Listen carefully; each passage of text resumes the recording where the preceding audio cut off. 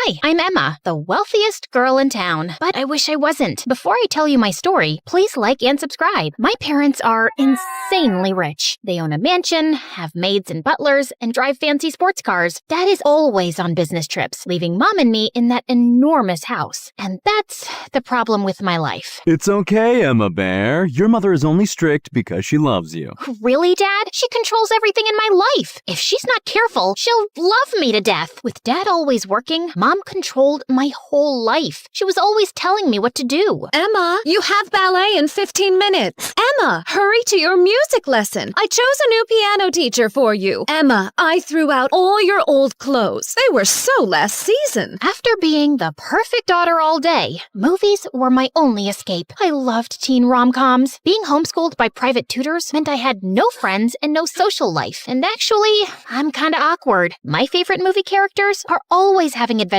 with their besties. I wanted my life to be like that. When I turned 15, I begged Mom to let me attend public high school. Mom wasn't happy, but with a little help from Dad, she finally agreed. On one condition: I could only be friends with other rich kids. Fast forward 1 year, and I hated my life. My friends were wealthy, mean girls who judged everyone else. Look, that guy's wearing a shirt that was trendy 2 years ago. How embarrassing. Then there was Boyce. His family was almost as rich as mine, and he hung around my girlfriends like an annoying fly. What kind of name is Boyce anyway? And Mom got even stricter. During summer break, she sent me to a boring doctor camp for kids, which I hated. When I got back, she took my phone away and scheduled my entire day. Studying and attending lessons she picked. She only let me have my iPhone for an hour a day after checking it and deleting any apps she thought were distracting. I felt so suffocated. I thought I was gonna lose my mind. But then, on the first day of sophomore year, everything changed when I met Carla and David. I stepped into my first class and my stomach dropped. Not one of my friends was there. Miserably, I took the only empty seat next to two strangers, a girl and a boy. The girl was crying and the boy was comforting her. I found myself asking them, "Hey, what's wrong?" Her great-grandpa passed away. Great? How old was he? 97. Well, maybe it's a bit of relief. I mean, he's not in pain anymore, right? And, it might be a little easier for everyone now, I guess. Why would you say that? Well, it's kind of true.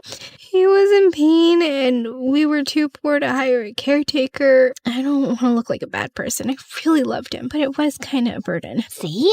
Told you. But of course, sorry for your loss. Can I hug you? She hugged me, and I wasn't sure if she was crying or laughing. I'm sorry, I'm just too awkward. You're interesting enough. David's backpack and clothes were worn, and Carla had wild hair and duct-taped shoes, but they seemed kind. I left the class walking with them. Emma, please, don't tell me you're that desperate. Hanging out with the nobodies? Look at their clothes and shoes. Come on, Carla. Let's just go. Wait, Emma, look at him. Do you think it's fair what happened to my great-grandpa and not him?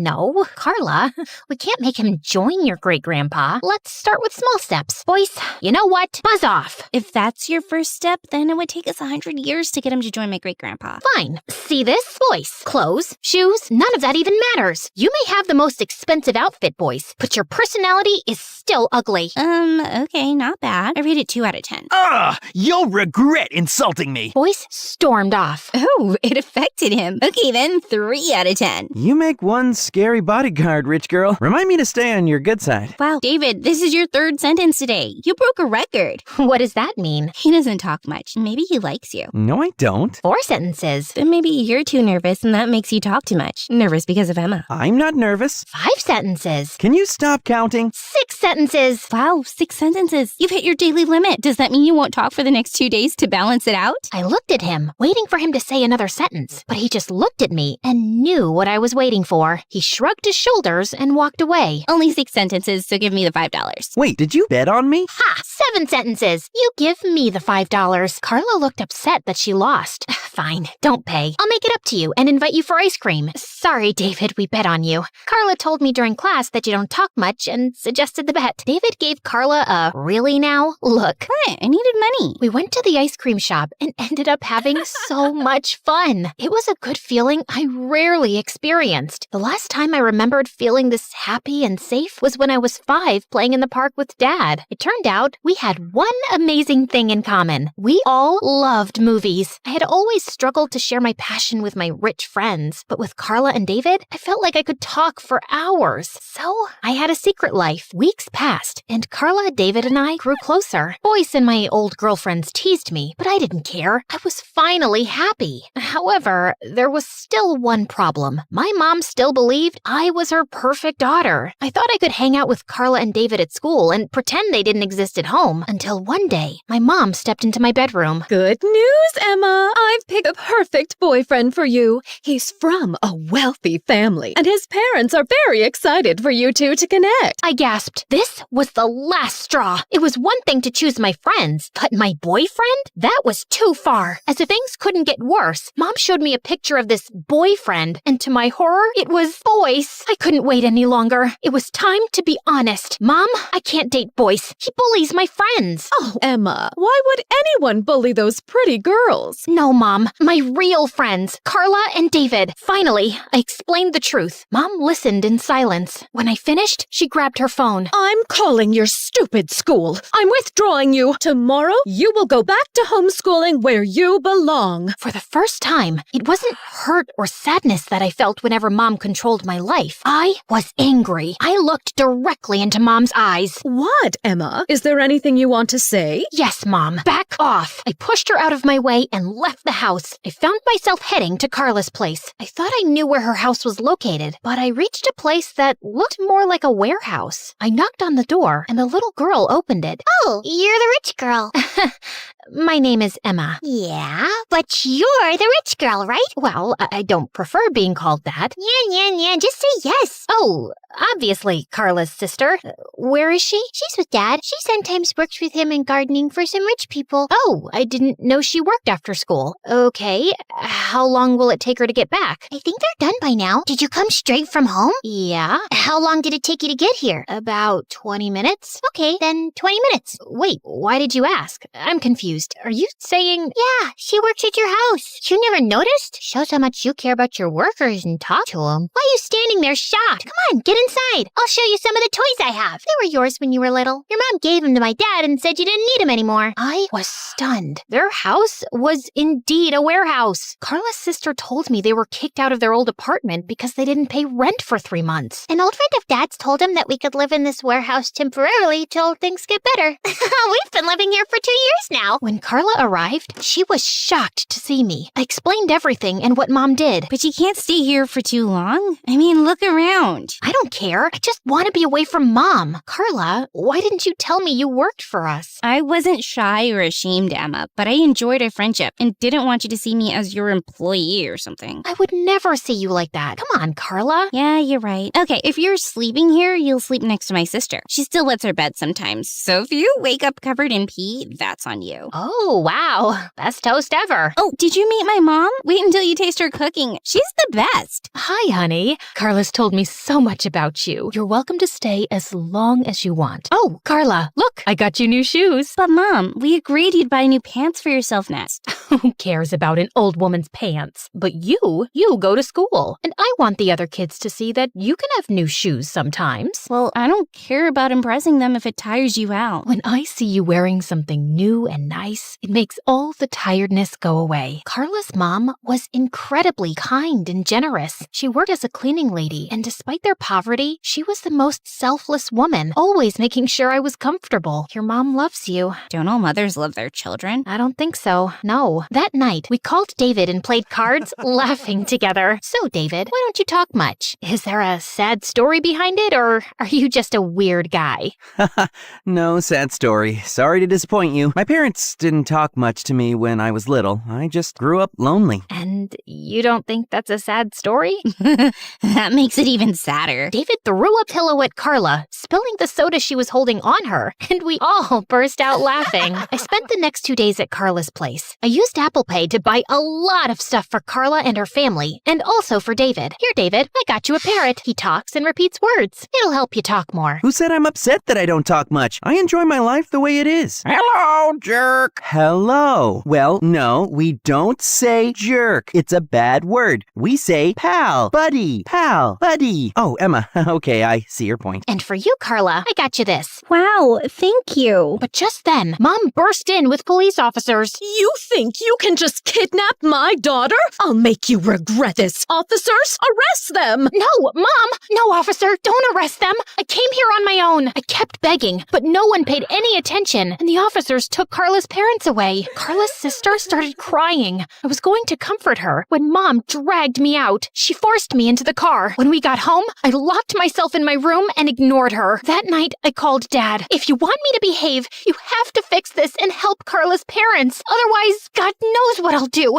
and no regret in the world would be enough for you to bear. Dad helped them get out, but I just stopped talking to Mom. One night, I heard Dad's voice. I ran downstairs and hugged him. It's been 2 weeks. Isn't it time to forgive your mom? I know she's a bit much sometimes, but she loves you. I don't need just love. I need her warmth and understanding. But she keeps controlling my life, Dad. She even decided who I should date. I've had enough. Carla and David might be poor, but at least they have the freedom to live their life the way they want. And I want that too now, even if it means staying away from Mom. I have to tell you something. When we first fell in love, we had no money. Life was really tough for us. We had to scrape together loose change and lived in tiny, rundown apartments until you were born. The moment your mom and I saw you, we promised to do whatever it took to give you the best life possible. We never wanted you to go through what we did. That's why I work so much and why your mother is so strict. Thanks for sharing, but that doesn't give her the right to control me like a puppet. If you want, you can book me a hotel room to stay away from Mom,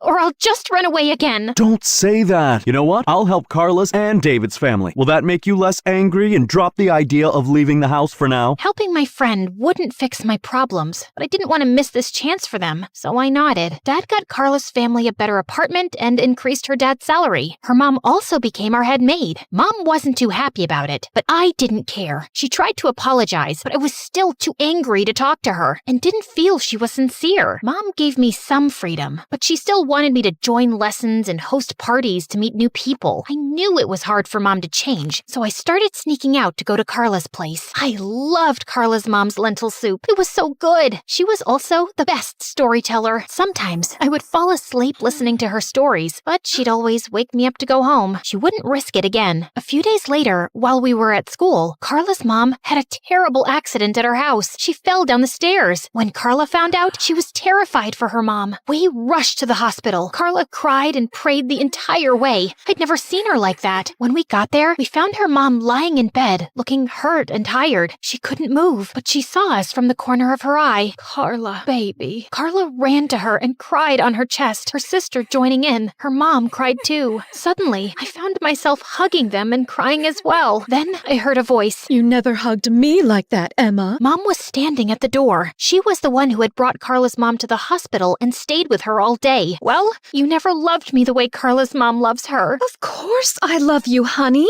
I know you've been sneaking almost every night to go to Carla's place, but I didn't stop you. Gee, thanks, Mom. Well, if you love me so much, tell me, what's my favorite color, Mom? Pink? Wrong. Maybe that was my favorite color when I was 5, and you probably told me it should be my favorite color. Emma, I'm sorry. I realize my mistake now. I'll change. Can you come home? Can you leave? Mom looked sad and left, and the next day, the doctors told us that Mom settled the entire hospital bill for Carla's family. I was a bit shocked, but it still wasn't enough for me to forgive her. I was pretty sure she was acting out of guilt. I think she's trying to win you back. Maybe she's changing. I don't think so, but I'll send her a thank you message. Emma, dear, your mom loves you. She can be strict, but maybe that's just her way of showing her love. Give her a second chance. I'm sure she'll change. That night, I was drinking chocolate milk on Carla's balcony when David came in. I heard what your mom did. I think it's time you give her a second chance. Why does everyone keep saying that? She's been controlling me my entire life. I need another lifetime to forgive her. You know what? I'll go to her. If you can guarantee she won't annoy me for the next 2 weeks, even 2 days. If I could predict the future, I'd have hugged my mom the morning she left if I knew she'd be gone forever. What do you mean? Mom left when I was little, and Dad neglected me for so long. Then he remarried, and she's not nice to me. I don't talk to her or my dad. I just miss my mom and hope she's okay and will come back to me. I'm sorry. I didn't know. It's okay. Your mom has been trying to get you back for weeks. She calls me and Carla, crying and begging. The least you can do is talk to her. She's inside, waiting for you. I walked into the living room and found Mom crying. She looked tired and depressed. I promise I'll be good. If I bother you again, I'll leave the house myself. I hugged her. Come on, Mom. Let's go.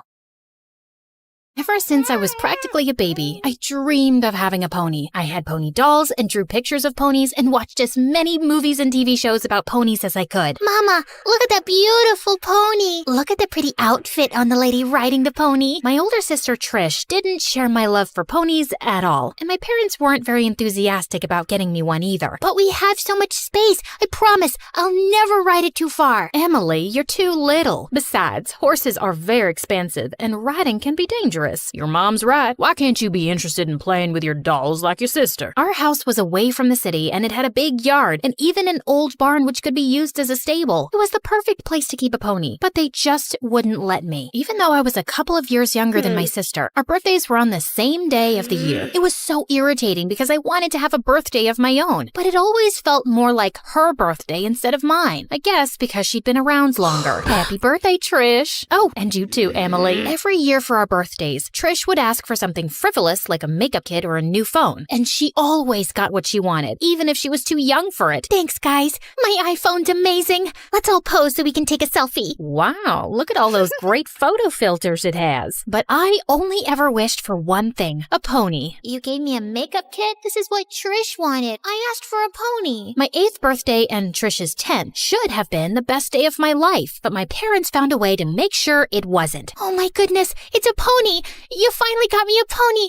Oh, thank you, thank you. Now, hold on there. This horse is for both of you girls. Trish will take riding lessons first, and then you can have your turn when you're older, Emily. You want me to ride that big, scary, dirty animal? But horse riding's great, honey. It may seem awful to you now, but trust me, you'll love it once you get the hang of it. I don't have a problem with the horse. I love him already. Just tell me, when's my turn? While Trish takes riding lessons, you need to care for the horse so you learn how to be responsible because you're so little. So maybe in a year or two. In a year or two? That's so unfair. Trish didn't even want a horse, and she gets to start riding right away? I felt like Cinderella, cleaning up and preparing the feed for the horses for more than a year while my sister rode around like a snooty little princess. Trish actually got pretty good at it, and after her first year of riding, she started entering into competitions, and I still hadn't gotten my turn. I was so tired of this. So one night, I decided to take things into my own hands. I snuck out late and saddled the horse, then climbed onto it. Giddy up, let's go! Yay! But no sooner had I made one lap around the yard that Trish ran out in front of us. What are you doing, Emily? You have no training, you'll hurt yourself. Whoa, horsey, calm down, boy. But the horse was really agitated, and he reared up and threw me off. Trish let out a shrill scream, and my parents came running out. What's going on here? I looked up at Trish, my eyes pleading with her to side with me and pretend like she was the one who'd taken out the horse for a ride. But of course, she did not. Are you crazy? You shouldn't have been riding without taking lessons first. It's dangerous. You were out here riding, Emily? You could have been badly hurt. How could you sneak out like that behind our backs? If you had let me take lessons in the first place, I wouldn't have had to sneak out. You're clearly still not responsible enough to start riding. What? What are you saying? I'm saying we should wait at least another year for your lessons. No, you're the worst. I'm not going to be my sister's maid forever while she gets to live my dream. You don't have a say here. You're still a child. She was right. I had no say, and my tantrums went ignored. Even though I wasn't allowed to ride, I still loved that horse, so I kept taking care of it and watching my sister from behind the scenes, competing in rodeos and winning big, shiny trophies and medals. One day, before one of Trish's rodeo competitions, I was brushing down the horse and singing to it when suddenly this boy, who was one of the competitors, started playing along with his guitar. I was a little embarrassed, but it was magical at the same time. Hey, I'm Josh. I hope it's okay that I just started playing. Your singing was really pretty and I just couldn't help myself. No, it was perfect. Usually horses are my only audience, but I liked having someone else to sing to. He was a couple of years older than me, but that didn't matter. I could feel the connection between us. It was like electricity. If you want, I can teach you to play guitar. Oh, that would be wonderful, but I couldn't ask you to do that. I'm sure you're very busy. You didn't ask. I offered. Besides, you tend to meet the same people a lot on the rodeo circuit, and I'd like to look forward to meeting you in each new city. Spending time with Josh and learning to play guitar was so much fun. I almost didn't even mind my parents ignoring me or being my sister's servant anymore. Well, I did, but not as much. When I was 15, we went to a huge rodeo in Nashville. I'd never seen such big, beautiful stages and sparkly costumes in my life. But it all turned out to be a bit overwhelming for Trish's horse. While she was doing a rehearsed routine during the opening ceremony, the bright lights flashed right in her horse's eyes and blinded it, and the loud voices over the stadium speakers frightened it even more. It started to panic and act up. Watching from the sidelines, I suddenly had an idea. I grabbed a mic and rushed out onto the arena. Emily, get back. It's too dangerous. What are you doing? Emily, you'll spook the horse more and get Trish hurt. I started singing a country song I'd written myself, and the whole audience went silent with breathless anticipation. The horse almost immediately started calming down at my voice, as if he was entranced by it. And when the song ended, the audience erupted into cheers and applause. I was requested to sing another song, and everyone loved it. After the rodeo was over, a man in a suit approached me. Hi, Emily. I'm a big record executive here in Nashville,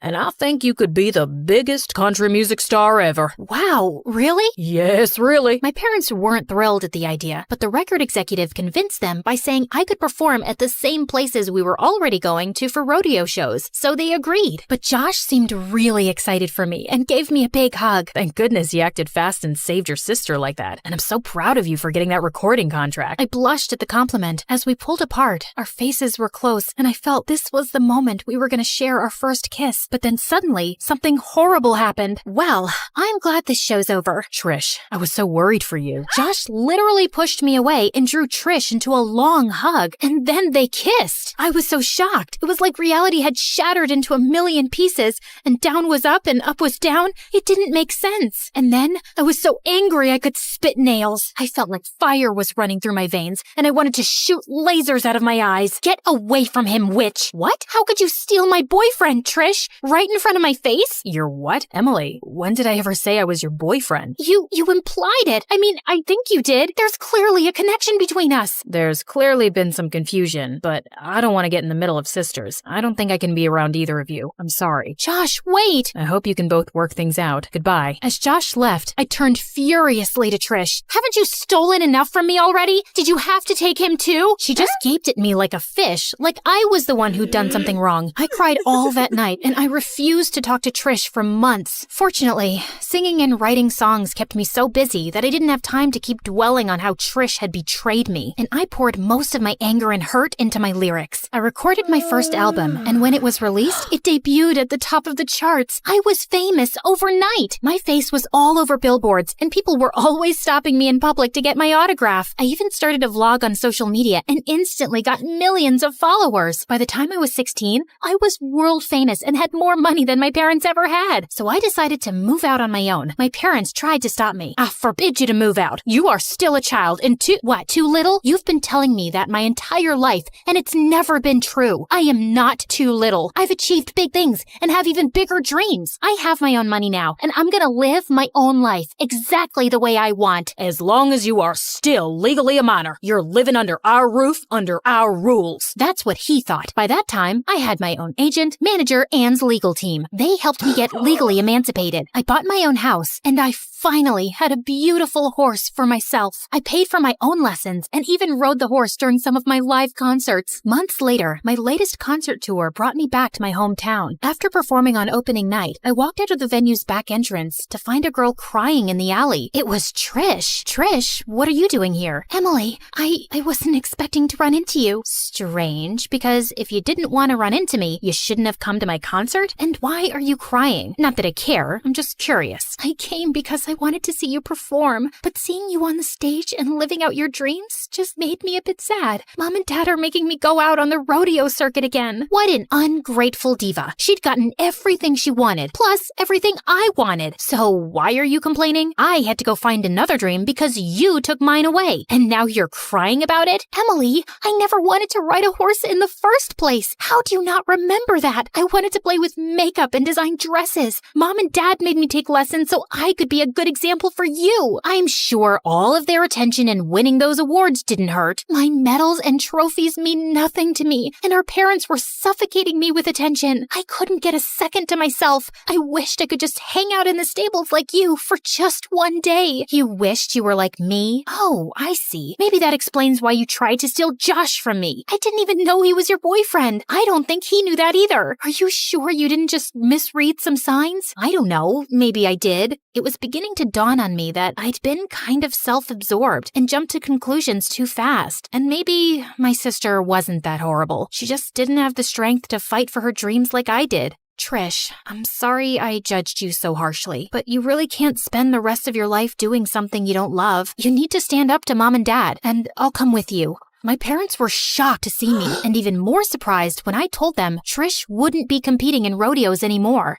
That's not your decision, Emily. You're right, it's not. It's Trish's decision. And you're not being good parents by keeping your kids away from their dreams. You already drove one daughter away. Do you want to drive Trish out of your lives too by being so bullheaded? For the first time in my life, my parents were speechless and were actually listening to what I had to say. We thought we were doing the best for both of you. You were always on the smaller side, and I was terrified to let you go for something risky like horse riding. And Trish was so good at it. We thought she'd be more successful than she would be at fashion. I can see that we were wrong, and we're sorry. It's okay, Dad.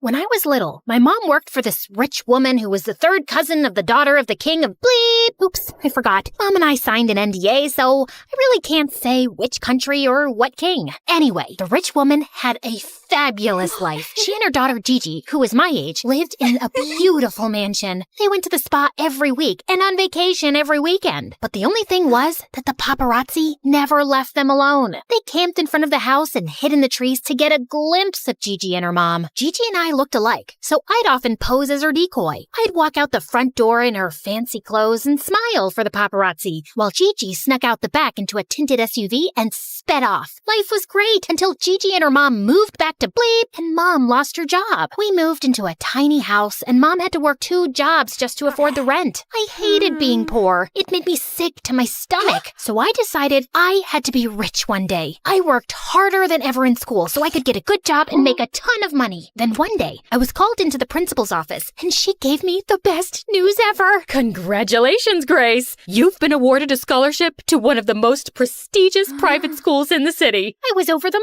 moon, but there was one big problem. My new school was filled with rich kids. There was no way I was going to fit in. That night, I had nightmares about them laughing at me and chasing me through the halls. The next morning, I woke up and prayed that I could win $1 million.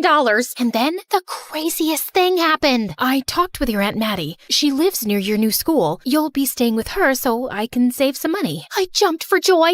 I just hit the jackpot. Aunt Maddie was a filthy rich lawyer. She was so generous that she'd recently adopted a daughter my age. That evening, Aunt Maddie's chauffeur picked me up in a limousine and drove me to her mansion. My adopted cousin Victoria greeted me at the door. She looked like a supermodel, aside from these huge glasses that were way too big for her face. Victoria took me to my room, and as I was unpacking, she kept staring at my clothes. Whoa, what happened? I've seen homeless people wear better clothes. I was so embarrassed. I started crying like an idiot. They're all I have. I'm poor. Oh, don't worry about it, Grace. I've got your back. You can borrow some of my clothes. I've got plenty. Victoria led me to her room, where she opened a walk-in closet twice the size of my mom's house, filled with dozens of Gucci and Versace dresses, shoes, and handbags. I was in heaven. When we got to school, I strutted like a superstar down the hallway, and all the kids couldn't stop staring at me. In class, the teacher asked us all to introduce ourselves and share something interesting about our families. All the other kids came from wealthy families that owned huge business empires. Some even had parents who were famous celebrities. When the teacher asked me to introduce myself, I walked to the front of the class. I felt really nervous. I couldn't tell them about my poor single mom who worked as a janitor at a beauty salon and waited tables at a 2-star restaurant. Then suddenly, something strange came over me, and the most unexpected words just fell out of my mouth. Hi, everyone. I'm Grace, and I'm an heiress to the throne of bleep. Due to the privacy of the royal family, we cannot... Jeez. Can we skip the legal mumbo-jumbo and get back to the story? Now, where was I? Oh yeah, everyone in class stared at me like I was a unicorn. I took out my phone and flashed one of my photos from a magazine, and the kids went wild. Victoria appeared out of nowhere and pulled me to the side. Have you lost your mind? You just told everyone a big fat lie. My mind is right where it's supposed to be, if you must know. Plus, it's not really a lie. You were Gigi's stand-in. My mom told me all about it. You're stealing her identity. I'm just borrowing it. She won't even notice. Victoria walked away. Then a bunch of popular kids ran over to me. My plan was working like a charm. Are you really in line for the throne? Yep. It's a very real possibility. Everyone in line before me is old and sick. I thought you moved back to Europe. That's fake news. But aren't you living with Victoria? Yes. My mother wants me to have a more grounded experience among commoners, but it's just temporary. Ta-ta. Sorry, no more questions today. Maybe we can have crumpets and tea later. Then Damien, the most beautiful boy I'd ever seen, patted me on my shoulder and my heart skipped a beat. His sparkly brown eyes and warm smile made my heart flutter. Your Highness, would you do me the honor of coming to my party tonight? He took my hand and kissed it. Yes, please. That night, I raided Victoria's closet and found the perfect dress. I pranced around in the mirror, flashed my prettiest smile, and practiced kissing my hand. What's up with you? I told Victoria all about how Damien invited me to his party, and she looked pissed. Don't you mention that jerk to me. He's not a jerk. He's really cool, and he looks like an angel. Listen, you'll live to regret it if you choose to hang out with that idiot. Are you sure we're talking about the same guy? Damien's at the top of our class. He smells like fresh strawberries. He's super cute and the captain of the football team. He's perfect. Never mind. I'm out of here. Victoria stormed off in a huff, but I didn't have time to figure out what put a bee in her bonnet. I had to get to Damien's party. Of course, Damien's party was awesome. We danced together for hours, and at the end of the night, he gave me the most romantic kiss. You're amazing, Grace. I know. People tell me that all the time. I've never met a girl like you before. Which made sense because everything I told him was a lie. I must admit, I felt a little guilty for lying, but I wasn't hurting anyone. After that, Damien and I started dating, and we became the hottest couple in school. My popularity was through the roof. Even Victoria stopped shaking her head at me every time we passed each other in the hallway. Life was great until things took a horrible turn. One day, one of the rich kids invited me to an exclusive restaurant. I was busy enjoying my caviar when I looked out the window and saw Victoria and Damien having a heated argument across the street. I was about to go out to snoop on them, but our waiter Brian, this geeky kid from my math class, stepped into my path. Excuse me, you forgot to pay for your food. He gave me a bill of over $200. I had less than $20 in my bank account. I was invited to this party. And we've been told everyone is paying their bill separately. A couple of popular kids started staring at us, so without thinking, I handed Brian my bank card. I'm sorry, but your card has been declined. That's impossible. I'm heir to $1 million fortune. We also accept cash. This is no way to treat royalty. I want to speak with your manager now. I dragged Brian to the side, but I was so afraid he was going to call the cops on me that I decided to tell him the truth. Listen, there's no way I can pay all that money. Maybe we can work something out. You rich kids always try to take advantage of people.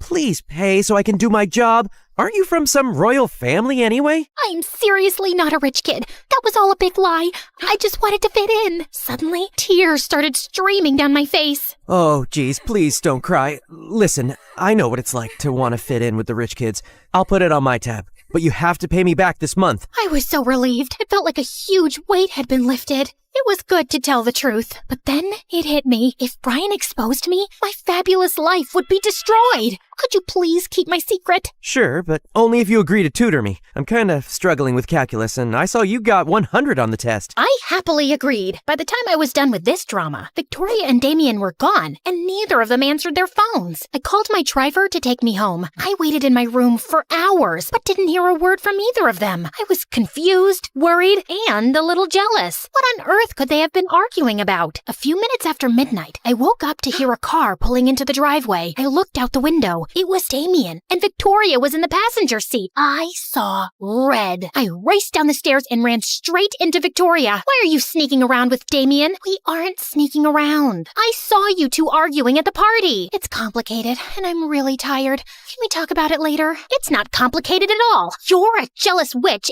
and a boyfriend stealer. And don't try to deny it. You hate that I'm more popular than you and that Damien's in love with me. Victoria marched to her room and slammed her door in my face. Something fishy was going on between those two, and I was gonna find out what. The next day, I asked Damien about Victoria. Don't worry about it, babe. She's my partner for a school project. We were only talking about that. You know I only have eyes for you. After that, Damien got really busy with football practice, so I focused on school and tutoring Brian. To my surprise, I enjoyed hanging out with Brian. He was smart and funny, and we were both huge fans of classical music. One night, he played one of Mozart's concertos on the piano for me. That was beautiful. I didn't know you were so talented. I'm kind of a music prodigy. That's how I got a scholarship to our school. A couple of weeks later, Brian aced his calculus test and invited me to his piano recital. I'll be playing that piece you like, and a new song I wrote for you. You wrote a song for me? Brian blushed, and so did I. It's a thank you for all you've done for me.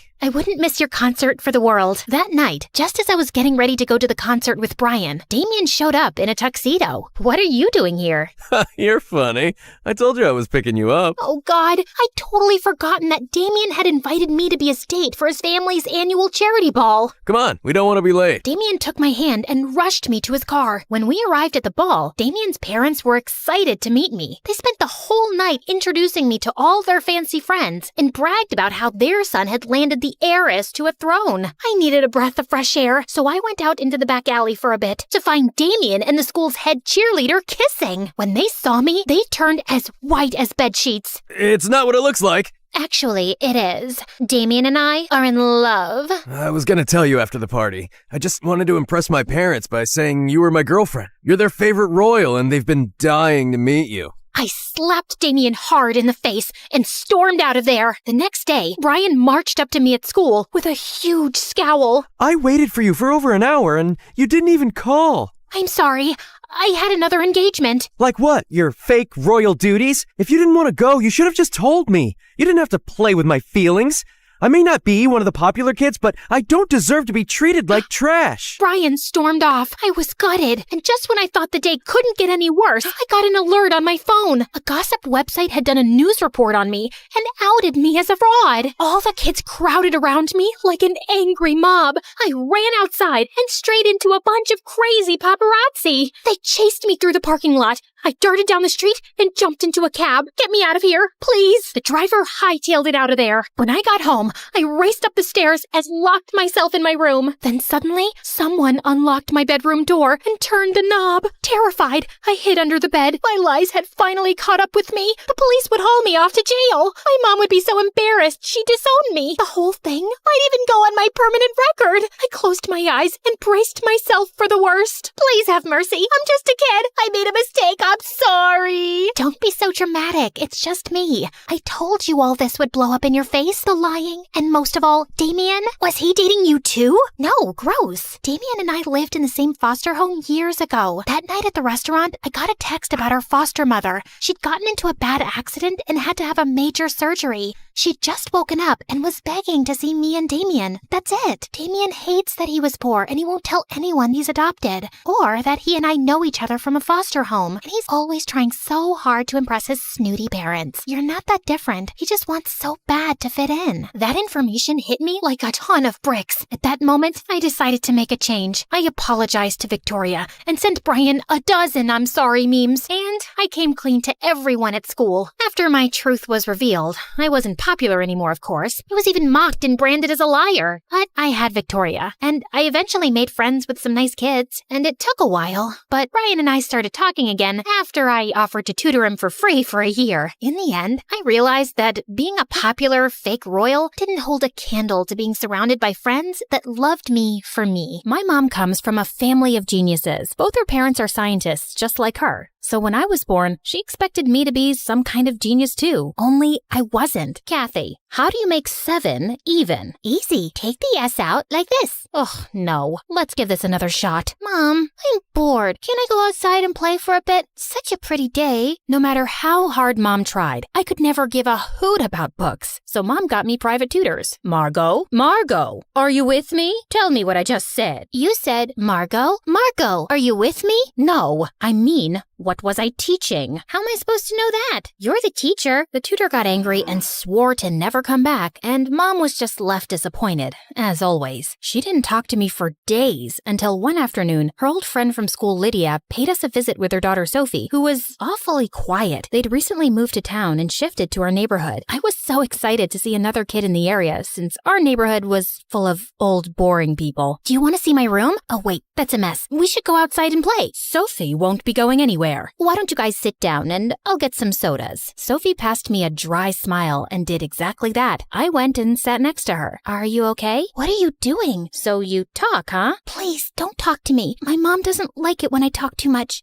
Or at all. I tried talking to Sophie, but she continued to stare at the floor and I gave up. After they left, Mom told me that Sophie was supposed to go to my school and I had to look after her. Why? She's so weird, and her mom kept staring at me like I'd farted in her face. Sophie's new here and she needs your help. That's the least you can do for me after that stunt you pulled with the tutor. Oh, fine. Just like Mom asked me to, I waited for Sophie so we could walk to school together. She didn't say a word the whole day till the teacher asked us the answer to a tough math question in class. It's 7,250. Wow, dude, that was fast. Are you a genius or something? Well, kinda. I study a lot. Then maybe you can be my tutor. God knows I need one, and no one sticks around with me for long. Sophie smiled, and we spent the entire day together. We were poles apart, but somehow clicked, and she invited me over that evening for a study session. But just as I got there, Linda walked up to us smirking. I have my eyes on you girls. Do not close this door. Sure, Mrs. Linda, Sophie's mom. You know what happens when you close the room? Monsters creep up from behind the shadows and eat you up. Have fun studying. Linda laughed, and I just couldn't stop thinking about how weird she sounded. Also, the entire time I was there, she kept walking by the door, sneaking glances. I wanted to ask Sophie if her mom disliked me or something, but I didn't want to offend her, so I kept quiet. Mom got called for an emergency meeting out of town and asked Linda to help. Oh, of course she can stay here. No problem. Work comes first. Tell me that didn't sound sarcastic. Anyway, I was happy to spend some time with Sophie, but as soon as Mom left, Linda grinned and walked in, locking the door from inside. I continued banging for ages till she opened up. What? I just went to get you my sweater. It's freezing. You just shut the door in my face and walked away. I did not. You're an ungrateful, wild kid, Kathy. Didn't your mom teach you how to speak with elders? Oh, wait. She's too busy working. Before I could respond, Sophie came and practically dragged me away. Your mom's crazy. Who talks like that? I'm really sorry. Ever since Dad left us, she's been a little weird around people. Just ignore her. Anyway, are you hungry? I'm starving. Sophie got me sandwiches, and we watched some MSA until we dozed off. But later that night, we woke up to loud noises, and it seemed like they were coming from the kitchen. We went downstairs to check and saw Linda trying to find something. What are you doing? Oh, no. Did I wake you guys up? I was so hungry, and I thought I'd make lasagna. Go back to bed. Who eats lasagna at 3 a.m.? I do. Sophie and I left, but we couldn't get any sleep and were super exhausted the next day. I didn't know what her deal was, but Linda just kept getting weirder over the years. But Sophie and I continued to remain the best of friends. While I was still figuring out what I wanted to do in life, she had already set her mind on becoming a writer. Look at this poem I wrote. I could never explain how much you meant to me, for sharing my joys and pain. This is beautiful. You think? It's not complete yet. I think poetry is my calling, Kathy. I don't want to waste my life studying. I think it's amazing. I just wish I knew what I wanted to do too. I'm sure you'll figure it out. Well, I tried to. But finding a passion was more difficult than I thought. I tried auditioning for the drama club, but I had trouble memorizing the lines. Art was boring, and cheerleading was too much effort. I'd almost given up hope, till one day a football hit me right in the head. Ouch! Watch out, jerks! Pass the ball, shorty. You holding up the game. Oh, really? Come and get it! Just as one of the guys walked forward, I dodged him and ran straight to touchdown. Everyone stared at me wide-eyed as the coach suggested I try out for the running team. I wasn't sure I'd do well, but I ended up overtaking everyone on the team, including the boys. By high school, I was good enough to compete in tournaments. After our team had won one of the biggest track events, we wanted to celebrate by going out for a concert. And I invited Sophie too. I don't know. I mean, I've never really stayed up that late, and Mom would never allow it. So we'll sneak out. Come on, it's high school, and you could use the break. What's the worst that could happen? I can murder you and hide your body, or you could be a zombie in disguise.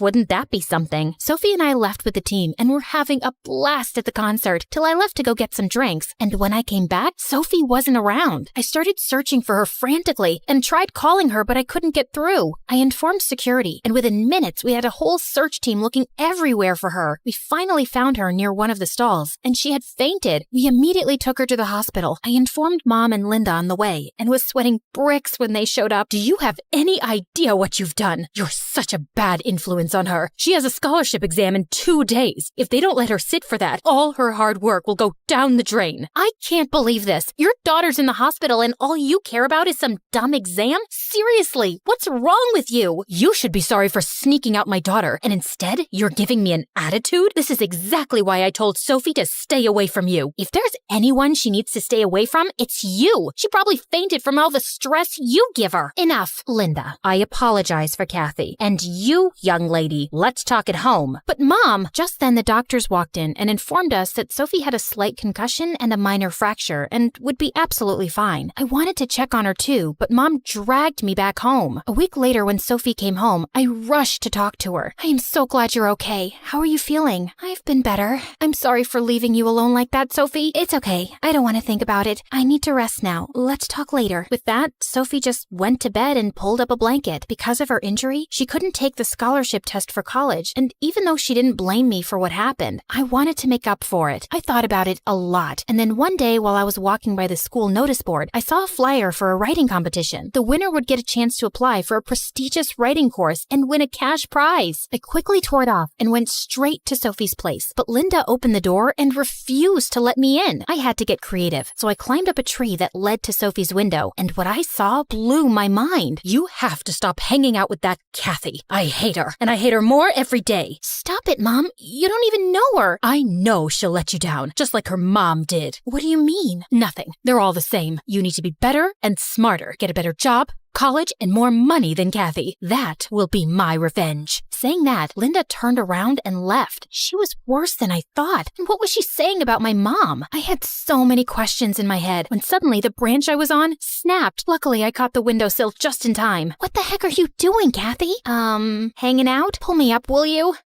Close call. Here, take this. What am I supposed to do with this? You have to apply. It's been your dream since forever, Sophie. No, I don't have to do anything. Besides, Mom, you can't let your mom define your life for you. You have to be strong and give your dreams a shot. Why do you even care? Because you're my best friend, and I want you to be happy, even if that means going against your mom, who is terrifying, by the way. Oh, tell me about it. We shared a laugh and Sophie promised to think about it. I was glad to have my best friend back, but I still couldn't stop thinking about what Linda said. So the next morning, I asked Mom, and she told me that in high school, Sophie's mom was a bit weird. She always had her head in books and hardly smiled. So we thought maybe she needed to loosen up a bit, and we played a funny prank on her. What did you do? We might have taken a picture of her digging in her nose and pasted it all over the school. How is that funny, Mom? That's horrible. I know that now. We did remove all the pictures, but I think it affected her and kids kept laughing at her for years. I apologized more than once, but I guess she's never really forgiven me. I wanted to talk to Sophie about it too, so the next day I waited outside her house to walk to school together, but she didn't show up, and when I came back from school, Mom told me Linda and Sophie had moved. Immediately I called Sophie, but as luck would have it, Linda answered. Stay away from Sophie. She's done with you messing up her life. But Linda disconnected, and when I tried calling again, the number wasn't reachable. I searched for Sophie for weeks, but finally gave up when I got no leads. It was as if she'd vanished into thin air. Soon, the school announced the annual track events, and I got busy. The best student would get a sports scholarship to a college of their choice, and even though I wanted to be the best, Sophie always remained in the back of my mind. I missed her, but I set all my feelings aside and gave it 100%. I didn't land the top spot, but I did get into a good college, and Mom was super proud of me. I continued participating in athletics in college, and with time, I even developed a taste for poetry. Maybe Sophie rubbed off on me a little. A year later, I was attending a poetry show with some friends when suddenly I heard a familiar voice on stage. I could never explain how much you meant to me, for sharing my joys and pain, for being my friend, patient and forgiving, never judging, scolding, or forsaking. It gives me peace that at the end of the day, you're only a phone call away. The audience erupted in applause, and I could feel warm tears down my face. When the show ended, I immediately went backstage to meet her, but it was too crowded. Kathy, is that you? Oh my God, I'm so happy to see you. And that poem? I completed it. It's actually dedicated to you. God, I missed you so much. Me too. And I'm so glad you're following your dreams and finally convinced your mom. Well, not exactly. Sophie told me after they left town, her mom got diagnosed with bipolar disorder and had to get admitted to a mental facility. Since they had no other family, Sophie had to drop out of college and pick up a job to pay the bills. I'm so sorry to hear that. Why didn't you call me? You know I would have helped. I tried calling you. I guess you changed your number. And then I got busy with Mom's treatment, and there was never a good time. If it means anything, I'm here now, and I'm sorry for what Mom and her friends did to your mom all those years ago. It was a long time back. I knew Mom wasn't like other moms. but she tried her best to be there for me in her own twisted way. But after she got diagnosed, I realized how short life is to hold on to grudges and ignore what makes you happy. So now that Mom's better, I've finally decided to pursue my dream. I'm so proud of you, Sophie. So what do you say? We start again? This time, let's leave the moms aside. I'd love that. I was born in a tiny town in America, in an old house where my mom had grown up. Our cleaning lady once told me that Mom used to be the most beautiful woman around, and when she walked by, everyone stopped to look at her. She'd left for Hollywood, but she returned when she was pregnant with me. But the version of Mom I knew was not very glamorous. She hardly left the house and spent all day watching soap operas. She was obsessed and was always trying to copy the actress. This woman is the worst actress ever. I can do better. Yeah, that role would have been mine if I didn't give up my career. Mom didn't say it exactly, but I always felt like I had gotten in the way of her acting dreams and a different life. Sometimes I kind of felt bad for her, and I tried not to bother her so much. She came in wearing jewelry and some flowy silk gown that was too tight. Did she think she was at the Oscars? She catwalked down the hallway and flirted with all my male teachers. It was so embarrassing. Why did you have to act that way, Mom? Couldn't you just be normal? What? I'm just being myself. I'm an actress. Looking and being a certain way is all part of it. Mom, I'm just a kid. I don't care about your acting and all that. I just want you to be a normal mom. Over time, Mom and I grew more distant, and by the time I was 12, we were living like housemates that barely spoke to each other. One time in 8th grade, I'd asked to borrow some of her clothes for a talent show, but I didn't bother inviting her. To my surprise, though, Mom walked in halfway into the show, and she looked totally normal, just like all the other parents. But soon after, a girl was performing a one-man show, and suddenly, I saw Mom running up to the stage and grabbing the mic from her. Honey, that was so embarrassing. I just couldn't watch anymore. You have to play each character as if you are the character. Look deep into your soul. Come on now, try it again. And oh, maybe you can do one character with a British accent. She started speaking in a terrible British accent. The girl looked as confused as the audience, and I was beyond embarrassed. Hey, isn't that Diana's wacky mom? I ran away to hide in the bathroom. I couldn't even do my act anymore. Once the show was over and everyone left, I came out to the parking lot to find Mom there. Hey, I was waiting for you. Why did you come here? Was it to humiliate me? What? No, I came to support you. Then why couldn't you just sit quietly instead of jumping onto the stage and snatching the mic from a kid? I was doing her a favor, and she'll remember me forever for those tips. Come on, let's go home. I'm gonna walk home. In fact, I'm gonna walk all the way to China if that's what it takes to get away from you. Diana, watch out! I suddenly felt something hit me with force and I went flying. I saw a blinding white light and then I passed out. I woke up to Mom's worried face and realized I was in the hospital. Mom told me that I'd been hit by a car. I'd broken my leg and I had to use a cane now. For how long? A few months, at least. We can't be sure when it'll be fully healed, and you might end up with a small limp. I'm so sorry, baby. This is all my fault.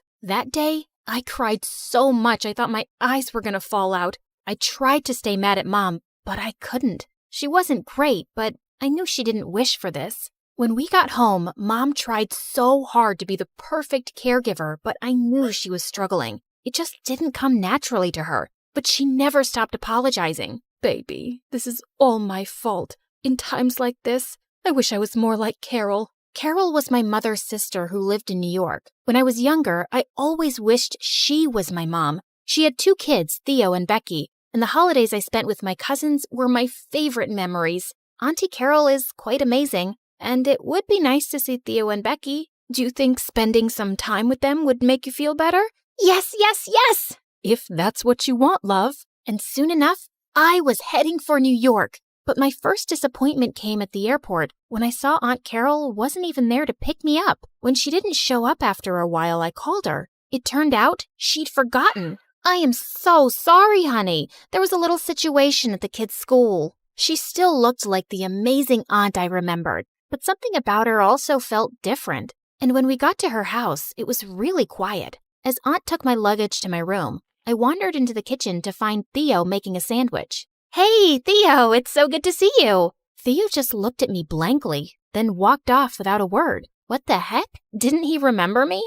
Just then, someone almost knocked me out with a bear hug. Oh my gosh, you're finally here. I've been waiting all day. Gosh, I missed you. How are you? Well, I know you're a little sad, but I got you now. Thank God Becky was the same chatterbox I knew. We talked and laughed for hours. Hey, is Theo okay? He was so weird to me earlier. Becky's face instantly fell and she looked like she was gonna cry. Yeah, that's him these days. Mom thinks it's just a puberty phase, but it's more than that. He's changed so much, I hardly know him anymore. But at least I have you now. In the coming days, I got to see the new Theo myself. He never spoke to anyone and spent all his time in his room playing video games. One day, Aunt had to go in to make him clean his room, but Theo started yelling like a crazy person. "Leave my room right now! Get out!" One day, Aunt was having a garage sale and Becky and I were helping her out when suddenly a police car pulled up with Theo in it.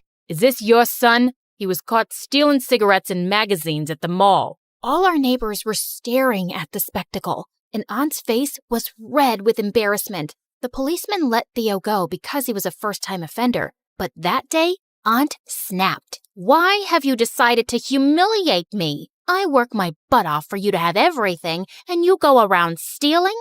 And what, you're smoking now? That's none of your business. And if my allowance was enough, I wouldn't have to go around stealing, would I? So maybe you're not working hard enough." "Hey, stop that. You're being rude. You know your mom works so hard." "Who asked you? This is a family matter, and just because your mom dumped you here doesn't mean you get to butt into everything."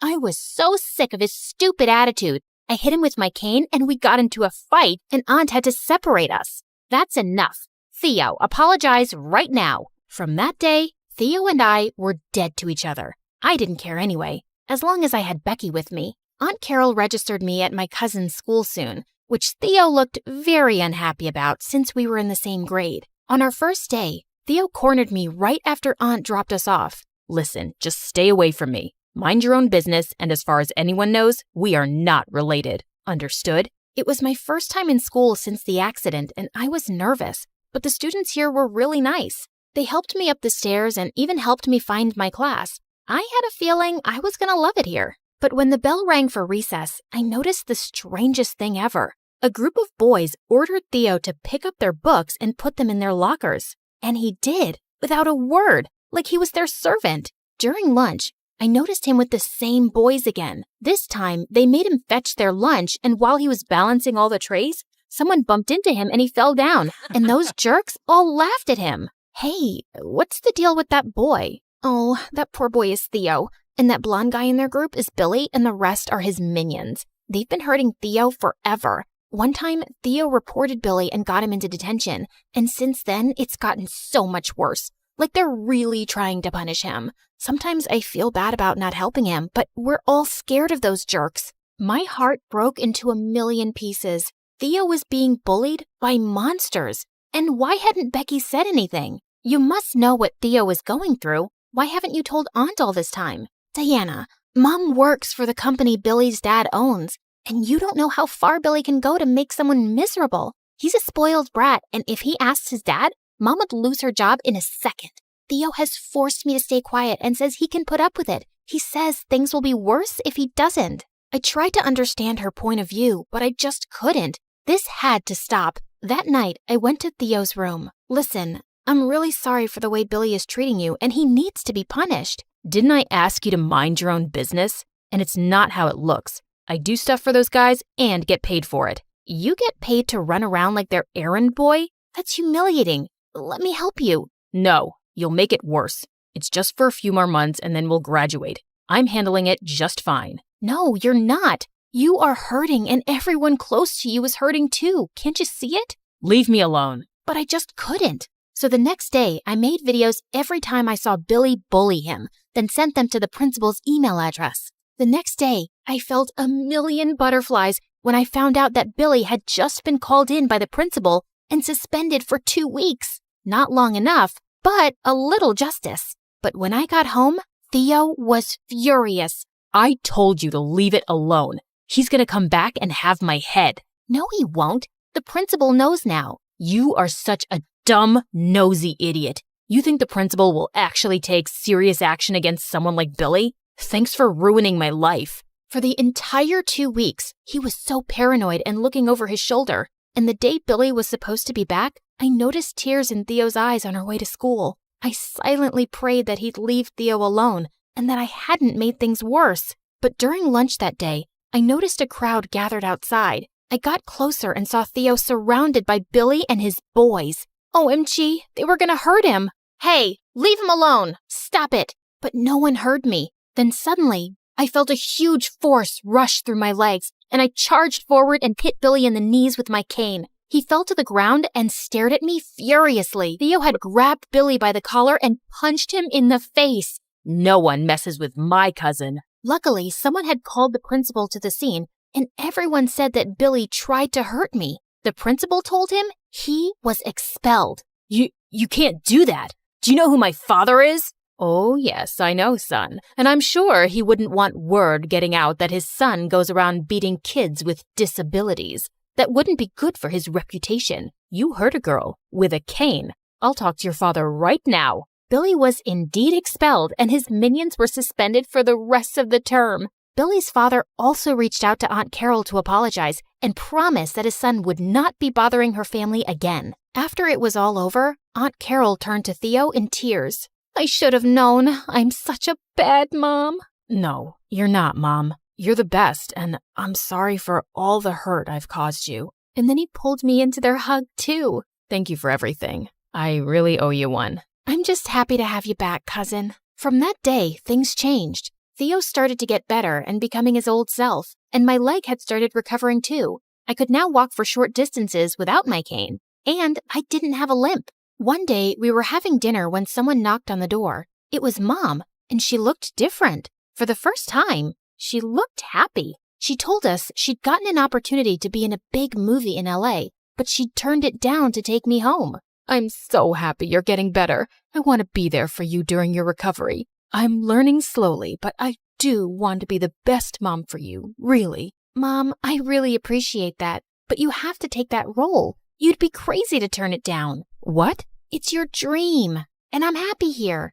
Go to LA, become the biggest movie star, then come back to me. I know you love me, and I love you too, but sometimes the best way to show love to someone is by loving yourself. Please, leave me alone. Mom ran down the dark corridor, looking for a place to hide, turning every doorknob that she came to. Finally, a door gave way, and she crouched in a corner, but it was too late. Stay away from me. Stay away. Hey, I'm Anastasia. My friends call me Anna, but my parents call me... Stay away from me. Or... Leave me alone. Okay, I was being a little dramatic at the start of the video. Mom wasn't actually scared. This is how it really played out. Mommy, can you read me a bedtime story? Please, leave me alone. Go ask your dad. Daddy, look, I was outside playing and stepped in the poop. See? No, stay away from me. My nanny looked after me mostly because my parents were super busy with their careers, and she always called me Miss, so I thought my real name was Stay Away From Me. It wasn't until my first day of kindergarten that I found out I was wrong. And what's your name, sweetie? Stay away from me? Excuse me?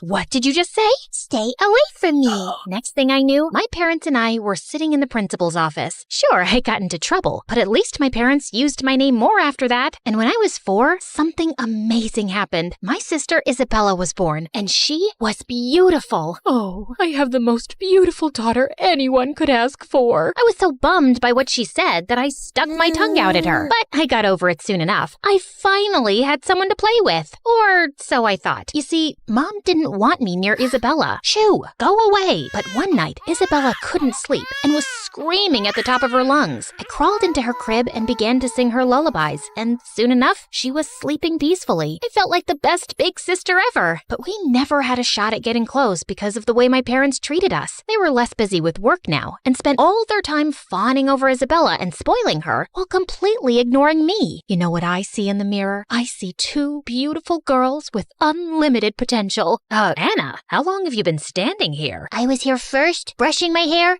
You didn't even see me? They'd whisk Isabella off to the mall or spa, and one time they even took her to Paris while I was stuck with the neighbor and her 9 cats. It bothered me a lot at first, but eventually I just kinda got used to it. But my parents were slowly turning Isabella into a monster who bullied them and threw a fit anytime she didn't get her way. She would try to boss me around too, but I mostly wouldn't give in, which didn't sit too well with her. Like this one time when I was in 5th grade, I was eating spaghetti and she turned to me with a weird look in her eyes. Spaghetti and worms taste the same, don't you think? Whoa, what? My stomach churned when I looked on my plate, and sure enough, there were worms mixed together with my spaghetti. Ew! When I told my parents, they told me it was a harmless prank. Every time Isabella did something to me, they would make excuses for her and brush it off. Even the time she cut my head out of all the family pictures. She's too young to know what she's doing. She's just having fun. Lighten up. The weekend before middle school, I bought this super cute outfit for my first day,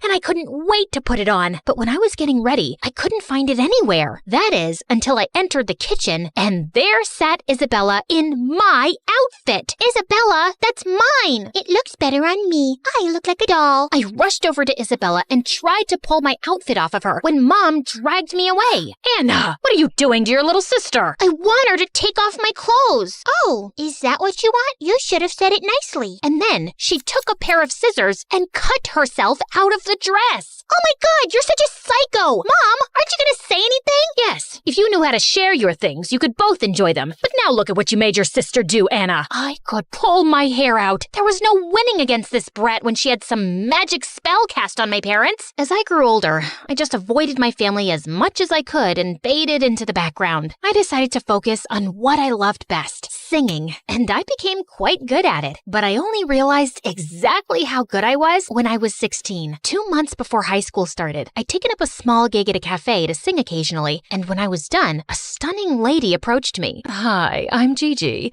You have a beautiful voice. I'd like to sign you up as a singer. What? You want me? Yes, I could make you a star. It was an offer I couldn't refuse. I gave Gigi my address, and when she arrived at my house later that evening, my parents were quite surprised, and Isa looked so jealous. Why would you want to sign her up? Because she's talented. But her looks can be altered to look the part. What do you mean, altered? By the time my people are done with you, you won't even recognize yourself, kiddo. The following week, I went to the studio with Gigi, and I felt like I was in a dream. And after rehearsals, Gigi's makeup artists took over, and she was right. I barely recognized myself. I looked amazing. When I got home, Mom looked shocked. Oh my God, Anna, you look stunning. My heart flipped with excitement. Did my mother just give me a compliment? As stunning as a chicken in a jumpsuit. Later that week, Mom took me shopping. In fact, over the next 2 weeks, Mom and I spent a lot of time together. We went to spas, dinners, and we even spent a day in Paris. I picked up a few things there for Isabella, but when I went to give it to her, she dumped everything on my head. You think you're better than me because of this music gig?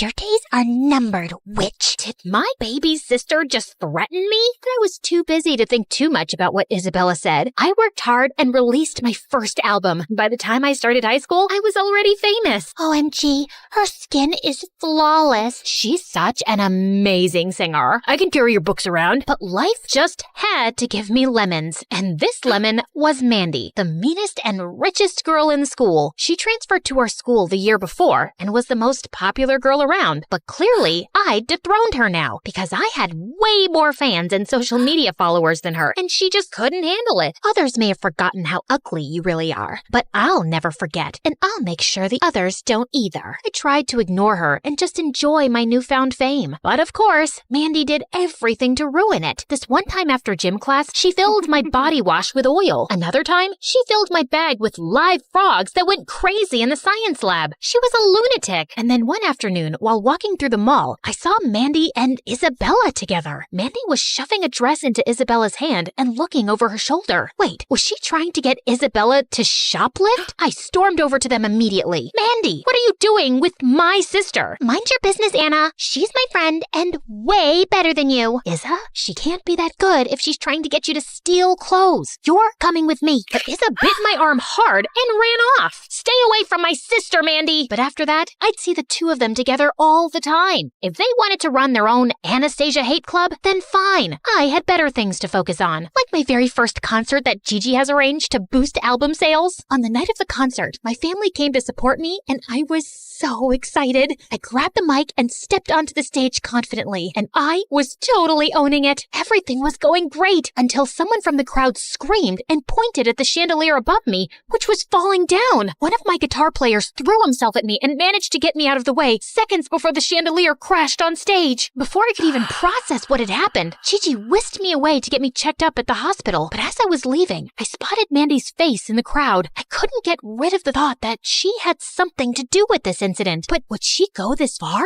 She was acting like a lunatic lately, but I had no proof, and it would be useless confronting her. A few days later, I came across the opportunity of a lifetime. There was one spot open in the most prestigious music college, and they'd be visiting the school in 3 months to hold auditions. I just had to get that scholarship. You can drool on that spot all you want, but it's mine. Gosh, why was the world always putting Mandy and me against each other? She played the piano, and she was good. Like Beethoven good. I couldn't let her win this. I threw myself into practice. After rehearsals with Gigi, I'd stay back in the studio and practice for my big day. One evening, while I was walking home from practice, I was passing by the bakery when I saw Mandy stuff 2 loaves of bread under her jacket and sneak out of the bakery. Mandy was the richest girl in school. Why was she stealing food? I followed Mandy until she went into the bad part of town. The houses were small and shabby, and I watched as she entered one of them. What on earth? I needed to know what was happening, so I walked up to the door and was about to knock when I heard a familiar voice. Isabella? I told you already. I'm done with this. I'm not doing your homework, shoplifting, or going out of my way to be your puppet. Isabella was making Mandy do stuff? Feeling shocked, I pulled out my phone, opened the door by an inch, and started recording. What I heard next made my head spin. You'll do as I say, or I'll spill your filthy little secret all over the internet. I am so sick and tired of this. Tell everyone. I don't care. You, the oh-so-popular Mandy, not caring what people think? Are you really comfortable with people knowing that your father is rotting in jail for fraud, while you and your mother are left with nothing and living in this rat hole? I find that hard to believe, given how hard you've been trying to keep up appearances in school. I've done everything you've asked me to do since you read my diary and discovered my secret. You made me tamper with the chandelier at Anna's concert. She could have gotten seriously hurt. I should have never agreed to do it. It's been giving me nightmares. But if you don't do as I say, I'll tell everyone what you did. Oh yes, I recorded it, and then you'll go meet Daddy in jail. Do your worst, Isabella. I don't care. I watched in horror as Isabella picked up a bat and raised it at Mandy. I flung open the door and lunged at Isabella, knocked the bat from her hand, and pinned her to the ground. Get off, you ugly jerk! Did you completely lose your mind? What have I ever done to hurt you? How could my own sister hate me so much? Because you overshadowed my life. You should have never been in the picture, and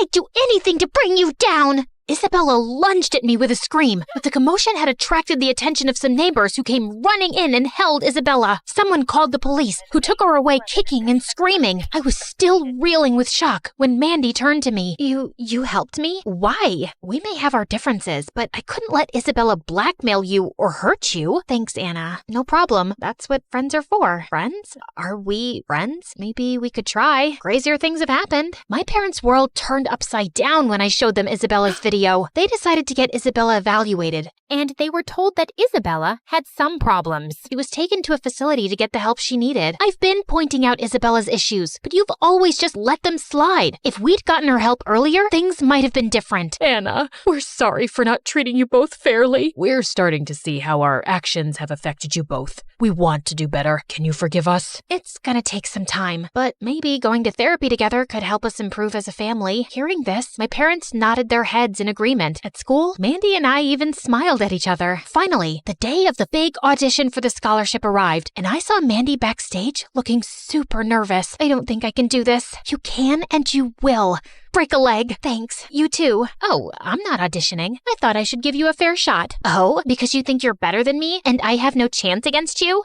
No, because I think you'll beat my butt and I'd rather not be humiliated. And you need this more than I do. I'll be cheering for you though. Mandy gave an amazing performance that received a standing ovation and she won the spot. I learned that showing kindness to a rival can turn a bitter battle into an unexpected friendship. Growing up, I thought my mom was the most beautiful girl in the world. She was just 18 when she had me, and even when I was little, I could tell she cast a spell on everyone around her. She always looked picture perfect, and heads would turn at the sound of her lovely laugh. And to top that, she was a crazy talented singer and musician. She'd let me play on the piano as she practiced her songs. And when I was 3, Mom released her first album, and it broke records. She shot to stardom overnight, and our lives were transformed. And because of Mom, I was famous too. We'd be photographed every time we stepped out, and people thought we were the cutest pair. Mom and I were super close, and I had some of her talent. So it was no surprise that I wanted to be a famous singer one day, just like her. But then suddenly, everything changed. I was in 7th grade when I started noticing that my hair was falling out, fast. This one time when I was brushing my hair, a huge clump fell out, and I screamed. My parents rushed me to the doctor, and we found out I had alopecia. I was gonna be bald, and there was no way to stop it. I'm gonna be ugly. I'll never be pretty or famous now. Honey, you'll always be beautiful, and people who care for you and admire your talent will love you anyway, just like your father and I do. But it was hard for me to stay positive the more hair I lost. The only thing that helped me was my songwriting. I'd vent out my feelings that I couldn't express to anyone, not even Mom. In 8th grade, we moved to another town where Mom was recording her album, and before joining my new school, I decided to start wearing wigs. Mom encouraged me to get the brightest colors. I love this candy pink one. And this electric blue, such a pop star look. Mom, don't you think people at school will make fun of me? Not at all, Britt. Trust me, you'll be a trendsetter. Well, maybe Mom was right, because people in my school warmed up to me instantly, especially the most popular girl in class, Mandy. She invited me to sit with her group at lunch, and I was thrilled, mostly because one of her friends was this really cute boy, Chris. Girl, you so have a crush on Chris. What? I have no idea which. Oh, come on. It's so obvious. And I get it. He's super cute now. You should have seen him before. His mom works for us as a maid, and he was always this, dorky kid. But Mom's on the school board, so she got him admitted here on a scholarship, and I gave him a total makeover. If you're into him, I could totally set you two up. Really? You would? Of course. What are friends for? For the next week, Mandy kept finding ways for me and Chris to get closer. Oh, God, my gardener just texted me that my pet spider ran away. I gotta go home. Come with me, girls. You both wanted the chocolate milkshake, right? Sorry, last one left. But I got you guys straws to share. I felt Mandy's tactics were working. I was spending time with Chris, and he was funny and cool to talk to. But then one day, Mandy came to me with a really odd request. Listen, Britt, could you get us some of your mom's used lipsticks? Only those that have, touched her lips? That's the creepiest thing anyone's ever said to me. Why? Well, my mom had this really great idea about selling them on eBay for really good money. That sounds bizarre, and I'm not doing it. It's not like I asked you for some gold statue from your palace. You're filthy rich, so the least you could do is share some of your wealth with your friends. I didn't know I had to share my wealth for us to be friends, Mandy. Wow, rich people really are cheap. I'm sorry, I had no idea you guys were so poor. Don't worry, I'll talk to Mom and see if we can find jobs for you and your mom to mop our marble floors and dust our gold statues. Maybe I sounded like a jerk, but she deserved it. It was obvious now that she'd been my friend just because of my rich, famous mom.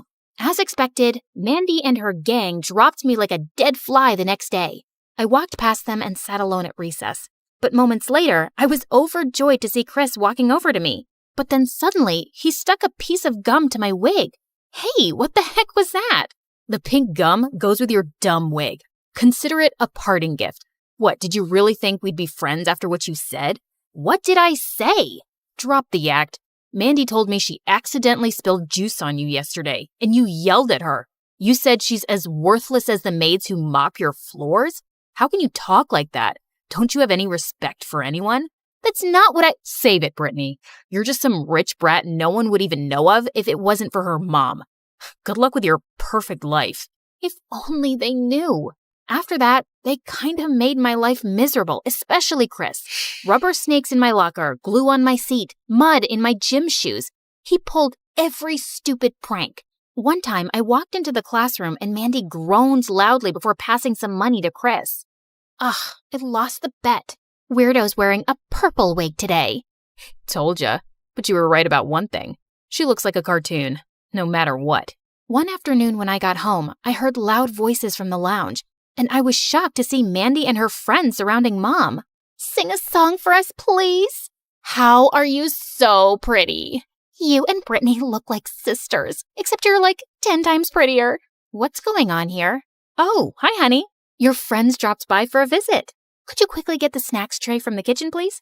And moments later, Mom was performing as those hyenas screamed and took selfies, and I just stormed off. An hour later, Mom walked into my room. Why didn't you join your friends? Are you feeling sick? I'm fine, Mom. And they're not my friends. They don't even like me. They're vultures who probably came to steal your lipsticks. What? They're just not nice to me, okay? I didn't tell you because you're busy with your album and we'll be leaving as soon as it's done, right? Yeah, but it could take a few months. You know, honey, teenage girls fight all the time and then make up. Come on, why wouldn't they like you? You're amazing. You won't get it, 'cause I bet no one's ever disliked you. Please, just close my door on the way out. It was my 14th birthday soon, and I'd only wanted a small celebration with my parents. But to my horror, Mom said she'd invited my entire class. What's a birthday without your friends? They like you. They all said they'd come. Not for me, Mom. You're the main attraction. You're wrong about this, Britt. Come on, I bought you this lovely dress and this wig to match. I bet no boy will be able to keep his eyes off you tonight. I was hating Mom for this. But then I thought I wouldn't mind looking amazing and making Chris eat his heart out. And if they all thought I was some entitled princess, well, I'd enjoy showing them that I was. The party was in full swing when I walked in, and I was making heads turn. But I caught Chris looking at me with zero interest, and then he just turned away to the food table. Why are you even here? Oh, hi. Didn't see you there. Was kind of hoping you wouldn't show up. It's my birthday party. Oops, didn't get you a present. I just came because Mandy asked me to. What are you, her pet? You believe anything she says and do whatever she asks? Chris looked mad, but before he could reply, Mom stepped onto the stage. Attention, everybody! Many of you may not know that Brittany is a super talented singer herself. So, I wanted you to cheer her on as she joins me for a duet. The last thing I wanted to do was sing in front of these people, right next to Mom. But she'd left me no choice. I was super nervous, and I could tell my voice was off key. Mom kept nodding at me encouragingly, but I just couldn't go on. As I was leaving, I suddenly tripped over my dress. Mom caught me before I fell flat on my face, but then I realized my wig had come off. Everybody was staring at me in shock, and I burst into tears and ran away, with Mom behind me. Brittany, it's not such a big deal if people know. You're beautiful as you are. Gosh, can you just please stop, Mom? I'm so sick of you telling me every other minute that I'm amazing and beautiful. Maybe it's something you need to keep telling yourself because even you don't really believe it. That is so unfair. No, what's unfair is that you made me sing tonight because next to you, I feel about this small. And it's unfair that all my hair fell out, and it's unfair that I constantly have to live in the shadow of someone like you. Why? What's so terrible about me? Just that you're you. So freaking perfect. I knew my words were cruel, but I just couldn't stop myself. I was certain I wouldn't be going back to school. But after the weekend, I decided I wasn't hiding.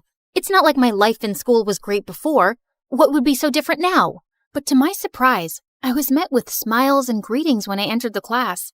One girl invited me to sit with them for lunch, while another whispered, "I think you're brave, girl." I was touched by everyone's kindness. Mandy and her group didn't say a word to me, and I didn't even look their way. But that afternoon while I was waiting for my car, Chris came over to me. I tried walking away, but he blocked me. Please wait. You don't ever have to talk to me again. But I just want to say, I'm sorry for judging you when I didn't know anything about your life. And for blindly believing Mandy. I know she can be mean to people she doesn't like. I'm just sorry for being a jerk. He sounded so sincere that I forgave him, but I wasn't sure I wanted to be friends again. But after that day, Chris was always around me, and it was hard to ignore him. Plus, it seemed to make Mandy really mad, which was a bonus. Things were looking up for me at school. But at home, Mom and I hadn't talked in weeks. I felt guilty, but I just didn't know how to fix things. But one day while I was studying, Mom came in. Brittany, I've been thinking a lot lately, and maybe I don't really understand what you're going through.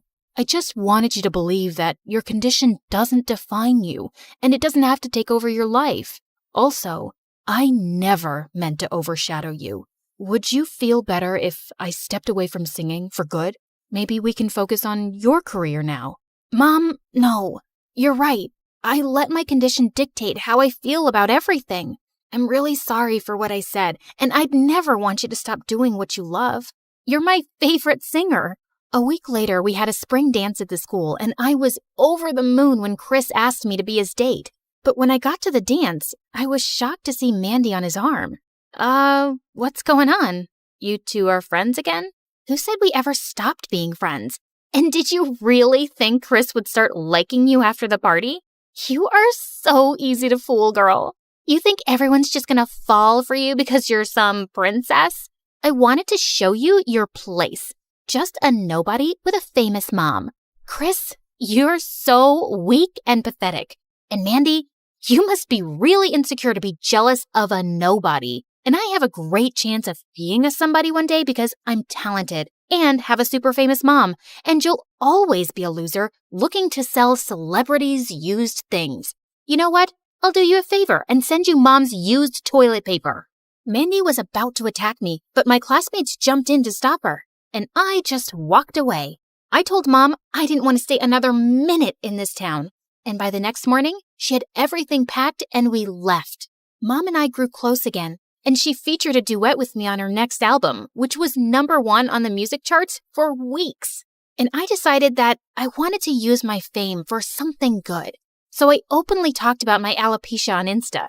I got such an outpouring of love and messages from people going through the same thing. And it felt amazing that I could make others feel less alone. Years went by and life was good until I joined college, because on the very first day, someone playing with a football bumped into me in the hallway, and I looked up to see it was Chris. Brittany, I'm so glad to see you. I've thought of you every day. Really? Because I never thought of you after I left.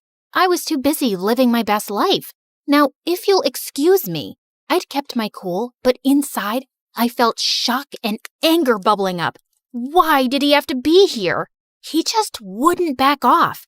He'd leave flowers and apology notes in my locker and bring coffee for me every morning. One time at a football game, he sat across from me on the bleachers holding a large banner. "I'm sorry, Brittany. Give me one more chance." What's up with you and Chris, girl? What can't you forgive him for? I mean, look at him. Trust me, he's an A-class jerk. I told Mom about how Chris was ruining my life, but surprisingly, she told me to hear him out. Why should I? You know what he did.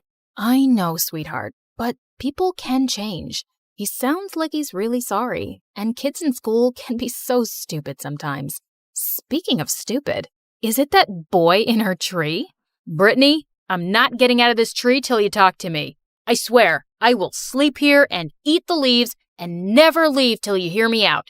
Seriously? Why are you acting like such a maniac? Why are you even here, Chris? Because I've hated myself every single day since you left. I was weak and pathetic, but I never faked liking you. Mandy hated that you and I had grown close, so she made me play along with her act at the dance to hurt you. Made you? No one can make you do anything. Except that she could. My mom had taken loans from their family, and Mandy threatened to make life really difficult for her if I didn't play along. I know it doesn't sound good enough, but I felt like I had no choice. After you left, I dropped out of that fancy school. I couldn't stand to be around Mandy. And I followed you online, and I knew you were going to this college, and I had to see you and give you this. It was one of the journals where I used to scribble away my songs. I had no idea where I'd lost it. You left it in your locker, and I held on to it. I was hoping to return it one day and just tell you that I'm really sorry. I seem to say that a lot, but believe me, I've meant it every time. I think I believe you, Chris, but you'll have to keep convincing me. I will, promise. Once I'm sure that you're not an awful person, I might set you up with a friend who thinks you're really cute. And I hope by friend, you actually mean you. In your dreams, jerk. The orphanage is the only home I've ever known. And honestly, it's not as bad as most people think, but I always dreamed of having a family, a real one. I had a big heart, but sometimes I'd say mean things without thinking. Once I saw a girl called Frida and said, "You look ugly with this lettuce stuck in your teeth. Open your mouth now so I can take it out." but she didn't open it. So I grabbed her and made her open her mouth. I just wanted her to look pretty, but she started screaming and everyone was laughing, and the warden came and yelled at me. Since this Frida was small in size, everyone took her side. But then suddenly a girl shouted, "Tiana didn't do anything. Frida is lying." The warden glared at me and left. The girl came over to me and said, "Hey, my name is Hope. I'm new to the orphanage, and this Frida has already bullied me twice. So let's team up and hate her together." You got it, girl. And you have very big, scary eyes. Cool. I like you. But my big mouth kept sending us to detention. I even once told my teacher that her hair looked like poop, and Hope defended me. And boom, detention for us both. The happiest one about this was obviously Frida, but she never dared talk to us because we were stronger than her. But one day when we were 10, she crossed a line. It was adoption day and a nice couple came in looking for a really smart girl. The warden picked me, and while we were still having the interview, Frida burst in. "Help me! I had lettuce stuck between my teeth again, and Tiana pulled my tooth this time. Look, I lost a tooth because of her. Please, do something. I can't take it anymore. God knows what else I'm gonna lose. I don't want to die here. I have dreams." She threw herself on the floor and started to cry like a lunatic. "Why? You think 'cause you're smarter than all of us, you're better?" Okay. Frida had been annoying for years, but this was the height of it. The nice couple was becoming uncomfortable, and I had to make Frida leave. I moved closer and took her hand to lead her out, but instantly she fell to the ground and started yelling. "She pushed me." Okay, that was it. I pushed her hard for real this time, and poof, the couple ran out. Why would you do this, you witch? If you think you're gonna get adopted before me, think again. I was so upset. Frida ruined my chance of having a family, and I wouldn't forgive her. One day, Hope and I were playing in our room when we got called to the warden's office. When we got there, we saw this glamorous couple and Frida. The woman was so nice and hugged all of us, but the man just kept staring at his phone. They wanted to adopt 2 of the prettiest girls, and the warden brought us. 2 girls? That meant Hope and I would get to be sisters forever. But the craziest thing happened. You all seem lovely, but I'm going to adopt Tiana and Frida. What? This couldn't be happening. What? Her? But what, dear sister? Aren't you excited? Is something wrong, honey? I don't want... But Hope spoke up instead. She is fine, ma'am. Super excited. We stepped out of the room and Hope couldn't contain her joy. You finally got a family. I'm so happy for you. I can't leave you. Everything is going to be different now. You have a family. Don't let Frida ruin your dreams again. Hope was right. So I said yes. On the day we left the orphanage, Hope and I cried till we ran out of tears.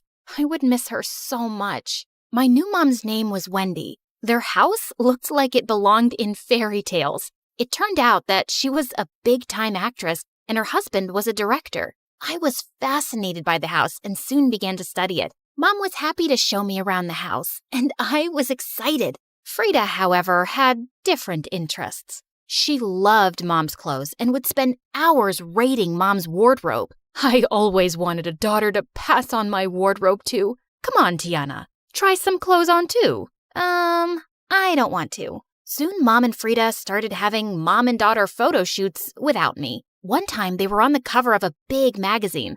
I couldn't feel too bad about it, but I still felt left out. So sometimes I made efforts to join them. One time we were having dinner with some celebrities in her home, and as always, Frida knew what to say to please everyone. Oh my, your hair is so gorgeous and your makeup is divine. Oh, Wendy, this one is just like you. Smart and beautiful. Thank you. Tiana, darling, do you like the food? Yeah, it tastes nice, but it's ugly and it looks like horse poop. I could feel everyone's eyes on me. Mom laughed and tried to distract the guests, but I knew I'd said something wrong. One person even stopped eating the food. Oh, God. After that day, Mom hardly invited me to come out with them. Not that I blamed her, but Frida couldn't hide her joy at being the favorite. My new dad was never home, and when he was always locked up in his study. One day I was watching TV when I heard a loud argument from Mom's room.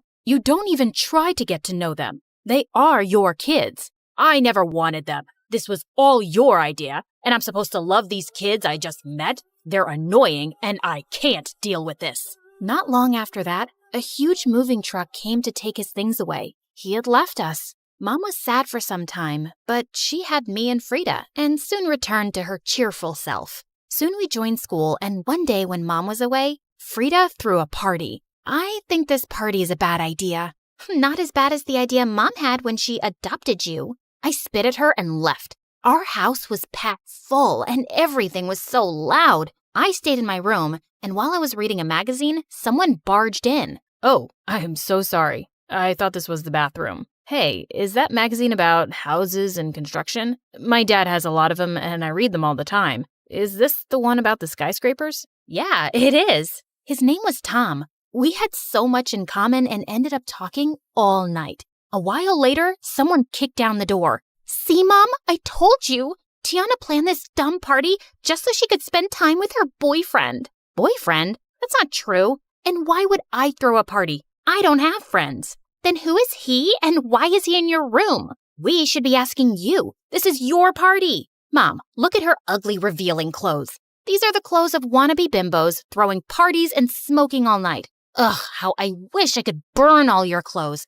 You disgust me. Stop it. I'm so disappointed in you, bringing strange people in my house. And you, Mr. Boyfriend, get out and never come back. Told you, Mom. You shouldn't have adopted her. You're a successful actress. You need a pretty, delicate daughter like me. For your image, Mommy. And to my shock, Mom said nothing to that. She just left. Frida had become a full-blown villain. She was always setting me up, and no matter how hard I tried, Mom always believed her because next to me, Frida looked like an ant and I was a giant. But Mom always forgave me in the end, and it drove Frida mad. And soon, she snapped. One day, I was watching TV with Mom when we heard Frida scream. We ran to her room and found her on the floor crying. It's all ruined. All of it. Next to her was a pile of clothes that had been cut up and stained with mud. I've done everything to make Tiana love me, but look what she did to my clothes. She said she'd ruin them the other day, Mom. You heard her. Yeah, but I'd have burnt them, not cut them and thrown mud at them. Ain't nobody got time for that, except you. Immediately, Frida pounced on me and we got into a catfight, till Mom stepped in and separated us. Okay, I am tired of all of this. If you both cannot live in this house in peace, then we need to change this up. I think you both need a break from each other. The next day when I got back from school, Mom had moved my things to a room all the way across the hall. I was happy to be away from Frida, but it meant I was far from Mom, too. My fights with Frida stopped, but then bigger fights started between her and Mom. One day we were having dinner when Mom said, Tiana, your teacher called. Your college aptitude test score was amazing. So proud of you, honey. Thanks, Mom. And Frida, what about yours? Oh, I didn't write that. I figured that since I'm just going to be an actress, I don't need it. You're going to be a what? Just get one of your friends to cast me. It should be a movie that shows how pretty I am. No, I'm not doing that. I don't want that life for you. You will go to college, and when you are older, you can make better decisions. What? You don't get to tell me what to do. I will be an actress. Actually, I can tell you what to do. I am your mom. You adopted me just so you could be the boss of me? Frida, shut up. Mom is trying to help you. You shut up. My life would have been better if I didn't end up with a dumb sister and a failed actress as a mom. Before she could blink, I gave her a hard slap. How dare you? If it wasn't for Mom, I'm sure you would have ended up working as a waitress for the rest of your life, you ungrateful brat. Apologize now. I was ready to fight her, but instead, she moved to the mantel and threw down all our pictures. I hate you both. And after that, Frida got worse. She skipped school and was like a tiger ready to attack if anyone talked about it. She failed our last year in high school and wasn't going to graduate with me. What is wrong with you, Frida? I told you, I don't want to go to school anymore. Well, this is my house, and if you're under my roof, you will do as I say. Well, I guess I'll just leave your house then. Frida, stop it. But the next day, she was gone. We looked everywhere, but she just seemed to have disappeared. A few days before my graduation, I walked in on Mom crying in the living room. What's wrong, Mom? I'm a terrible mom. I think Frida was right. Your lives would have been so much better if I'd never adopted you. Oh no, don't say that. You're the best thing that happened to me. I'm sure of it. Funny how things work out, isn't it? I always favored Frida because she seemed more like me, and I found it easier to bond with her. I didn't make the effort to understand you better, and you've been nothing but amazing. I'm really sorry if I made you feel ignored. I should have tried harder. I did feel overlooked at times, and I wished we had a better bond, but I still love you, Mom. Well, let me start fixing things. Let's go get you a graduation dress. Whatever you want. On graduation day, Mom's smile was the widest in the room. I went off to college soon after and graduated top of my class to become an architect. One day after work, I stepped out of the office and noticed it was raining cats and dogs, and I had no umbrella. Just then, a man with the most beautiful smile walked up to me. Hey, do you need this? As he got closer, I realized I knew him. Tom? Oh my God, it's you. The girl with the magazines. I'm really happy to see you again. We went on a date the next day, and it wasn't long before we were in love. A year later, we got married and moved to another city, and soon I was pregnant. One night, Tom and I were sleeping when we heard a loud crash downstairs. Tom immediately ran down holding a baseball bat, with me right behind him. Who is that? Show yourself. Wait, Frida? Tiana, yes, it's me. I'm not feeling well. And she fell with a loud crash. We called an ambulance and took her to the hospital immediately. Throughout the ride, I couldn't help thinking how weak she looked. At the hospital, the doctor told us she had fainted because she hadn't eaten in days and needed rest. Where am I? You're in the hospital, but you're gonna be okay. I'm right here. I'm sorry about last night, but I didn't know where else to go. Oh, Tiana, I've really messed up. I understand why Mom didn't want me to go into acting. It's really hard, but I was foolish and ungrateful, and now I'm jobless and alone. And believe me, I've really missed you and Mom. I'm so sorry. Will you give me a second chance, please? Will you beg Mom to forgive me? She must hate me so much. It's okay. Well, you're really messed up, but everything will be fine now. Of course I forgive you, and Mom could never hate you. I'm sure she'll be really happy to see you. How is Mom? She's fine. Ouch! I think I'm having my baby now. Oh my God, really? I'm gonna be here the whole time, Tiana. Yeah, and call Mom. We were living in the poorest neighborhood in town. Mom stayed at home, and Dad mowed lawns, and we had little to no money. Maybe I should have subscribed to this channel and tried to win $10,000. Hey, you should try that. Subscribe to MSA today, and you could be the lucky winner of $10,000 in just 7 days. Fingers crossed. But anyways, being poor didn't stop my parents from spoiling my younger brother Pedro rotten. You see, Pedro was a genius. By the time he was 8 months old, he could say his alphabet and count to 100. By the time he was 2, he was doing mathematical equations and solving puzzles. Our baby is a genius. He's going to make us so proud. And what am I? Chopped liver?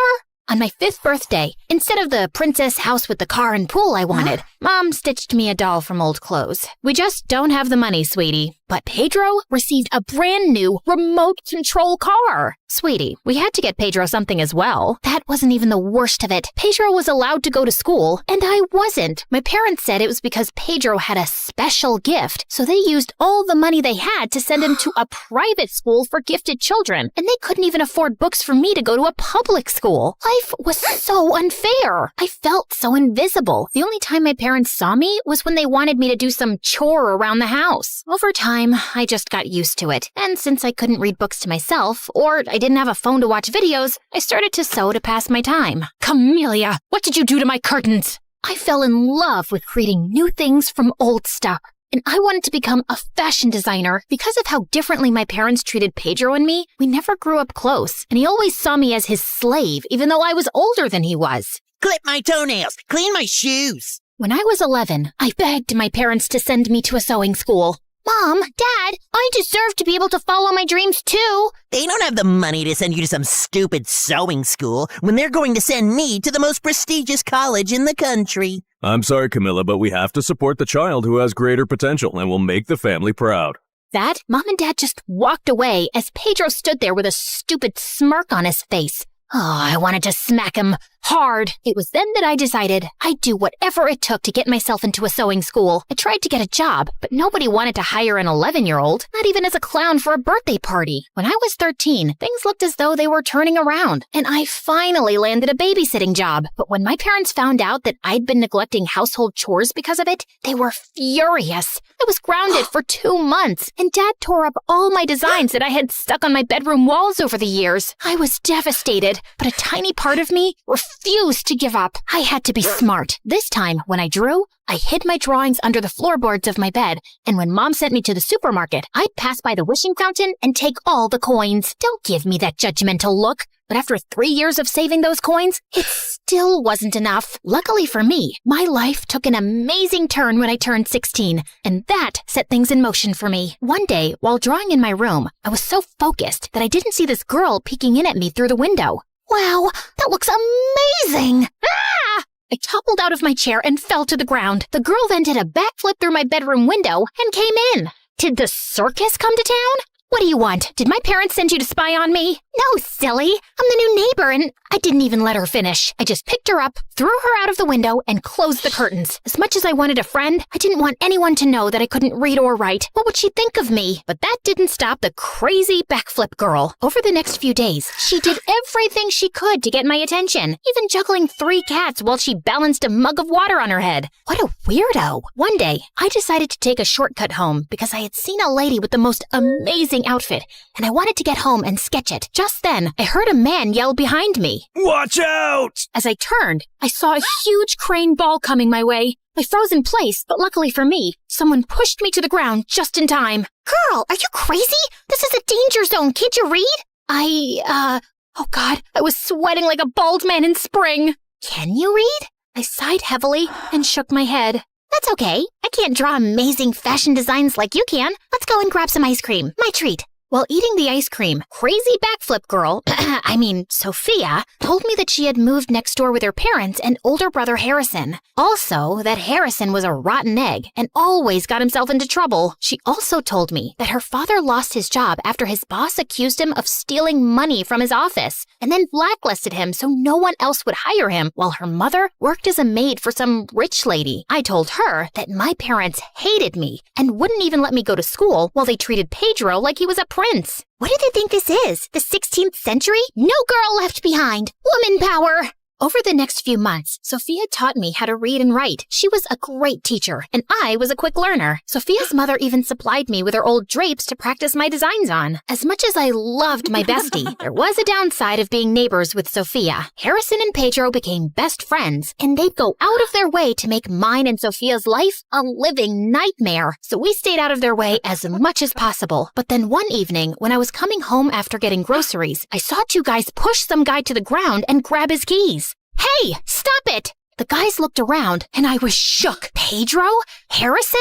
Let's get out of here! They hopped into the car and sped off. Was Pedro crazy? That night, I cornered Pedro in his room. What the heck was that stunt you pulled today? What I do is none of your business. You're my younger brother. Of course it's my business. If you tell Mom and Dad anything, I'll tell them that Sophia has been tutoring you. I couldn't afford to lose Sophia's friendship, so I kept my mouth shut and kept a close eye on Pedro. I found out that he'd been failing his subjects in school, and he was missing classes to hang out with Harrison and his goons. I was so frustrated that I thought my head was going to explode.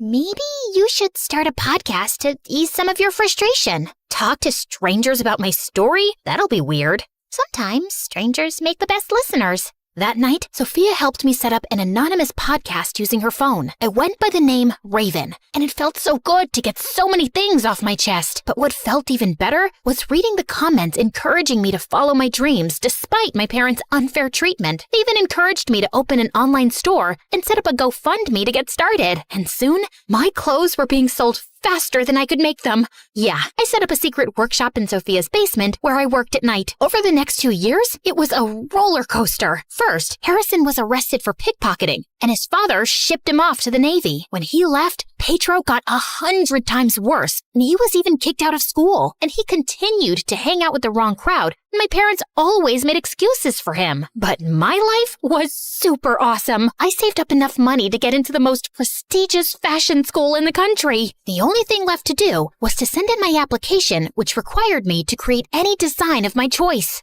You've got this, bestie. I'm rooting for you.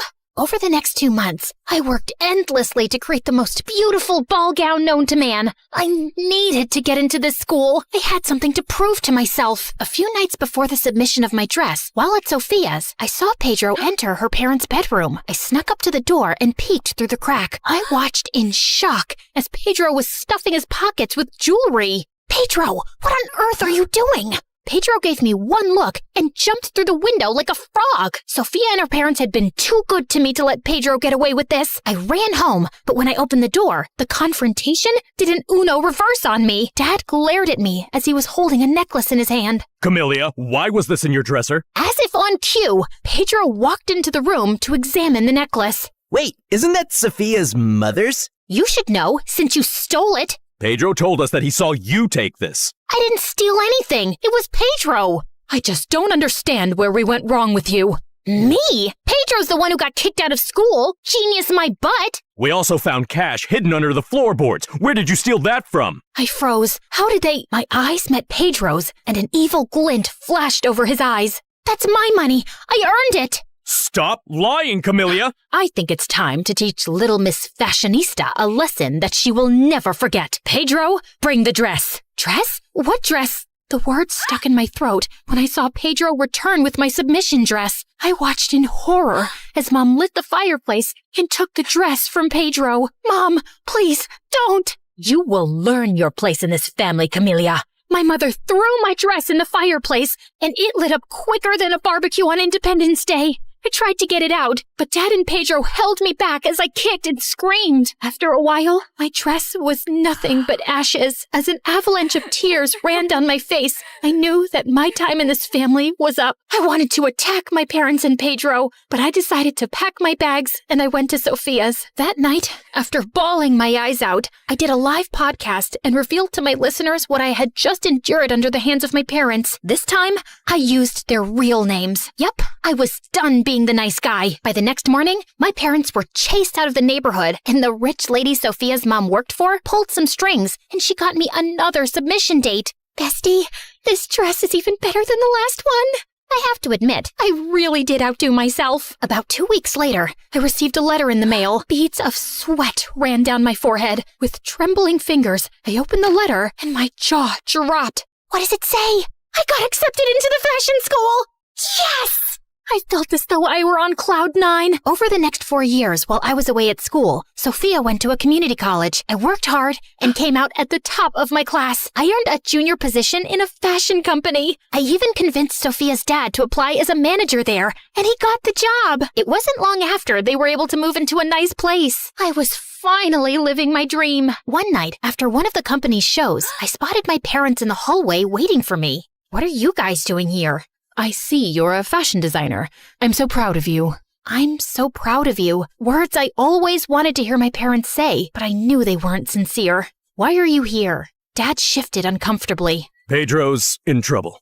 He and some of his friends got caught breaking into a bank and we need money to bail him out. And after everything you and Mom did to me, you think that I would help you? Sweetheart, we're family, and that's what families do. They help each other out. But where was my family growing up? Where were you when I needed you? Are you going to help or not? Not. Had you done your job as parents and parented Pedro instead of letting him wrap you around his finger, he wouldn't be in a jail cell now. As I looked across the room, I saw Sophia and her parents waiting for me. Now, if you'll excuse me, I'm going to join my real family. I pushed past my parents and walked toward the people who helped me and never turned their backs on me. Family is not just about blood, but those who stood by you through thick and thin. Have I told you guys how amazing you are? Not recently, no.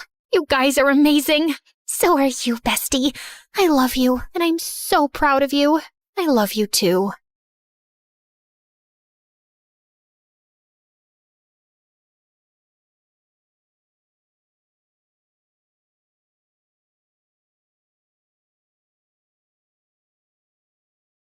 In Grimm's version of the fairy tale, apparently my sister and I weren't even worth naming.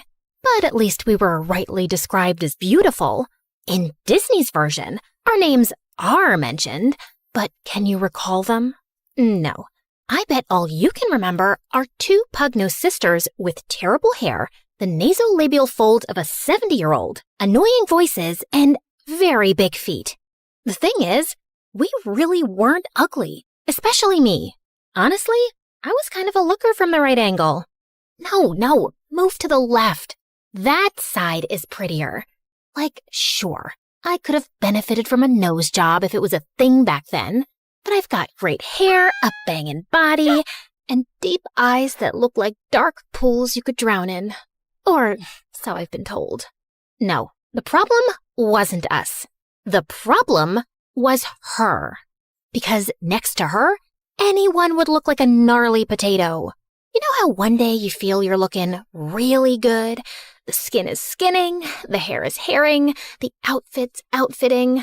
And then you see some celebrity on Instagram and feel like you two can't even be creatures from the same planet?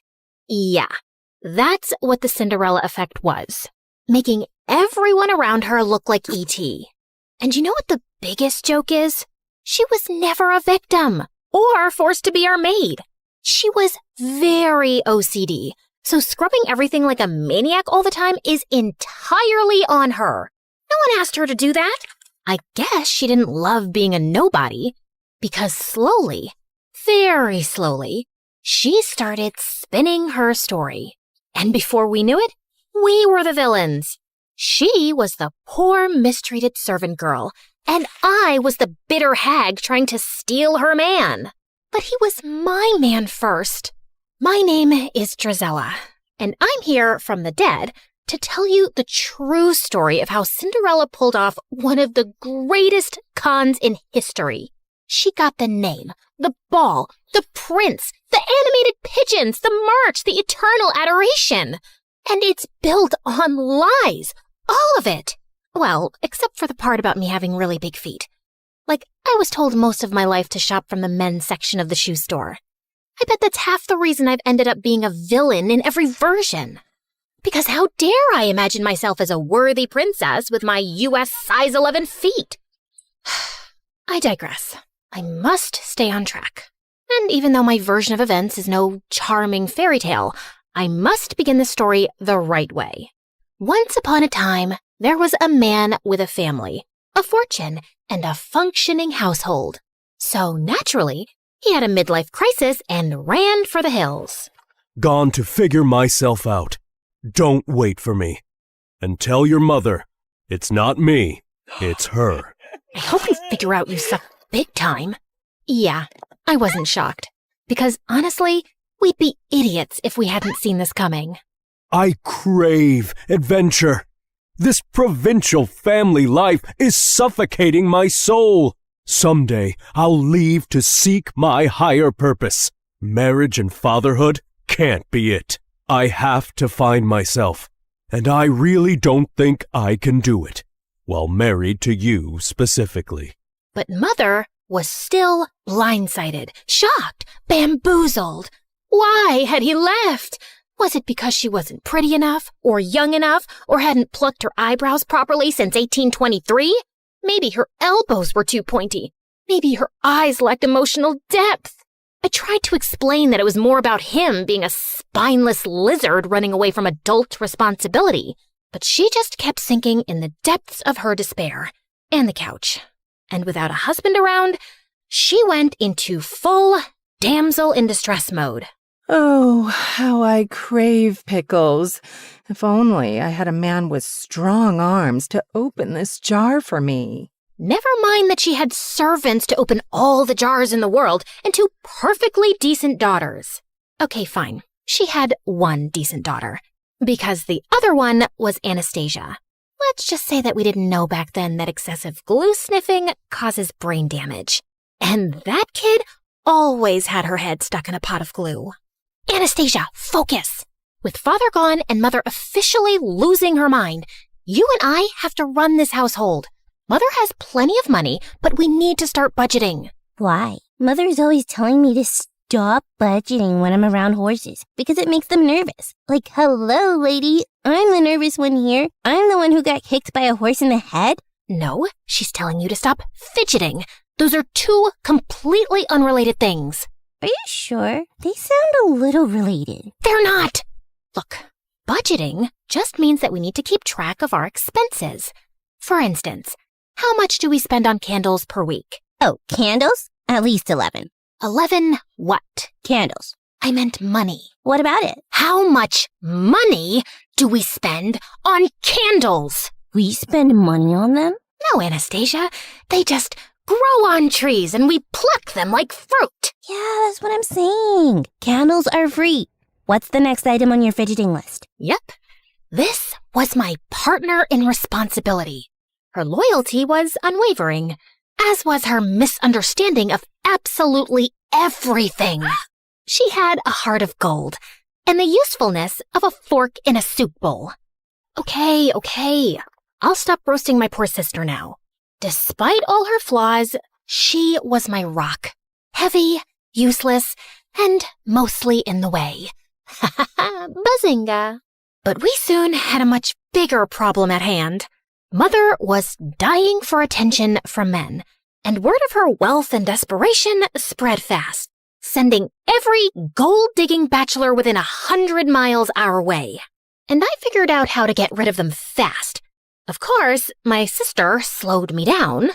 Okay, Anastasia, are we ready for afternoon tea? Absolutely. I ordered those fancy pastries Mother loves, fresh lilacs, lemon curd. No, Anastasia, not the actual tea. The plan. Are we ready for the plan? Oh, the plan. Right. Let me just quickly cancel the musicians. You ordered musicians? This isn't an actual date. It's an ambush. Do you remember the strategy or not? Not really, but I'll think of something on the spot. You know I'm very quick on my, Did you just forget the word feet? Quick on my feet? No, that doesn't make sense. You know I run slower than a duck. I have yet to beat a duck in a race. Oh my God.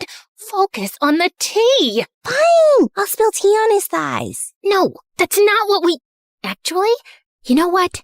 You do that. Leave the rest to me. Great. And afterwards, we can eat the pastries? Yes, we can eat the pastries. And the lemon curd? Yes, fine. The lemon curd, too. I had discovered that the fastest method to drive off unwanted suitors was to casually mention Dad, and then watch Mother spiral into all 5 stages of grief. Well, 4. Acceptance was off the table. Mother, you look lovely today.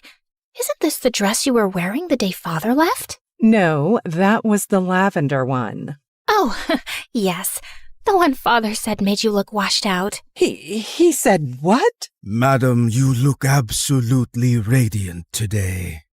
I cannot understand why any man would leave you. Of course he didn't leave me. He just relocated temporarily. I'm sure at this very moment he's thinking about how much he misses me, and he's making his way back home. Oh, I didn't think this was something temporary. You're right. I'm such a fool. Because honestly, what is there to miss? Just the woman who gave him the best years of her life. I held this family together. I cooked. I cleaned. When? You ironed a napkin. Once. And I'm the one who holds anything together. But if he'd just communicated properly, I could have changed. I could have sent my daughters to finishing school and gone with him to find himself and slept under the stars. I could have been free-spirited and spontaneous. Do you think if he knew this, he'd come back? I really can't say, madam. Oh, there's no point thinking about it. He's gone now. But you're here to mend the pieces of my broken heart, right? You have good, strong shoulders to cry on. I'm going to cry on them so much. It's getting kind of late for my hostess dinner. This has been lovely. Are you running away from me too? No, I mean, yes, but it's not you, it's me. Oh! He was leaving anyway, genius.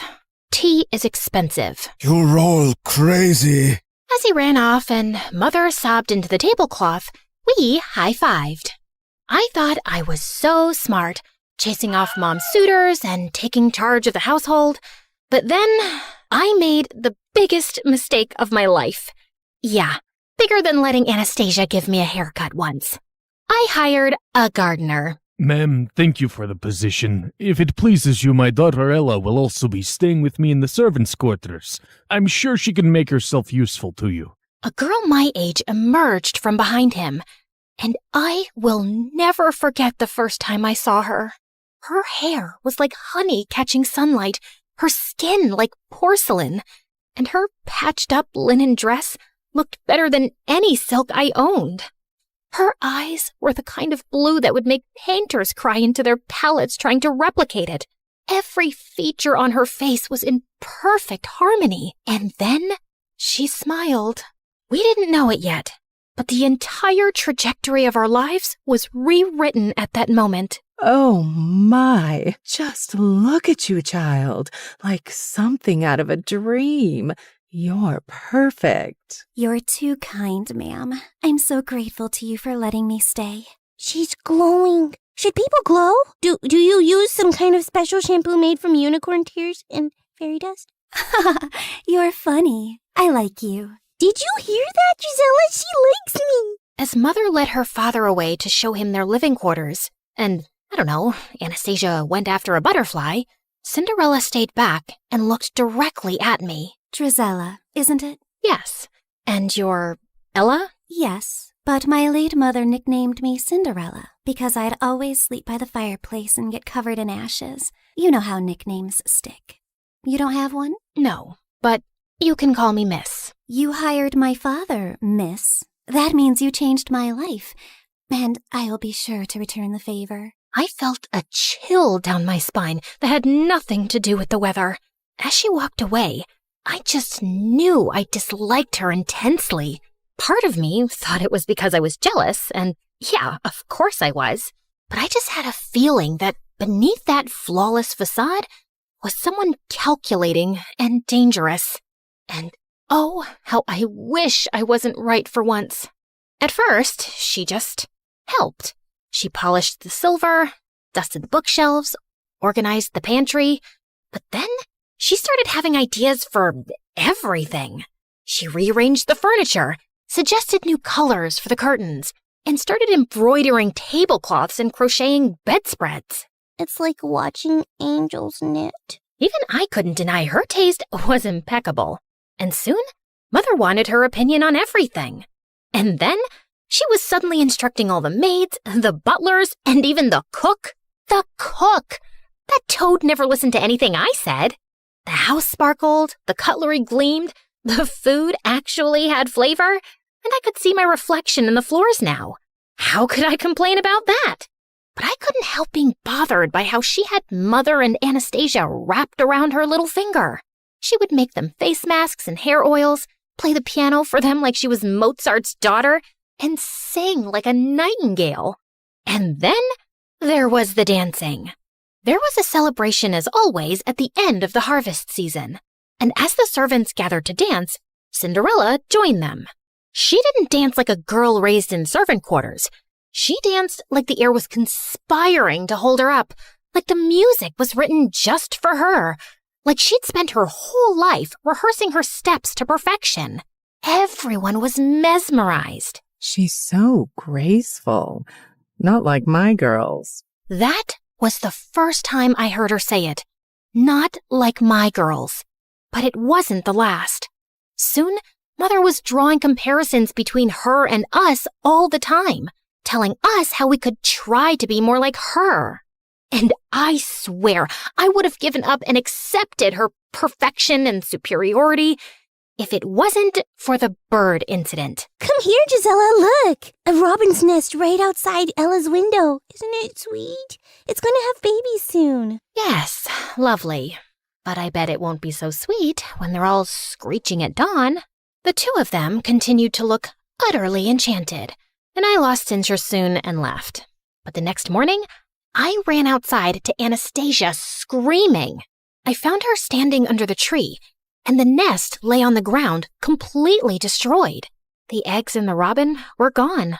Anastasia cried half the day, wondering if it was the work of an evil squirrel, or an evil raccoon, or an evil eagle. Later that evening, Cinderella walked into the living room, holding something behind her back. Mother, I made you a gift. Mother? Since when did she... Then I saw the gift, and my blood ran cold. It was a delicate comb, woven with tiny blue-gray feathers twisted through gold thread. Oh, my dear, it's exquisite. Mother kissed her on the cheek. Anastasia clapped, while I just stared, stunned. This couldn't just be my imagination running away with me, right? Still feeling uneasy, I was going up to my room for the night when I found Cinderella polishing the stairs banister vigorously. Still cleaning? You really love it, don't you? Oh, yes. It really helps me think. And all the work makes me sleep soundly at night. You should be sleeping well tonight anyway. You know, without all that chirping right outside your window. Yes, such a noisy little thing that robin was. I wonder what happened to it. And we both know it wasn't an evil squirrel. Cinderella straightened and met my gaze, smiling. Please, Drizella. Do I look like the kind of girl who murders birds? No, but looks can be very deceiving. People only see what they want to see. Luckily for me, they always want to see an angel. Without a shadow of a doubt then, I knew this girl was a psychopath. I just stayed away from her as much as possible. I was also glad that Mother was spending less time with her since she'd recently found gardening and spent hours outside taking interest in dirt and compost. I was happy she had a healthy hobby. Until I walked into the living room one afternoon to find her and Cinderella's father sipping tea and holding hands. What's going on here? What does it look like? I'm hoping he's about to flip your palm over and read your future because no other explanation will make much sense. Drizella, I know it's been hard on you since your father left and you miss him. Nope, not even a little, not even at all. Speak for yourself. Honey, a woman needs a man in her life. His companionship, his strong hands, his opinions. What I'm trying to say is, Mr. Rivers and I, we're... No. If your next words are in love, I'm throwing myself out the window. Will you just let me finish? Fine. In love. Great. Fantastic. Open the window with your strong hands, Mr. Rivers, so I can throw myself out. Why would you be so upset, Drizella? And then, to always make things worse, Cinderella walked in. It's a beautiful thing for two lonely widowers to find love again. My father isn't dead. We don't know that. Oh my God. Had she found a way to get rid of him too? No, she was just saying things to irk me. Cinderella put her hand on my arm. We're like family already. This just feels like it was meant to be. I really thought I might gouge Cinderella's blue eyes out with a fork. So I stormed off, grabbed a horse, and rode furiously, not even sure where I was headed. I just had to get away. I remembered an old estate on the hill that had burned down decades ago. It had never been rebuilt, but the library had survived. I'd sneaked in there a few times before, and I definitely needed abandoned ruins to rage in right now. I pushed open the creaky library door, grabbed a book randomly from the shelves, and plopped myself onto the couch next to a pile of dusty blankets. But then, the pile moved. I turned around, terrified, to see a boy emerge from under the blankets. Oh, wow, it's just one girl. I thought an army of banshees had descended upon me. Are you a ghost? No, but that scream should have woken all dead people within a 5-mile radius. Ow! What was that for? If it had passed through you, it would have meant you're a ghost. I was just checking. Did you miss the part where I specifically said no to that question? Why would I expect a ghost to tell the truth? Then why even ask? Okay, fair point. What are you doing here, blending into the furniture? Exactly that. I just wanted to disappear for a while. What about yourself? This isn't the most obvious hangout spot for a girl like you. A girl like me? Well, you don't look homeless in your silk gown. You're not exactly some local goat farmer yourself. How dare you? I'll have you know I milked a goat. Once. It ran away crying, but still. My name's Henry. Henry what? Just Henry. First name Just. Okay then. Just Henry. Countess Dracula. Charmed to make your acquaintance. Now, is there any chance we could both disappear here together for a while? We don't have to talk about what we're running away from. I like the sound of that. And somehow, after that, Henry and I started meeting at the old estate. Not often, maybe once every week. We didn't ask why the other was there. He didn't even ask real names. Of course, a part of me was growing curious, but not knowing also felt weirdly nice. Like we were two fugitives, hiding out here and talking about books, ideas, the world, anything but ourselves. But one afternoon, as I rode back home after meeting him, I came upon a scene of chaos. Mother was wailing like someone had died, Anastasia was blocking out the sound with pastries, and Cinderella was on the floor at Mother's feet, a picture of despair. It turned out that Mr. Rivers was a greasy rat who had run off with Mother's jewels, and he'd left Cinderella behind. Man, I would have given him the jewels myself if he'd just taken her. He took advantage of me. He played with my heart and threw dirt in my eyes. I will never forgive him. I will tear out every flower he planted with my bare hands. For a moment, I felt hope. Surely Mother would toss Cinderella out after this. She would be a constant reminder of his betrayal. Please don't send me away. Please don't send me away. This is the only place I've ever felt safe. I will do whatever you ask of me. Please, I love you. I love our home, Mother. Ugh. Oh, my poor precious child. How could I hate you? You're betrayed and abandoned just like me. Of course you will stay here and we will heal together. Anastasia and I were abandoned too. And Mother never paid attention to our healing. As Cinderella sobbed into Mother's lap, she shot me a sideways glance that clearly said, checkmate. Mr. Rivers' betrayal just cemented Cinderella's place in our home more firmly. Now she wasn't just beautiful, she was tragic too. She needed love and care, and everyone from the servants to the house cat wanted to give it to her. Mother now referred to her as my precious girl, while Anastasia and I were quietly downgraded to the other two. And I just found being around Cinderella unbearable. It's not like I was even needed around the house anymore.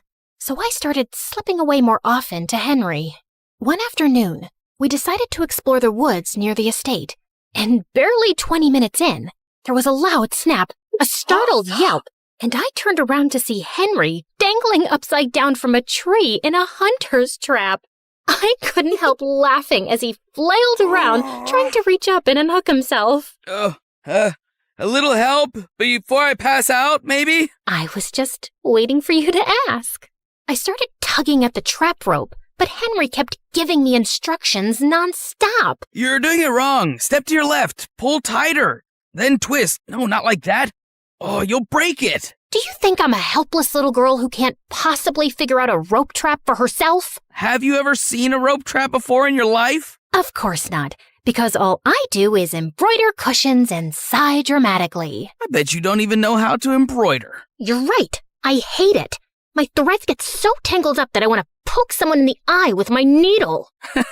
Violent and unladylike. You're a real catch. I yanked hard at the rope, and his face swung towards mine.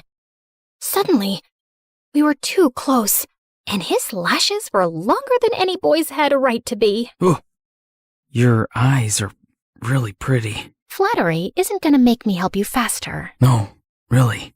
They're dark and deep, like pools one could drown in. That's just the blood rushing to your head. I quickly moved to brace the rope again, when suddenly I noticed his shirt had slipped to reveal his belt, which had a silver crest. The royal crest. Wait, are you from the palace? Define from. Define it before I drop you straight on your head. Technically, yes. Are you the court jester? The guy who polishes the king's shoes? Something like that. Yeah, I'm gonna need better answers before I help you. I pushed him hard and sent him swinging like a pendulum. Oh, come on, Lady Dracula, just let me down. That's when I heard boots thundering through the woods. And before I could react, a pair of soldiers in armor grabbed me roughly by the arms. Another two swooped in, expertly cutting Henry down and catching him before he face-planted into the dirt. Endangering the crown prince is a punishable offense, girl. Endangering the who now? Stand down, and she's harmless, unless she has a needle and thread in her hands. I just gaped at him. You're the crowned prince? Yes, first name, Crown, second name, Prince. You told me just Henry. Well, I am just Henry sometimes. You never asked follow-up questions. You will say nothing of this to anyone, men. Same as you. Keep quiet about my visits here. Is that understood? Yes, Your Highness. Your Highness? Your Highness? You look like you're both spiraling and want to murder me. No, that's just my normal expression. Now, since we're being honest and going for full disclosure... You're a liar who got forced into telling the truth. How about you tell me your real name, too? Drizella. That's pretty. Dracula suits you better. Lots of names are coming to my mind for you, but I shall refrain from using them since I know who you are now. Good day, Your Highness. Hey, don't let this change things between us. But I kept walking without turning to reply. How could it not change things between us? The boy I'd been sneaking off to meet, regularly insulted, hit a couple of times, and maybe, possibly, definitely liked, was the freaking crown prince.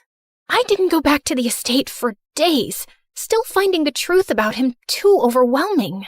But eventually, I cracked, so I rode back to the old estate one afternoon, and my heart skipped a beat to find him already there, throwing pebbles into a broken fountain. Well, look what the cat dragged in. I was beginning to think you died. Or got married. Sorry to disappoint you, but still alive and unwed. You know, I was this close to going around town and knocking on random doors to inquire after a girl with violent tendencies and great hair. I just rolled my eyes, but inside, I was smiling stupidly. We just sat in silence for a while. I come here sometimes because it's all just too much. The title, the expectations, the spotlight. I don't even get along with my father mostly. I know I'm going to sound like an ungrateful brat, but sometimes I just don't want to be the prince. I come here for quite the opposite reason, I suppose. I feel invisible in my own house, completely replaced by my stepsister. My pride wouldn't let me say the gardener's daughter. She's perfect. Everyone admires and adores her. It's not hard to see why. Come on, no one's perfect. Oh no, she really is. I'm sure this sounds like some petty sister jealousy, and it doesn't compare to your royal problems. But honestly, they don't sound so bad. No one expects anything from me. Well, except maybe being more ladylike so I can marry some stuffy lord one day. But you could do so much with your life, Henry. And people expect things from you because you're important. Because you matter. Henry reached across the space between us and slipped his fingers through mine. You matter to me. As my heart tripped over itself, he leaned in and kissed me. It was clumsy at first.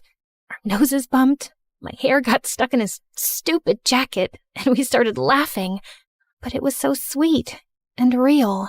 And for a while, I forgot Cinderella. I forgot he was royalty. I forgot about everything. It was just me and Henry. I floated through the next few weeks like some lovesick idiot. Of course, like any self-respecting lady, I didn't show it. You're grinning like you've got a clothes hanger stuck in your mouth. What is so funny about my art? I wasn't grinning. And what art? The one you're staring at, my masterpiece. I made this cat sculpture from old socks and glue. Ah, that art. The one cleverly disguised as garbage. It's the loveliest duck I've ever seen. Cat. It's a cat. Yes, that's what I said. It was the happiest I'd ever felt in my entire stupid life, which naturally meant the universe had to kick me in the teeth soon. One afternoon at the estate, Henry sat me down with a serious look I didn't like one bit. I have to leave for a while. What, running away to join the circus? No. Father's sending me across the sea for an official royal delegation. It could be months, even a year, maybe. I forgot how to breathe for a few seconds. Drizella, you made me realize that I need to take my position and privilege more seriously instead of whining about it. So, yeah, I'm really trying. I'm really proud of you, Henry, and I just know you're gonna be brilliant. But a small, selfish part of me wanted to scream, "Don't go. Just stay." We promised to write regularly, no matter what, and for a while, his letters were the only thing keeping me sane. Of course, I always picked them up from the post office. I didn't want to draw anyone's attention to our correspondence. Dearest Countess Dracula, you will be thrilled to know that the local delicacy here is fermented fish eyeballs. Guess who had to eat 3? Smiling all the while. I cannot sleep at night because I keep imagining those eyeballs swimming around my gut, winking at each other. Send help. Dearest one-time goat milker, I regret to inform you that my life is way more exciting than yours.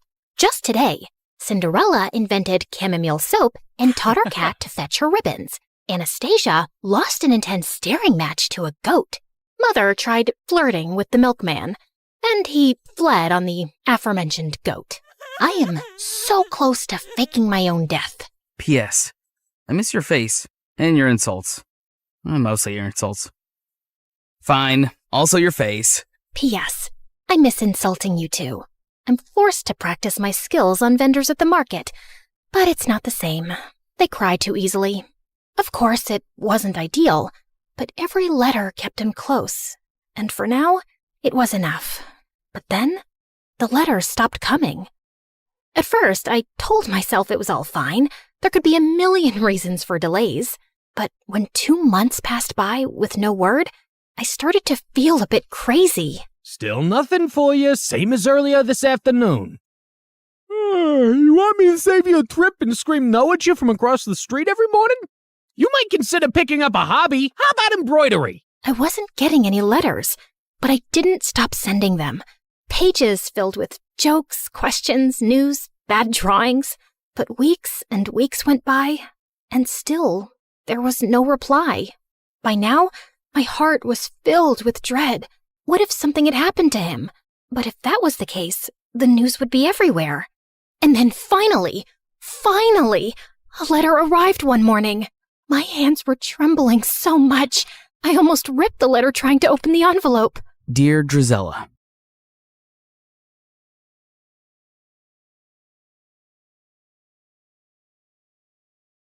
Hi, my name is Rose.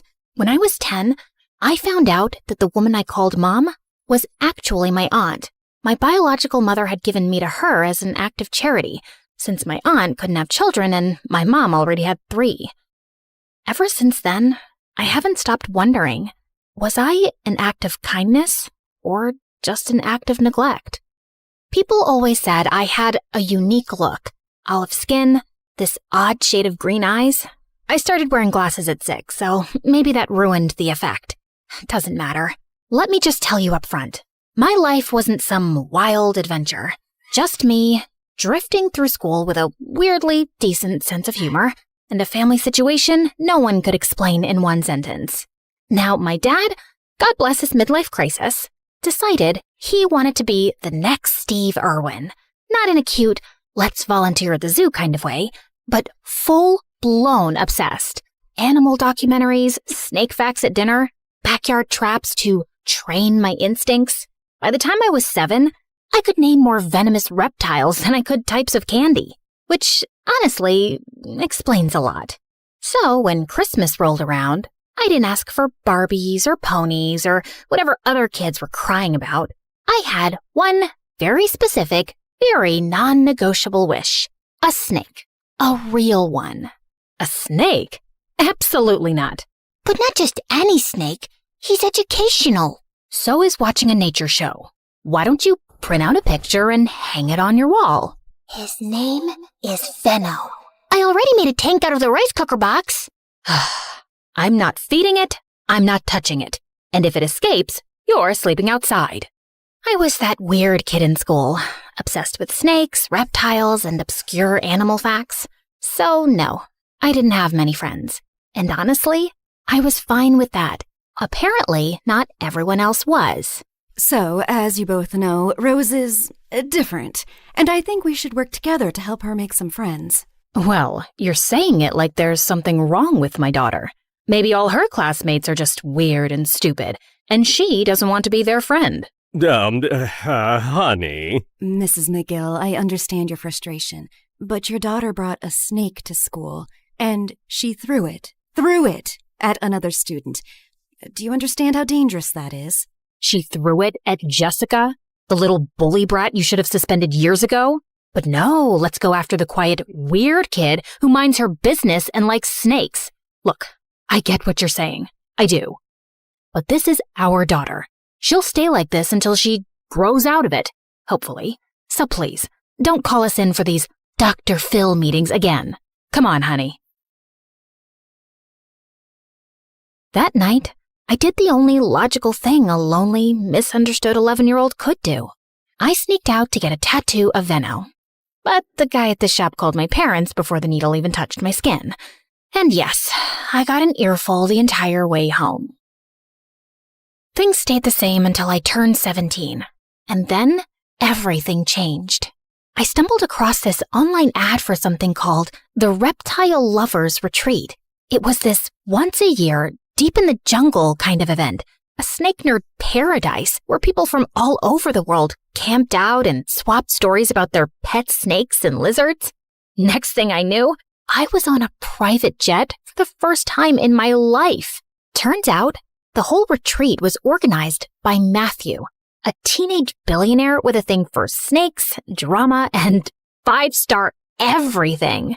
He was the kind of guy who could throw a party mid-air like it was just another Saturday, and somehow make everyone feel like they belonged there. Nice tattoo. Thanks, bro. Got it last week. Finally. Been trying to get it for years. You look familiar. Have we met before?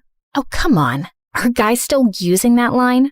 Is that, still a thing? What? You've been eyeing me since the party started. Well, yeah. You looked familiar. Haha, see? Classic move. Old but gold. Babe, what's so funny? Jessica? What the heck are you doing here?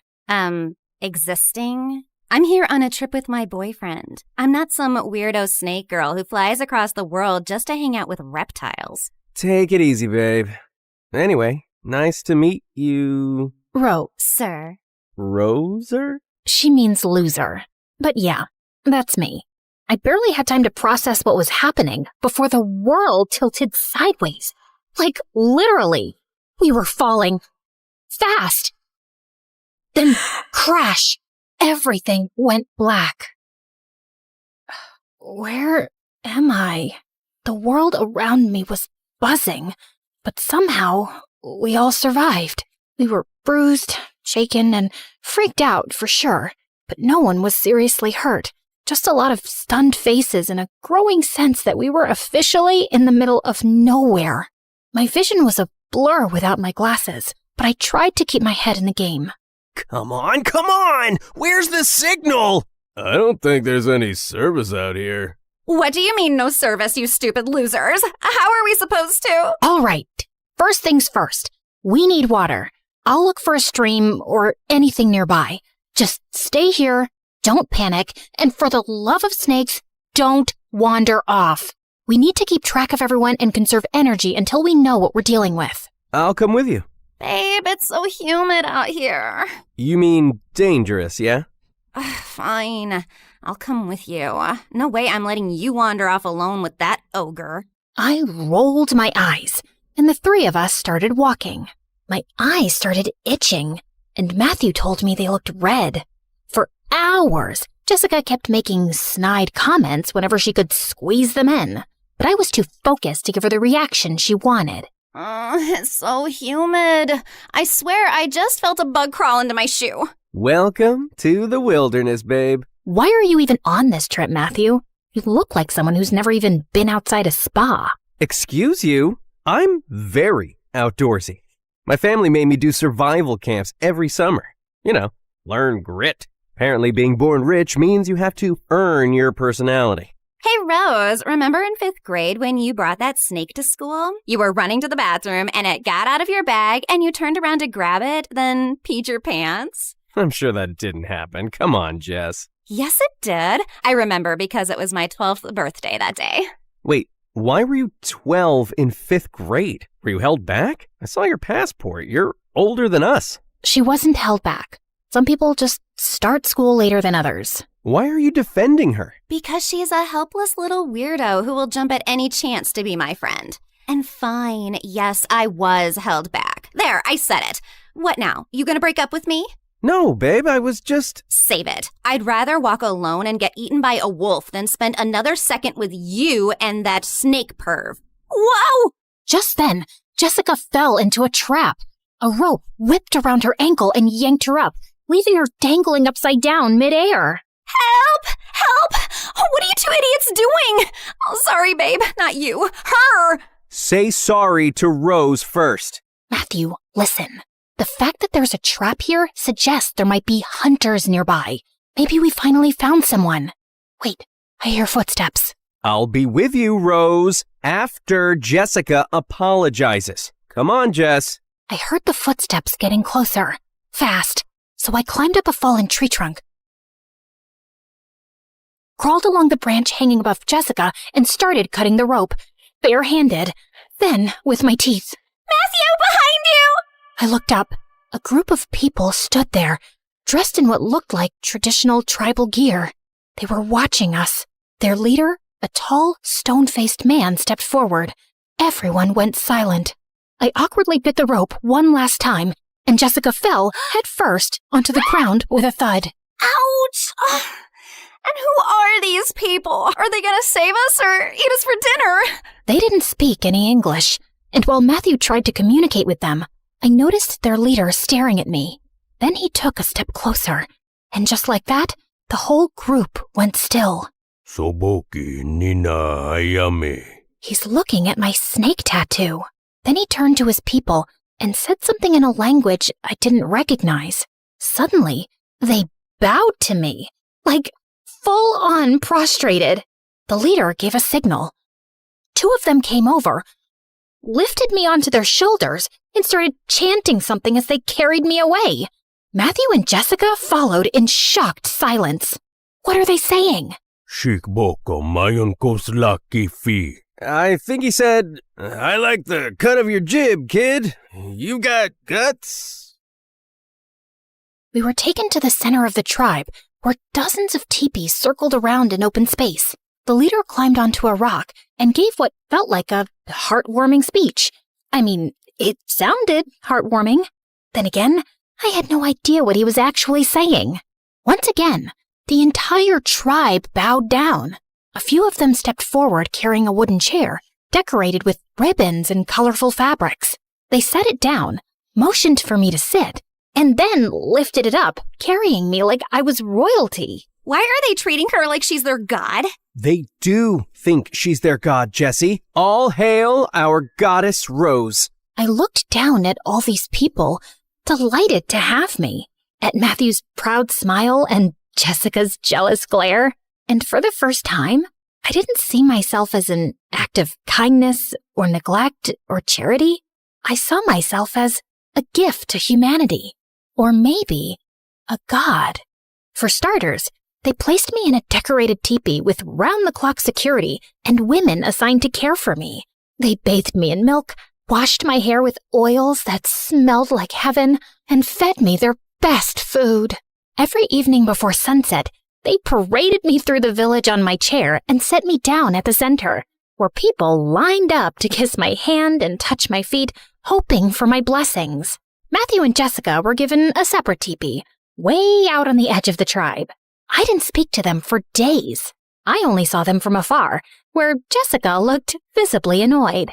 I knew they wanted to be saved, to go home, to call someone, but I figured that could wait. Besides, it's not like I could communicate with the tribe very clearly anyway. The tribe leader had a habit of presenting people to me during these blessing sessions, one person each day, so I could examine them and decide if they were worthy or pure. Naturally, I said yes to everyone. Who was I to judge? But one day, he brought me a young man, maybe in his early 20s. As he got closer, I caught a whiff of something unpleasant. Let's just say he didn't wipe well. I winced. Just for a second. It wasn't dramatic, just a face. The leader's eyes widened immediately. He turned to his men and made a gesture, sharp and fast. Before I could say anything, they rushed in, grabbed the guy, and started dragging him away. He burst into tears, trying to crawl back, begging, looking right at me. He reached for my feet and cried harder. I stood up, trying to stop them. I stepped forward, blocking his path, trying to say something, anything. But the leader suddenly turned toward me and placed his hand on my shoulder. His eyes were cold, wide, steady. I froze and just stood there, watching them drag the crying men out of the clearing. And there was nothing I could do. For the next few days, I pretended to be sick so I wouldn't have to leave my bed. I just wanted to avoid those blessing sessions altogether. There was this girl, Huna. I eventually learned her name. She was assigned to be my personal assistant, but really, she was more like a babysitter. She barely left my side, day and night. Over time, I managed to learn a few words from her and teach her a few English ones too. Of course, I had to keep up the I'm sick act the whole time. You've been staring at the necklace for a while now, Huna. Do you like it? I wish I could give it to you. It's from my mom. My biological mom, actually.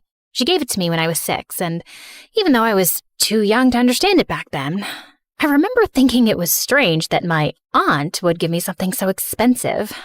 Oh, sorry, that's confusing. She was my aunt back then. When I turned 10, I found out she was actually my biological mother. She'd given me to her sister, my aunt, because she was poor and already had 3 kids, and her sister couldn't have any.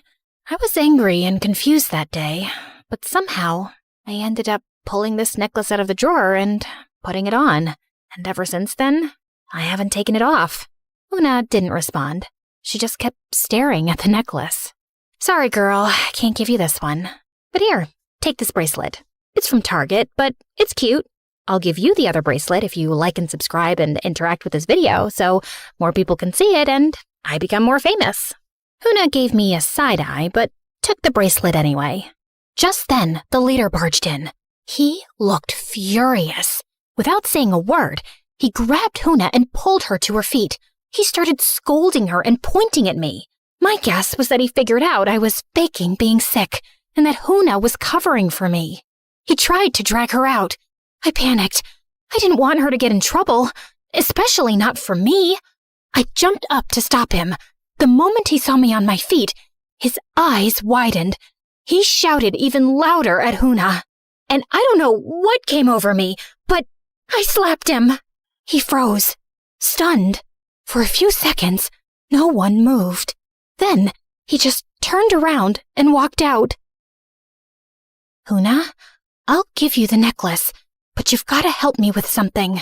Eventually, I managed to explain, at least partly, that I needed her to sneak Matthew and Jessica over to me. She looked hesitant, but after I gave her the necklace and pleaded for what felt like hours, she finally reluctantly agreed. That night, just before dawn, she stuffed them into the giant bags they usually use to carry firewood and placed the cart near my teepee's entrance. Matthew and Jessica snuck in quietly. You better get us out of here before I kick your butt, you little miserable smackhead. I wouldn't use miserable here, Jess. In case you haven't noticed, she's literally a god here. She's still a stupid loser to me, and don't you ever defend her again. You did it before, and you're doing it now. I'm warning you, Matthew. What are you gonna do, Jessica? We're stuck in the middle of some weird cult tribe, and this is what you're focused on? Belittling Rose? What has she ever actually done to you? It's okay, Matthew. Thanks, but let's just focus. We need to figure out how we're getting out of here. Oh, now you care about us? Do you have any idea what we've been through? We wake up at dawn, get sent to the mountains to hunt, whatever that means, and then we're out in the fields all afternoon. All we get to eat is plain rice and dry corn, while you're here eating fish and meat and bathing in milk like some freaking goddess. You're letting this whole thing get to your head, maybe because deep down you know how worthless and dirty you are. Just a smug little snake-loving mutt. Jessica, enough! Cut it out, all right? Huna sensed something was wrong. She stepped in, trying to gesture for Jessica to calm down. Oh, what do you want now? Instead of standing there like some useless statue, why don't you go fetch us something decent to eat, huh? Food, stomach, hunger, food. You hear that? She shoved Huna toward the entrance. Matthew rushed to stop her. I'm tired. I want to go home. I miss my bed so bad. It's okay. Calm down. Rose will help us figure this out. She's an idiot. She never does anything right. She killed my brother. Yeah, she did. You didn't know that, huh? We were best friends, Rose, for 10 years. And then that night, you showed up crying, pouring rain, screaming about your mom, aunt, whatever.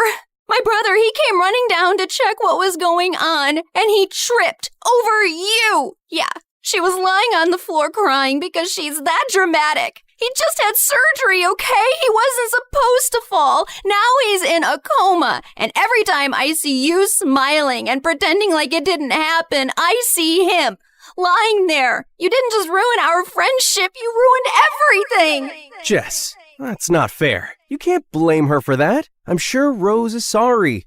God knows how sorry I am. I think about it every single night. I've said I'm sorry more times than I can count. Yeah? Look how sorry you are. Getting pampered like royalty while we rot out there. You and your crocodile tears. I'll never forgive you. I'm sorry. I'm sorry. I was crying hard. That incident never left me. It came right after I found out about my mom and aunt. And then Jessica completely cut me off. She hated me. Made sure everyone else did too. That's when I started isolating. When I got more into snakes. They didn't judge. I took a shaky step forward, trying to reach out, maybe just to plead. But Jessica looked at me with pure disgust. Then she spat on me. Don't you dare touch me, you pathetic little freak! She stormed off. Matthew tried to shout after her, but she was already gone. He followed a second later. I stood there, wiped her spit off my cheek, and blinked my last tear away. The next day, during the blessing ceremony, the leader brought forward a few villagers like usual, but I didn't even look at them. I shook my head. He stopped, looking confused. I scanned the crowd. Then slowly, I raised my hand and pointed. at Jessica. The crowd turned to look at her. Jessica didn't move. Her eyes locked on mine, wide and panicked. Her face went pale. You wouldn't dare, Rose. The leader ordered his men to bring her forward. She didn't resist. She walked with them, calm, composed, almost proud. When she got closer, she looked straight into my eyes, cold, like she was daring me. What are you going to do, Rose? So now I'm just Rose, not a pathetic loser anymore?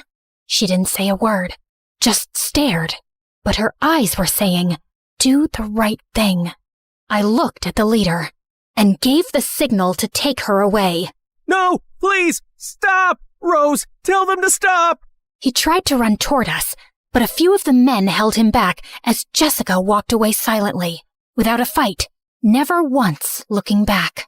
That night, I sat in my teepee with the worst headache of my life. My eyes were burning. I'd already kicked Huna out because I needed a break. Some rest without someone hovering around me like I was prey. Just then, Huna tiptoed back in, dragging Matthew by the ear. Matthew, why were you outside walking around my teepee? Do you know how dangerous that is? Good evening, Rose. Couldn't have a bad one if I tried. I needed to talk to you, and I didn't know how. Ow! Seriously, tell her to let go of my ear. If you're here to talk about Jessica, save it. She got what she deserved.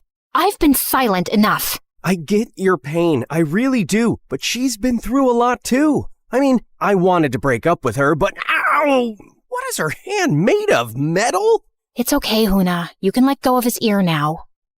I was gonna break up with her before the trip, but her dad asked me to wait. He's a friend of my dad's. Said she wasn't doing well, that this trip might help. Her therapist thought nature would fix things, I guess. She's all he's got. I just wanted to get her back safe. All of us.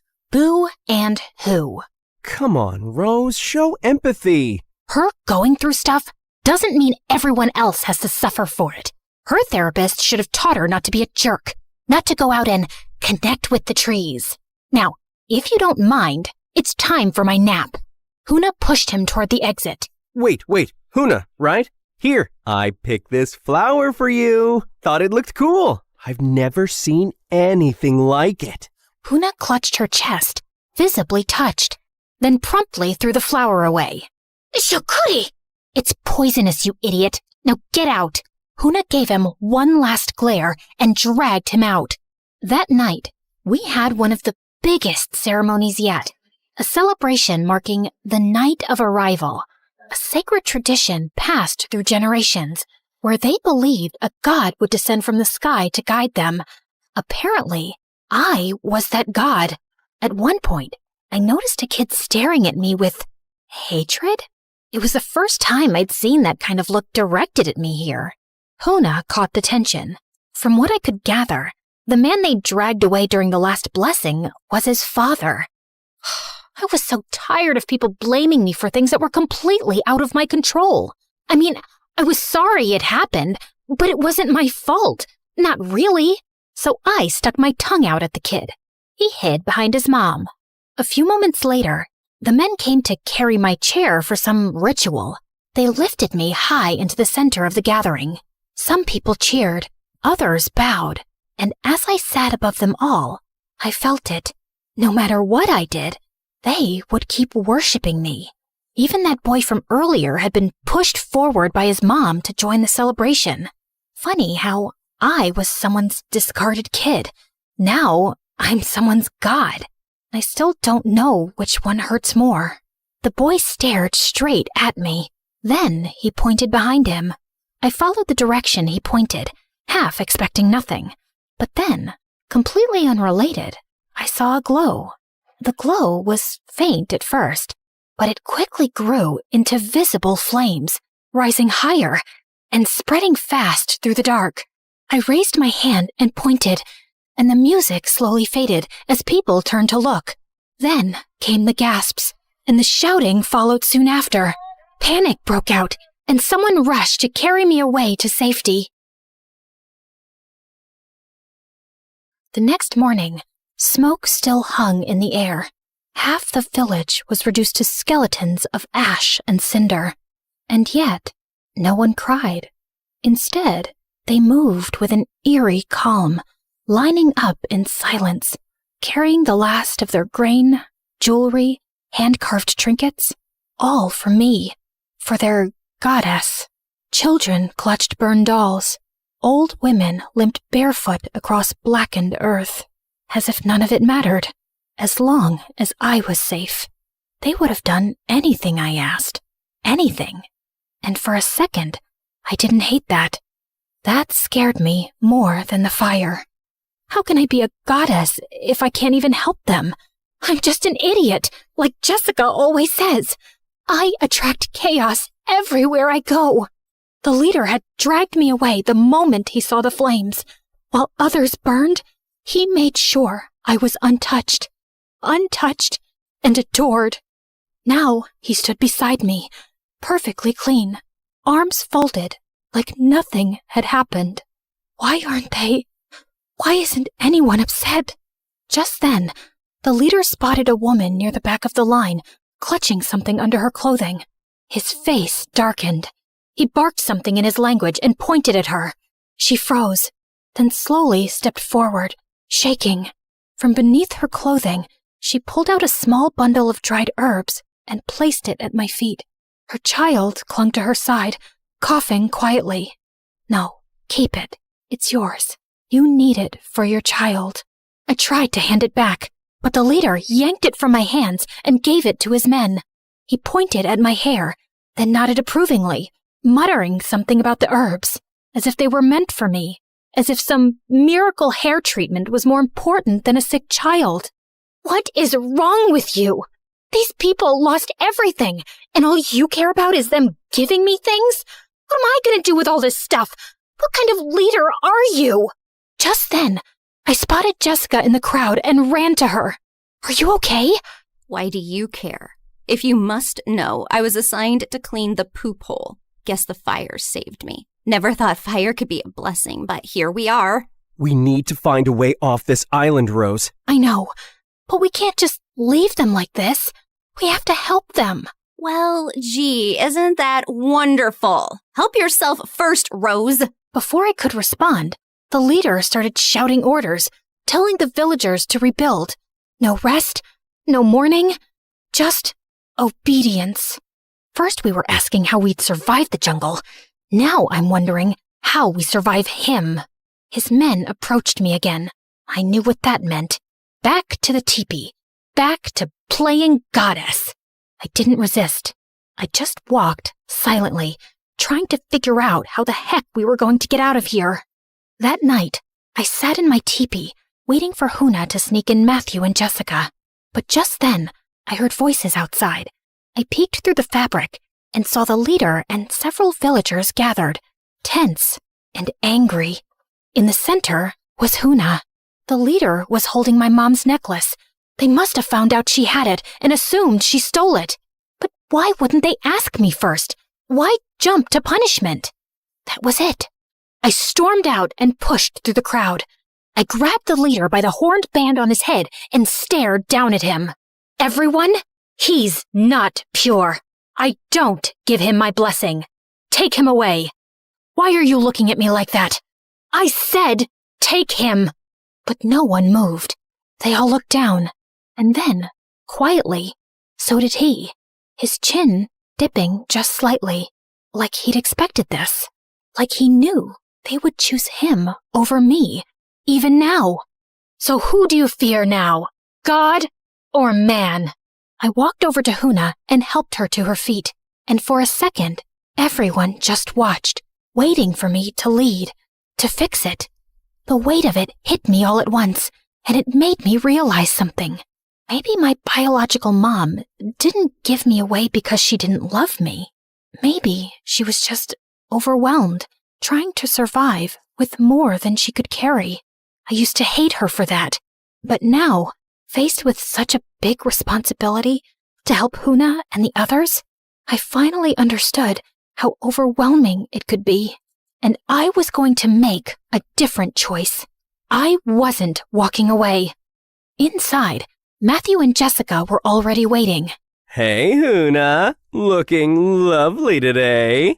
Anyway, Rose, we found a boat on the shore. It looks solid, newly built. Since everyone's busy rebuilding the village, we figured we could take it. Tonight. Get ready. And leave everyone?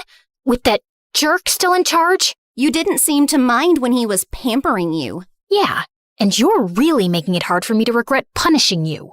She rolled her eyes. Anyway, you guys can go. Try to get help. Sounds like I'm the only one who can stop that man from hurting more people. I'm their god, remember? I'm safe. Just then, Huna reached over and squeezed my hand. Father, leader. Wait, he's your father? Wow, this man just keeps giving. Huna gestured for us to wait and slipped outside. 5 minutes later, she returned with folded clothes, disguises. We changed quickly and followed her out. We walked through the woods in silence for about 20 minutes. Remind me again, why are we following this primitive girl deep into the jungle? What if she's leading us to be sacrificed? Let's go back, guys. I mean, this place is messed up enough, even for you, Rose. They think I'm something sacred, like a spirit their ancestors waited for. The tattoo, the crash, the timing, it all fits some old legend, I guess. Yeah, plus those weird red-green eyes and your olive skin. I mean, you're also like goddess-level beautiful. Whoa, look at that! We had arrived. In front of us was a hidden stash. Crates of food, piles of fruit, and even gold. Not a few coins, but full chunks and trinkets. All hoarded by the leader, probably taken from the people or gathered during raids. I wasn't even sure if he knew what gold was, or just kept it because it looked shiny. We need to leave tonight. If we make it to the mainland, maybe we can bring help, especially if we tell them about this. Smart thinking showing us this spot, Huna. Huna blushed, smiling shyly. Jessica rolled her eyes and ran toward the pile, stuffing gold into her pockets. If I'm gonna die in the ocean, I might as well die rich. I'm staying. I'll help these people. Or die trying. Just then, I spotted something. Movement. A snake slithering behind Jessica. I lunged, grabbed it, and flung it into the woods. It was right behind you. Are you okay? Yeah, I'm okay. Thanks, Rose. I gave her a small, tired nod. Come on, let's move. We've got some escaping to do. Why are you so excited about this? You do realize it's not one of your yacht trips, right? Yeah, and I was sent to jungle camps before I even learned how to shave. My dad called it character building. Character and mosquito bites. We get it. You're rich but humble. Very Disney prince of you. The three of us laughed, and we kept walking toward the shore. Are you guys sure about this? More than ever. And I want to say something. I think I'm sorry for blaming you all these years. Look at me now, facing death and holding on to the thing that kept me bitter. Great speech. Now let's move on, babe. Don't babe me. I know you've been planning to leave me since forever. Just waited because you felt sorry for me. Pray I don't kill you on the way. Or maybe I will. Therapy is all about release, right? Hey, Huna, take care, all right? And then, to everyone's surprise, Huna hugged him. What was that? Seriously, what was that? What can I say? Everyone loves me, tribal or not. The next morning, I didn't wait for anyone to carry me out. I stepped out of my teepee on my own, hair tied up, eyes tired, but clear. The sky was still gray with ash, but the smell of smoke had dulled overnight. All around me, people were back to working, repairing what they could with what little they had. They didn't look up when I passed. No one bowed. Maybe they were tired of pretending.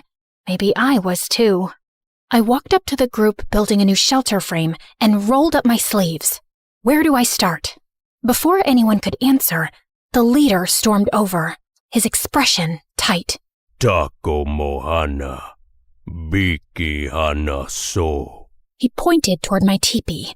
It was clear. He wanted me to go back, to sit on my chair, to play the part again. No, I'm not going back. He stepped closer, his eyes narrowing. You want a goddess? Fine. But what good is a goddess who sits around while her people rebuild the world? I'm not above them. I'm one of them. And if I stay, I help.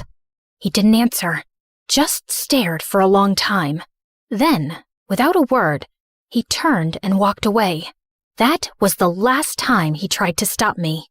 Over the next few days, I did everything I could. I carried water buckets on my back, helped tie wooden beams with vine rope, sat with the old women, and learned how they cooked with next to nothing.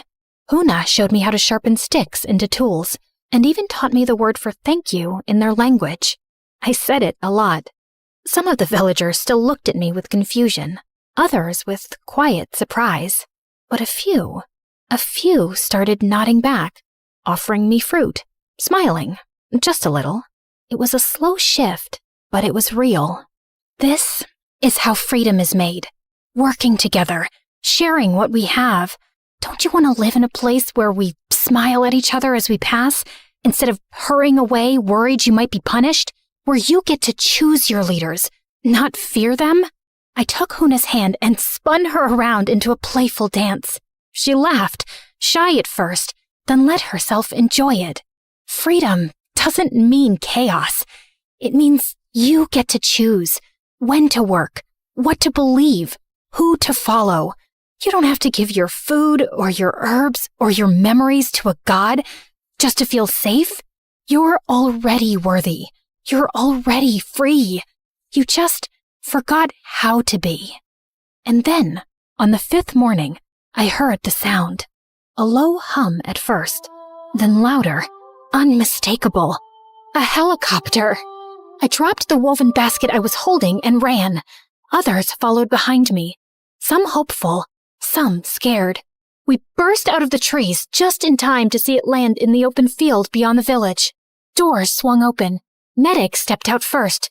Then 2 people ran past them. My dad and my mom. And behind him, her, my biological mother. I froze. She ran to me first, arms wide, eyes brimming.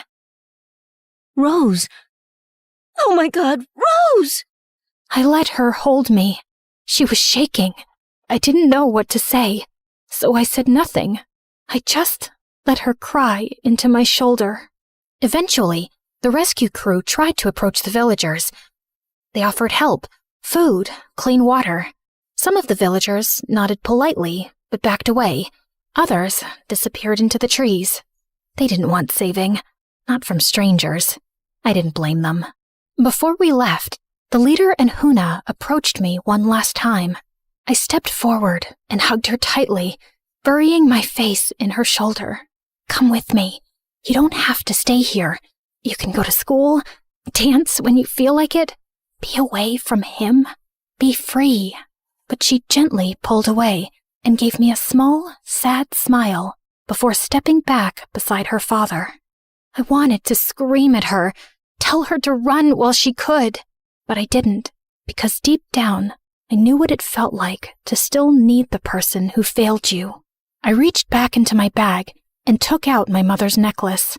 I pressed it into Huna's hand and closed her fingers around it. She blinked at me, stunned. It's yours now. The leader held something out, a single, rough chunk of gold. I stared at it for a long moment, then slipped it into my bag. I'd never say where it came from.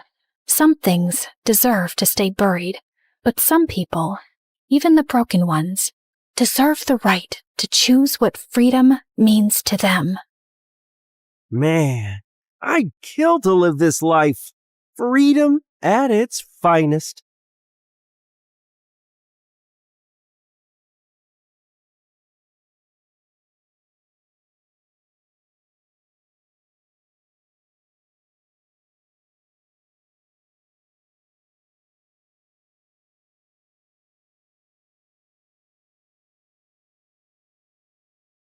Hi, I'm Nova, and my life sucks. I used to think I was just unlucky, but thank God I later discovered it was a full-blown family curse. No, seriously. I grew up with a twin brother, Dorian, who was 2 steps ahead in everything. For starters, everyone thought he was the much better-looking twin. He'd play video games all the time and ace his tests while I'd stay up all night studying and my grades were still average. He was good at sports, I was just clumsy. Even our parents favored Dorian, especially Dad, who dreamt of making him a football legend. In 8th grade, I tried out for this small school talent showcase, just a silly cheer routine I made up on my own. I asked everyone to come, but that same day, Dorian had his big football practice match, and guess where everyone went? Yep, including my parents. What's going on? Your brother scored the winning goal at his big match, so we called all his friends over to celebrate. So you missed my talent show for a dumb match? You participated in a talent show? Why? You're so uncoordinated. Just last week you tripped over a sock and hurt your head. Thanks, but I don't need your judgment. I'm just saying, maybe next time choose something you're good at. Oh wait, you can't. You're bad at everything. Shut up or I'll kick your face. Ugh, so annoying. I ran upstairs fighting tears when I heard a soft voice calling from a bedroom down the hall. Nova, is that you? That's Ella. She's my younger sister, and she's been sick since forever. Doctors didn't even have a proper diagnosis, just a fancy name that meant they were still trying to figure out what was wrong with her. And since our parents were too busy making Dorian a star, it was usually left to me to look after Ella, which I didn't mind at all. Hey, how was your talent show? What did Mom and Dad say? They never came because Mighty Dorian had a match. So what? Did you have fun? I almost did a backflip and only tripped twice, so yeah, it was fun. Then that's all that matters. Talking to Ella always made me feel better, but I could never tell her how I really felt. My problems just seemed so pathetic compared to everything she was going through. Even at school, I mostly kept to myself while Dorian hogged the spotlight. The only time people spoke to me was to ask for Dorian's number, so I barely had friends. Until I met Maya in high school. She was new and asked me if I could show her around, and we hit it off right away. We liked the same music, same shows, and I finally had someone I could pour my heart out to. She was the only person I felt free and happy with, but that changed on her 18th birthday. Maya decided to throw a costume party. I was gonna be French fries, and she was gonna be ketchup. It was gonna be epic. But when I got to her place, I was the only one in a costume. I checked my phone wondering if I'd missed a text from Maya, but nothing. And worse, I found her standing near the pool talking to Dorian. Oh, wow. Looks like someone didn't get the memo. What is he doing here? And wasn't this supposed to be a costume party? Oh, shoot.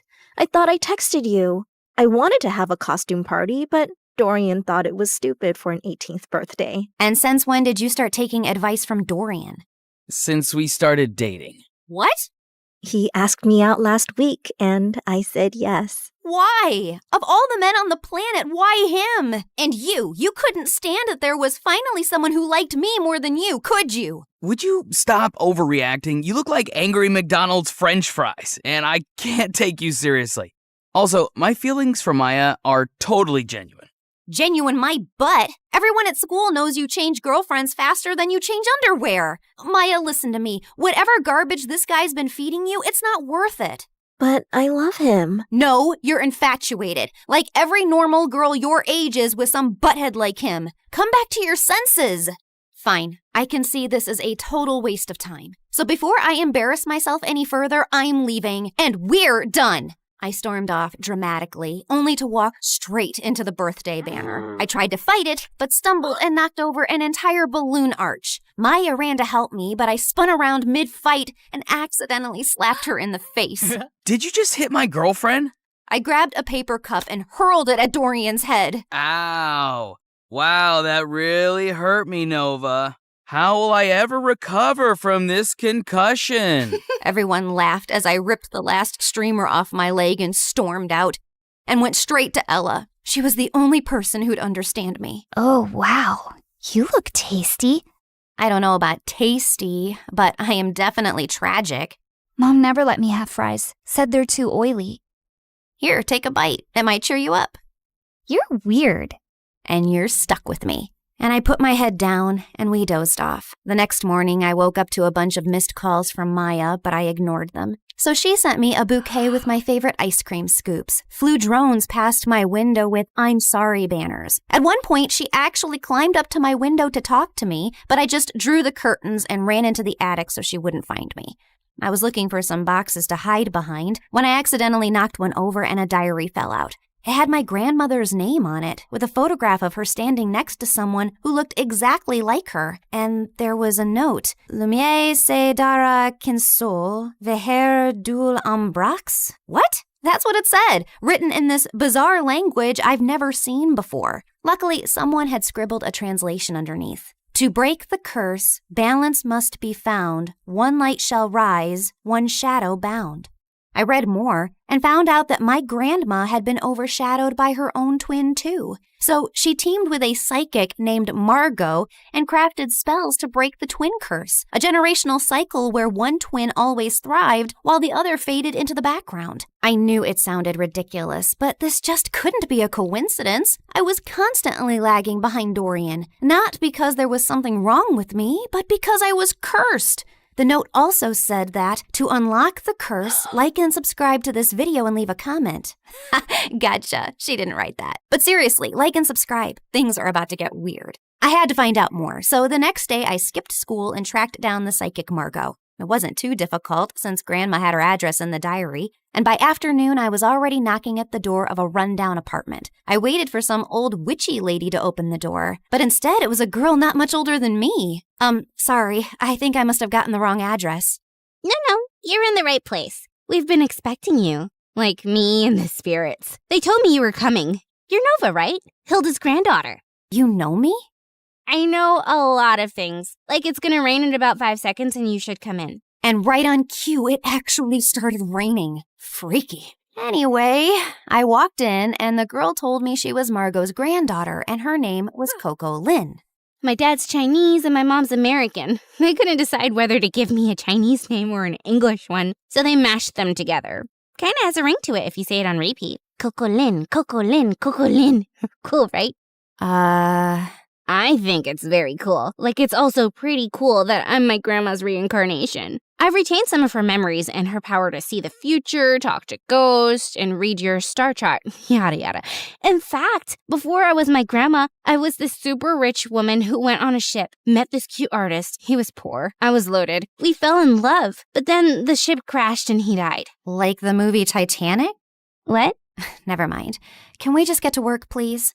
I gave her the diary, and she invited me into this small room. As I settled into a beanbag, Coco Lin took the diary in her hands. Then suddenly, she threw her head back dramatically. Before I could ask if she was okay, she snapped her head forward like a possessed owl, then started spinning in slow circles. Then she dropped to her knees, flapped forward, and after a full minute of silence, popped back up. All done. The curse is now reversed. Whatever once belonged to your brother is now yours. Wait, what do you mean by reversed? I wanted you to end the curse. Yeah, well, unfortunately for that, you'd have to find the original witch who cast the curse on your family. And she's probably dead. So unless you have a shovel and a time machine, this is the best I could do. Now remember, every spell has its repercussions, so just be aware of potential side effects. What kind of side effects? Mild nausea, headaches, nosebleeds, and in rare cases, hallucinations. It depends. On what? On how badly cursed you are. Just kidding. I fixed the curse, remember? You'll be fine. Would you like some tea? But I just thanked her, paid her fee, and got out of there as fast as I could. The whole way home, I kept thinking if what I'd done was wrong. But was it really that bad if Dorian suffered a little? Also, Coco Lin was kind of a weirdo, so I wasn't too sure if her chaotic head Roomba fixed anything. But boy, was I wrong. I looked around and I froze. This wasn't my room. It was bigger, with velvet curtains, a chandelier, and a full-length mirror. I jumped out of my bed and pulled the curtains, only to see a massive, perfectly manicured garden with fountains and a freaking swan. Why am I in this place? How did I get here? I checked my phone. It showed the same date as yesterday. Okay, this is clearly a dream. Ow! Ow! I pinched myself hard, and seconds later, Mom burst into the room. Oh my God, Nova! Why did you scream like that? I thought some stalker tried to jump into your room again. Again? When was the first time it happened? Oh, my poor baby. You've been so traumatized lately, you've probably blocked out everything. It's fine. We can talk about it later. For now, drink your kale. You're already late for gym, and Coach gets cranky when you're not warmed up before cheer practice. Mom, I don't do cheer practice. I barely passed PE. This isn't real. I rushed outside to find Ella's room. She might have answers. But the house was so huge, I had no idea which room was hers and accidentally entered Dorian's. What are you doing in my room? Shut up and tell me what's happening. Are you trying to pull some elaborate joke on me? Who even owns this house? One of your weird rich friends? What are you rambling on about? I'm just living my perfectly miserable life in silence, and you won't let me have that? If your life is miserable, I might as well be an earthworm. You know, I saw this documentary about teen celebrities and how they all went bonkers at age 18. You should watch it. I think you'll fit right in. You think this is funny? God, just tell me where Ella is and I'll leave. Same place she's always been. Why? Suddenly remembered you have a sick sister who needs your attention? I've always cared about Ella. You don't care about anyone else but yourself, Nova. Now get out and go sign some stupid autographs. I was shocked. The way Dorian was talking and everything Mom said could only mean one of two things. Either everyone in my family had lost their minds, or the spell actually worked and transported me to my new reality where I was the golden child. I ran back to my room and opened my closet to find shoes and clothes that I could never afford. Downstairs, Mom was smiling like I was the best thing that ever happened to her, while Dorian sat quietly on the side scowling. Then I went to school, and the moment I got out of the car, people flocked around me. Hi, Nova. Love your outfit. Can we get a selfie? Are you coming to my birthday next week? You can cut the cake if you want to. It was like stepping into a dream where I finally mattered and wasn't invisible next to Dorian. I was still processing everything when Stacy walked over and linked her arm through mine. There you are, bestie. I've been trying to call you. Really? I didn't get any calls. I said I was trying, but then I got busy with these new cheer uniforms. Everyone's obsessed with pink, but what do you think? I actually kind of like blue. But clearly everyone else wants pink, so let's go with pink. Oh, I knew you'd say that. We're so in sync. If you were a boy, I'd totally date you. I mean, you'd have competition, obviously, but I'd cheat on my boyfriend with you. Okay, wow. I was best friends with Stacy? This girl who once insulted me in front of the whole school was now asking for my opinions? And over the next few days, it only got better. I had a personal stylist, a manager, and spa appointments booked every other morning. My closet had its own air conditioning, and Dorian had to ask my permission to even borrow a charger. My parents transformed into my biggest fans overnight, hovering at every photo shoot, attending even the smallest events, and proudly displaying an entire wall of my trophies and awards. At school, I never stood in line. I had my own table in the cafeteria stocked with fresh smoothies and sushi rolls. Teachers gave me extra credit just for showing up. And one afternoon, I got a letter from a college I hadn't even applied to offering me a full scholarship because they liked my vibe. My life was perfect, and it was everything I ever wanted. Until it wasn't. Because Stacy was as obnoxious as ever and was getting on my nerves. Oh my God. Who died and left you that hideous skirt? And why are you carrying a Prada purse when I don't have one? You need to pay fashion tax. What? You know, do my homework, pack my lunch, clean my sneakers, that kind of thing. Now hurry up, I'm hungry. The girl ran off in tears, and I turned to Stacy. Was that necessary? No, but it's fun. And why are you being all judgy today? Did you forget the time you bullied that new girl, Maya? She was so terrified of you, she literally transferred schools. I bullied her? Every day. You made fun of how she dressed, the way she spoke, and then when your loser brother started dating her, you totally snapped. My God, I'll never forget the tantrum Dorian threw when she left. I even have a video. Stacy shoved her phone in my face, and I watched in shock. Dorian was having a full-on meltdown while I stood there laughing like a maniac. Seriously? What? And that wasn't even the worst part. The girls on my cheer team laughed and joked until I walked in. Everyone on my modeling team walked on eggshells around me. I even overheard this girl say that I should get an exorcism because I had a devil living inside of me. This one time during a shoot, my makeup artist accidentally dropped a brush. I reached down to pick it up and she recoiled like I was gonna hit her. I'm so sorry. I'll get a new one immediately. Hey, it's just a brush. Don't worry about it. You're not mad? Why would I be mad about an accident? While the photographer was adjusting his camera, I overheard two assistants whispering. She seems different today. Last week she threw hot coffee at me because I got her the wrong brand. Remember when she made Tina cry because she accidentally walked into her photos? Poor girl's still in therapy. It felt like I jumped from living under Dorian's shadow to being the most hated person on earth, and it was heartbreaking. But what truly got to me was that at home, Dorian barely looked my way, and Ella never came out of her room. And every time I tried to meet her, Mom would freak out. Her disease is contagious, sweetie. You know that. I can't lose another daughter to that stupid illness. I really wanted to see her and share what I was feeling, but I was too swamped with photo shoots, press events, and parties to process it. Has anyone ever tried snail mucus coffee? Apparently, it's very good for your skin. I'm already having my vitamin C, D, E, G, H, Y, Z, Q to keep my nails shiny and healthy. You know what, guys? If you hang upside down for at least an hour and a half, you will get the reddest cheeks ever. Or you could get a brain hemorrhage and die. Excuse me?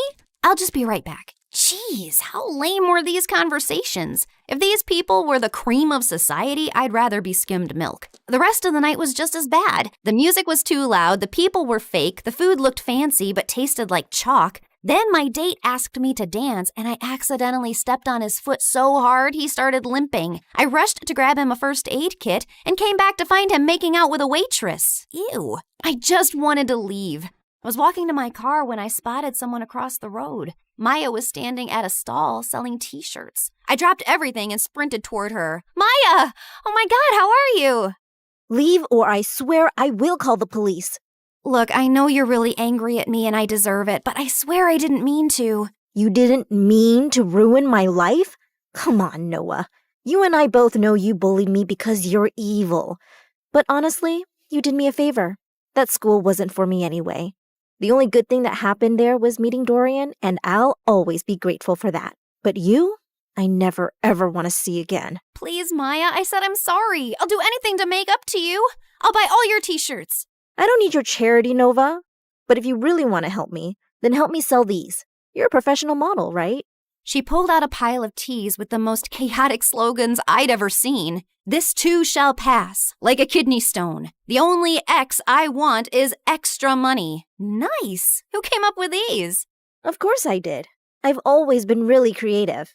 That's true. By the end of the night, Maya and I had sold every single t-shirt in her stall. We even clicked a bunch of pictures, and when I shared them on my Instagram, Maya's business exploded overnight. She called me the next morning telling me how people were begging for restocks. Someone even asked if she shipped internationally. I'd finally used my popularity for something good, and I was happy. But that changed the moment I entered school the next day. Why were you hanging out with peasant Maya yesterday? It's all over your Instagram feed.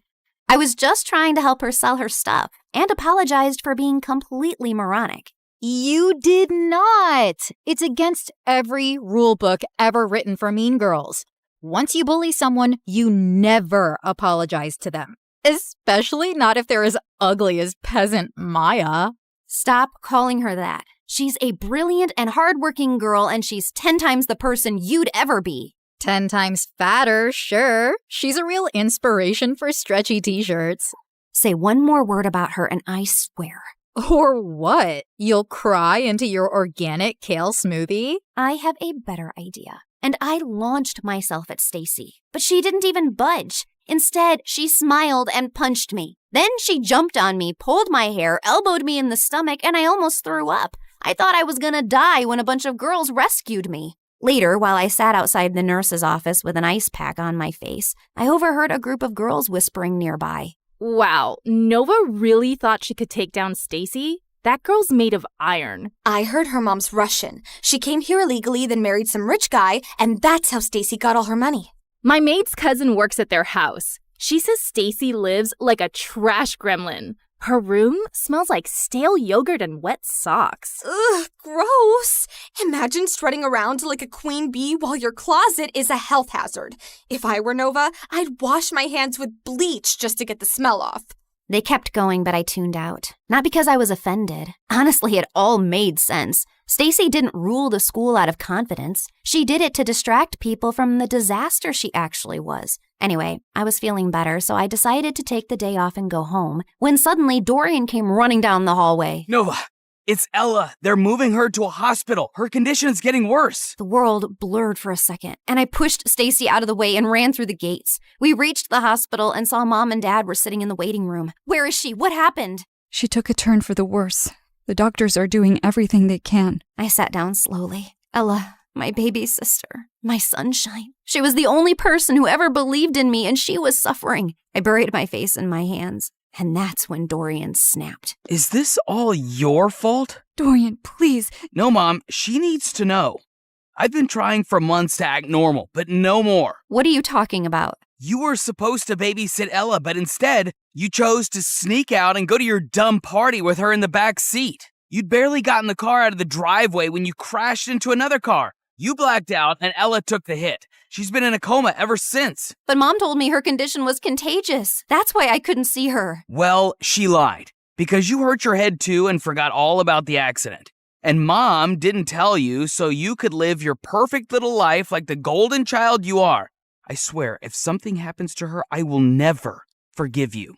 And he stormed away, leaving me totally shaken. I bullied my best friend. My brother couldn't even look at me. And my little sister was in a coma because of me. This wasn't the life I wanted. I stood up quietly while everyone was still talking to the doctor, slipped out of the hospital, and ran straight home. I stormed into the attic, flung open every box until I finally found the diary. The next morning, before going to the psychic's house, I went to the hospital. I just had to make sure Ella was okay. And thankfully, when I got there, she was sitting on her bed smiling. I stopped a doctor walking by. Is she okay? Yeah, she had a seizure, but it shocked her system so hard, it jump-started her like an old car battery. Guess sometimes being on your deathbed has its perks. I took one look at Ella's face and walked in. As soon as she saw me, her face lit up. I ran over and hugged her tight. Hey there, you slept for a really long time. Yeah, well, I needed my beauty sleep. Why do you look so old and wrinkly? Probably because I'm sad and sorry for everything. I messed up your life. It wasn't entirely your fault. I was jumping around like a monkey in the back seat, remember? You couldn't even see the car behind us. I basically launched us into it. So I guess I'm sorry too. Well, I'm sorry too, Nova. I shouldn't have snapped like that yesterday.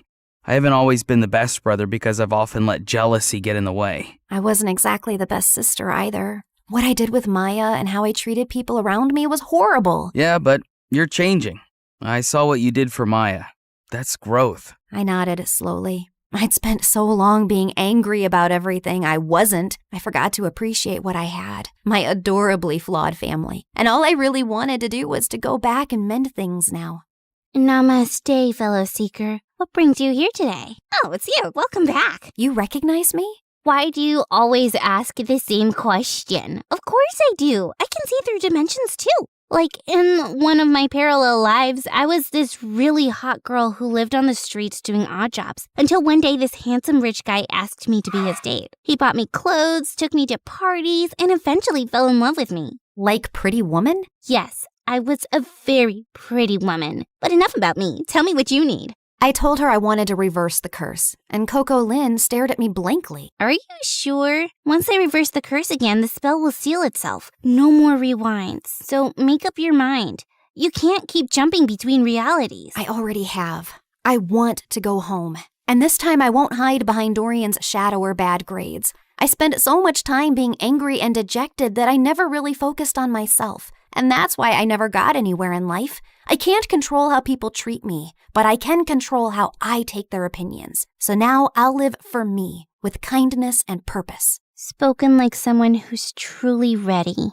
She stood, cracked her knuckles, and started chanting. The candles flickered, the walls shimmered, and then everything went blank. I woke up to the smell of burnt toast and the sound of birds. I sat up slowly and looked around. My old room. My old posters, my old creaky fans spinning above me. I rushed to Ella's room and found her sleeping peacefully. Then I went downstairs and saw Dorian kicking the ball like a dork. I ran and tackled him in a giant hug. Oh my God, I missed you. Get off me. You broke my streak. Now I have to start all over again. Well, so do I. That morning I got dressed and walked into school. And for the first time, people noticed. Not because I was a model or because I had 1 million followers, but because I held the door open. Because I helped a kid who dropped books. Because I smiled at people. For real. And that's when I realized that life isn't about being the favorite. It's about being someone you can be proud of, even when no one's clapping.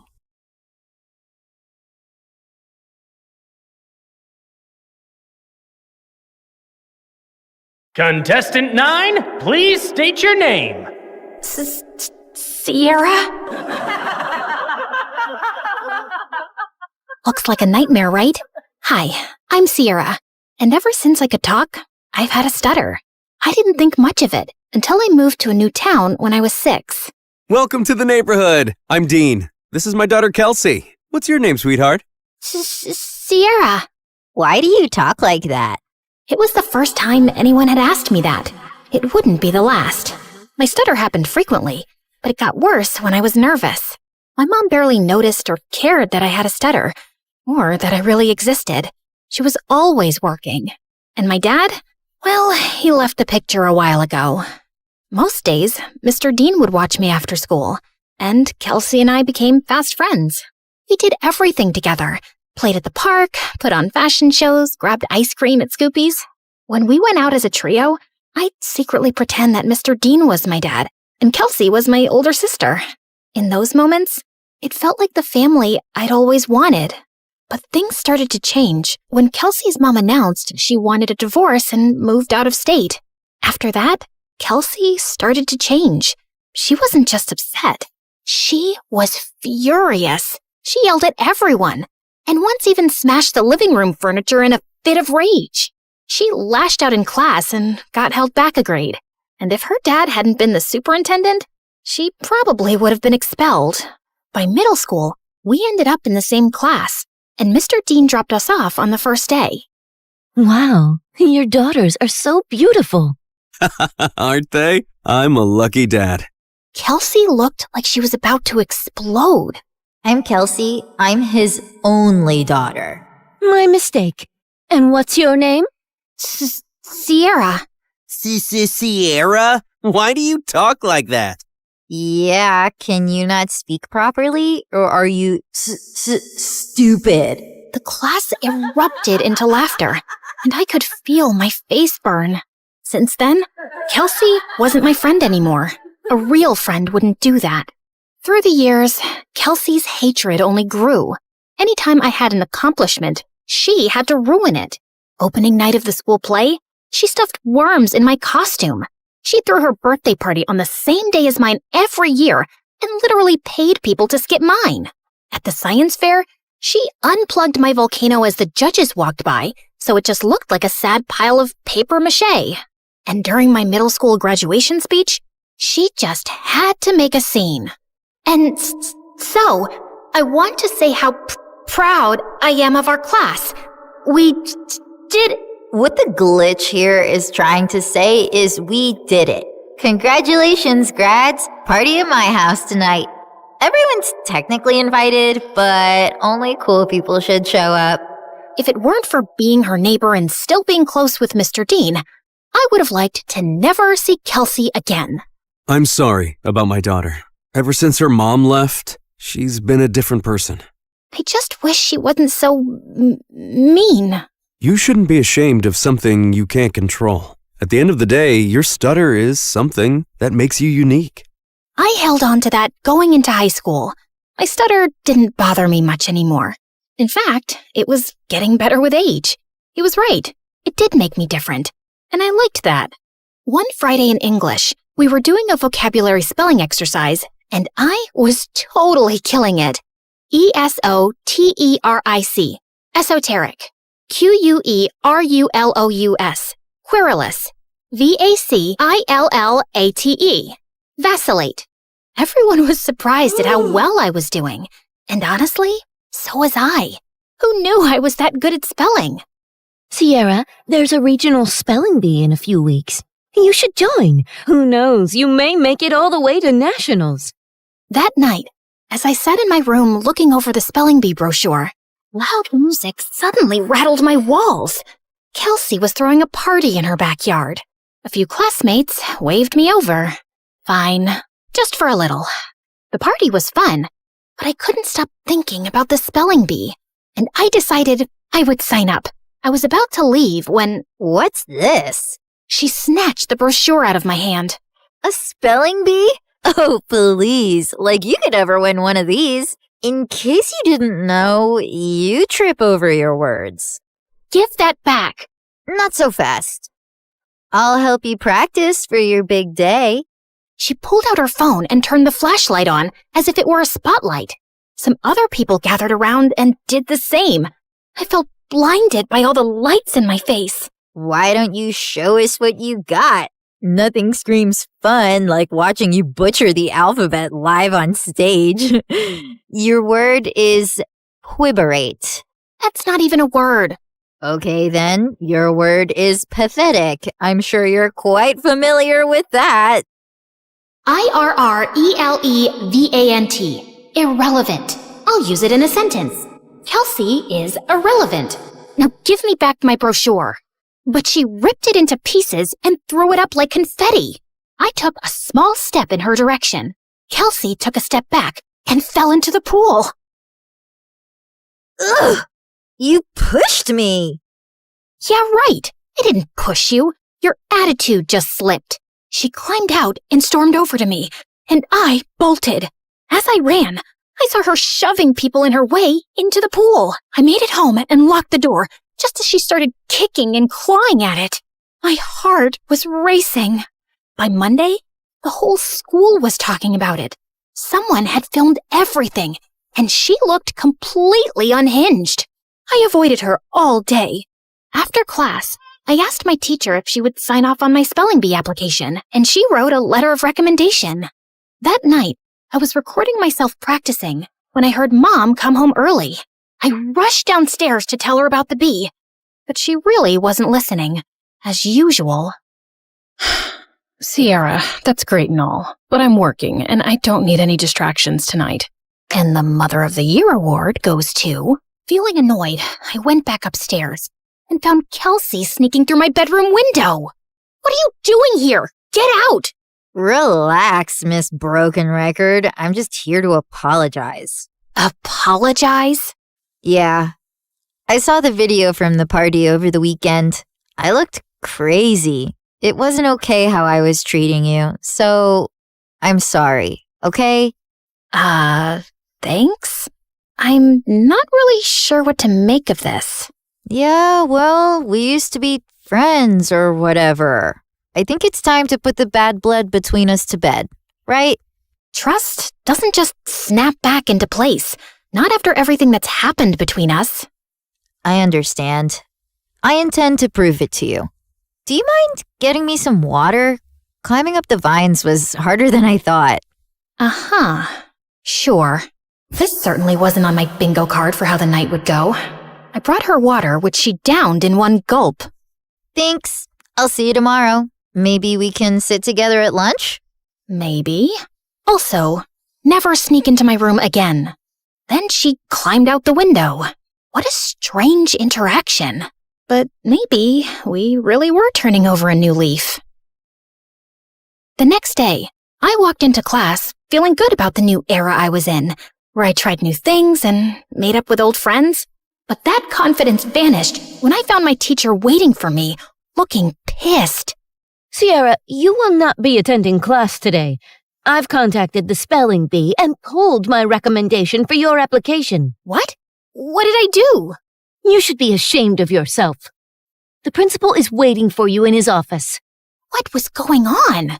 It has come to our attention that the English exam answers were sent to your entire English class yesterday.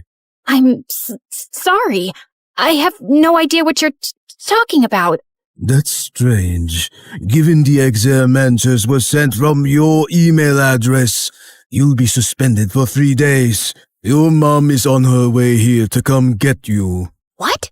This wasn't possible. I didn't do it. When Mom showed up, the veins in her forehead were practically bursting. I begged her to believe me the whole way home, but she didn't say a thing. When we pulled up to the front of the house, she told me to get out of the car. I can't believe I missed an hour of work for this. You're grounded. Then she just drove off, and I burst into tears. I was wrongly accused, suspended, banned from the spelling bee, and all my mom cared about was missing work. Over the next few days, I stayed home and studied, and I kept practicing spelling words anyway. Failure. Failure. Dismay. Dismay. Okay, maybe I was leaning into the drama a little. When I finally got back to school, everyone basically hated me. A bunch of students had used the answers sent from my email, so the teacher failed the entire class, and now everyone was blaming me. Next few weeks were so lonely. I walked straight out of school one day and went to get an ice cream cone from Scoopy's, and Mr. Dean happened to be passing by. I told him everything that happened. Let's go talk to the principal right now. It was nice to have one person who actually listened and seemed to care. Back in the office, Mr. Dean demanded answers. It was sent from her email account. My hands were tied. Steve, you're talking like you weren't the biggest troublemaker back in school. Honestly, I'm shocked you became a principal. Mr. Dean insisted on seeing the email with the timestamp. It was around the time I was practicing spelling. Wait, I had recorded myself doing that. I pulled out my phone to prove it. We watched me spelling, then leaving when Mom got home. Then Kelsey climbed through my window and went for the laptop, but I walked in. Once she sent me away for water, she sat down and typed out the email.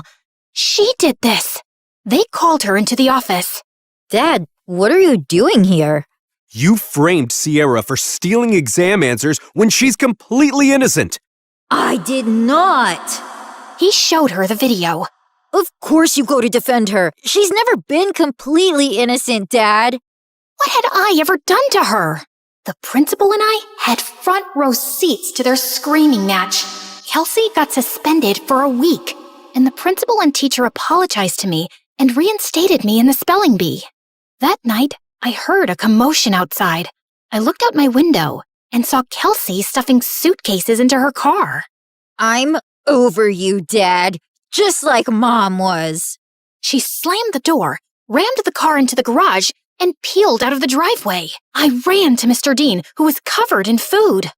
What happened? We were in a huge fight about what she did to you, and she threw everything in the fridge at me. I kicked her out, and she's gone to live with her mom. As much as I wanted to jump with joy at the thought of never seeing Kelsey again, I didn't want things to be like this. Mr. Dean looked crushed as he walked back inside, and I followed him to help clean up the mess. At school, word got out about what Kelsey did, and people started being nice again. Things weren't just back to normal, they were better. I gave an incredible anti-bullying speech at a school assembly that got a standing ovation.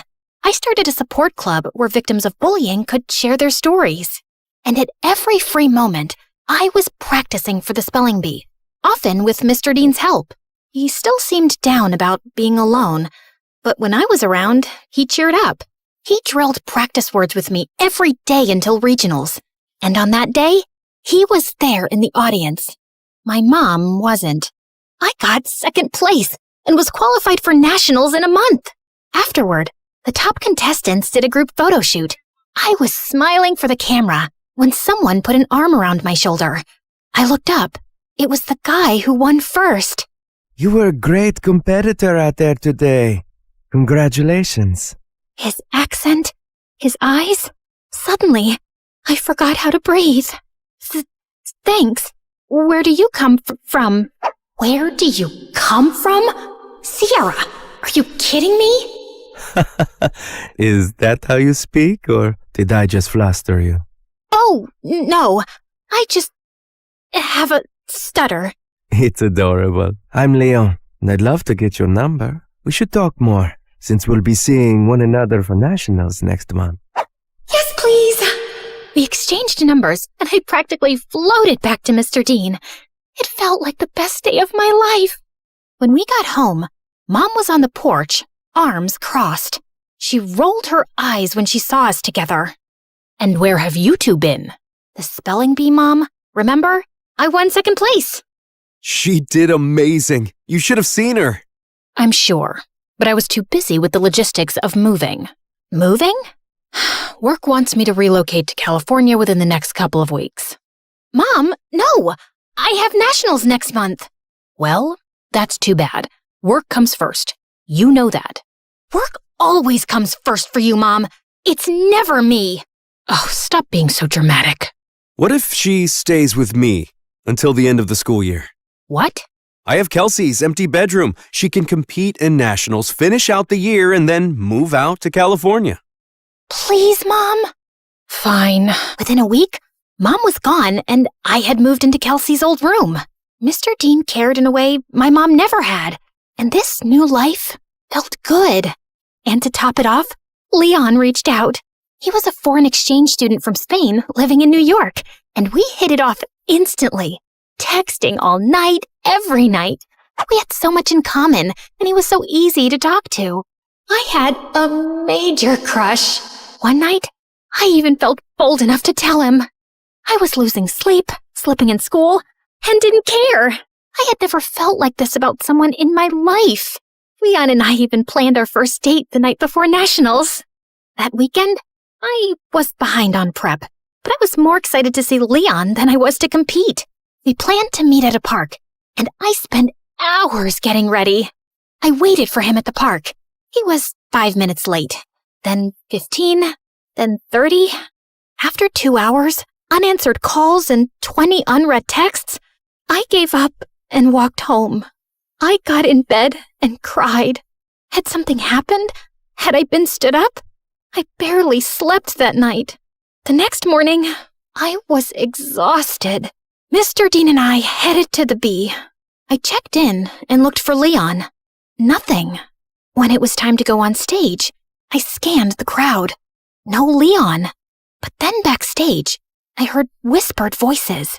I turned and saw Leon talking to someone behind him.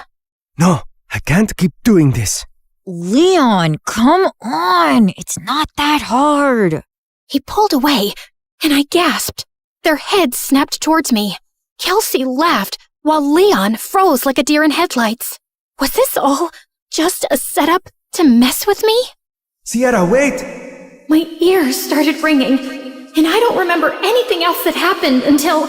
Contestant 9? Contestant 9, please step forward. A contestant sitting next to me tapped on my shoulder, and I walked up to the mic, trying to steady myself. Sierra, why do you talk like that? Yeah, can you not speak? Are you stupid?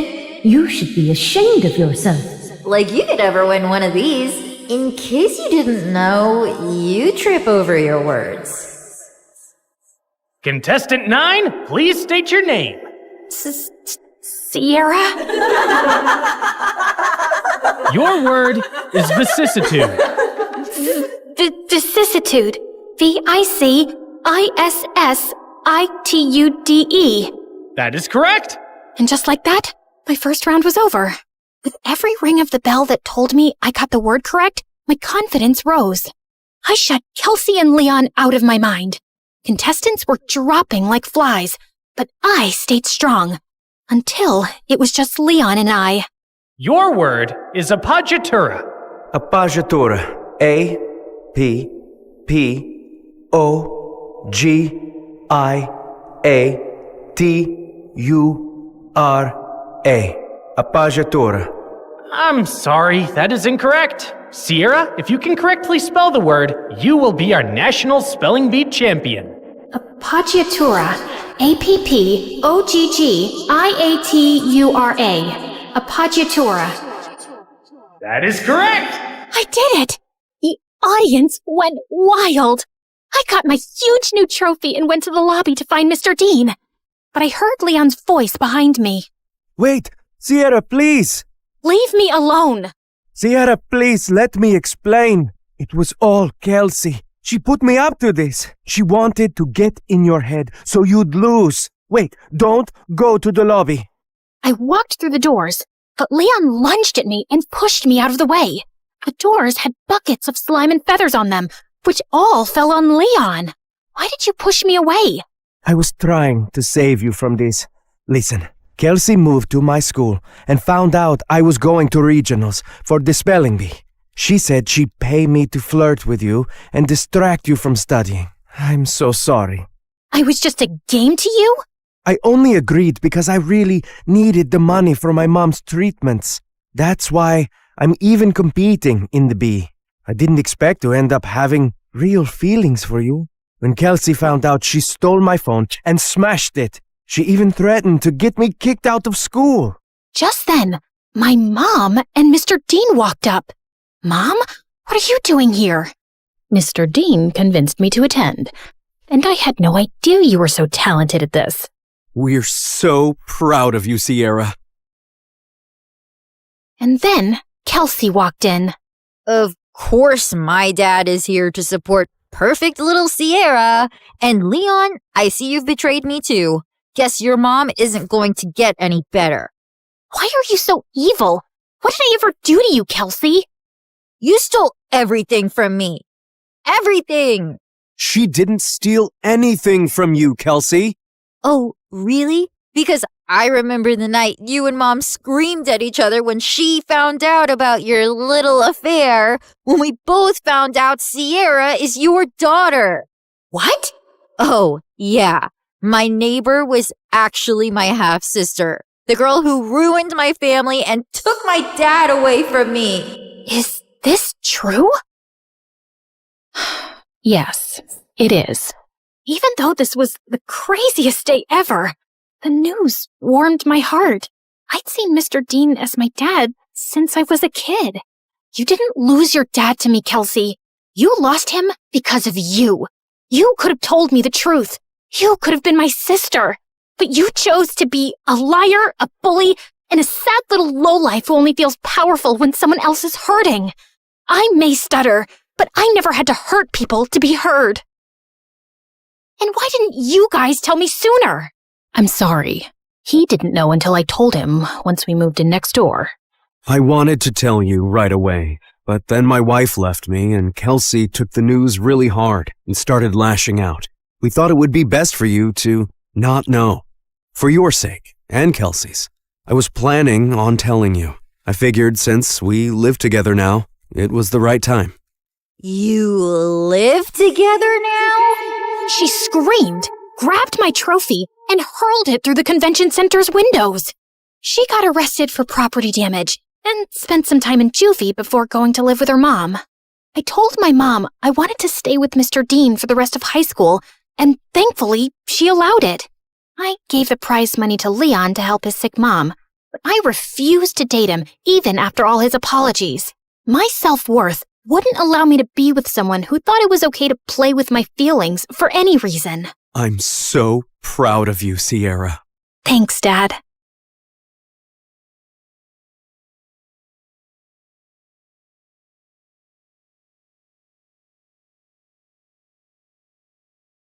Hey, I'm Iris from Atlanta, and I'm a triplet. Before I continue, please like and subscribe. While Mom was pregnant, she was told by the doctor that she was having twins, but I popped out right after my brother, making 3 of us, Ileana, Isaac, and me. Dad wasn't around for most of our childhood. He was the assistant vice president at a huge music production company, and was always busy with some meeting or event. But Mom showered us with love and attention. She would sing upbeat songs in the morning and hum soothing lullabies each night. Plus, she bought us whatever we wanted with Dad's money. One of my earliest memories was when she gifted us with a karaoke machine as kids. The 3 of us sang all the time, and Mom never got annoyed. Encore! Encore! Sometimes she would join in too. She had a great voice. By 8, my siblings and I were called the Turner Threes, and we had some serious musical talents. Ileana could sing just like Mom. Isaac played great riffs on the guitar, and I rocked out on the drums. One one day, the live band that was hired to play at our parents' anniversary party canceled at the last minute. Mom suggested we play, and we did. It was awesome. Soon, the Turner Threes were playing at all the family events. Things stayed pretty entertaining throughout middle school, but then life took an unexpected turn during our freshman year of high school. One day, Ileana, Isaac, and I were relaxing by the pool when we heard a loud thud inside the house. We found Mom unconscious on the floor. It turned out that she had a stroke and would need at least 3 months to recover. Then, Dad lost his job shortly after. The company he worked for lost a massive copyright infringement lawsuit. Dad needed to find work soon to pay for Mom's medical bills and keep the roof over our heads. He took up the first job he could find, freelancing as an agent for local musicians. One evening, Dad invited a client over for a business meeting who overheard the three of us practicing our music. I heard him ask Dad about the music coming from down the hall. My kids have a band thing, just for family events. The client requested to hear more of our songs and suggested Dad help us book bigger shows. They're pretty good. If you set up their career now, they'll have some real financial independence in the future. For the first time, Dad took interest in our music and took his client's advice. And soon we were playing at cafes, restaurants, and private events. We weren't making much, but it was a start. Dad didn't have the same positive attitude, though, especially as Mom's recovery was taking a while. The bills were never ending, and his savings were running low. He was always in a sour mood and fell into a deep depression. But despite her health issues, Mom kept cheering us on. Keep playing. Keep sharing your talent. So we stayed consistent. Thankfully, by our junior year of high school, the Turner Threes got more popular. We had enough gigs to keep the house and help Mom medically. But Dad was so depressed that he stopped work altogether. He barely left his man cave. Halfway through the school year, extracurricular activities began taking up a lot of time. Ileana excelled in her studies and joined the AP Physics Club to get a head start on college credit. Isaac was naturally gifted at baseball and became co-captain. And I was one of the best actresses in the theater class. Oh, happy dagger, this is thy sheath. It was getting harder trying to balance school, shows, and home finances, and it seemed like the Turner Threes' differences were splitting us apart. I think you should sing at a higher pitch. Baseball puns? Seriously? I don't need advice from you. This band would be nothing without me. You're not that special, Ileana. I have Mom's voice. What do you have? The arguments were getting ridiculous. Then one day, we got invited to a music competition. First place would get $10,000. I was over the moon, but Ileana, I have a test to study for, and I can't afford to mess up my 4.0 streak for some songs. Some songs? Our music has been keeping the bills paid. But Ileana was adamant. Isaac and I went to the competition anyway and tried to make do with what we had. We were practicing in our room backstage and trying to sing together, but we just couldn't hit the right key. Just then, we heard a voice behind us. I could sing, if you want. I turned around, and a girl with a blue afro and a turtleneck was leaning against the door. And you are Kat. Kat was apparently the only child of the venue owner. I never get to perform, but it sounds like you two could use some extra help. You can't just barge in here and join our band. Maybe she can help, Isaac. Why don't you sing something for us, Kat? Kat opened her mouth to sing, and the voice that came out was horrible. Is this girl serious? I couldn't believe such a hideous voice came from such a gorgeous girl. Let's just say nails on a chalkboard sound better. We're on in 10 minutes, and this is what we've got? I need some air. Frantic, I left the room. The view from the balcony was relaxing. I remembered the melody Mom hummed to us as kids and started to sing along to it to calm down faster. Your voice is good. I turned around and saw Kat walking toward me. You know, you could just sing and this entire problem could be fixed, right? And you don't need to sing with Isaac. He's holding you back. And I could play a simple beat on the drums. I promise. I'm better at drums than singing. I mean, I had trouble trusting her after her horrible audition, but maybe it was the only option we had right now. So we decided to follow Kat's plan. Isaac stayed on the guitar, Kat got on the drums, which she was surprisingly not bad at, and I stepped up in front of the mic. To our surprise, the crowd loved our performance. We got second place with a cash reward of $5,000, which was great, and we were invited back in 3 months for the next showcase. Later, on my way to our backstage backstage room. I found Ileana waiting in the hall. I was so mad to see her there. You're bold to show up here, considering you were willing to let us fail. We're the Turner Twos now, Ileana. I wanted to make her feel bad, but what she said shocked me. Good, you've got that sorted out, because I'm leaving the band permanently. What? She explained she wanted to dedicate herself to her studies, and the band was taking too much of her time. This pays the bills. What about Mom? A real job with a real degree also pays the bills. I need to focus on college so I can have a better future and also take care of our parents. Both Mom and Dad didn't graduate from college, and look where they are now. That's not fair, Ileana. Mom is sick. Education won't stop you from getting sick. Plus, Dad had a good job. Life happens. Well, I'd rather have my education to fall back on when accidents happen. Plus, education will give me the job I need to pay for medical expenses if I get sick. And with that, she stormed out. At the music showcase after party, I found myself sitting alone outside. I hadn't even broken the bad news to Isaac yet. Soon after, Kat joined me, asking why I looked so worried. And I ended up spilling everything about our family problems and Ileana's selfishness. Sorry you're going through all that. Why don't you take your mind off of it for a bit and enjoy your win for a few hours? So we went back inside, and I was glad for the distraction. There were CEOs, music producers, and of course, super attractive celebrities. One woman came up to me and introduced herself as Riza, and then she pulled out a contact card and shoved it into my hand. You've got some raw talent. The world needs to see it. Sounds like something my mom would say. Your mom sounds like a smart woman. Since there was no changing Ileana's mind, we recruited Kat as a permanent member of our band. With practice, she got better on the drums, and we quickly fell into sync. We continued participating in competitions Riza signed us up for, and making money. And Kat and I grew super close. We painted each other's nails. I love this color. Shared clothes? Wow. Do you only wear turtlenecks? Did each other's hair. A high puff looks so good on you. And I love the middle part on you. Plus, Kat and Mom hit it off. She even met Dad one time and didn't judge how scruffy he looked or acted. But Ileana didn't like her at all. Anytime she saw Kat, she would glare at her from across the room and then go off in the opposite direction. I'd become so annoyed with Ileana that I tried to get Kat to help me prank her. I typed up a fake acceptance letter to a prestigious university and slipped it under her door. Kat didn't approve, but I did it anyway. Ileana was so excited when she saw the letter, it was comical. When I told her it was fake, her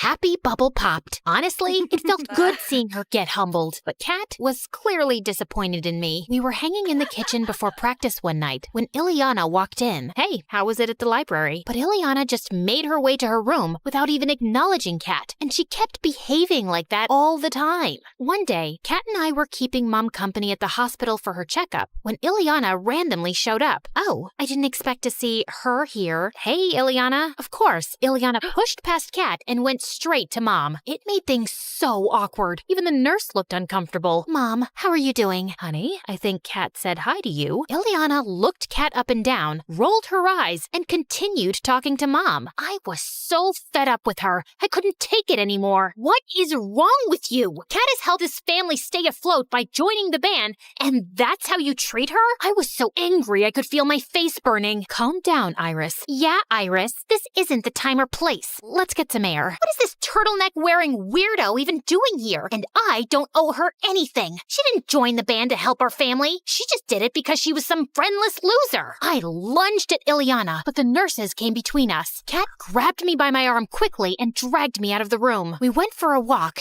and then sat down on some swings so I could breathe. You're still fuming. She's just so rude. And since she's my sister, I'll yell back unapologetically. Kat stopped swinging and turned to me with a serious look. She lowered her turtleneck and held up a dainty necklace with a locket. This is my brother Austin. I thought you were an only child. Now I am. Austin got into a car accident with my mom when he was 10. Mom made it. He didn't. What? Oh my gosh, I'm so sorry. Why didn't you ever say anything? I don't like to talk about it because I feel guilty. Why? She explained how much she and her brother argued a lot growing up. They would fight over who would use the bathroom first, who would get the biggest slice of cake. Yeah, but that's normal sibling stuff. Before he left the house the morning of the accident, we got into a screaming fest over some video game. The last thing I said to him was that life would be better if he just didn't exist. Kat's eyes started watering. I felt horrible for everything she'd experienced, including the drama with me and Ileana. I've been so focused on being angry and making money, I've let it ruin my relationship with Ileana. The good thing is that you realized arguments aren't always worth it. A few weeks passed, and Mom was recovering well at home. I also asked Riza to help find Dad a job, and she actually got him an interview. Things were looking up, but even though I made an effort to stop arguing with Ileana, we still weren't talking. One evening, Kat, Isaac, and I were heading to a gig when Ileana got home. She walked past us silently, but I told Kat and Isaac to go sit in the car, and I followed her. Wait, can we talk, please? Like normal people? I miss you. Ileana turned around. Tears were streaming down her face. I miss you too, Iris. If singing isn't your passion anymore,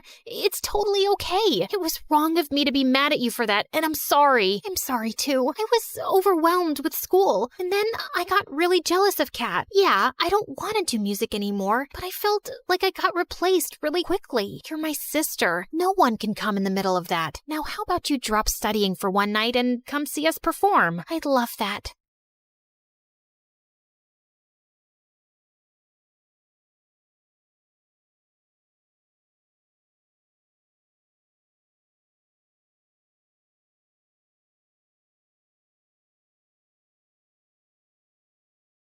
As Hermes, messenger of the gods, I've borne witness to countless tales spun across the tapestry of Olympus. With my winged sandals, I have traveled across the realms of the universe, carrying tidings that have altered fates. Among these tales, one that stands out in my mind is the story of Persephone and how a twist in her fate affects every mortal until eternity. You see, Demeter is the goddess of harvest, and she could turn the earth green with her touch. She made countless flowers bloom and coax bountiful crops from the soil. With her presiding over the planet, no living creature ever went hungry. She took great joy in her role, but her heart belonged entirely to her daughter Persephone, the Maiden of Spring.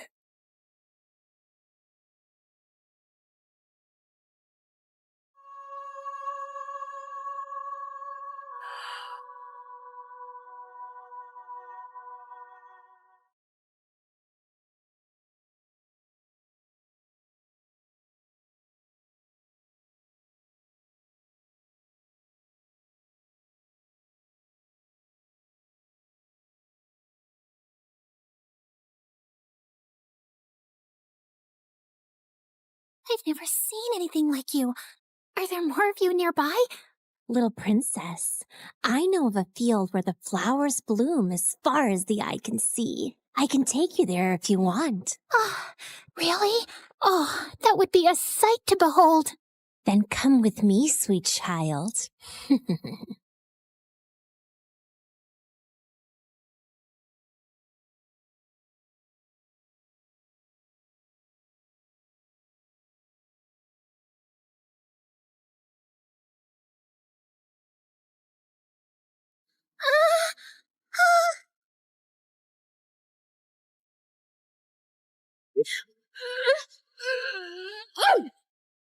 Enough, spirit of mischief! I have given you plenty of chances to change, but it seems all you want to be is a troublemaker. Did you think you could lure my daughter away and I would be unaware? Curse you, Demeter! Why should you and your child receive all praise and adoration when we, the spirits of nature, fade into the background? A heart that is as poisoned with envy as yours cannot be cured. You are banished forevermore from these woods.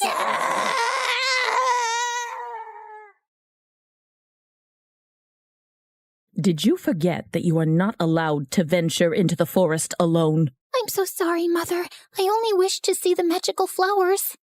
And you shall see many wonders, my child, but always within the safety of my reach. The world holds great beauty, but also grave danger. Come now, it's almost dawn. Let us go out into the meadows and make our own magical flowers bloom. That sounds perfect, Mother.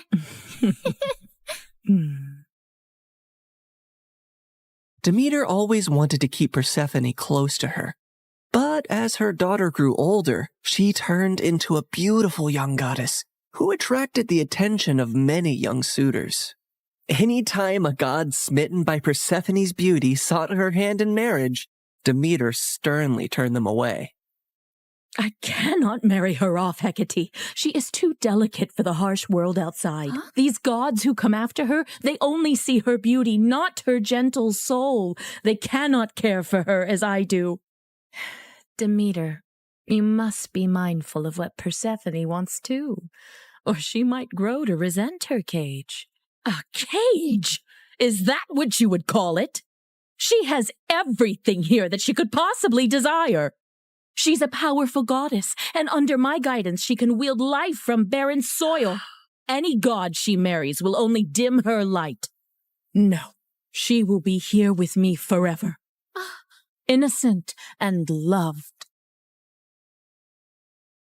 I do not desire to leave your side, Mother.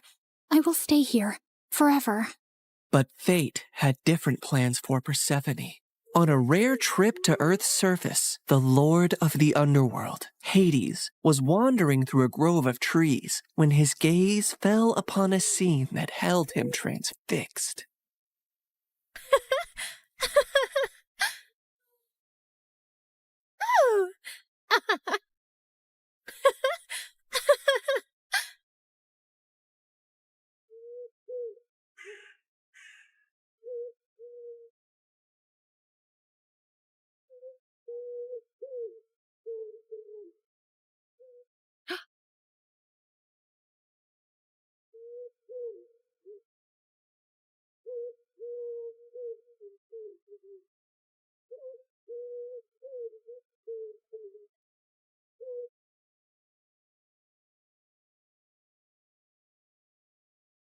Hades, my lord, you seem to be troubled.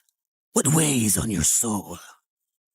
As you well know, when my brothers and I overthrew our father, the kingdom was divided among us. Zeus received the sky, Poseidon the sea, and I the underworld. I've never complained about my lonely lot, and do my duties justice. I don't frolic or play like the other gods, and work hard in my solitude. But mortals and gods alike see me as the embodiment of darkness, and their tales paint me as a monster to be shunned. My realm is necessary, but it is hated by all, as am I. But do they not see that I also have a heart, that I am made of the same cosmos as they, even yearn for the light sometimes? What has brought this on, my lord? Persephone, she is the light where there is none. She is life where all is death. Ever since I laid eyes on her, I can think of nothing else. But would she ever see past the darkness that cloaks me?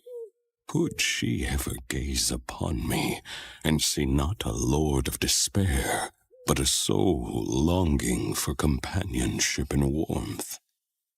Persephone, Demeter's daughter. Indeed, her radiance rivals the dawn, but she is of the upper world. I must have her as my queen, as my wife.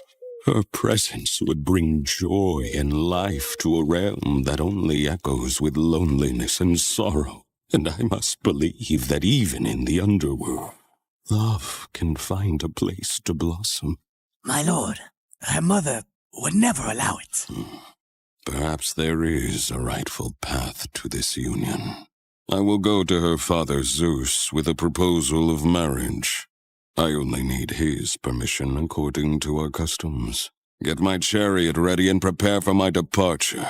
Today, either I win a queen for my empty halls, or I resign myself to an eternity of despair.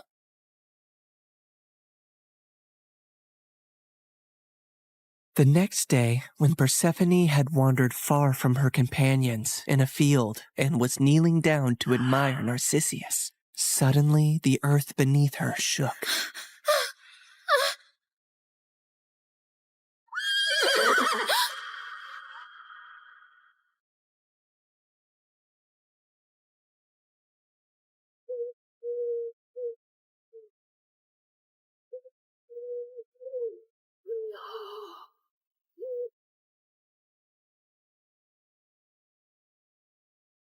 Fair Persephone, be not afraid.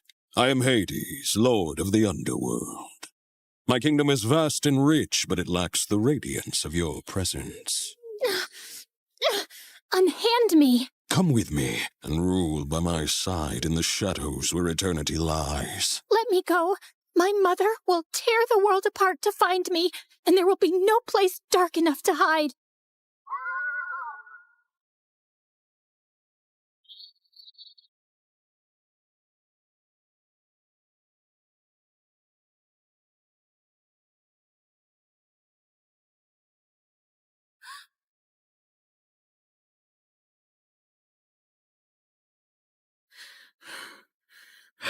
Where is Persephone? Something has happened to her. I can feel it. Leave everything and search for her, now!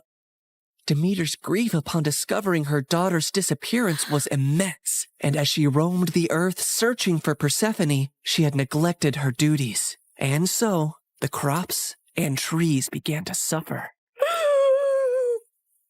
My daughter! My heart!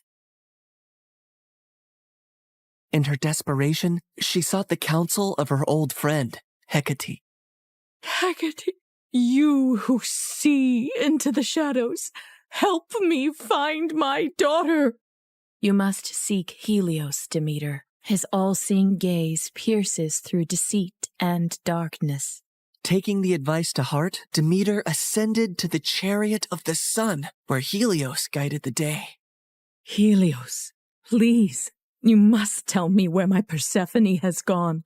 You see everything from your throne. Surely you must know. I can't bear this pain any longer. Helios the sun god had indeed seen everything that fateful day, but had chosen not to interfere. However, he was moved by Demeter's grief. Demeter, your daughter has been taken by Hades to the underworld. He desires her as his queen. That cannot be. My daughter, queen of that cold, dead realm? I won't allow it. Perhaps it is not as dire as you fear. Persephone's grace could bring life even to the underworld. Also, he is one of the most powerful, wealthiest gods in the universe, and she would rule by his side. Is that so terrible? This is an outrage! How dare he take my daughter? Did Zeus know about this too? Zeus allowed it. In her fury, Demeter descended back to earth. Return my daughter to me, or I will let the earth perish in my sorrow. I will let this world turn into ice and ash. I will plunge it into eternal winter. Meanwhile, in the underworld, Persephone wept in despair and lashed out at Hades any time he tried to speak to her. To rule the underworld by your side? I want nothing to do with you. You've stolen me away from the sun, from my mother. I understand your anger, Persephone. I only hope, with time, you will see me and my world differently. Until then, I will respect your wishes. As enraged and heartbroken as Persephone was, she eventually got tired of her despair and ventured out of her chambers to observe Hades and her new home.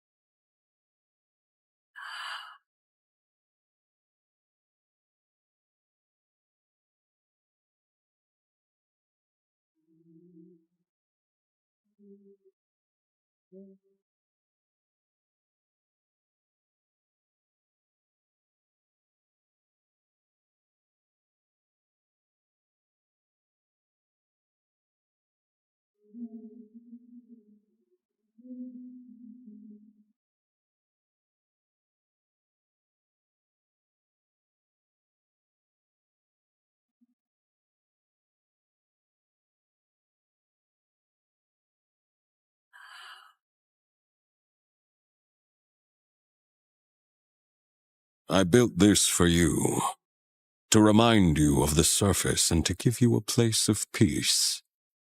I've never seen something like this. It's so beautiful. As are you, my queen.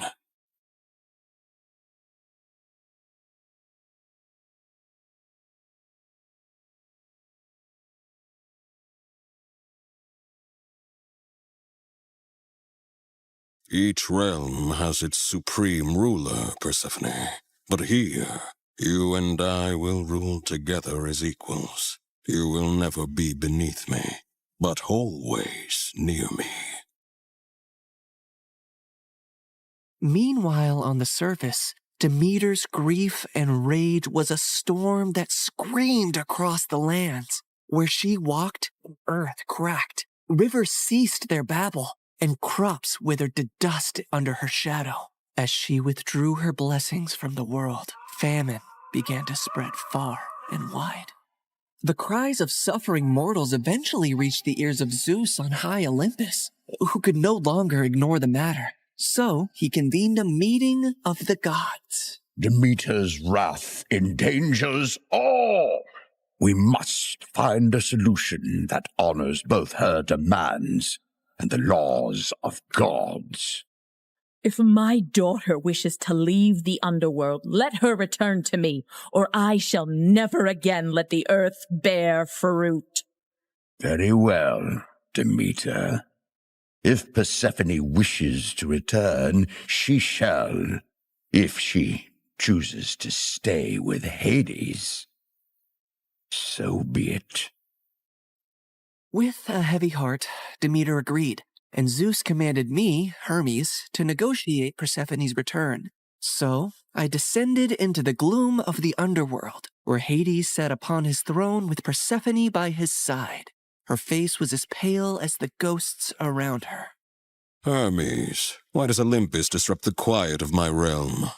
Mighty Hades, Zeus commands you to release Persephone, lest the earth die with Demeter's heart. I cannot ignore the decree of Zeus or the pleading eyes of the one I love. But know this, the ties that bind us are not easily broken. What do you mean, Hades? Just then, Persephone looked down at something she was clutching in her hand, and I saw it was a pomegranate. Suddenly, the realization of what had happened dawned on me. Fair Persephone, did you eat from that fruit? I couldn't help it. 6 seeds, to be exact. Each of them has sealed her fate and has bound her to the underworld. I knew I had to think quickly and come up with a deal that Hades would accept. Otherwise, Demeter would let the earth starve forever. She only ate a small portion of the fruit, so she should only stay with you for part of the year. She will spend 2/3 of the year with her mother on Earth, and 1/3 with you in the underworld.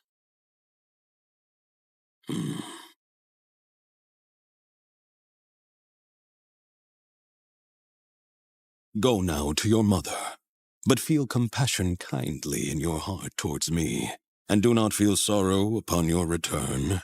For while you are here, you shall rule as my equal, and have the greatest rights and honor among the gods, as well as my undying devotion.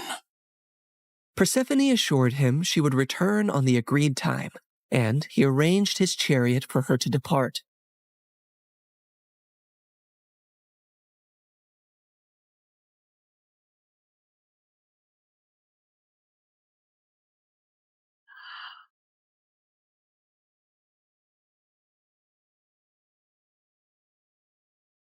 Demeter's joy knew no bounds when she was reunited with her daughter.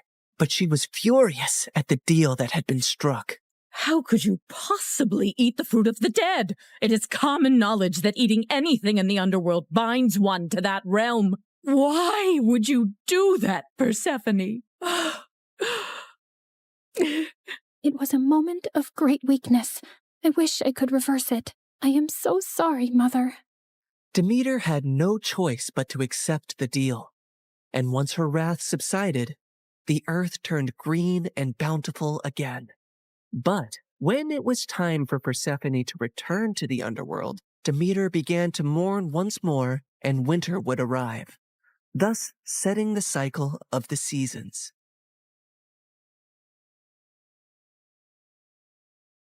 My daughter, my soul, your return brings life to this world. Mother, in the darkness, I've learned the secrets of the deep earth, and in your light, I bring forth life. Together, we bind the world in a cycle of death and rebirth. And so, in this tale of compromise, the dance of the seasons has found its rhythm. An enduring love story was also set into motion, for even eons later, Hades and Persephone are often mentioned as Greek mythology's most happily married couple.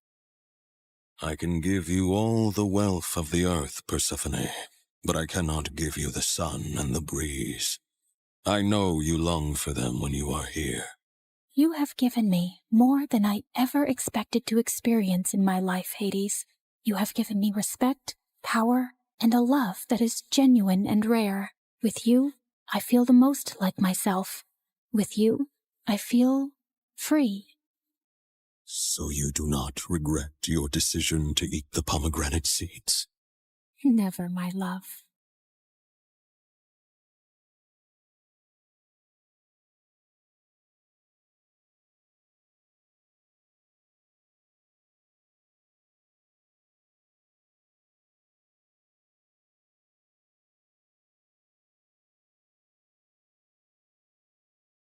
The school day ended, and I was walking to the bus when I got a message from my crush, Carter, the school jock, who never even knew I existed. Hey, I need to tell you something important. Meet me in the warehouse behind the school, now. Why would Carter send me something like that? But I told myself, maybe he finally realized how cool I am and decided to ask me out. So, without even hesitating a bit, I ran to that warehouse like I was late to my own wedding. I got there only to find darkness. The warehouse was small, with no windows or anything. I started calling out for Carter when I heard noises behind some shelves. I peeked, and there was Carter, hugging and laughing with his girlfriend Zoe. She was the queen bee and the head cheerleader. She was mean, and everyone was scared of her. But then I wondered why Carter sent me that message. Was it an accident?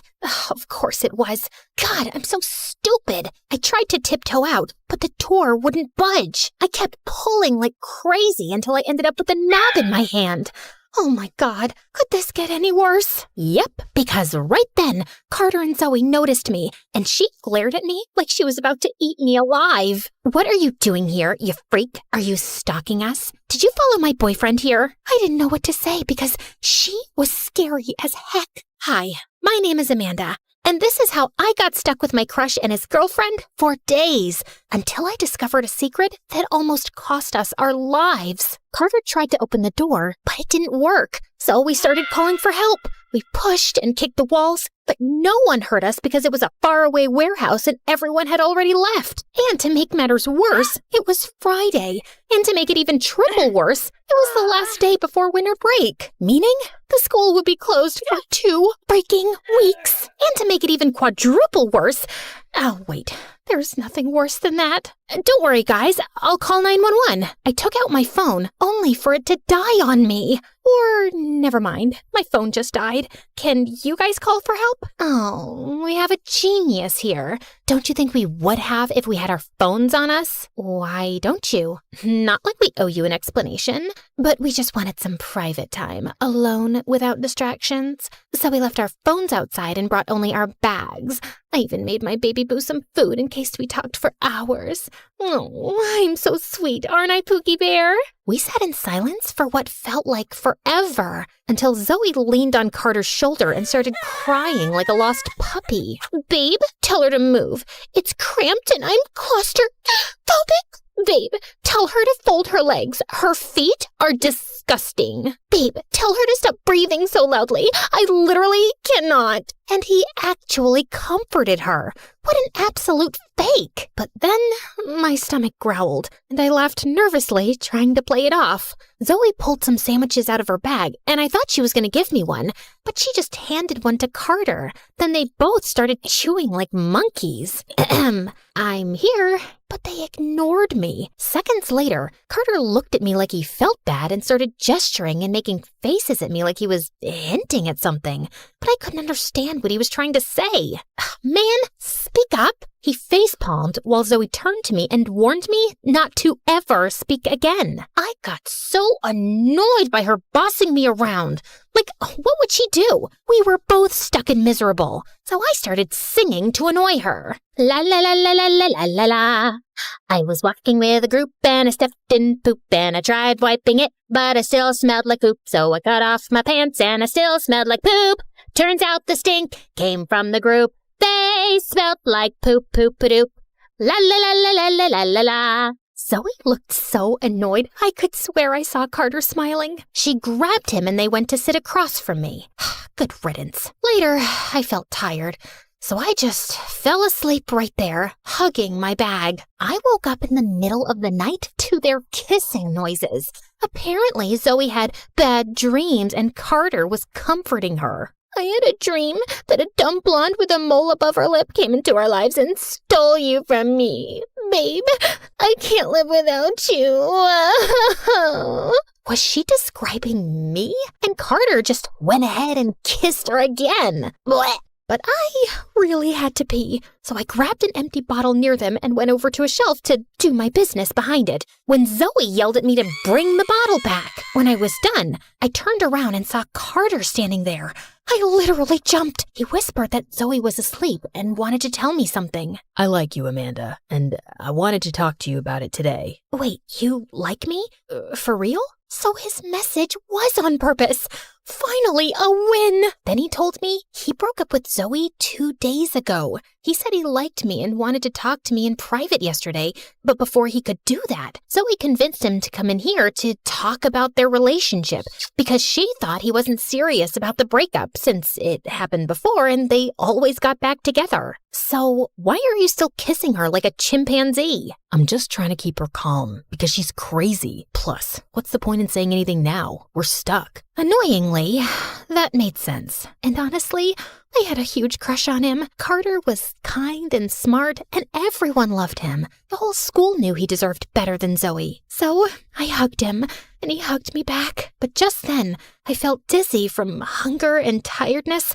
Carter caught me before I could stumble and held me steady in his arms. You okay? I nodded. Wow, you smell amazing. Let's get you to sleep. He carried me to my spot and gently helped me lie down. Then he looked straight into my eyes, and I thought he was going to kiss me. But right then, Zoe shifted in her sleep and Carter pulled back. He left, but not before winking at me, and my heart fluttered. I woke up to find Carter had slipped a snack bar into my bag. I ate it in one go. Zoe was extra fussy because her foot still hurt from yesterday's cheerleading practice. So she was relying on Carter for physical support to get behind the shelf so she could do her business. She was rubbing his hair and his neck and his back like a psycho, and I literally gagged. I got up and wandered around to distract myself, and that's when I stumbled onto something, a knob that opened into a storage room below. I climbed down. The space was small, probably for extra storage, but it was cleaner and nicer than the warehouse, so I stayed there for a bit. Carter noticed and followed me once Zoe fell asleep. Nice place you have here, cutie. I blushed, and he smirked as he offered me a soda can he'd stolen from Zoe.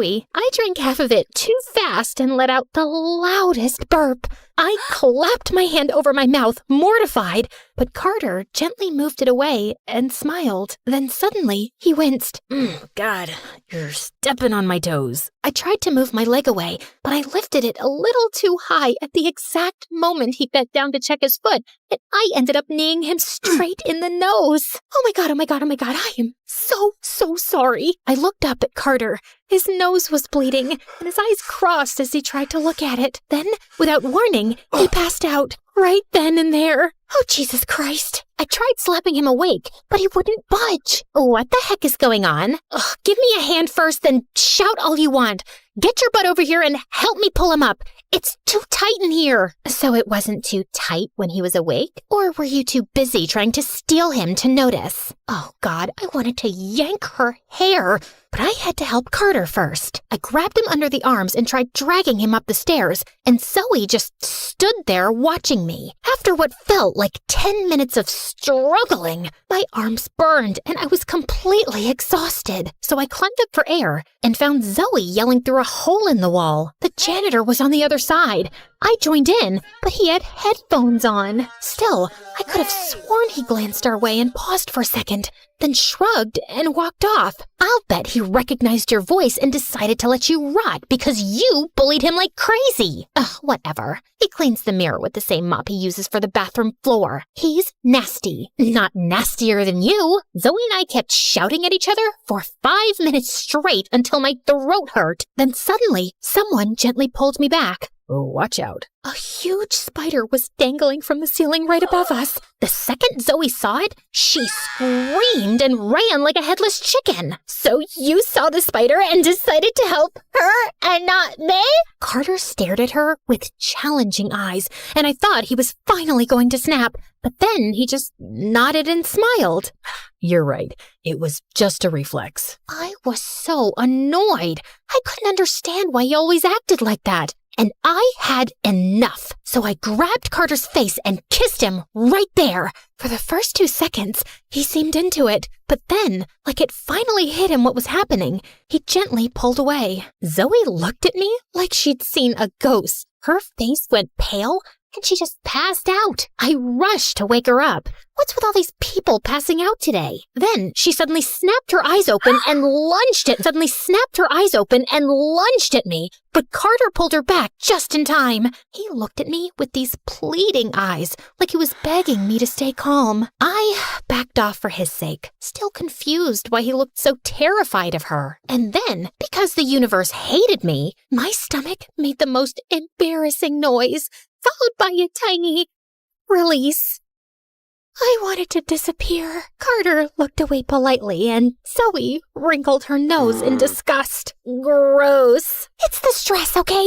Being trapped in here is messing with my stomach. I was mortified. Great. Just kissed my crush and immediately humiliated myself. Later, around midnight, I woke up starving. Zoe and Carter were fast asleep, and Zoe was snoring like an orphaned bear. Then Carter suddenly woke up and put a finger to his lips, signaling me to shush. He got up, slid Zoe's bag out from under her arms, and started digging through it. I whisper shouted at him, asking what he was doing, but he ignored me. Zoe made a little sound, and Carter freaked out and basically threw the bag at me. She might be hiding something to hurt us. Search for it. Then he said he'd distract Zoe and cuddle her in case she woke up. I was freaked out. What would the psycho even have in her bag to harm us? I hurried down to the storage room and started searching frantically. Man, she stuffed that bag like she was moving to another country. But then Zoe's voice came from above. I panicked and hid her bag behind my back. I'm looking for food. How would you find food in this stupid storage room? And then, as luck would have it, I ripped open a big package on the floor and literally froze. Ramen packets, cookies, bags of chips, even soda cans. It was probably just the school's cafeteria stock stored in here. I quickly shoved Zoe's bag behind some other boxes and stood up like I wasn't doing anything suspicious at all. And then I got up to Zoe, holding the food box. You're not getting anything until you apologize, Zoe. Oh, bite me. And with that, she whipped out some cheerleader gymnastics leg move, knocked me to the ground, and yanked the box away. The box hit the floor and spilled, and I managed to scramble up and snatch about half the snacks. But then she grabbed Carter. We kept pulling Carter in opposite directions until he jerked his arms free and shoved us both back. Knock it off, all right? I don't want to eat anything. I just want to get out of here. Then he stormed off and climbed down into the storage room to sit alone. A little later, I saw him quietly slide Zoe's bag back under her arm like nothing happened. She didn't even wake up. I still had no idea what he found in there, and he wasn't talking. So, yeah, I went back to sleep, hugging all the snacks I'd managed to save. The next morning, we woke up exhausted. We'd been there for 4 days, and we were getting more drained by the hour. Well, except for Zoe. She was actually making breakfast and humming like a psycho. But Carter seemed different today. He ignored both me and Zoe all day, no matter how many times we tried to win him over. Eventually, Zoe had enough and snapped. "If you don't talk to me, I'll tell everyone your secret." Carter looked at her with tired eyes, then smirked. Go ahead, tell everyone. Oh wait, we're stuck in here, and it's only Amanda. You know what? I'll save you the trouble and tell her myself. Zoe's had a crush on me since the first time she saw me, back when I worked for her family as a gardener. Yep, I was the gardener boy, and she convinced her dad to pay my tuition to this fancy school. It's not a scholarship like everyone thinks. I'm just her charity case. And she's been threatening to cut me off if I ever tried to break up with her. Well, Zoe, I'm sick of you and your games. We're done. Oh, I think you left out a tiny detail, honey.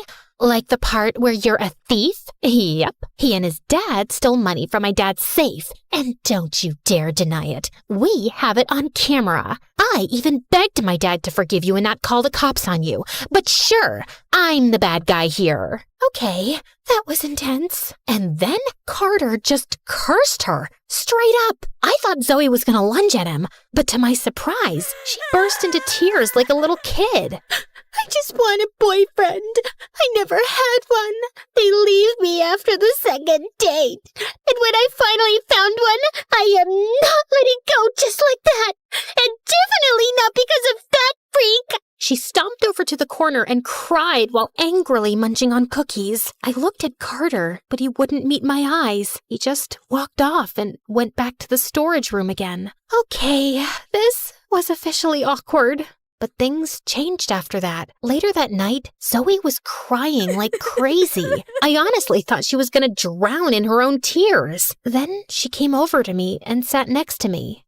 "Listen, Amanda, girls like you always get what they want. You're smart, you're funny, you're beautiful. You just need some confidence. I'm just a pretty face, though. My parents spoiled me, handed me everything, and now I don't even know what to do when I can't control something.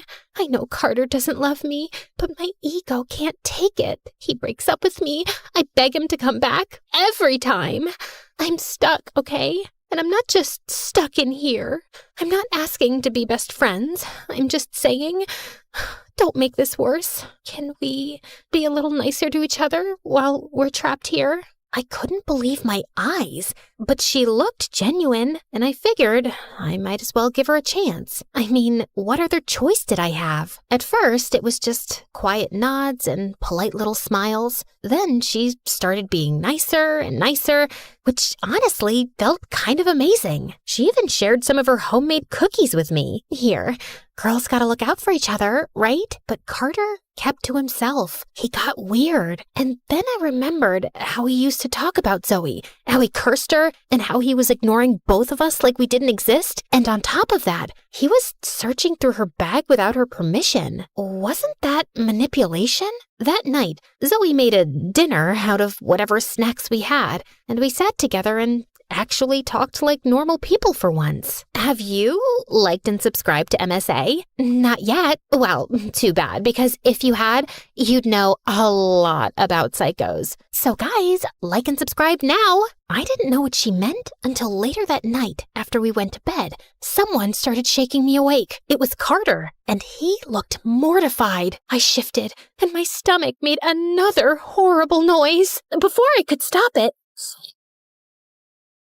Oh God, sorry. It's these cheap snacks, I swear. Get up. Zoe is going crazy. Then he explained they'd gotten into another fight, and it got so heated that Zoe went digging around and found a lighter and a bottle of gas. I'm gonna burn this whole place down. If you're not mine, then no one else gets you, Carter. See? I told you she's a psycho. I tried to stop Zoe while Carter looked around for a way out. He found a hammer and went at the wall like his life depended on it. I tried to push Zoe back, but that girl was strong. I sent you that message, Amanda, not Carter. He's always liked you, and I knew the second he broke up with me, he'd come running to you. I needed to get rid of both of you.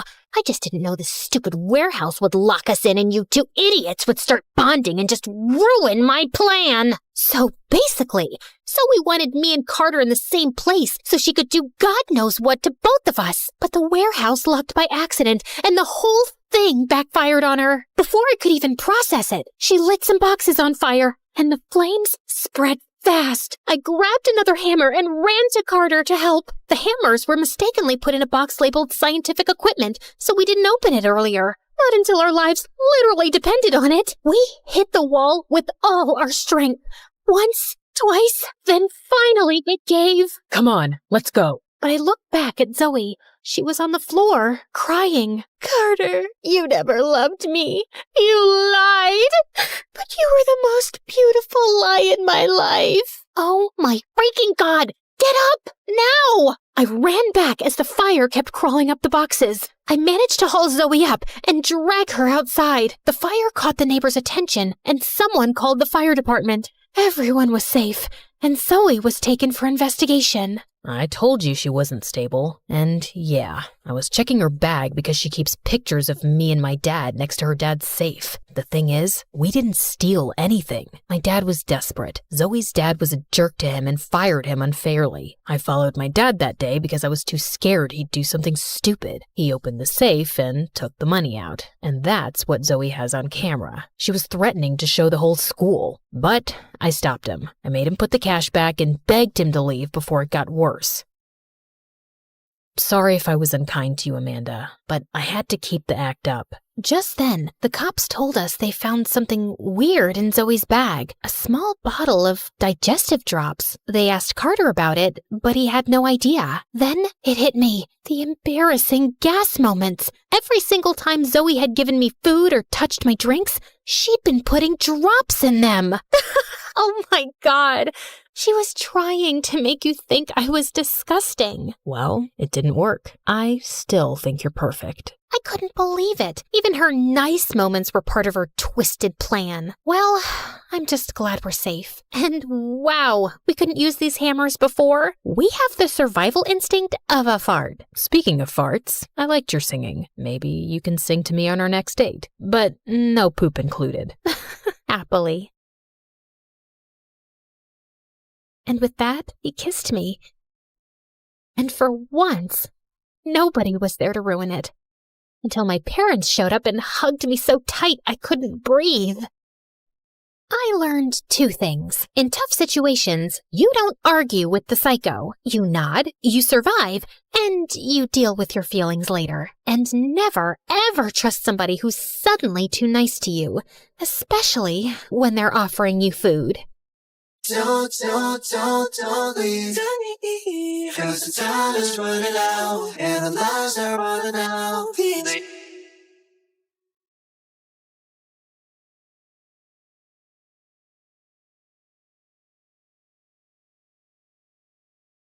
Hi, my name's Lucy, and I really don't like to be the center of attention. Until I decided to make myself the center of the whole world's attention, and now my life is totally destroyed. As far back as I can remember, I've loved taking photos, the hidden stories they tell, the raw honesty in a single frame, and, most importantly, it keeps me behind the lens and never in front of it. Achoo! Now, I know what you're thinking. Fancy rich girl gets a fancy camera and can coast through life while spending her time taking photos of fancy things. But that's not really the case. Sure, my dad is one of the wealthiest people in town, but you'd never know it from the way he treats me. He's never bought me any branded clothes, never spoiled me at a 5-star restaurant. He's never even given me a birthday present, come to think of it. He'd rather use his money on his fat cat clients so they can keep making each other richer and richer. In fact, he didn't even buy me this camera. That was a gift from my best friend Taylor's mom, Miss Margolis. Wow! Thanks, Miss Margolis! Are you kidding? Thank you for coloring our lives with such wonderful photography. And please, call me Regina. Miss Margolis? Regina, was like the mother I never had. My mom left us when I was 4. I don't remember much, but I know for sure that that's when my dad's heart started freezing over, until the man I once knew had become a full-grown yeti with a glacier for a chest. When are you gonna stop with this photography nonsense? How are you gonna ever make any money with that stupid stuff? Needless to say, I spent all my time at Taylor and Regina's. It didn't bother me that they could only afford an air mattress to sleep on, or that we ate microwavable meals every night. It was the one place that felt like home. And then, when I was in the 10th grade, everything changed. Regina got sick, couldn't work anymore, and could barely keep up with household expenses, let alone afford the surgery that would make her healthy again. I tried asking my dad for help, but that went as well as you'd expect it to go. What am I, a walking ATM? You need money, you earn it. Just like I had to. I began to feel guilty that I'd been practically living there without contributing so much as a single dime. I even offered to sell my camera. Absolutely not. You don't owe us anything, Lucy. You've already given me plenty by spending all these years with us. I didn't know what to do. But just when all hope seemed lost, Taylor found an advertisement from the billion-dollar brand Floriful saying they were looking for photography submissions for their Be Real campaign. The chosen winner would win a huge cash prize. I knew it was a long shot, but being real is kinda my thing. If you ever want to see the realness of how messy life is behind the glitz and glamour, my dad is a masterclass in how not to live your life. I walked around for hours combing the town, capturing life in its rawest form. Candid smiles of couples in love, faded graffiti on old brick walls, anything that told a real story. Then I submitted them to Floriful, and after 3 agonizing days of waiting, my heart exploded with excitement.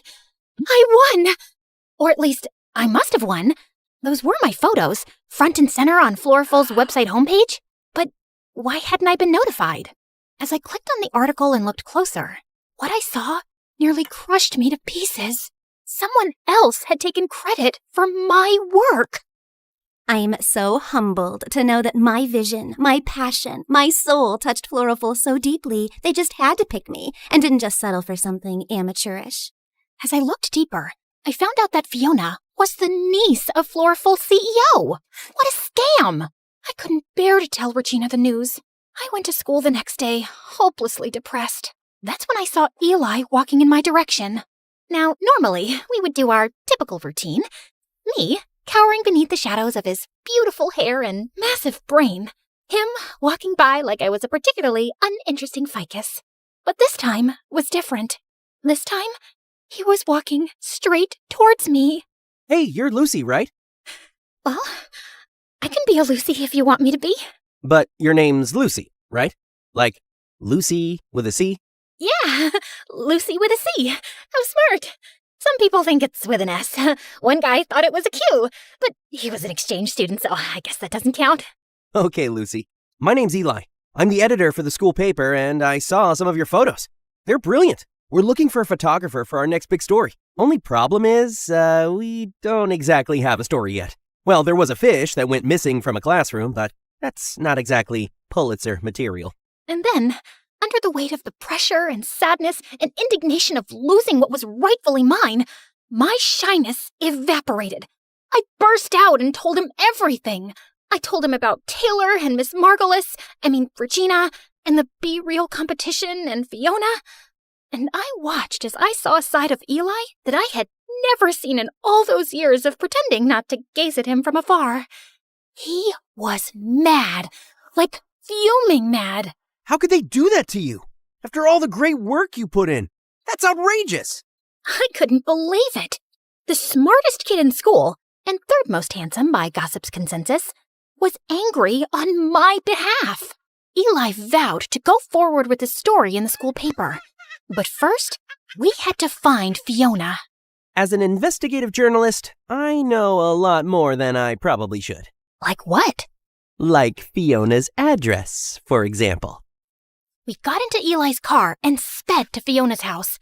I felt more alive and more assertive than I have in years. Don't be nervous. When she answers, just... Thanks. But when it comes to defending my work, I don't need a pep talk. Who was this person I was becoming? Or was I finally rediscovering my old self? Was the Be Real campaign uncovering a real me I'd forgotten years ago? I rang the doorbell, and Fiona herself answered. But to my surprise, she looked different, more tired than she did online, and maybe almost nice. At that moment, all my previous confidence shriveled up like an overexposed photo left out in the sun. Hey, can I help you? Fiona. It is Fiona, right? Well, of course it's Fiona. After all, this is Fiona's house. What were we here for again? I'm Eli Bellinger. I'm with the Northwood Times. We're here to ask you some questions. Oh, right. Okay, well... Fiona, don't slouch and fix your hair. You look tired. What have I told you about answering the door like some intern? And suddenly, everything about her changed. She began to morph into every it girl that ever terrorized me at school, like a werewolf at full moon. I don't have time for this. But Eli, here's my number. Call me if you want to interview someone who doesn't need a pep talk to ring a doorbell. No offense. This witch! First she takes my work, now she tries to take my friend, I guess? I couldn't contain myself anymore. My name is Lucy, and you stole my photos to win the Florful competition.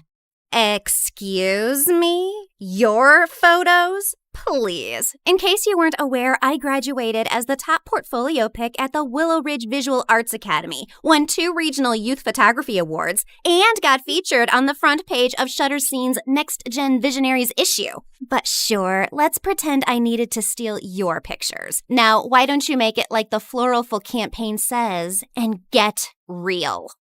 Call me Eli. I didn't know what was worse, having my hard work plundered or being brutally embarrassed in front of Eli. The drive home started off silent, but just as I was wondering what could possibly be going through Eli's mind, he said the perfect thing. We should get pizza. He took me to my favorite pizza joint, the same spot I would go to with Regina and Taylor every Tuesday. And as we started having our first real conversation, I realized we actually had a lot in common. All these years, I had been avoiding him out of fear, when in reality, he was one of the easiest people to talk to. He also had problems with his father, who got scammed by a rich con man when Eli was little. Now his dad only showed up to his house every couple of years to ask his mom for money. 2 broken homes, and a basket of garlic knots holding us together. That's why I can't stand people like Fiona. Just another snobby rich kid feeding off of people like us who really need the money. You know what I mean? Yep. Unlike her, just 2 humble peasants. Gotta go harvest some potatoes after algebra. Makes me mad just thinking of her. Yeah, she's like a squirrel with a credit card. What? I don't know. It made sense in my head. And he even found me funny. After Eli dropped me off at Regina and Taylor's, the weight of my reality crashed back down on me. I barely slept through the night. I just kept refreshing Florful's homepage over and over again. I even began to doubt whether those photos really were mine. The next morning, I sulked into the kitchen, totally dejected. But that's when I saw Regina cheerily making us her special secret pancake recipe. And I remembered, this wasn't about me or Fiona at all. This was about Regina and her health. And if she could put together a smile and trudge forward every day, so could I. So later that day, I marched right up to Eli. I didn't even care that other people were looking at me. That weird feeling was back again. You know, confidence. We need to write this article, and we need to write it now. Now that's the girl who took those photos. We spent the entire day secretly messaging each other bits and pieces of the article back and forth while pretending to pay attention in class. I scribbled a note to Eli as fast as I could. We need a stronger ending. Fiona's gonna wriggle out if we're too polite. Eli read it, and then, like the true nerd he is, pulled out a pen. First, he actually corrected my grammar. Then, just for extra spice, he scribbled a note above the word polite. Polite? Weak sauce. We're going full spicy. I blinked at it. This boy had literally proofread my panic scribble in the middle of algebra. And he was proud of it, too. I bit my lip to keep from laughing, grabbed my pen, and drew the dumbest, soggiest-looking noodle you've ever seen, right next to his weak sauce edit. The teacher noticed the note passing. Lucy, is there something you'd like to share with the class? Just gratitude, Mr. Barnes, for algebra. Eli barely held back a snort. The teacher gave us the side eye, but moved on. Sure, it was just the school newspaper, but Eli was good. Some of his articles had gone viral in the past. He even served as a TV correspondent once on the news. Later that week, I found Dad in his office, buried in spreadsheets as usual. Hey, Dad, do you have a minute? I have 30 seconds. I got a meeting. I hesitated, then held out one of my photos. The one Regina said looked like hope. Maybe, just maybe, my photographs could help sway him. I thought this one turned out well. He gave it a glance for maybe a second. Still wasting time with that camera, I see. It's not a waste. I actually won. Well, I almost won this contest, but... You want to play artist? Fine, but don't come crying when the real world eats you alive. I swallowed hard. But Regina's really sick, and I was wondering if maybe... Still not my problem. But she's practically family. All heart, no sense. Just like your mother. The doorbell rang for my dad's meeting, and at first I was relieved to get out of this conversation, until I saw who it was. You must be Eli. OMG, is that Eli? You're a lot younger than I expected. Let's just get this over with. My dad went into the conservatory, and just as I tried to hide behind one of the statues in our foyer... Lucy? Eli! Hey! What are you doing here? What are you doing here? I work here. May I take your jacket, by the way? Oh, man. You have to work for this guy? I'm sorry to hear that. But don't worry. I'm about to write the most scathing expose on him. I forced a laugh and led him to the conservatory, my heart pounding so hard I thought it might echo off the marble. Would you like a refreshment before your meeting, sir? Sure. Orange juice? I darted toward the kitchen, which I'm usually not even allowed to go into, and grabbed a tray of orange juice, much to the horror of our housekeepers. I balanced the tray for dear life, and just as I arrived in the conservatory, the housekeeper burst through the door. Ma'am, please don't. Your dad would kill me if he saw you doing this. My dad, the cook? Why would he care? She looked at me like I'd lost my mind. And then I did exactly what I was trying so hard not to do. I tripped and spilled the juice all over my dad's favorite antique rug. To my dad, this was a nightmare. To Eli, it was a bright, sticky confession. I'm a journalist, Lucy. I know a lie when I see one. I couldn't say anything. I just stood there, frozen, orange juice pooling at my feet. The next day just so happened to be the day our article about Floriful was supposed to come out. I checked the school newspaper, but the front page was just a dumb story about our school mascot's favorite rock and roll bands. In fact, the whole entire paper and its corresponding website didn't have a single story from Eli anywhere, which almost never happens. I looked for him all over the place, but he was nowhere to be found. That night at Taylor and Regina's, I felt both embarrassed and abandoned. And just when I thought things couldn't get worse, I received an email with a subject that said, "One more photo to add," from a sender that made my stomach drop to the floor. Fiona. I clicked on it, and there, enlarged on my computer screen, was a horrifying picture of Fiona and Eli? And she had her arm around him? I couldn't make up my mind about whether to throw up on the screen or smash my computer to pieces. But instead, I sprung from my chair and marched all the way down to Eli's front door. No more Miss Shy Girl! I got there just as he arrived in his rickety old car. Care to explain where you were? I had an interview. An interview. Then what's this? So what? I can't interview someone anymore? She apologized for the way she acted. She said she gets defensive when it comes to her work and explained she was out of line. Her work? Eli, she's lying. And what about you? Do you really need this contest money after all? Look, I'm sorry I lied about my dad, but you don't understand. Save it, Lucy. I just don't know what to believe anymore. You're just another spoiled rich kid, too. Wow. You know what? I'm gonna go storm off home. And you know why? Because I don't have my dad's car to drive off in, or my dad's money to call a cab home, or my dad's love to come pick me up. But yeah, I'm real spoiled. For the next couple of weeks, I redirected my efforts. I'd spent so much energy fighting Fiona that I'd forgotten how great it was to spend quality time with Taylor and Regina. We settled back into our routines. And truth be told, I settled back into my shyness. Being behind the scenes started to feel comfortable again. But I could tell Regina was still in pain, and she really needed surgery. Even worse, Floriful had the nerve to advertise an upcoming Q&A with the special winner of their Be Real campaign. Not me. Fiona. A couple of days later, I found a note stuffed in my locker. Meet me behind the library. Yeah, no thanks. I threw it straight in the trash. The next day, there was another one. Please, it's important. Trash. Third day.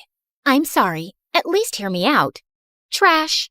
Hey, I was perfectly happy never speaking to him again. Mostly. A few days later, I was just minding my own business, walking home, backpack slung over one shoulder, dreaming about microwavable mac and cheese. When suddenly, a bag slipped over my head. I knew high school would kill me! Then someone shoved me into a car.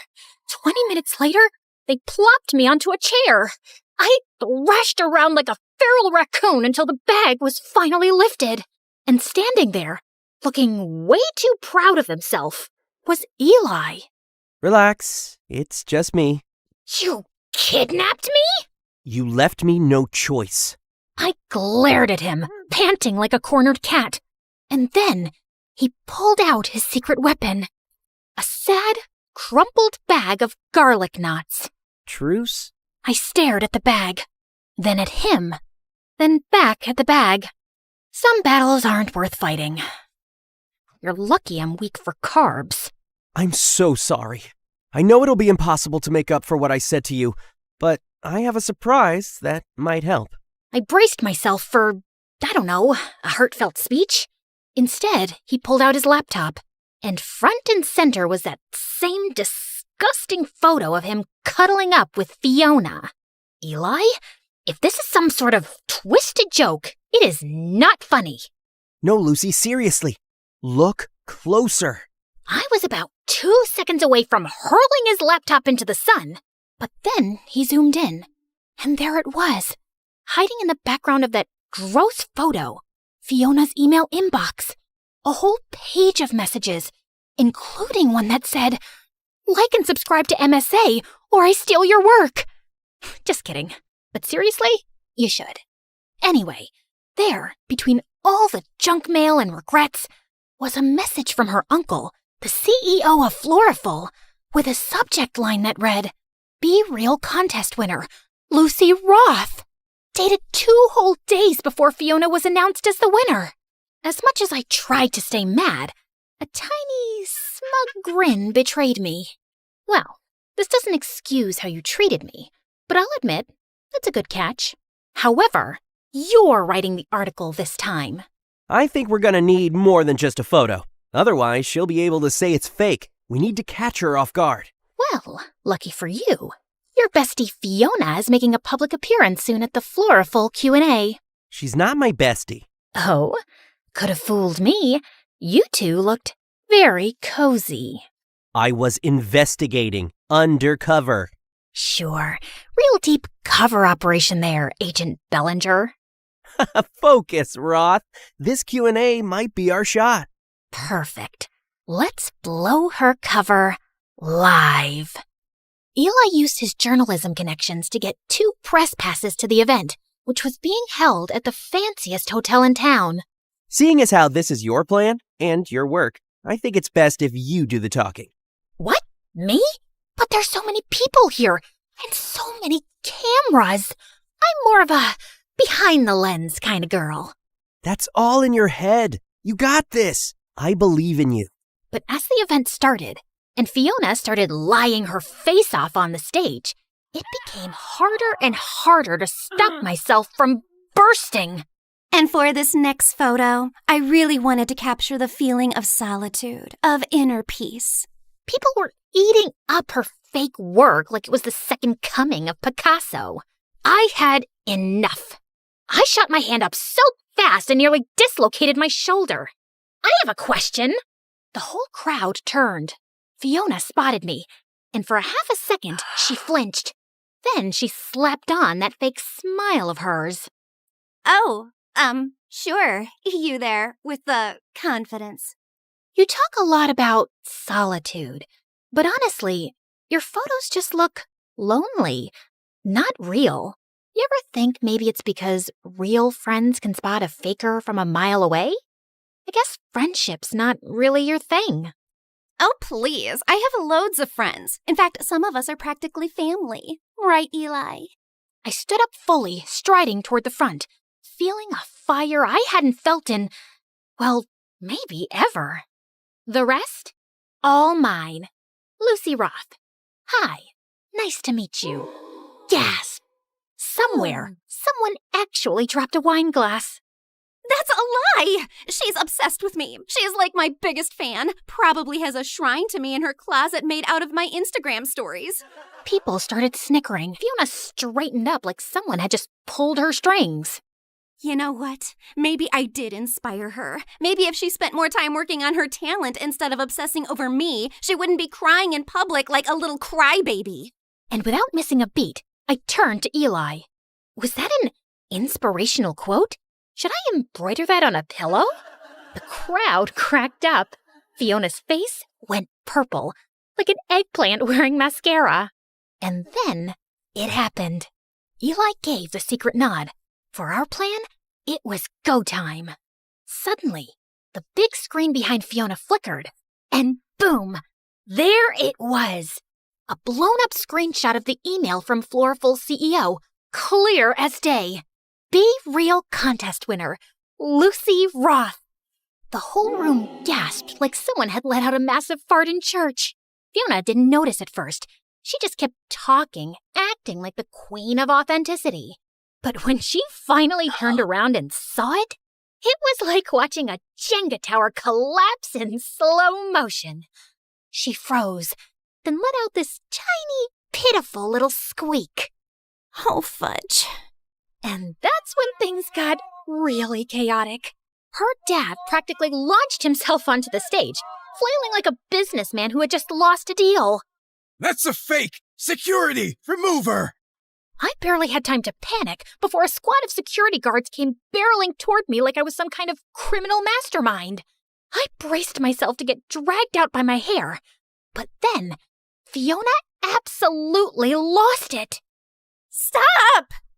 And when I say the whole room froze, I mean like a Disney movie where time just stops. Fiona stood there, shaking like a soda bottle about to explode, and croaked out, She's right. I stole the photos, okay? I stole them because I just wanted my dad to finally look at me the way he looks at his stupid golf trophies. I swear you could hear a pin drop. Even the security guards looked awkward. Then, and I'm not making this up, Fiona grabbed the Be Real trophy off the podium and shoved it into my hands like it was a hot potato. You're more real than I'll ever be. And then she ran off stage, sobbing into her overpriced designer scarf, with her dad stumbling behind her, yelling something about lawsuits and PR disasters. Meanwhile, I just stood there, on stage, holding the trophy. And for once, I didn't feel like hiding behind a lens. I stood tall. Cameras flashed. People clapped. And somehow, in the middle of all that chaos, I finally felt seen. By the next day, the story wasn't just in our school newspaper. It was everywhere. Suddenly, I wasn't the girl behind the lens anymore. Floriful's CEO scrambled to fix the mess, even doubling the cash prize. It was enough to pay for Regina's surgery. And maybe open a few new doors for me too. I got a scholarship to the Bernbart Journalism Institute. I was thinking you could, maybe you could apply too? Because, every writer needs a good photographer, right? When I got home, the last thing I expected to see was the school newspaper framed on my dad's desk, next to a cup of cold coffee and a spreadsheet, like it had always belonged there. That one, that's your photo, right? Yeah. He nodded, like he didn't trust his own voice. Then he added, I didn't know you had that kind of eye. Your mom, she used to see the world like that too. He didn't say, I'm sorry. He didn't say, I'm proud. But he left the frame right there. And that was enough. For now. I'm not sure how you noticed all that. I don't know, Dad. I guess it's just called being real.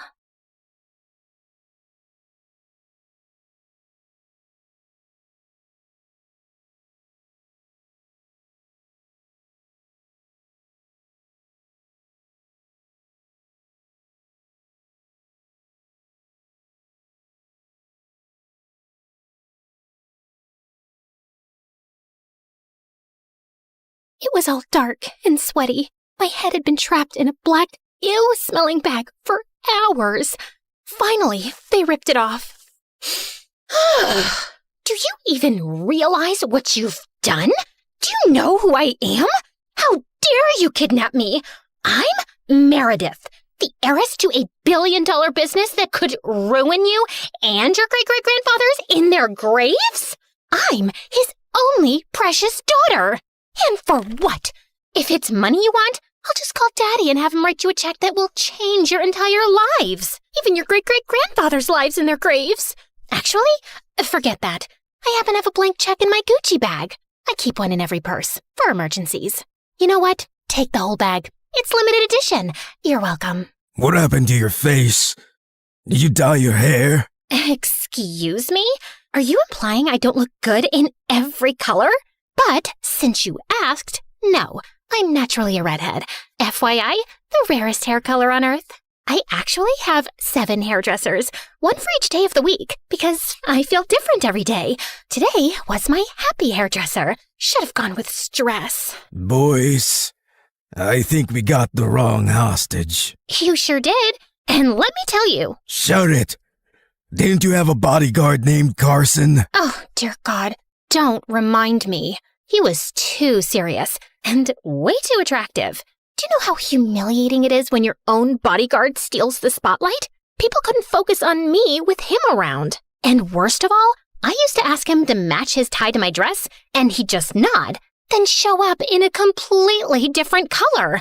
I've never experienced such betrayal. So, yep, I fired him 1 week ago. Good riddance. You stupid fools! You should have taken his current client, not her! Sir, what do we do with her now? Keep her. She seems interesting. Wow. Since when do people get kidnapped for being interesting? Don't get me wrong, I love compliments, but I'm also rich, special, and absolutely kidnapping worthy. I mean, I'm basically a princess. No, I am a princess. What about the ex-bodyguard? Wait, he's here too? Oh, my bags! How— Keep him with her. He deserves some torture. Excuse me? FYI, being with me is a privilege. Just then, one of the kidnappers ripped the bag off Carson's head. He looked straight at me, those cold, piercing eyes locking onto mine. And oh my God, he looked fine. How does someone get even hotter in just 1 week? Hello, milady. Who even talks like that? We're not in some cheap old romance novel. Carson, my lord. When the kidnappers left, I pulled out my handkerchief and handed it to him. Ma'am, what am I supposed to do with this? Wipe the shame off your face? This is all because of you. They knew you were the bodyguard of their target, so they assumed I was the target. Thank God my charm worked on them and they decided to keep me alive. Hopefully they'll realize their mistake and let me go soon. Straight to the afterlife for sure. Ma'am, these people don't joke. They're an organized, dangerous mafia. They kill their hostages. Organized my butt? Yeah, real professionals. Kidnapping the wrong person? Honestly, I feel insulted. I expected better kidnappers. When I get out of here, I'll just tell the media they're terrifying and highly skilled to make my story sound more dramatic and unhinged. We need to escape. I have a plan. Carson spent days silently watching the guards, memorizing their movements, counting how often they checked on us, finding the blind spots of the camera. Me? I was suffocating, worried, and most importantly, bored. Ugh, when is this going to end? My poor boyfriend must be suffering. Oh, babe, David, my Day-Day, my sugar pumpkin, my Shayla, my dumpling deluxe. I know you're absolutely inconsolable without me, but this is life, my peekaboo. We must endure, through pain, through hardship, through 1 whole week of separation. Stay strong, my love. Cry into my sweater if you must. You're still dating that idiot? Excuse me? Can't you see I'm communicating telepathically with him? And I do not allow you to speak ill of the love of my life, my precious— Ma'am, be quiet. Someone is coming. One of the guards, face covered, came in and tossed a tray of food at us. If I were you, I wouldn't give this Meredith woman any food. It'll give her energy, and she'll keep talking. Ah, women. What can they do besides talking and wasting money? How dare he? I sprang up to attack, but Carson grabbed my wrist and pulled me back. The guard left laughing like a hyena, and I fumed. You should have let him keep talking, ma'am. I needed to memorize his voice. He's the weaker one. Our best chance to escape is during his shift. Well, no need for his voice. His shoe print is unique in this dusty, stupid room. I know these shoes. It's called the B for Boring brand. Ugh, what ugly taste. I wouldn't even let my enemy wear them in their coffin. That's a very smart observation, ma'am. Of course it is. Then we're ready. That night, I unleashed my Oscar-winning performance. I started wailing in pain, groaning, kicking the floor, and clutching my stomach.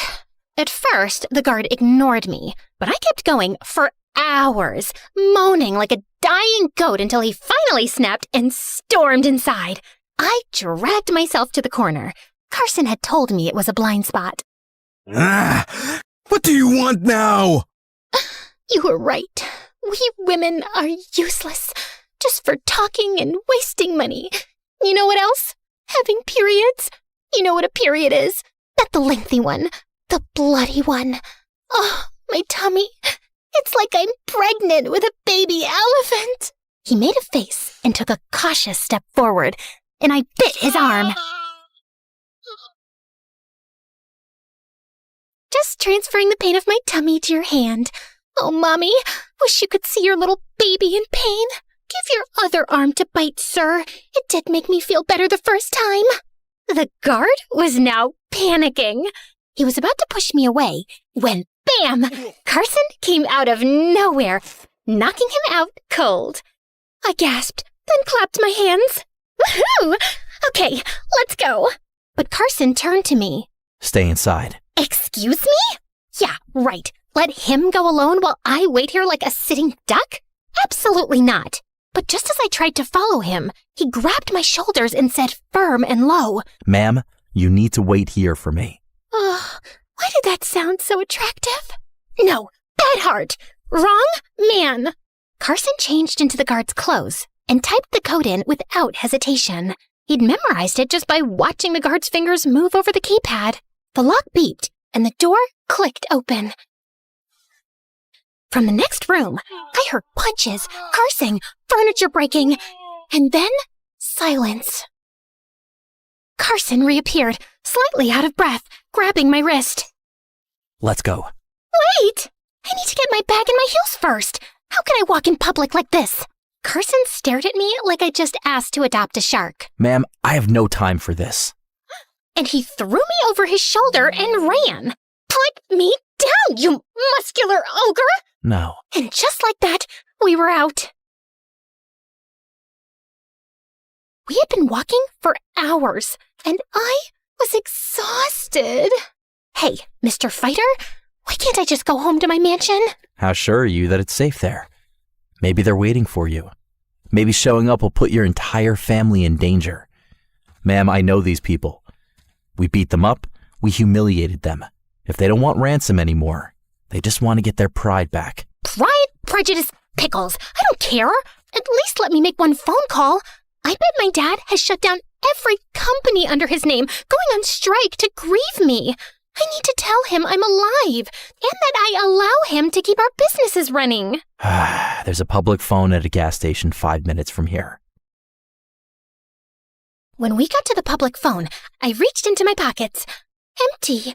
No coins. Ugh. So obviously, I did what any smart, resourceful person would do. I started crying loudly while staring directly at some random guy standing nearby. Maybe he'd take the hint and hand over some change. Carson, clearly confused, just watched, waiting for me to shut up. Oh, I never forget those who helped me. I remember a man once who lent me money when I was in need. And what did I do in return, you ask? I became his girlfriend for 3 hours. He died a few weeks later, and on his grave, he wrote, I spent 30 years on this earth, but I only truly lived for 3 hours. Obviously, he meant the hours he spent with me. Just then, the guy I'd been staring at actually approached us, smirking. Before I could reply, Carson punched him straight in the face. One punch and some kicking. The guy stumbled back, wheezing. I quickly stepped between them before Carson actually killed him, and, more importantly, before the guy changed his mind about giving me money. I bent down, snatched the coins from his hand, and he ran off. I turned back to the phone, inserted the coins, and just stood there. So? Trying to remember my dad's number. You don't know your own dad's phone number? Well, the kidnappers took my phone, and someone didn't let me grab my bag, where, being the responsible person I am, I keep a notebook with all my important contacts. But no, thanks to your, oh, I'm a hero and we should get away fast from the danger, but here we are. Ma'am. Wait, I memorized it through a song I made. Hold on, I think it goes like this. ZZ Sack, my first grade crush. Ate glue for a snack, way too much. Z40, left him for N. Oh, what a fate. Stuck with Nate, whose stinky breath I hate. N49. Dumped him for J. Jonathan. So sweet, so fine, with hair that shined. He stood for 5. 'Cause no number starts with J, obviously, but I liked him enough to have him in the song. Ma'am, it's fine. I remember your father's number. He dialed. The moment my dad picked up, I immediately started explaining everything, my voice shaking through my sobs. But then, his voice came through the line, and it sent a chill down my spine. You need to disappear. Now. And then he hung up. We sat in the park, and I just stared off into space, completely lost in thought. Carson must have noticed, because he spoke up. Ma'am, how about we... Who does he think he is, being all secretive and mysterious? Oh, you need to disappear, now! What is this, Breaking Bad? Should I start cooking in an RV and going bald for dramatic effect? Does he think I have a plan for this? What am I supposed to do now? Is he ever gonna look for me? Should I try calling him again? How am I even stuck in all this? Ma'am, we don't know anything for sure, but what I do know is that we need to lay low. We can't use any of our real documents. We need new IDs, passports, everything. I know a guy who can help. Why are you doing all this for me? You could just leave me to figure it out on my own. Ma'am, I used to be your bodyguard, and honestly, it wouldn't sit right with me to just leave you to an unknown fate. He hesitated before continuing. I have a suggestion. You might not like it, but it's the best option until we figure things out. I narrowed my eyes. Oh no.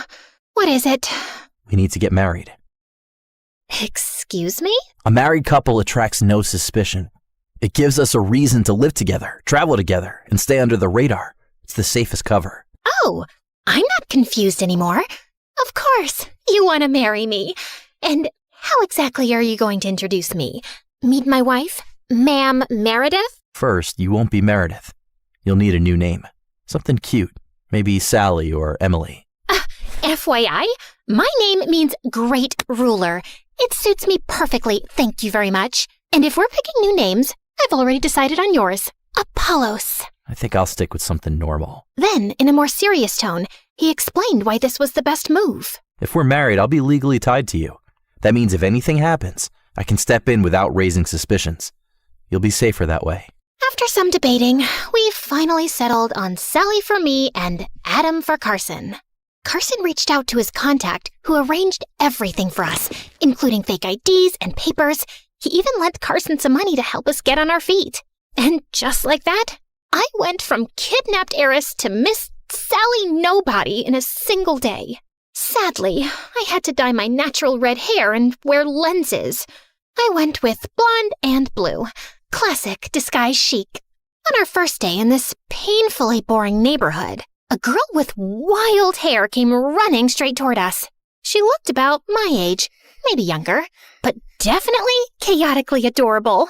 OMG, you're so pretty. And your man, God, like straight out of a romantic movie. Girl. I'm Abby, by the way. And I'm about to be the best friend you ever had. Oh, I don't like friends. Me neither. Then we should be friends. Yeah, we already have something in common in the first 3 seconds of meeting. Imagine in 3 minutes. Totally. I'm Sally. Want to come in for a cup of matcha? Did you say matcha? 2 things in common? God, I love you. I love you too. By the way, this is my husband Adam, but it's just a lavender marriage. We don't love each other. He's gay. He's like a sister to me. Oh my God. So sweet of you to protect him like that. So sweet. Just like me. I'm sweet too. 3 things in common. Just then, Carson grabbed my wrist and yanked me aside, his jaw tight. Ma'am, what are you doing? Well, she's going to notice we don't kiss or hug, and she'll get suspicious. That was me thinking ahead. Thank me later. Life was hard. I missed my family and my boyfriend.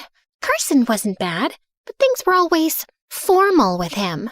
He, of course, slept on the couch. He had loosened up a little, but he was still serious and boring. At least I had this girl Abby, wild enough to make up for it. Until one day, someone knocked on the door. Carson opened it, and there stood David. Without hesitation, Carson lunged forward, yanked him inside, and shut the door behind him, quickly scanning the area before locking it. Then, like a World War general interrogating a captured spy, he fired off questions. How did you get in here? Did anyone see you? Did you tell anyone where you were going? Hey, let the man breathe. I called him. I missed him. Ma'am, what? Do you have any idea how dangerous that is? It's not just reckless, it's stupid. Hey, don't talk to her like that. Show respect, bro. Carson's entire face twitched. Then, without another word, he grabbed David by the collar and lifted him like he was a grocery bag. How about you shut up and speak only when spoken to? Hey, Carson, put him down. That's my boyfriend. He's fragile. He has feelings. Carson sighed, rubbing his face like he was trying to physically push the frustration away. He was equal parts furious and disappointed, and he took a moment to gather himself before speaking. You bringing him here? Your boyfriend? To our house? We're married. On freaking paper? Look, I appreciate everything you're doing for me. I really do. But I missed him. I've always had a boyfriend. I don't know how to function without one. And I trust David. So please, relax. Yeah, man. Chill. Carson shot David a glare so sharp, It could cut steel. Then, with a sudden jerk, he lunged forward, startling David so badly that he let out a pathetic yelp and sprinted behind me, grabbing my arm like I was a human shield. Carson allowed David to visit twice a week. Days passed, life grew more boring, and Carson grew more cautious. Ugh, Carson, I'm dying of boredom. I've counted all the ceiling cracks. Twice. Ma'am, I told you to find a hobby. Oh, I did. And lucky you, it involves us. We've been invited to a neighborhood dinner, a little welcome to the neighborhood thing. It's this Saturday. It'll be so cute. We'll blend in, meet people, and act like a normal couple. We are not a normal couple. Details. Just wear something nice, Apollos. It's Adam, ma'am, and we're not going. How dare you? Are you trying to make us look suspicious? If we don't go, people will think we're murderers. Or worse, antisocial. Carson sighed and muttered something under his breath. The backyard was decorated with fairy lights, the smell of barbecue filling the air. Families laughed, kids ran around, and we were stuck at the picnic table of doom. Across from us sat two suburban couple extraordinaires, the Sharps. So, Adam and Sally, how'd you two meet? I opened my mouth. Carson opened his mouth. And we said completely different things. Oh, it was fate. Love at first sight. He saw me in a coffee shop and boom, instant obsession. Silence. The Sharps exchanged a look. Oh. Ah, and how long have you been together? 4 years. Another silence. Well, that's sweet. And how did he propose? Oh, it was so romantic. A candlelit dinner, a rooftop view. He cried a little. I did what? Yes, you cried. You were overwhelmed by my beauty. You're just too emotionally stunted to remember, Mr. Coldheart. She's right. I was emotional. I mean, who wouldn't be? After all, she had spent years searching for me. What? You see, she once visited a psychic who told her she'd meet the love of her life, a man whose name starts with C. And from that moment on, she searched for me. Every cafe, every street, every parking lot. The moment she laid eyes on me, she said, "What was it again, darling?" Nope. Not happening. Yes, I knew it was you. I've seen you in my dreams. And then she begged, pleaded for me to give her a chance. She even showed me her phone background, a photo of me, which she had taken secretly. I know it sounds intense, but I felt sorry for her. So I thought, why not? I'll give this woman who has clearly devoted her life to me a chance. And here we are. Wait, but you said the psychic told her true love's name would start with C, and yours begins with A. I crossed my arms, turning to Carson with a slow, satisfied smirk. Yeah, well, my middle name is Adam. My first name starts with C. It's Caesar. Like Caesar salad. By the end of the night, I was sure they thought we were complete weirdos. But secretly, seeing this side of him was weirdly entertaining. Who knew Mr. Coldheart had a sense of humor? One day, Abby showed up for her usual visit. Lately, she had developed this charming habit of bringing all the ingredients and cooking at our house, which meant we got to enjoy food that was half burnt, half stiff, and entirely inedible. That day, David was with us. He took one bite, gagged, and immediately spit it out. Oh, man, this is so bad. Even a stray rat would refuse it. And if you made him eat it, he'd take you to court. And just like that, all hell broke loose. Look who's talking. Aren't you just a stray rat in designer shoes? She launched at him like a wild animal. I tried to pull them apart, while Carson, of all things, just sat there looking amused. Would you, I don't know, help? Carson finally stood up, but instead of breaking up the fight immediately, he calmly reached for Abby and gently pulled her away.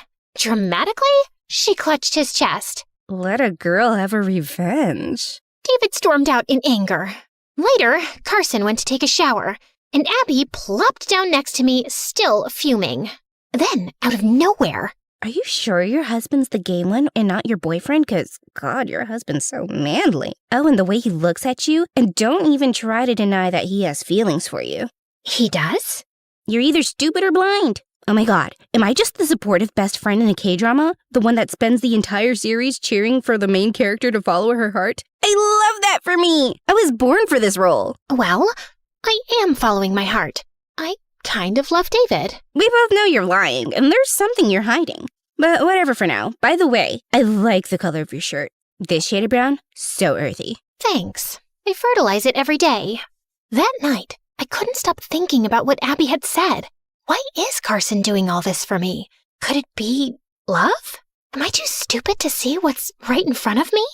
A few days later, Abby and I decided to clean the house, even though it was freezing and windy. Girl, where did you even live before this? Your room stinks. Get yourself a mop and start cleaning. I had no idea how to use a mop, so I just held it and started scrubbing the walls.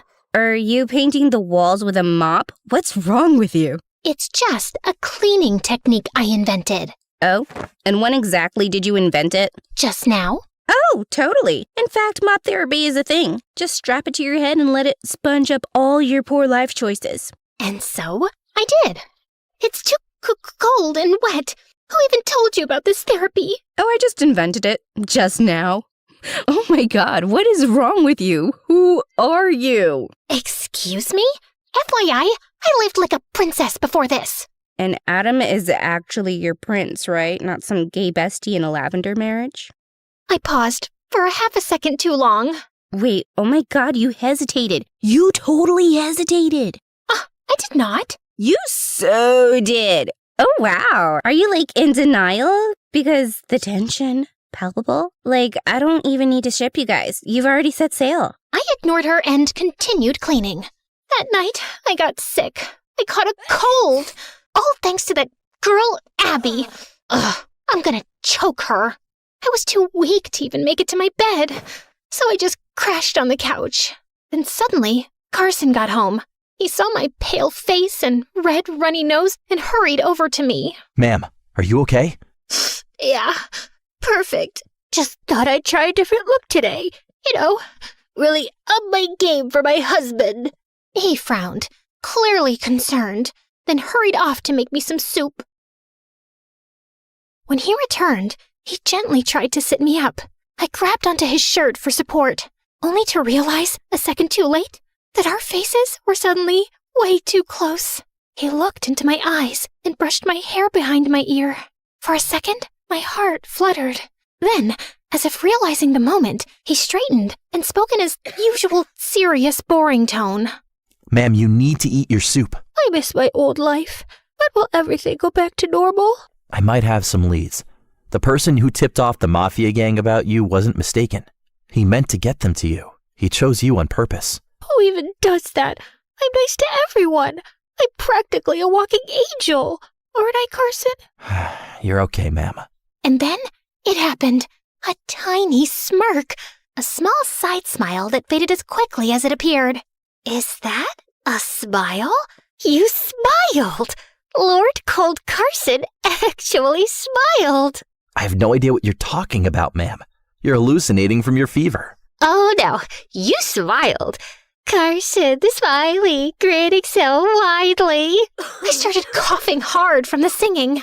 Carson immediately leaned in and pressed a hand to my forehead. You're burning up. Duh. Glad you finally see it. I'll stay with you all night until your temperature goes down. I was already drifting in and out of sleep. It's okay. I called David. Sure you did. A few days later, I was feeling better, but still bored out of my mind. Ugh. I've been a fugitive for, 3 weeks? They've already lost my glow. Look at my skin. This is what stress and middle-class living do to a person. Ma'am, you're wearing a silk robe, and you spent an hour doing skincare. And yet, my suffering continues. I miss him. Who? David. My love, my joy, my walking designer handbag. So an accessory. How dare you? He's not just an accessory.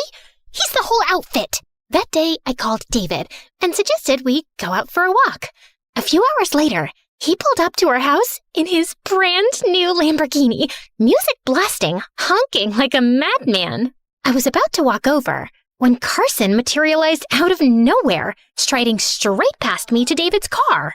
He knocked on the window, gesturing for David to get out. David, pretending he didn't hear him, acted very busy checking himself in the rearview mirror and started brushing his eyebrows. When I tried to enter the car, Carson blocked me. What exactly do you think you're doing? Let's see. Walking to the car, getting in, driving away for some fresh air before our couch absorbs me into its fabric from sitting on it all day. No, ma'am, you can't do that. I'm stopping you. Well, watch me. Carson, I just need some relaxing time. Don't worry, I won't attract any attention, I promise. Please, Carson, pretty please. Just then, David rolled down his window and yelled, because of course he did. Yo, Meredith! You coming or what? Shh! Say my name louder, why don't ya? Maybe alert the whole city. That's it, I'm ripping his eyes out. Whoa, that's a bit intense. Right then, Abby appeared out of nowhere, arms crossed. Wait, hold on. Why did he just call you Meredith? Carson whipped around, clearly at the end of his patience. Were you spying on us? Have you done that before? How many times? Carson, chill. It's fine. I'll just go for an hour, I promise. Hey, I'll even bring Abby if it makes you feel less jealous. Meredith, it's not about jealousy. It's about the fact that people literally want to kill you. But I'd had enough of this suffocating life. So before Carson could keep arguing, I grabbed Abby's hand and dragged her into the car with me.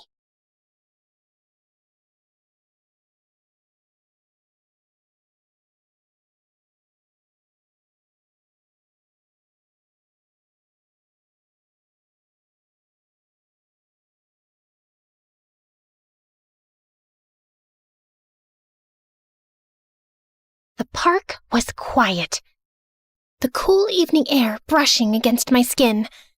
I took a deep breath, stretching my arms. Freedom at last. Abby had wandered off to buy snacks from a food cart. So, Meredith, crazy how life works, huh? I turned to him, raising an eyebrow. Weird opener, but okay. Yeah, totally. Super deep. Love this chat. Then he grabbed my wrist. Not playfully, not casually, hard. My stomach dropped. David? His fingers tightened around my wrist, his jaw clenched. You really have no idea, do you? Something about his voice made the hairs on my arms stand up. Your father destroyed my family, and now his clueless little heir gets to take everything while we lost it all? David? Let go. His grip tightened more. My pulse spiked. No more heirs. No more Meredith. I tried to get rid of you before, with that gang, but your stupid Carson ruined everything. So now, I'm doing it myself. His free hand slipped into his jacket. I tried to yank back, but he was too strong. Panic started clawing at my chest. Then, a blur. Before I could even process it, David was ripped away from me. A loud thud. Carson slammed him to the ground, hard. David gasped, stunned, struggling against Carson's grip. I had my suspicions about you, and so did her father. We've been in contact this whole time, waiting to catch you red-handed and take you down for good. But we couldn't act without proof. You were too careful, too clean. Until now. David's face fell. Before he could react, officers emerged from their hidden spots, closing in fast. Then he was gone. The second the police took him, I let out a shaky breath. Carson's gaze was still locked on me. And then he took a step closer, and another. Before I could react, his hand cupped my face gently, and his thumb brushed against my cheek. His gaze dropped to my lips, and then he kissed me. The world tilted. Silence. Then... Ha! I knew it!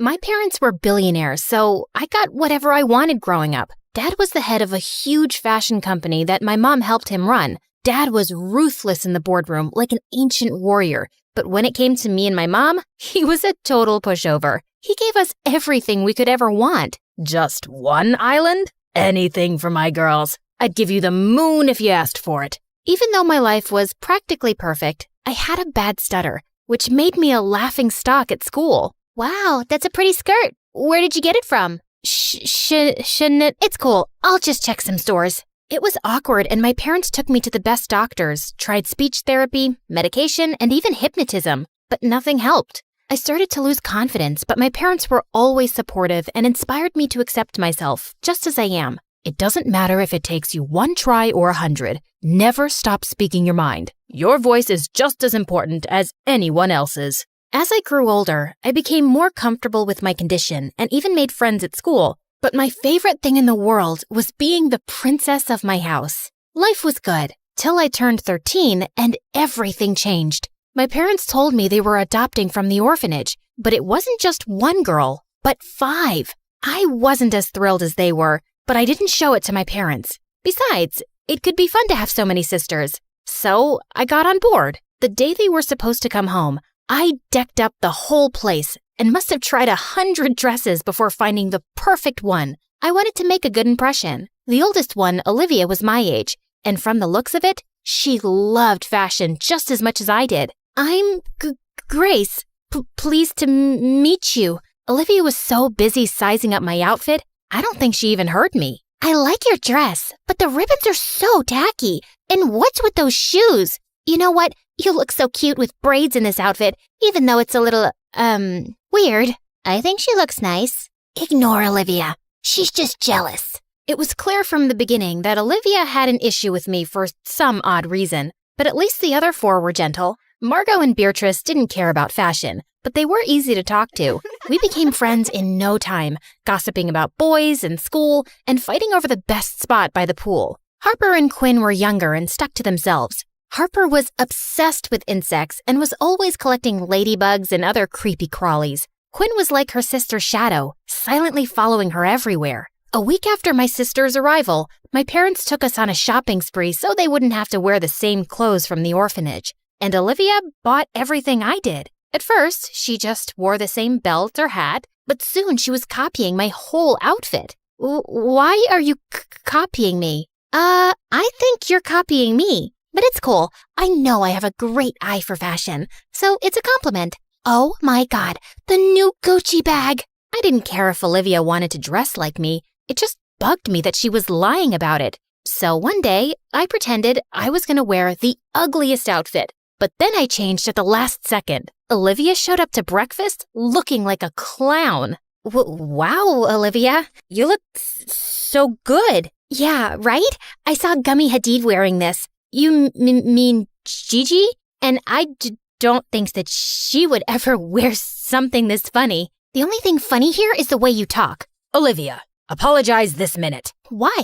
It's just harmless jokes between sisters, Dad. Whatever. Sorry, Grace. Please don't cry now. After that day, Olivia stopped copying my outfits, but we just couldn't see eye to eye. I tried to be friendly, but she was just a mean witch. So after a while, I stopped being nice and just ignored her. While Olivia was a pain in my butt at home, in school, I had Pearl. She was the head cheerleader and a total bully. One day, my sisters and I were eating in the food court at the mall when Pearl swooped in like a vulture. How are you doing, Grace?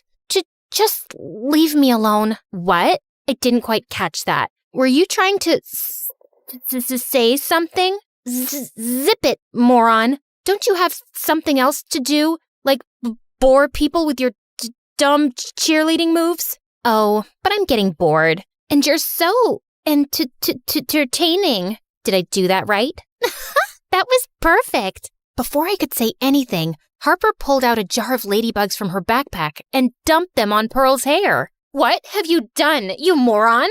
Pearl screamed and ran off. Instead of staying with us, Olivia took off to help her.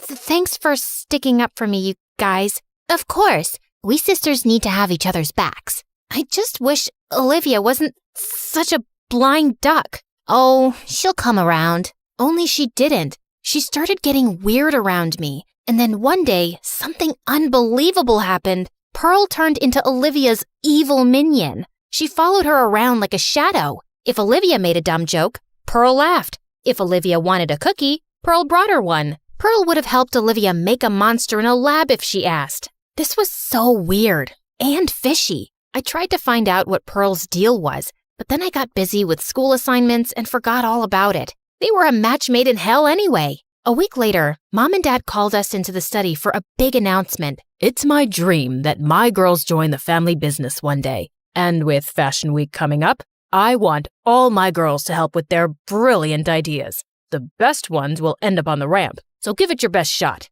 Oh, my God, Dad. This is such an amazing opportunity. I won't let you down. Yes, Dad. You'll love our designs. Olivia smiled at me, but the moment Mom and Dad left, she went back to her devilish smirk. Ugh, dramatic much? This opportunity is mine, and I will own it. You can relax and watch me work if you'd like. Think of it as a learning experience. Say what you want, but I know Dad will pick my designs, so watch out. I stayed up late every night working on my dress. My other sisters made their own dresses for fun, but everyone knew Olivia and I were the only ones taking it seriously. We both really wanted to impress Dad. The night before Dad judged the dresses, Olivia snuck into the studio and destroyed my dress. Luckily for me, Harper and Quinn saw her sneaking out and told me what happened. I knew she was jealous of me, but this was an all-new low. How was I supposed to make a new dress overnight?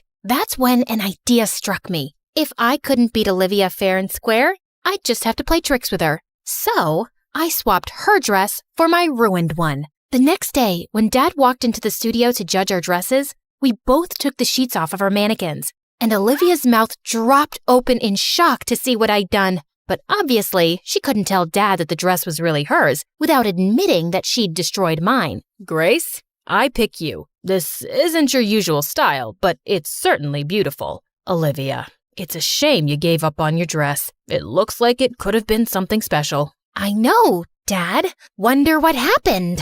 Oh, don't be a sore loser, Ollie. I'm sure you'll do just as good as the next time, if there is a next time. I wasn't one to gloat usually, but the look on Olivia's face was so satisfying. A few days later, we were all on a flight to Paris for Fashion Week, and Olivia couldn't stop glaring at me. That's my dress that's about to go down the runway. You shouldn't steal credit, and you shouldn't sabotage people.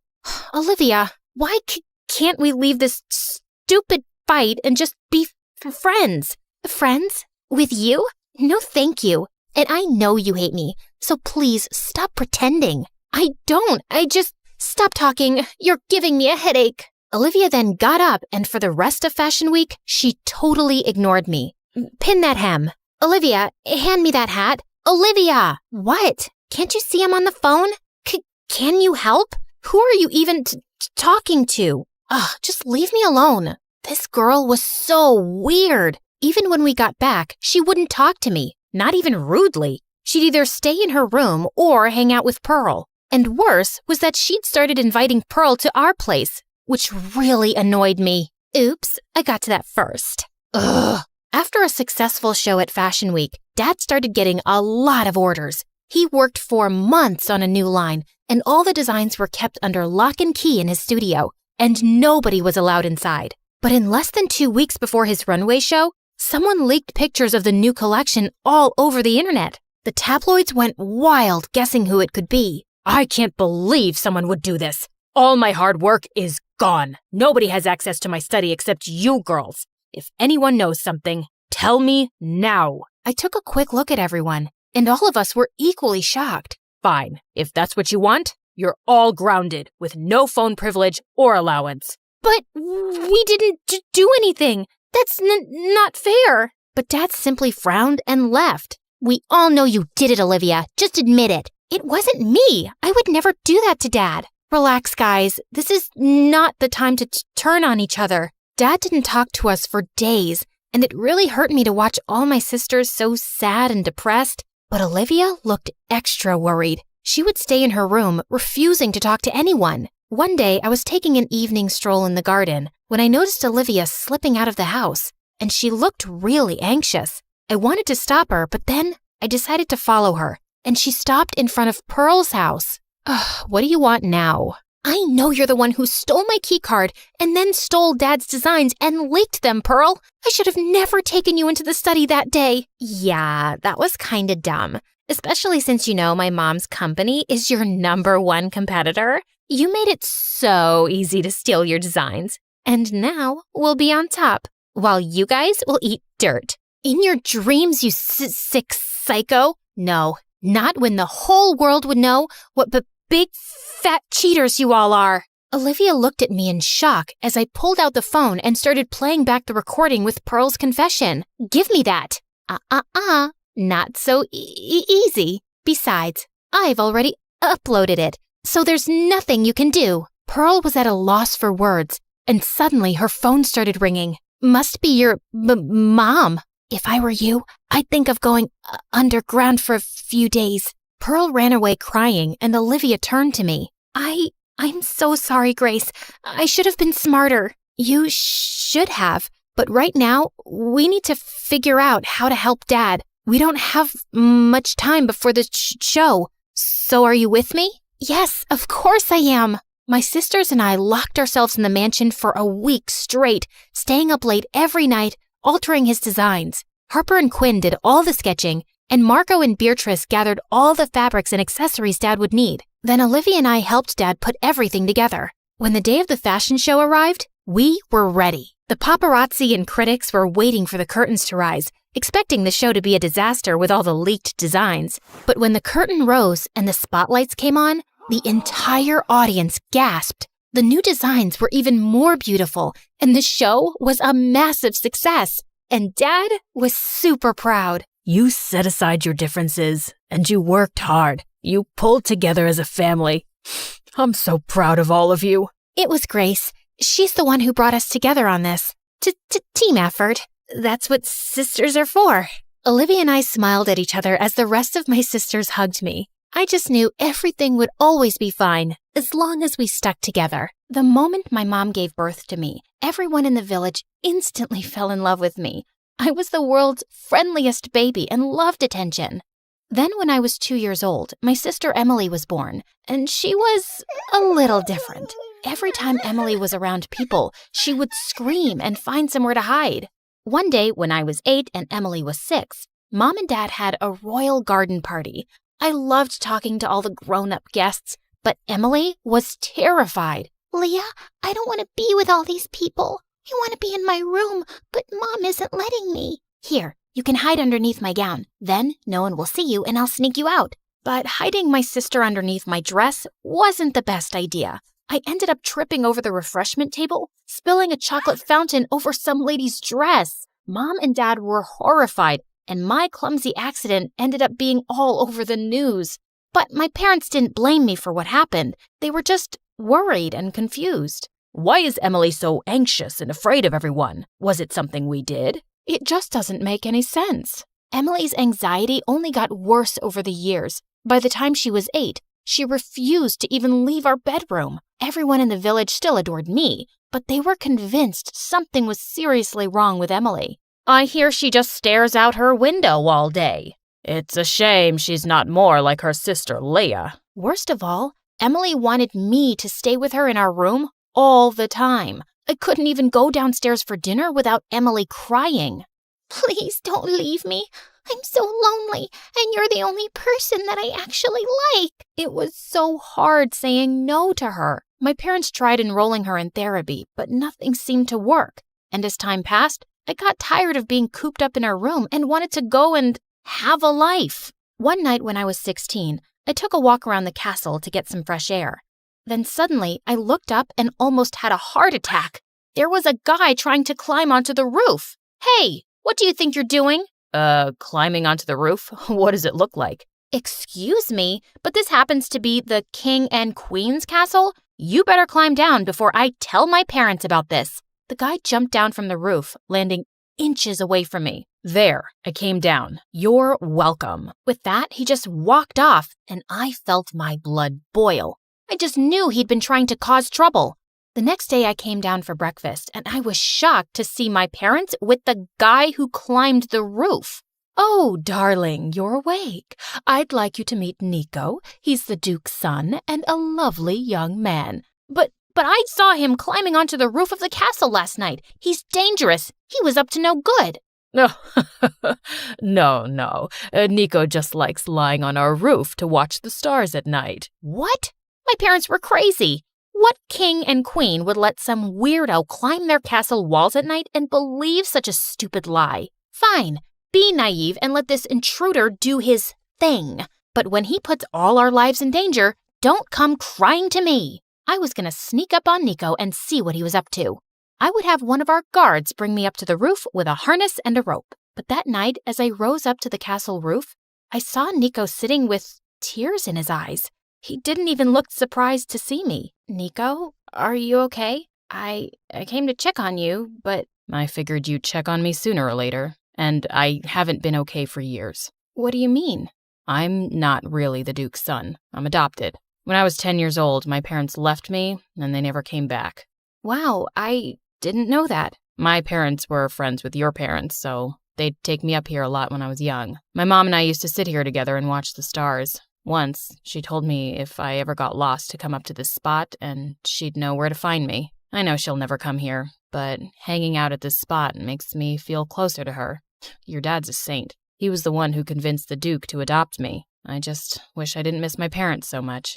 I was too stunned to speak. I had totally misjudged him. We ended up talking for hours, and before I knew it, the sun had come up. I should go, but this was really fun. Maybe we can do this again tomorrow night? I'd like that. You're a good listener, Leah. Then one day, something crazy happened. I was having lunch at school when suddenly a few girls came up to me with smirks on their faces. According to one of your mates, your weirdo sister threw a chair at a new mate of yours this morning? We didn't know she was that crazy. Oh, God, I wanted to disappear. They should just lock her up forever. You shouldn't have said that. I yanked the girl's hair hard and she started to scream. Just then, someone pushed the girl backwards and I saw it was Nico. You forgot you're speaking to our future queen, girls. Come on, Leah, let's go for a walk. Nico led me away from the girls, and that's when I asked him how he was in my school. I've been homeschooled my whole life, but my dad decided it was time I start studying with other royals. I was really happy Nico had transferred, but his words made me think of Emily. She had never been able to go to a normal school. All of a sudden, I had tears in my eyes, and I told Nico everything about Emily, how she never came out of her room, how my parents were ashamed of her, and how I always needed to stay with her. What if the girls are right? What if Emily really is crazy and she starts losing her mind? I don't know, but you shouldn't have to sacrifice your life for her. Emily probably just needs someone outside her family to feel safe with. If you want, I'll come over and talk to her. I hugged Nico and immediately agreed. That night, I brought him into our bedroom and Emily started having a panic attack. Hey, it's okay. Nico's a friend. Then suddenly, Emily stood up to really get a look at Nico. And seconds later, she was swooning. I never knew Leah had such handsome friends. You know I'm a princess too, right? Emily started flirting with Nico like crazy. But as the night went on, Nico got her to start opening up about her issues. I get what you're going through. Sometimes I get so depressed, I don't even want to leave my bed. But sometimes being alone makes it worse. How about I introduce you to some of my friends from school? We can start slow. To my shock, Emily agreed. Nico and I started out by taking her for walks in the park, and once in a while introducing her to people. I was so grateful for Nico, and as time passed, we grew really close, and I secretly started having feelings for him. Then one night, the three of us were walking along the pier when suddenly Nico tripped and fell sideways into the lake, hitting his head on a rock. Then he started sinking into the water. I jumped into the lake to get him. When I managed to pull him out, he was unconscious. Luckily, I knew CPR, and within an hour, he started to wake up. He was saved. The next day, I went to visit Nico at his house to see how he was. When I got there, he was lying on the couch, and he looked super out of it. Hey, how are you feeling? I just remember that I hit a rock and almost drowned, and that someone special saved my life. You have no idea how much it means to me, Leah. I haven't felt this loved in years. My heart soared. I was just about to lean in and kiss him when Emily came over and Nico took her hand. Emily told me she dove into the water to get me and then did CPR. She's an absolute angel. To my horror, Nico pulled Emily close and kissed her. I felt like I was gonna throw up. I yanked Emily's arm and pulled her into the other room. How could you take credit for saving Nico's life? He's been my best friend for the past year, and you know what? I'm in love with him. Leah, I've been miserable my whole life. I don't know if any guy will want to be with me ever, considering all the issues I have. This could be my once-in-a-lifetime chance at happiness, but I guess that doesn't matter. So go tell Nico the truth and be the village hero. I'll just lock myself away in this bedroom forever. Emily stormed off into the bathroom and slammed the door. I couldn't think straight. I ran out of Nico's palace to clear my head. I wanted to tell Nico the truth so badly, but what if Emily was right? What if this was her one chance at a normal life? In the end, I decided to let Emily take the credit. It probably wouldn't be a big deal. She'd get to be the village hero for once. Plus, it wasn't like she and Nico were going to get married overnight. I had time to think things over. Except Emily's fame lasted for more than a week. Worst of all, she and Nico were getting close. The two of them even went out together. He comforted her every time she had a panic attack and congratulated her every time she left the castle. God, was he her boyfriend or her babysitter? Then one night, my parents invited Nico over for dinner, and Dad made an announcement that sent me over the edge. After much thought and discussion, we would like for Nico to be our new king. We love him like our own son, and we can't think of who'd be a better husband for our daughter. My jaw dropped. I was going to be with Nico after all? Everything was going to work out? But Emily was fuming. You're just going to take Nico away from me? Like that? You mean I'm gonna marry Leah? Actually, you're going to marry Emily, and she's going to be the queen instead of Leah. You two make such a beautiful couple, and it was truly a miracle that Emily was able to save your life, even with all her challenges, and that's remarkable. I felt like I'd been punched in the face. That's insane! I'm the eldest daughter. I've been preparing to be queen my whole life, and you know what? I'm the one who saved Nico. I should have never let Emily lie and take the credit for it, and I'm not letting her take my crown or marry Nico either. Before anyone could react, I fled from the table and into my bedroom.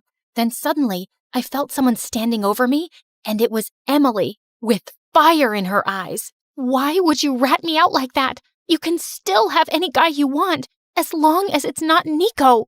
I've loved Nico for over a year. Emily, I've sacrificed everything for you. I spent days on end locked in this room so you wouldn't feel scared and alone. Is this the thanks I get? So, you're saying I owe you in some way? I never asked you to sacrifice yourself for me. You could have left me for a few hours if it was too much. It's not my fault you don't know how to set boundaries. Sorry, but I'm only responsible for my own happiness. That was it. Without thinking, I slapped Emily across the face hard. Emily turned around and was about to push me, but instead, she tripped and fell backwards, tumbling down the stairs. Everyone called for help and an ambulance came. What had I done? I went with everyone to the hospital, but I wasn't able to see Emily yet. I felt sick to my stomach. Suddenly, I felt someone's hand on my shoulder. It was Nico. Hey, Emily's gonna be okay. She'll be in a cast for a few weeks, but don't worry. I think there's something seriously wrong with me. How could I hurt my sister like that? Maybe because you were fed up with letting her take what's yours. The servants overheard your conversation with Emily, that it was you who saved me and how you let her take the credit. I was totally silent. I hadn't really thought of it that way, but Nico had a point. Also, I need to confess something. I'm in love with you too. I've been in love with you for ages. I thought I loved Emily because she saved my life, but we don't have that connection that you and I have. I want to be with you, Leah, not your sister. Suddenly, Nico leaned in to kiss me. Oh God, I wanted to kiss him so bad, but what about Emily? I couldn't do this to her. I ran away from Nico at that second. I had to talk to Emily. I went out to bring her flowers and then apologized for everything. Actually, I'm the one who owes you an apology. I went way too far by stealing both Nico and your crown from you. I know Nico doesn't see me like that. It's okay, Emily. It's in the past now. Everything is going to be all right. I'm so glad you're okay.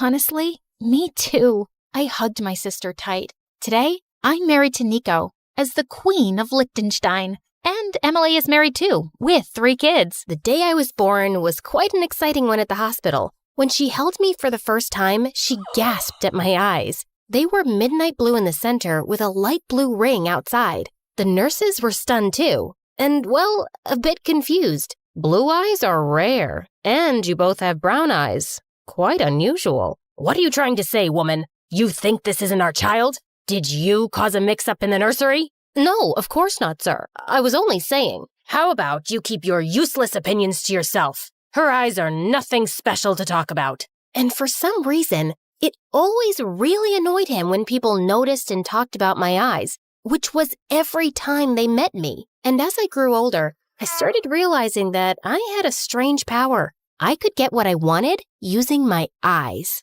Let me give you an example. Once when I was 6, I went with my parents to their friend's house, who had twins my age. I could tell the boy was really sweet, but the girl didn't like me much. When she left the room for a while, the boy climbed onto her bunk bed and returned with a beautiful doll. Her eyes are just like yours. I think you should have her. Oh, wow. Really? Thank you so much. Hey, thief! You can't have my doll.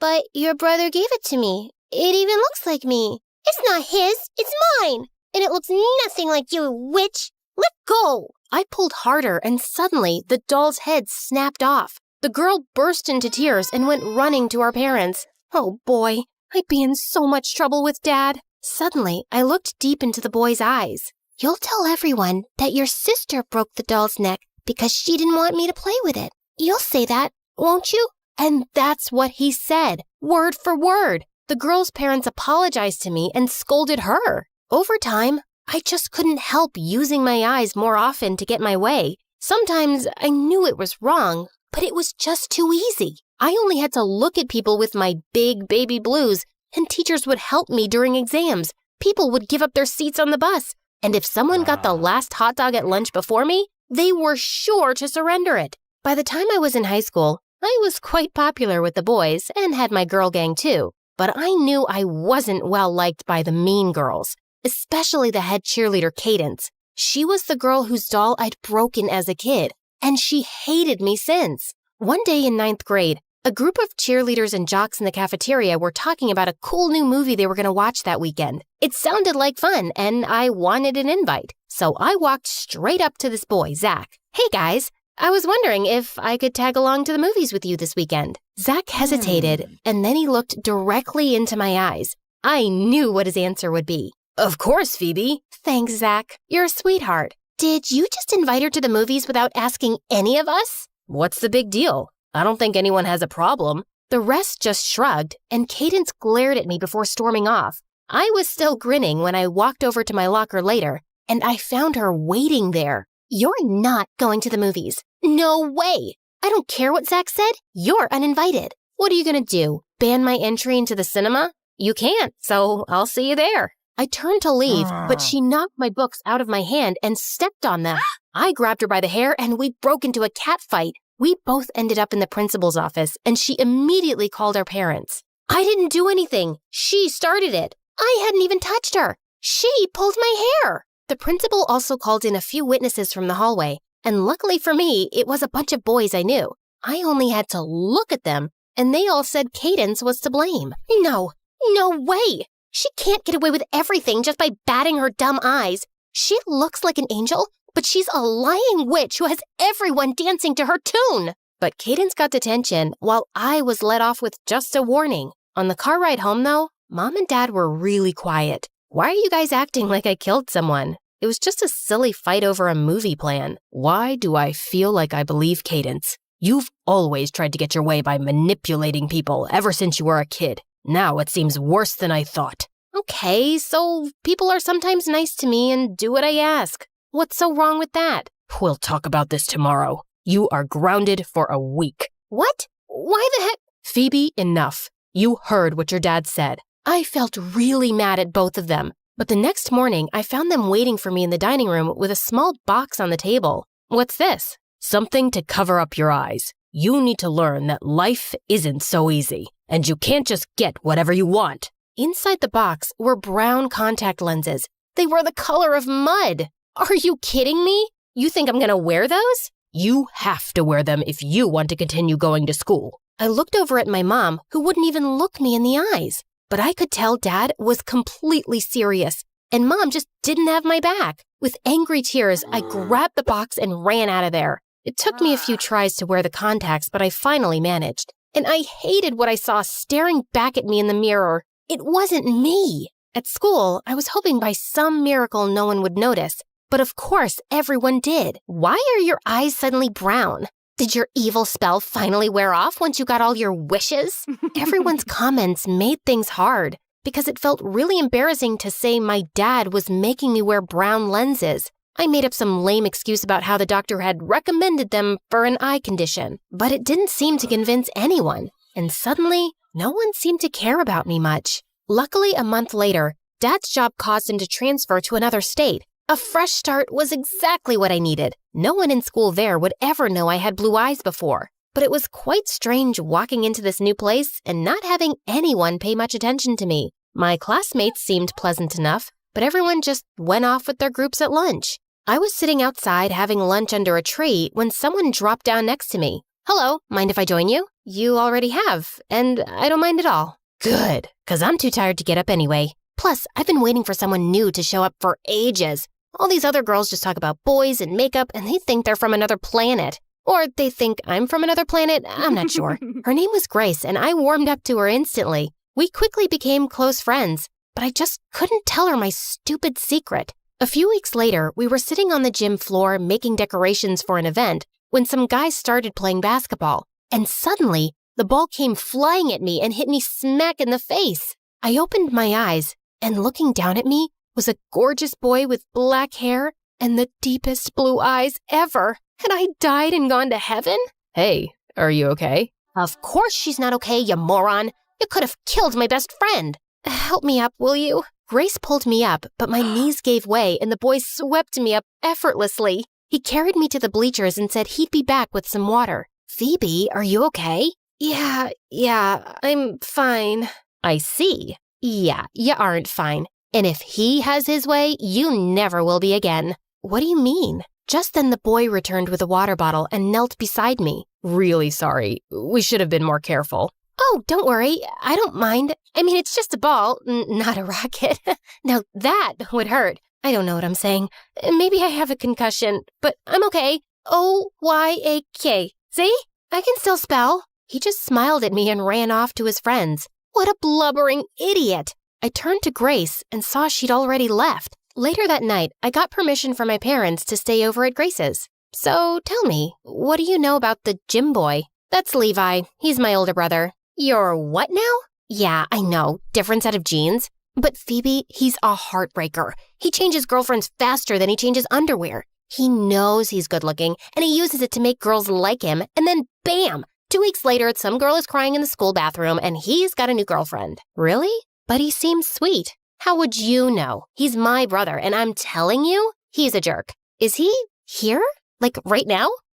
Yeah. But you don't want to talk to him, right? You're here to have a slumber party with me, and I just told you, he's a jerk, right? Gotcha. But I couldn't get Levi off my mind. Grace messaged me on Monday that she had the flu and wasn't coming to school, and I decided this was a great chance to talk to her brother. On the bus, I was thinking about what I'd say to him when someone sat down next to me. "Sorry, seats in the back are full." Holy lady luck! It was Levi, but it seems like he hadn't recognized me and just started reading a book. "What you reading?" He turned the cover to me without looking my way. "Oh, nice. I've never read that." "Okay, good to know." Wow, he did seem like a bit of a jerk, but I wasn't giving up yet. If it's good, maybe I'll read it. "I'm the girl from the gym, by the way. The one you hit with the basketball." "I know that. I didn't have memory loss. It's just that you're Grace's BFF, and she told me to stay away from you." "That's strange. She didn't say anything to me. And why can't we all be friends?" Grace was down with some virus and couldn't attend school for 2 weeks, and I ended up spending all my time with Levi. He was gorgeous, but he was also funny and thoughtful, and I just couldn't help liking him. And I had a feeling he liked me too. But when Grace returned, she was furious seeing us together. "So what? You've replaced me with Levi now?" "Of course I haven't. You weren't here, and we just started hanging out. And now you're in love with him, aren't you? Even after what I said? Doesn't take anyone too long to fall in love with Levi.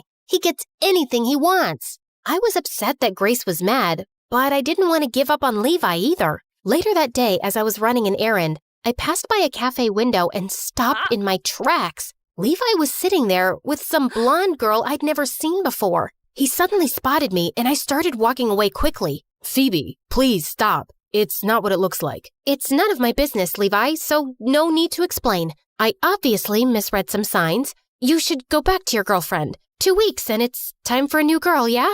Just like Grace said. She said what? That you're a heartbreaker, and that you change girls faster than clothes, and that I should stay away from you? Phoebe, she made that up, okay?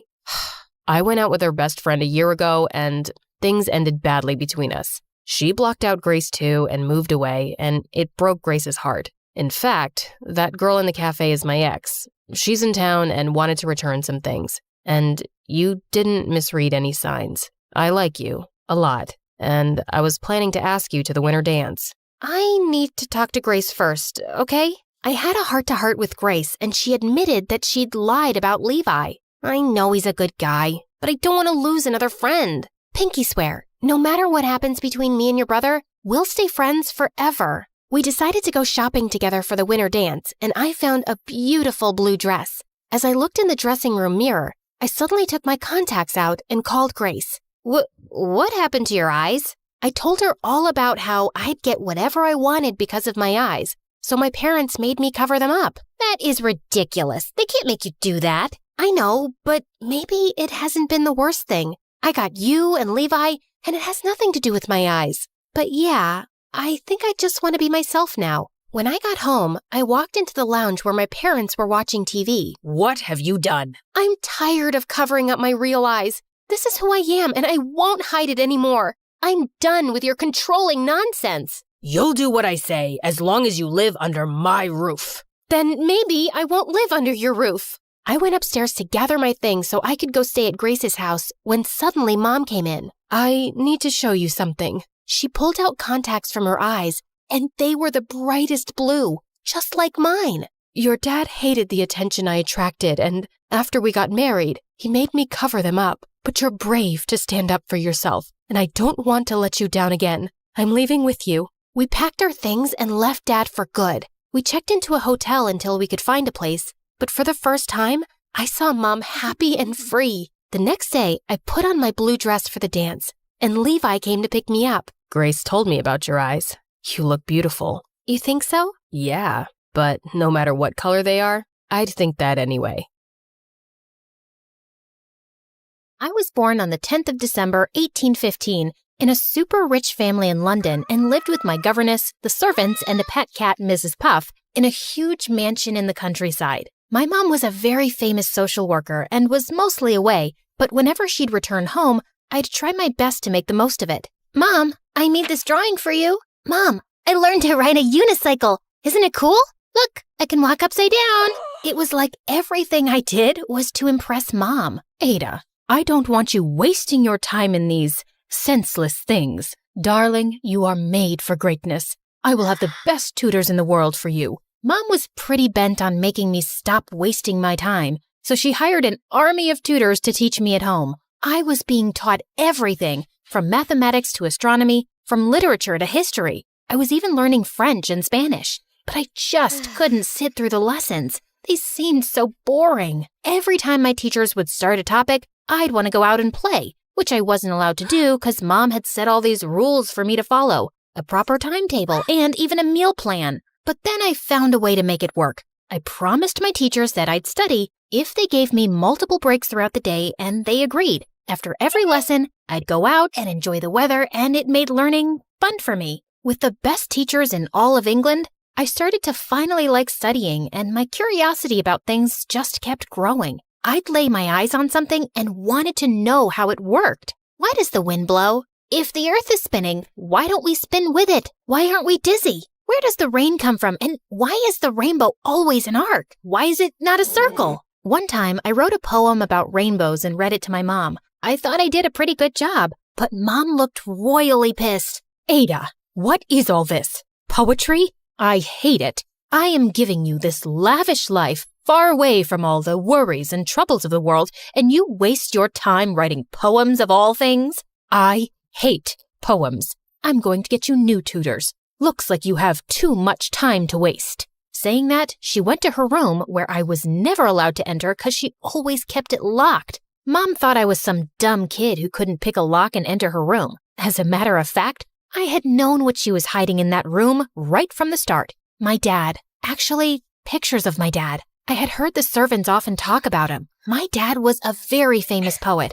He was basically the first celebrity of England. He was sort of like a rock star of his time and had a massive fan following. People from far away would come to listen to his poetry, and that didn't sit well with my mom. My mom hated his work, and they'd argue so much that when I was just 2 months old, he moved away and never looked back. Mom didn't want me to be like him, and that was the reason she wanted me to always be super busy with studies. But Mom forgot I was my own person. Yeah, I had started to love science and mathematics, but I also loved something else that I don't think my mom ever experienced. Having fun. Like, everyone knows how fun it is to play in the mud and run like crazy in the rain. But for Mom, it was a big no-no. She would constantly be telling me to sit, stand, eat, and even breathe like a proper lady. One time, when I was about 12, we had a party at our place, and Mom made me wear the most uncomfortable dress ever. It was so tight that it just made me wonder how women could breathe in it.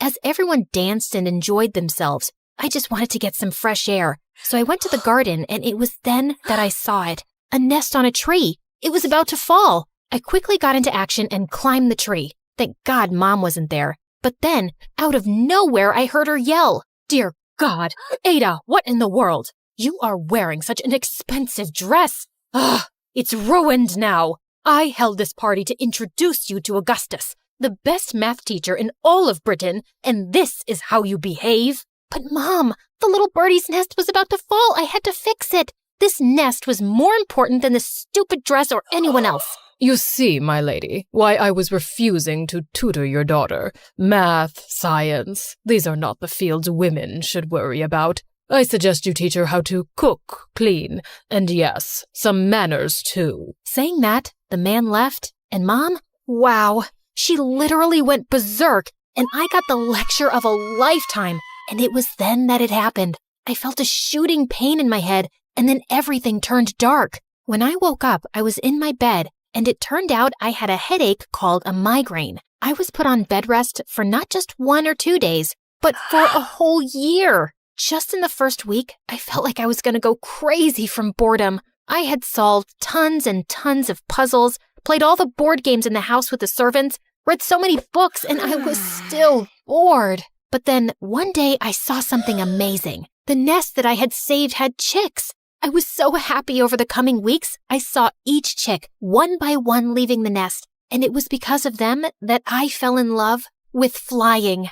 I poured my heart into researching how to fly and called the subject flyology. I gathered supplies and even built wings. I so wanted to try them on and see if I could fly. But Mom, she thought it was a waste of time thinking about a machine that could never be made. In reality, if Mom could only see the world now. When I turned 14, Mom introduced me to my new teacher, Mary. She was a mathematics genius, and it was because of her that my love for the field of mathematics just grew. One time when Mary was done with her class, she forgot her advanced math book at my place. Since back in the day we didn't have TV or smartphones, I was just bored, so I started solving the equations. And the next week when Mary visited, she was stunned. Who helped you? There is no way you did it yourself. This is practically the hardest math question. Hardest? It was easy peasy. Hearing my answer, Mary went deep into thought, and when she visited me the next week, she had a gentleman with her who looked familiar. It was Augustus, the man who thought women couldn't do math, and now he wanted to be my teacher? But I didn't. I was about to tell him to leave, but couldn't because Mom was going all gaga over him. She really wanted him to be my tutor. So in the end, I agreed, but I made sure to push his buttons every now and then. So I have a question. It's a math question, very hard. You asked one silly question just 5 minutes ago. Fine, ask away. Why can't a nose be 12 inches long? What kind of question is this? Because then it would be a foot. But it was funny. I guess I needed to cut some Augustus some slack. He was a nice guy and taught me everything I needed to know about math. I know I was his favorite student. He never said it himself, but I did find his letters in Mom's drawer one time in which he told Mom that I had the potential to be one of the greatest mathematician minds in the world. One time when I was 17, Mom and I were invited to Mary's house for a ball. She was getting engaged, and to be honest, the party was boring. Like, there was no one I could talk to. All the girls my age wanted to talk about were boys, babies, and baking. Oh my. Look at your 9 o'clock. No, 3 o'clock. That guy is totally checking you out. Wave your fan. Say hi to him with your fan. Ah, sweet lady, you look so pretty tonight. My thoughts about you keep multiplying by 10. I hear you love numbers. So, how about we dance? Cringe. I need something to eat. I feel like I'll faint if I don't eat something fast. Saying that, I hurried to the food table, and just as I grabbed the last donut, someone else took it. And when I saw who it was, I felt like a deer in the headlights. It was Charles Babbage, a science genius who had been building a giant calculating engine, or as you call it today, a computer. Oh my God, a big fan of your work. I was wondering if you could dance? No, thank you. What? No, not dance. I wanted to see your machine. I've heard so much about it. I want to work with you. Work? With me? That's cute. Please excuse me. What huh? Well, I was determined to see his invention, and when I told Mom, she pulled some strings, and Charles had to finally invite me to a showing of his machine, which was still not complete. The moment I laid my eyes on it, I was in absolute awe. The man was a genius. His machines had like 25,000 parts, and once complete, could perform all types of complex calculations. The man was working on the very first computer, and I wanted to learn from him. It's marvelous. I have never seen anything like this in my whole life. How about you teach me about this marvelous machine, and I can help you make it better? Oh, wow. You think you can just make it, better? I have spent years and years working on this, and you think you can make it better? No way. Are you always such a jerk, or do you just show off when I'm around? Ugh. And by the way, why do you have to repeat the same steps over and over again for a simple addition? Saying that, I turned to leave, but I guess what I said made perfect sense to him, and he stopped me in my tracks. The repeating steps again and again. It was on my mind, but no one, not even the best scientists, could understand that part. But you did. You really want to learn from me? Help me make this machine better? Fine. I'll have you as an apprentice, but only if you first translate the manual book for the machine from French to English. OMG, was this really happening? Oh, yes, it was. I was pretty glad Mom had me take French classes when I was a kid. It took me 9 months to translate the piles and piles of notes. As I understood his designs more and more, I added my own notes on how to make things better. By the time I was done translating, I had over 30 notebooks. But it was all worth it, because I realized Charles's machine, when finished, could even print, create graphics, play music, all along doing complex calculations. The man had hit the jackpot. But when Charles saw my notes, he looked confused. I was so sure I did everything right. Did he find some mistake? Were my calculations wrong? Did I blow my chances of working with the Charles Babbage? Look, I can do it again. Do it again? Nonsense. Ada, this is extraordinary. Everything you've written makes so much sense. With you by my side, I am so sure this machine will be a success and even better. Charles was so happy with my work that he started calling me the magician of numbers. He even got my notes printed and distributed to all the mathematicians and scientists in England. It was incredible. Just like Charles, I didn't go to school, college, or university, and here I was, standing shoulder to shoulder with the greatest minds of all time. After that, there was no stopping me. I officially started working with Charles, and he not only became my mentor, but also my best friend. Soon, we decided to make a new machine called the Analytical Engine. While working with Charles, I developed the first algorithm ever. It could calculate advanced algebra equations. Together with my algorithm and Charles's machine, we were creating the world's first mechanical computer. A few years later, I got married and had 3 children, but I still worked with Charles, even from home. Every day I'd write letters to him since he lived nearby. We were exchanging letters like 6 times a day. It was totally like texting. One day I was home with my kids when I got the worst news ever. Mom was sick, so I visited her. I stayed with Mom for a week, and it was during those days that I told her about what I'd been working on. I wasn't expecting it, but Mom, she looked so happy, and then she said the most amazing thing ever, something I never thought I'd hear her say. You make me feel so proud every day with your courage, kindness, and hard work. Ada, dear, I am sorry for being tough on you when you were a kid. I came from a family where women weren't allowed to study, and I wanted you to have every opportunity to be educated. Ever since you were a kid, I knew you could do far better than your dad or me, and I am so happy I was right. Mom, everything I am today, it's because of you. I love you. Once I returned from Mom's place, I got back to work, but then our big project came to a stop when Charles was out of money to build. He asked me to visit Queen Victoria and ask her to fund our project, but how could I? The woman basically hated me. Yeah, I had beef with the Queen after I stepped on her gown at a party and didn't recognize her. Oh God, this was gonna be so hard, but I had to do it. For Charles. I went to see the Queen and explained everything to her. I wasn't expecting it, but she agreed to help me. I was ecstatic, and when I broke the news to Charles, he was thrilled. Oh my God. Thank you so much. Ada, how can I ever repay the favor? How about you make me the CEO of Babbage's machine?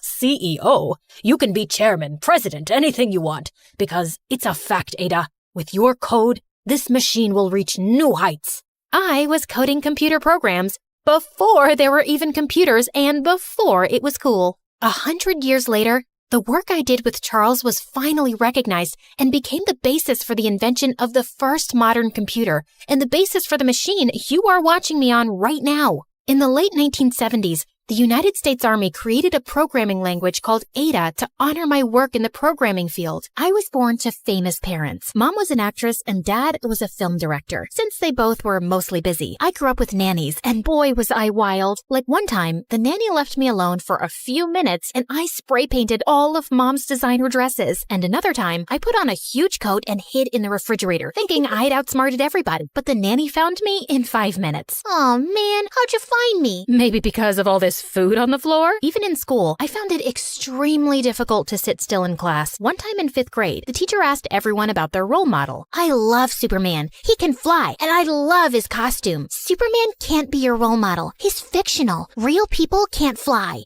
Even I can fly. Watch me. I jumped and crashed right into the meanest girl in class, Jessica. Her mom was a famous actress too, and Mom always said she got lucky without any talent. I just thought she was ugly. Anyway, Jessica broke her arm, and after that day, we became sworn enemies, always trying to one-up each other with pranks. She would stick glue to my chair, and I would fill her lockers with slime. But the worst was when she spread mean rumors about Mom. I've heard that Nora's mom wears a wig and never leaves the house without makeup because she's ugly. At least in her case, makeup helps. Your mama looks like a potato no matter how much makeup she uses. Don't talk like that about my mom, and you shut your filthy mouth about mine, you little snake. Jessica pounced on me and pulled my hair. I punched her nose, and we both fell on the ground fighting, and we both landed in detention. Growing up, my parents tried everything from therapy to music to calm me down. But what finally worked was dancing. It felt great to finally have an outlet for all my energy and to find something I was good at. But then a week before my 17th birthday, Dad came home looking really upset. Apparently, this was his 5th movie in a row that had flopped, and no one wanted to work with him anymore. He was home all the time and constantly whined. Meanwhile, Mom continued getting more famous and traveling the world. I missed having her around, but kept myself distracted with dancing. Then one day during lunch, I was learning a new dance routine when someone tapped on my shoulder. You're doing that wrong. Excuse me? The girl showed me a much cooler step, and I was blown. That was amazing. Can you teach me that? I'm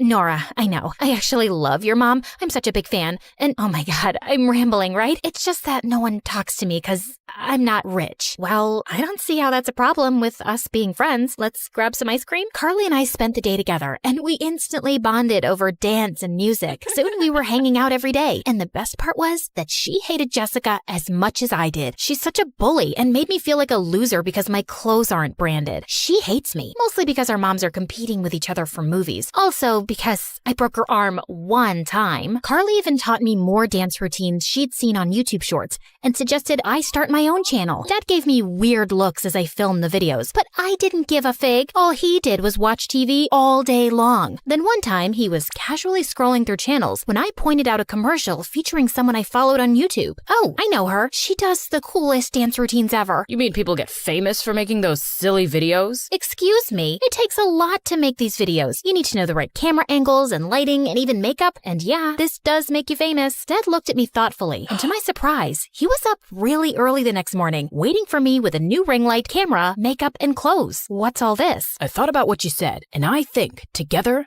we can make you famous. I can make the videos while you focus on dancing. I thought the videos were silly. Silly Billy Nilly, what does it matter? Let's get to work. He even cleaned out a whole room to set up all the equipment. I danced a lot that week, and together we made enough videos for the month. Even Carly joined in sometimes, and slowly my channel grew to be huge. I got invited to all the latest events, celebrity meetups and talk shows, and I was living the life, but I had no time for school. So when I sat for my 11th grade finals, I had no idea what to write. Carly, shh, look here. Oh my God, are you cheating? Shut up, you witch. But obviously, Jessica created a huge scene and I was sent to the principal's office. Mom was called in, but since she was one of the school trustees, I only got suspended for a week and was allowed to retake the exam after. She didn't say a word the whole ride, but as soon as we got home, she went ballistic on me. This was so embarrassing for me, Nora. I don't like this whole YouTube dancing thing at all. Someone your age should be focused on school and friends, not behaving the way you are. Really? And how should a mother behave? Leave her kid and choose her career over her family? How dare you? I did what I had to do to support my family. Your dad, on the other hand. Can you please stop blaming Dad for everything?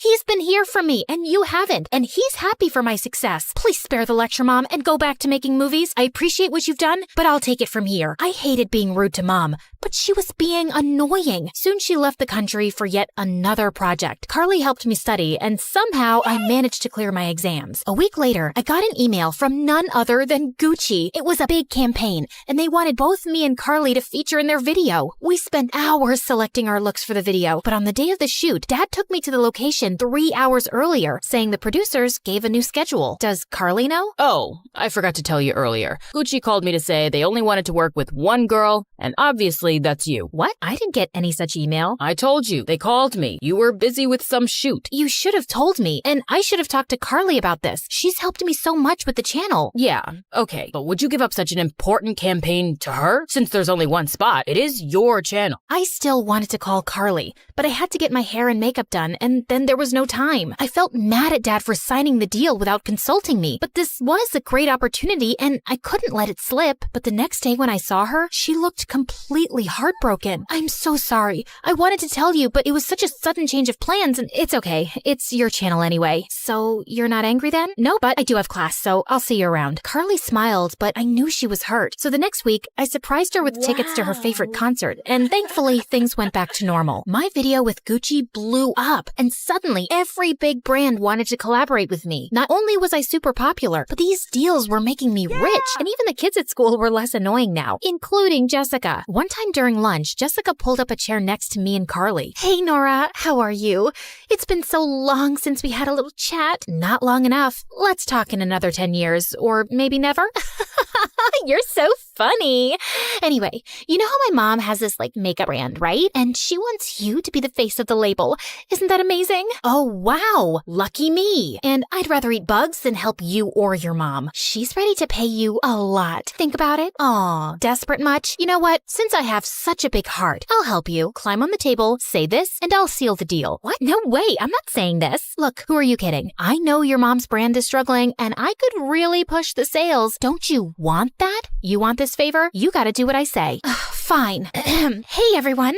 I have to confess something. I have an unhealthy obsession with eating my own boogers, and Nora's amazing because she's helping me get over it, but sometimes I still can't help it. Go on. With that, Jessica dug into her nose and licked her fingers. I could see everyone making disgusted faces as she turned bright red and she ran off. I couldn't stop laughing. Now that was fun, right? No, you didn't need to humiliate her like that. What do you care? You hate Jessica just as much as I do. I do, because she was a bully. And right now, you are one too. I only gave her a taste of her own medicine, and I'm not sorry about it. Well, you should be. With that, Carly turned around and left. I wanted to stop her and explain myself, but then why should I? Jessica has always been horrible to me. I didn't need to feel bad. After that day, Carly started avoiding me. I tried to talk to her a few times. Then I got busy with shoots, and there was never a good time. Finally, it was time to shoot for Jessica's mom. But as I was getting my makeup done, I saw an article about how her products used substandard ingredients, even some that were banned. Dad, will you look at this? It looks like these makeup products are full of toxins. I can't tell my followers to use these. Yes you can. Who cares if these products are harmful? All you need to do is go up there, smile, and say it's the best makeup you've ever used. But that's lying. Listen, Nora, we've signed the contract and got a lot of money for this, so we can't back out now. If we do, they'll sue me because I'm your legal representative. I knew endorsing these products was wrong, but if I walked out at the last moment, Dad would get sued. So I decided to shoot the video and get it over with. But I couldn't stop thinking about how I'd lied for a few bucks. It kept nagging at me all night. And the next day, I told Dad I wanted to take a break. No way. We've taken an advance on all your sponsorships. I don't care, Dad. I started this channel to dance and have fun, and now I'm lying to make money. I don't want to do this anymore. Just give all the money back. You don't understand, Nora. I can't give the money back because you lost it? I turned around to see Mom walk in. Go on. Tell her about how you lost all the money in some shady internet scam and how you need more money to do this all over again. What? Dad, is that true? You stole my money? No, I never meant to steal it. I just borrowed it to invest so I could use the profit to fund a movie project I've been working on. But I swear, I intended to return every single penny. I had no idea the investment scheme was a complete scam.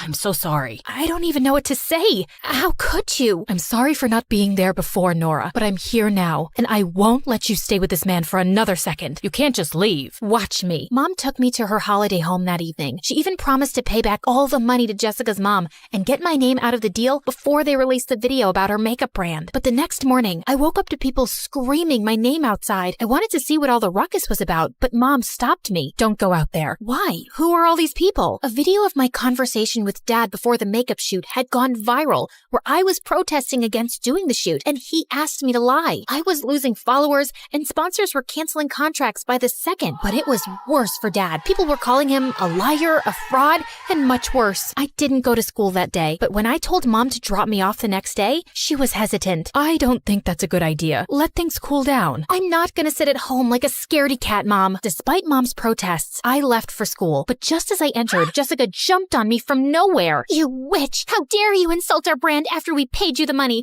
and did everything you said? Get off me, you dinosaur! I said those things because that's the truth. And drop the act. It was you who uploaded the video with Dad to ruin my name, so we're even. Are you dumb? Why would I upload something that says bad things about my mom's brand? We're undergoing an investigation now. That did make sense, but if this wasn't her, then who? I was wondering who it could be later that day when Carly walked up to me. Okay, don't kill me, but I did something horrible. I was at your set that day, and it was me who posted the video. You? What? Why? Because I didn't know how else to make you stop working with your dad. He's so manipulative that you just weren't seeing that. He makes you do things you don't even want to do. But you're not a bad person, Nora, and I couldn't stand you turning into one. So I did this, and now you can hate me forever. Oh my God, just shut up and listen to me. I already told my dad that I wanted to take a break, and I'm done working with him. I can't lie to people. I'm even kind of relieved that my sponsors have backed out. You did? So that means you're not mad at me? Of course I'm mad at you for not talking to me before posting the video, but I understand why you did it. So do you think we could be friends again? Maybe. Probably.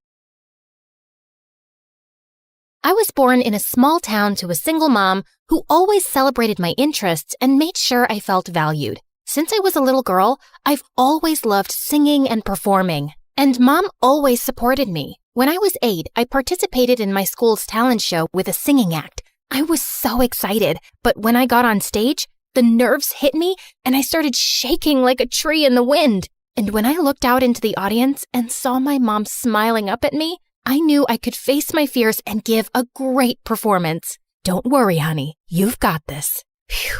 Okay.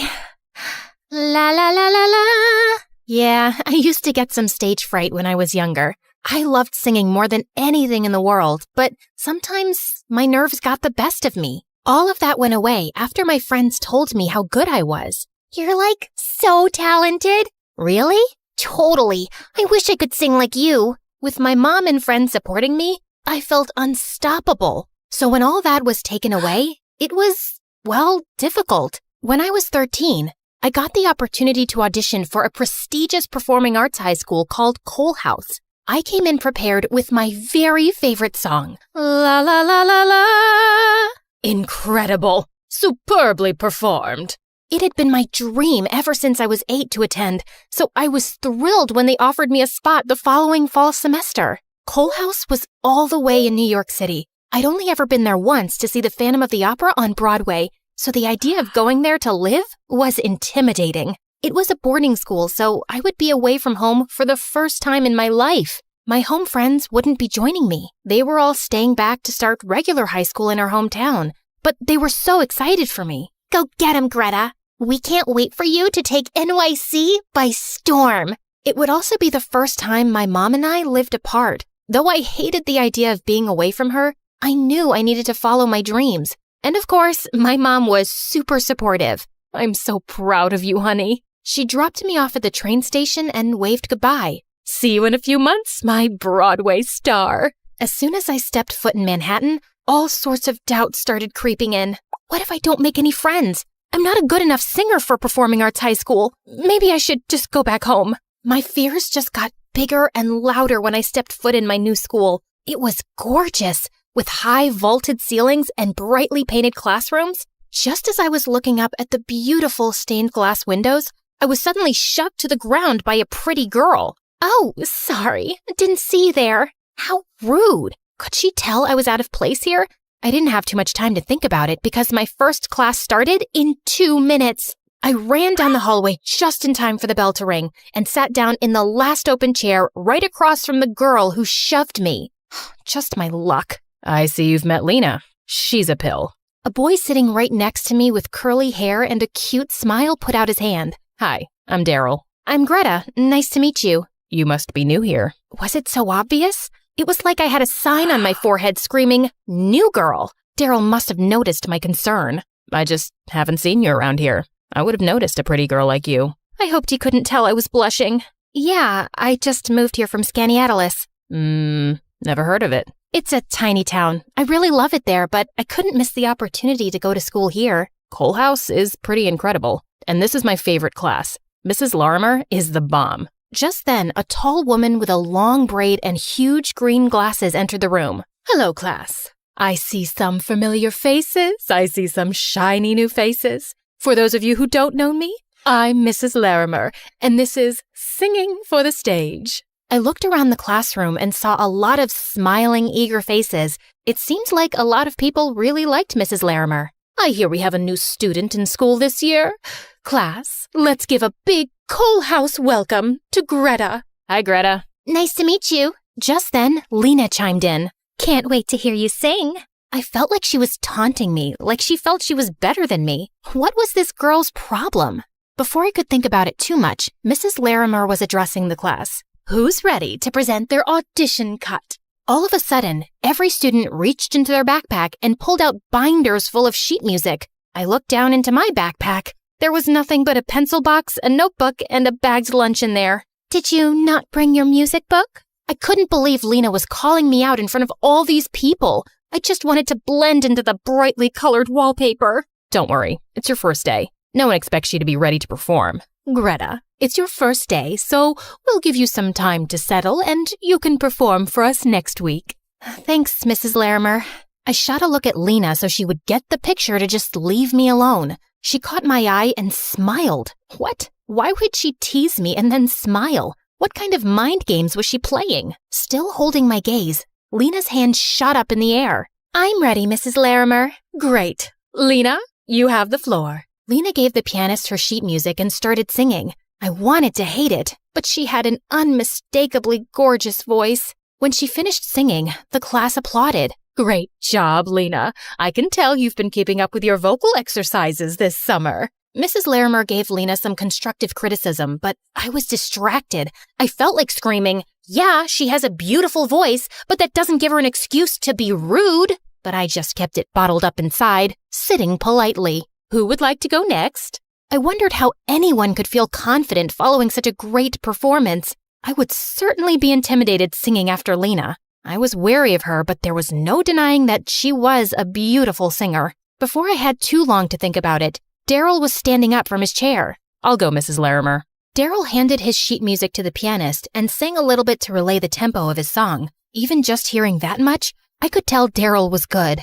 Really good. The pianist nodded, and Daryl took his place in the center of the classroom. He looked at me and winked. I swear I turned bright red. Did everyone see that? Lena looked back at me, scowling. Daryl began his song. It was incredible. He sang with such confidence. The vibrations of his voice pulsated, making it feel like the room itself was breathing. I looked around, and I could tell everyone else was enjoying themselves as well. Everyone, that is, except Lena. Well done, Daryl. That song really suits you. Thanks, Mrs. Larimer. Mrs. Larimer gave Daryl some adjustments and had him sing parts of the song over again. If this is what my new school was going to be like, just listening to cute boys sing, I had nothing to be worried about. I was starting to like it here. That evening, I was settling into my new bedroom in the dorms.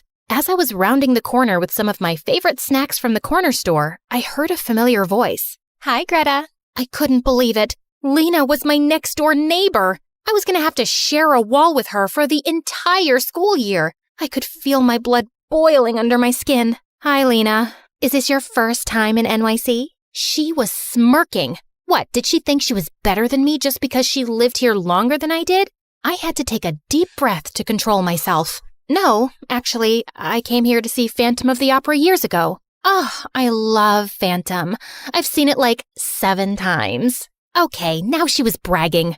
Whatever, there was no reason to get worked up. I was just gonna remove myself from the situation. That's really cool for you, Lena. And then I shut my bedroom door and ate a whole bag of my favorite snack, Crispy Crisps. The following week, when I got into the singing for the stage class, I made sure to bring my very own music book with me. I was ready to finally perform for my new classmates. Greta, over here. I looked over to see Daryl beckoning me towards him. He had saved the seat next to him with his backpack. Wow, cute, talented, and thoughtful. This guy seemed too good to be true. Lena looked at Daryl from across the room and rolled her eyes. I plopped down in the seat Daryl saved for me and looked back at Lena. What was her problem with me?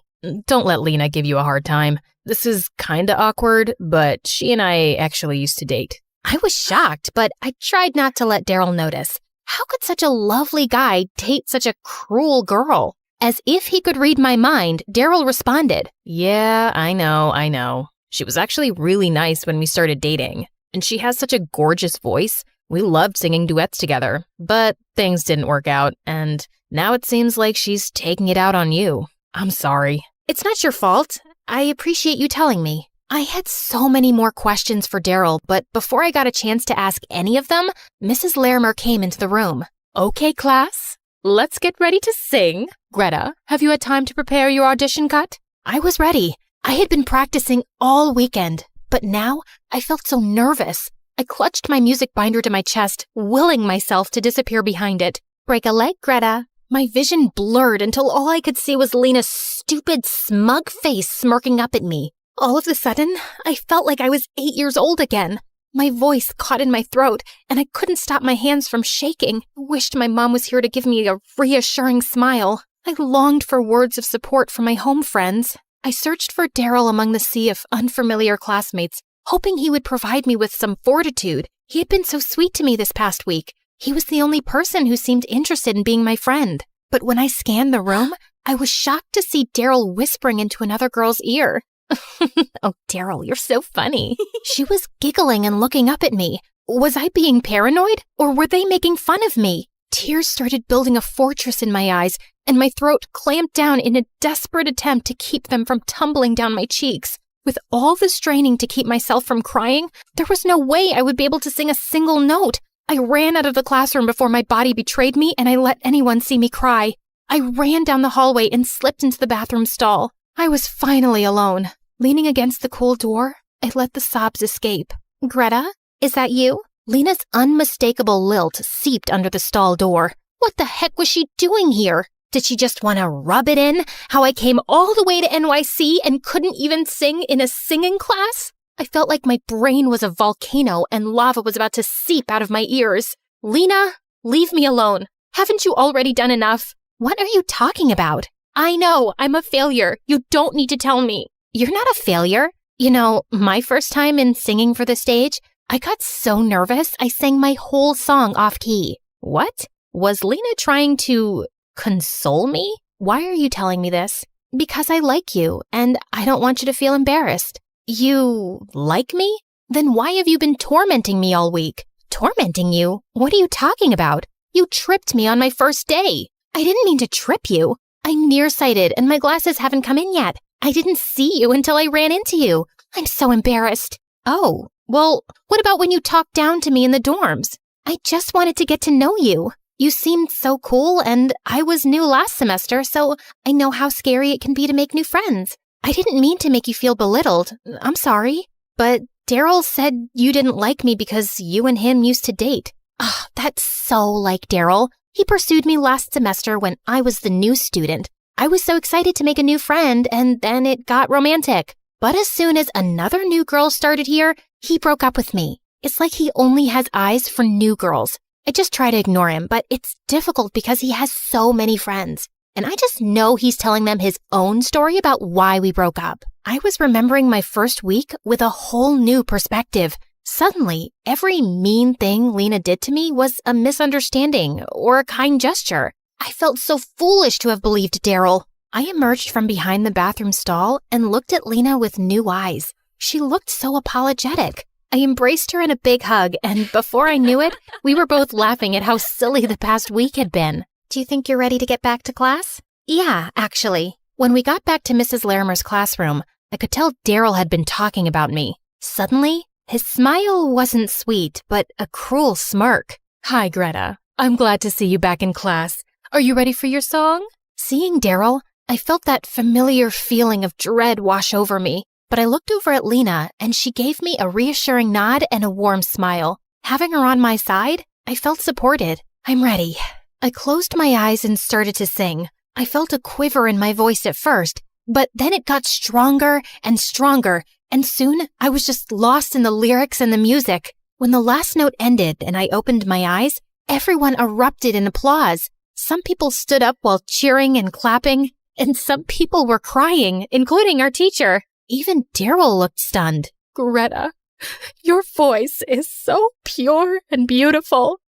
I think I can say for everyone that you've really moved us, and we're honored to have you here. Lena leapt forward and gave me a bear hug. And finally, I felt at home at my new school. My dad was the most special person in my life. He made me homemade milkshakes and taught me how to throw a kick and a punch when I was only 6 years old. He always said that I should know how to take care of myself, and I thought he could do no wrong. Except a day after my 11th birthday, I woke up to Mom crying. What's wrong? Your dad left. Like, left to get some milk? No, he left us, Mare. Look at this note. He'd been stressed for weeks at his job, and I thought he'd be okay, but I guess he wasn't. I tried calling him too, but he left his cell phone at home. What? Dad can't leave me just like that. He tells me everything. I'm sure there's some mistake. He must be around the corner. And I darted outside the house and started running around the neighborhood, screaming for Dad, but he really wasn't around. Finally, Mom caught up to me and took me home, and I was a crying mess for days. We tried looking for Dad for weeks, but it was like he'd vanished into thin air. I was heartbroken, and since then, I just couldn't trust anyone around me. What made it worse was that Mom started dating soon after, and she had the worst taste in men. This one time, Mom invited her boyfriend over, and he ended up stealing all her jewelry. And another time, she introduced me to this guy who was arrested a week later for robbing a bank. So, yeah, my home life was a mess, but at least I had school. I was a good student who loved loved writing poetry. And by the time I was 16, I was writing poems for a small publication and also leading the school newspaper. Life was good until this new guy Xander joined my class. At first, he didn't bother me at all and always had this permanent frown plastered on his face. He hardly spoke to anyone in class, and a few times he was rude to the teacher and got sent to detention. Then one day in the gym, I was sitting on the bleachers when this ball came flying out of nowhere and hit me in the head.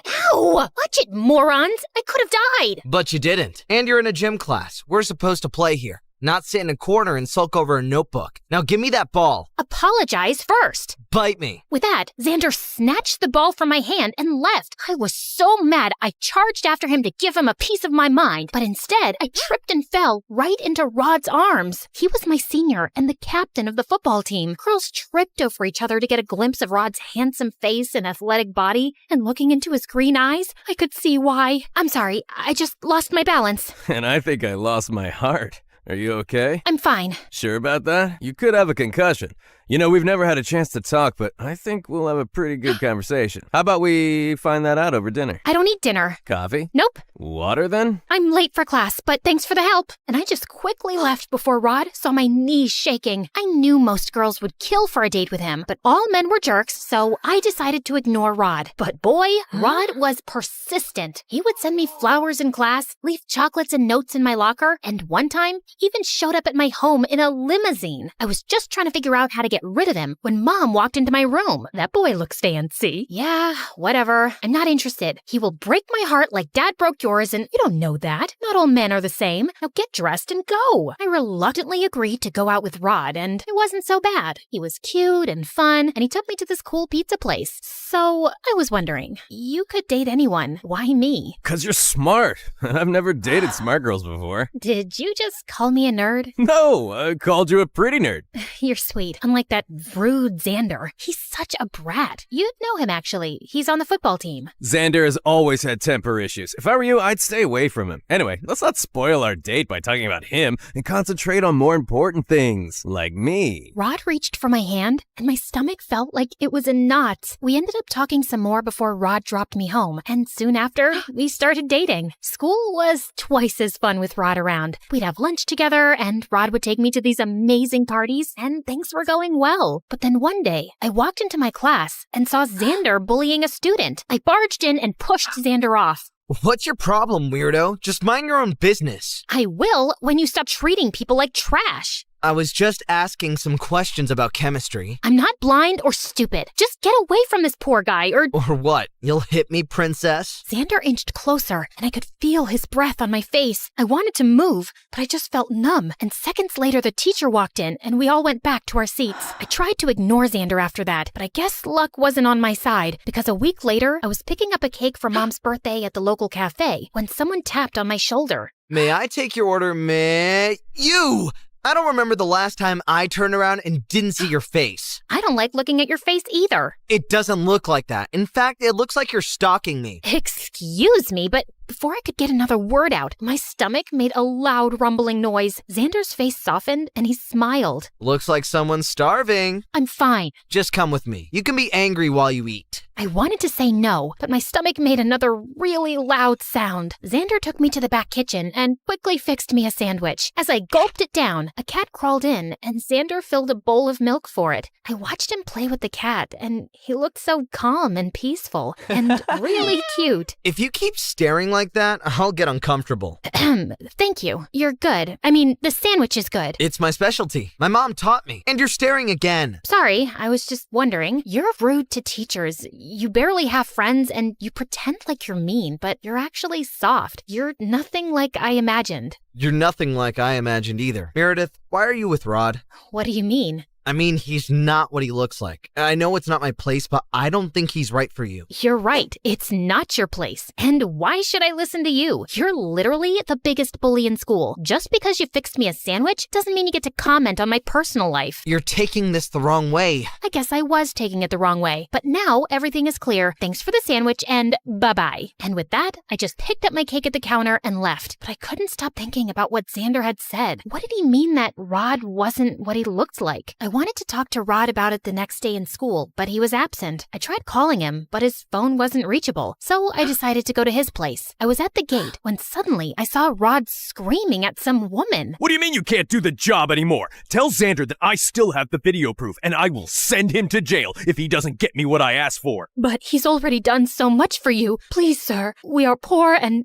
vulnerable, but you're rich and kind. Please understand. Don't touch me, you filthy woman! And just tell your son that if he doesn't deliver the papers by tonight, I will show the video to my dad and have him arrested. Rod pushed the poor woman away and she fell on the ground while he simply smirked and left. I rushed to help her up, but before I could ask her anything, she started wailing and ran away. What was happening? Xander's mom knew Rod, and from what I heard, Rod had some video he was using to blackmail Xander. What was this video? And what papers was Xander delivering? I wanted to get to the root of everything, so I waited all evening outside Xander's cafe where he worked and then followed him. To my surprise, he parked his bike outside Rod's house, slowly making his way to a slanted door on the ground. Xander opened the lid of the door and jumped in. I left my bike behind as I made my way to the same basement door and saw Xander throw a huge envelope on Rod's face. These are all the exam papers you wanted. We're done. And one more thing, if you ever touch my mom again, I swear I will bury you alive. Don't be so mad, pretty boy. Also, we're far from done. You still have to write me that essay for my college application. Make sure it's perfect, or you know what I can do, don't you? I've already done everything I can, Rod. Just quit torturing me. It's nothing to what you'll go through in jail. All I need to do is make one phone call and tell the police how you stole from my dad. Rod smirked at Xander in the most evil way before moving closer and spitting in his face. Xander lost it and hit Rod, and the two of them got into a huge fight. I wanted to do something, but before I could, the basement door I was leaning on broke, and I dropped to the floor. Thankfully, it wasn't too high, or I would have ended up breaking my bones. Both Xander and Rod looked at me in shock as I got up. Meredith! Oh my god, are you okay? I'm fine. Step away from her, she's my girlfriend! What are you going to do, spit in my face again? You bet I will. Rod tried hitting Xander again, but this time I got in the way and pushed him away. Don't hurt him! Why are you so worried about this worm? You like him, don't you? I dated you even though you're way beneath me. You should be thanking me, but instead you're choosing him? I'm not choosing anyone, but I do know now that I don't want to be with a psychopath like you. Rod turned to me with crazy eyes, and I thought he was about to hit me when suddenly his dad barged in. He must have heard the noise when the door crashed. What is this mess? Xander, what are you doing here? Dad, Xander is a thief! Remember you lost your favorite watch? It was Xander who took that. See, I have proof. Everything was caught on camera. Rod's dad looked at Xander in shock as Rod showed him the whole video, and then Xander explained the whole story. Apparently, his mom worked with Rod's family as a housekeeper, and he and his little sister grew up with Rod's family. Last year, my sister was diagnosed with a lung condition. We really needed a lot of money for the treatment, but Mom didn't have any. So one day, while the whole family was away, I broke in, stole one of your watches, and sold it to pay for my sister's treatment. I thought I'd somehow collect the money and replace the watch eventually, but Rod found out, and since then he's been blackmailing me to cheat on his college applications. He told me that you'd cut him off if he didn't get into a good college, sir. I didn't want to go to jail, so I did what he said. But Rod's demands never stopped. I'm so sorry. Xander broke down in tears, and I felt so bad for him. Thankfully, Rod's dad understood and forgave Xander and said he wouldn't press charges. Rod lost his mind and started throwing things like a maniac, but his dad called in security and they dragged Rod away. Xander escorted me outside and called me a cab. We were waiting when he finally spoke. Meredith, I've never said this before because you were with Rod, but I really like you. I always have. You're a good guy, Xander, but I can't be with someone I can't trust. You should have just told Rod's dad the truth. I know, I was a coward, but I felt I didn't have a choice. You always have a choice. You had the choice of being honest. Meredith, I want to go. Saying that, I slid into the cab and left, leaving Xander alone. I didn't hear from Rod again, but Xander tried calling me 1,000,000 times, and I ignored him. I didn't even want to go to school and felt totally lost. I guess Mom saw that because one night she walked into my room and asked me what happened, and I ended up spilling everything. I loved your father, and I know you did too. He suffered some hard knocks and didn't deal well with it, and it hurt us. But that doesn't mean everyone else will be the same. Well, Rod turned out to be crazy. And what if Xander is dishonest again? Look, he shouldn't have stolen from Rod's dad, but he did it for his family, not out of some greed, and that says something about him. Go talk to him, Meredith. I hugged Mom and rushed to the cafe Xander worked at, but he wasn't around. Luckily, the manager recognized me from before and handed me Xander's address. I went to his place and knocked, and seconds later, a cute little girl answered the door. Hey, is Xander around? Nope, but you can wait. You're Meredith, right? How did you know? Xander told me you were the prettiest girl he'd ever seen, and you are pretty. I didn't say that. I said she's pretty, but she's the smartest girl I know. I turned around and saw Xander behind me. He signaled his sister to leave, and then it was just him and I. So what brings you here? I thought you didn't want to see me. Xander, all my life I've hated my dad for breaking my trust. It's really difficult for me to open up to people. And dating someone like Rod, who turned out to be a complete psycho, messed up my mind, and I just needed some time to figure out my feelings. And have you figured them out? Kind of, but I need you to promise that you won't lie about anything to me. I promise. Now can I ask you out on a date? Depends on how well you kiss. Let's find out.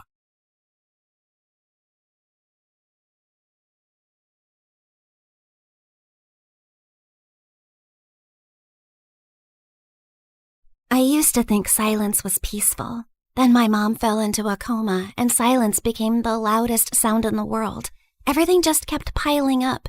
And worse, it was just the two of us. No rich dad, no secret inheritance, no billionaire auntie waiting to adopt me and fix my life. I tried to stay strong, but when the nurse gently reminded me again that we still had unpaid bills, something inside me finally cracked. I just nodded, locked myself inside the restroom, and finally broke down. I had already sold almost everything I loved. My iPad, my sweatshirts, even the tiny cute things that used to make me happy. What else was I supposed to give? My hair? Both of my kidneys? I had almost lost hope. Please, I'll do anything. I'll study harder. I'll stop complaining about homework. Okay, maybe not completely, but I'll try. I won't even call the mean girls at school ugly goblins anymore. Just, please, I need a miracle. Just then, I heard a calm woman's voice speak. If you want a miracle, then look up. Wait, like treasure? You are reading it right. A special treasure awaits you. Is this a prank or something? Hello? I slowly turned around, expecting a hidden speaker or a hospital ghost with good acoustics. But there was nothing. I did not just hear a bathroom wall answer me. The wall did not answer you. I did. This is stress. People cry too hard and start hearing things, so this is totally normal, right? Just then, an arrow beneath the message suddenly started glowing. First I'm hearing things, and now I'm seeing things. What's happening? Believe your own eyes. Only that which you see is true. What is unseen is but an illusion. Okay. Let's say I believe you for 3 seconds. So, are we talking about gold? Money? Something that I could sell for millions? Because I don't need some riddles right now. I need some miracle, or at least some actual cash. Or some treasure valuable enough to change your fate. Whether it becomes salvation or disaster depends on who finds it first. And right now, you're already running out of time. Out of desperation to save my mom, I eventually gave in.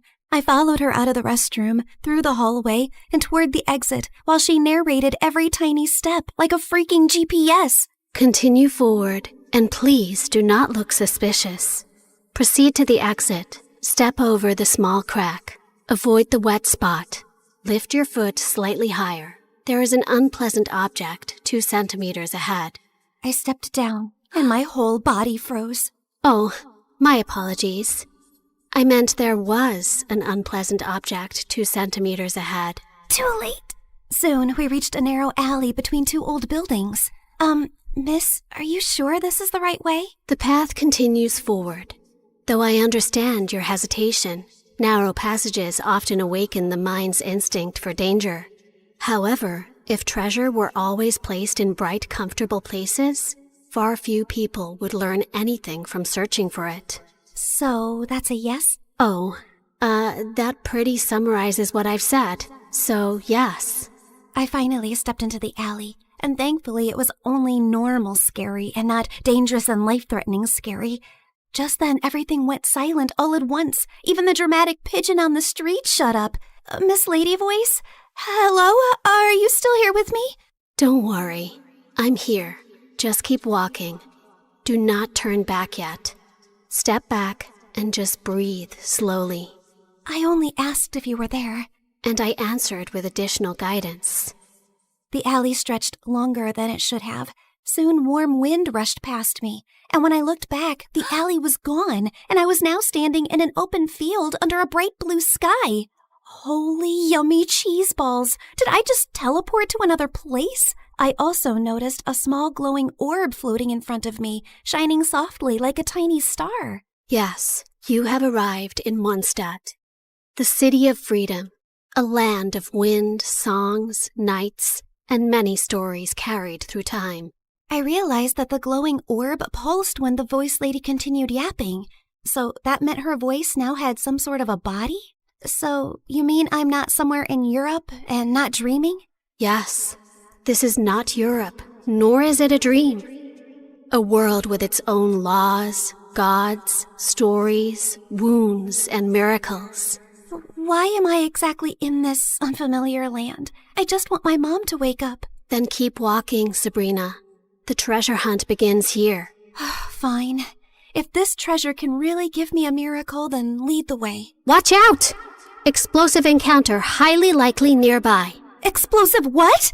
Just then, a loud boom suddenly echoed from somewhere near the trees, and a tiny red figure then burst out from behind a bush. Ta-da! Clee is here! Spark Knight of the Knights of Favonius. She is known throughout for her enthusiasm, remarkable explosive talent, and a long history of incidents that are best described as energetic. Sorry about that. Clee was only doing a little fish blasting.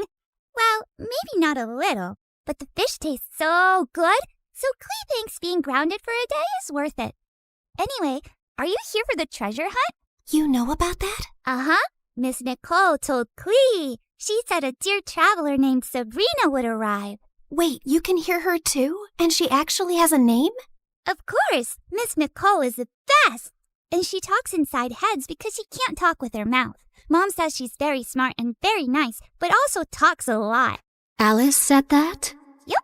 I see. Clee skipped closer and grabbed my hand like we've been friends for 10 years. Can Clee come play with her today, Miss Nicole? Please? Yes, you are allowed.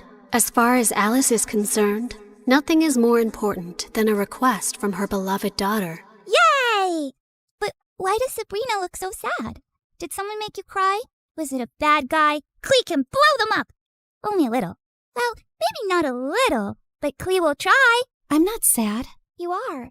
I know crying faces. Jean makes that face when Clee accidentally causes big disasters. My mom is really sick. She's in a coma right now. That's why I need to find the treasure so I can buy her medicines and pay the bills. Clee gave me a soft smile and squeezed my hand. Mom always says love can travel very far, even farther than my best bombs. So your mom's love must still be with you too, even if she's sleeping. Thanks, Clee. You're welcome. And don't worry, we're going to find that treasure, help your mom, and only blow up the bad guys. Maybe we can do the first two without the third one? Clee will try very hard. Just then, Nicole's panicked voice suddenly filled my head. Watch out! Hilly Charles incoming! Hilly what? Literally 6 seconds later, masked monsters burst out of the bushes, and Clee pulled out her bombs like this was a normal Tuesday. Jumpy, jumpy, go! Boing, boing, boom! Yeah! Oh my god, am I gonna die? Stay calm. Step back. Duck! Now! Before I could fully lose it, golden light bloomed beneath us. Moment of birth. A glowing flower platform rose from the ground, blocking the monsters just in time. Then a calm boy appeared above us and landed lightly. Mr. Albedo, you came! Clee knew you would. I heard explosions nearby and thought it would be wise to investigate. Finding Clee here confirms my hypothesis. Sabrina, this is Mr. Albedo. He's like my big brother, and he's super smart. Nicole quickly explained that Albedo was the chief alchemist of the Knights of Favonius, and that his knowledge of ancient mechanisms would be very useful for our treasure hunt. Clee is my little spark knight. I need to keep her safe and sound. Besides, investigating the unknown is certainly my thing, so count me in. Well, I guess the more the merrier. After that, Nicole led us to Thousand Winds Temple. an ancient ruin full of broken pillars, weird symbols, traps, slimes, and things that clearly wanted me flattened. But somehow, because of Nicole's directions, Albedo's magic, and Clee's little bombs, we made it through. I thought you were just going to lead me to the treasure. You did not warn me about all this. Seriously, did I get transported into a video game world or what? A world is only called a game by those watching safely from the outside. To those inside it, every path, every danger, every choice is real. Wow, that was beautiful, but also very unhelpful. Then allow me to be more direct. Keep moving. Something larger is approaching. Larger? Just then the ground shook. From the dark corners of the ruin, 2 giant metal monsters slowly woke up. Please tell me those are statues. Please? Unfortunately, no. Those are ruin guards. Ancient machines built for battle. And judging by the glow in their eyes, they have already identified us as a threat.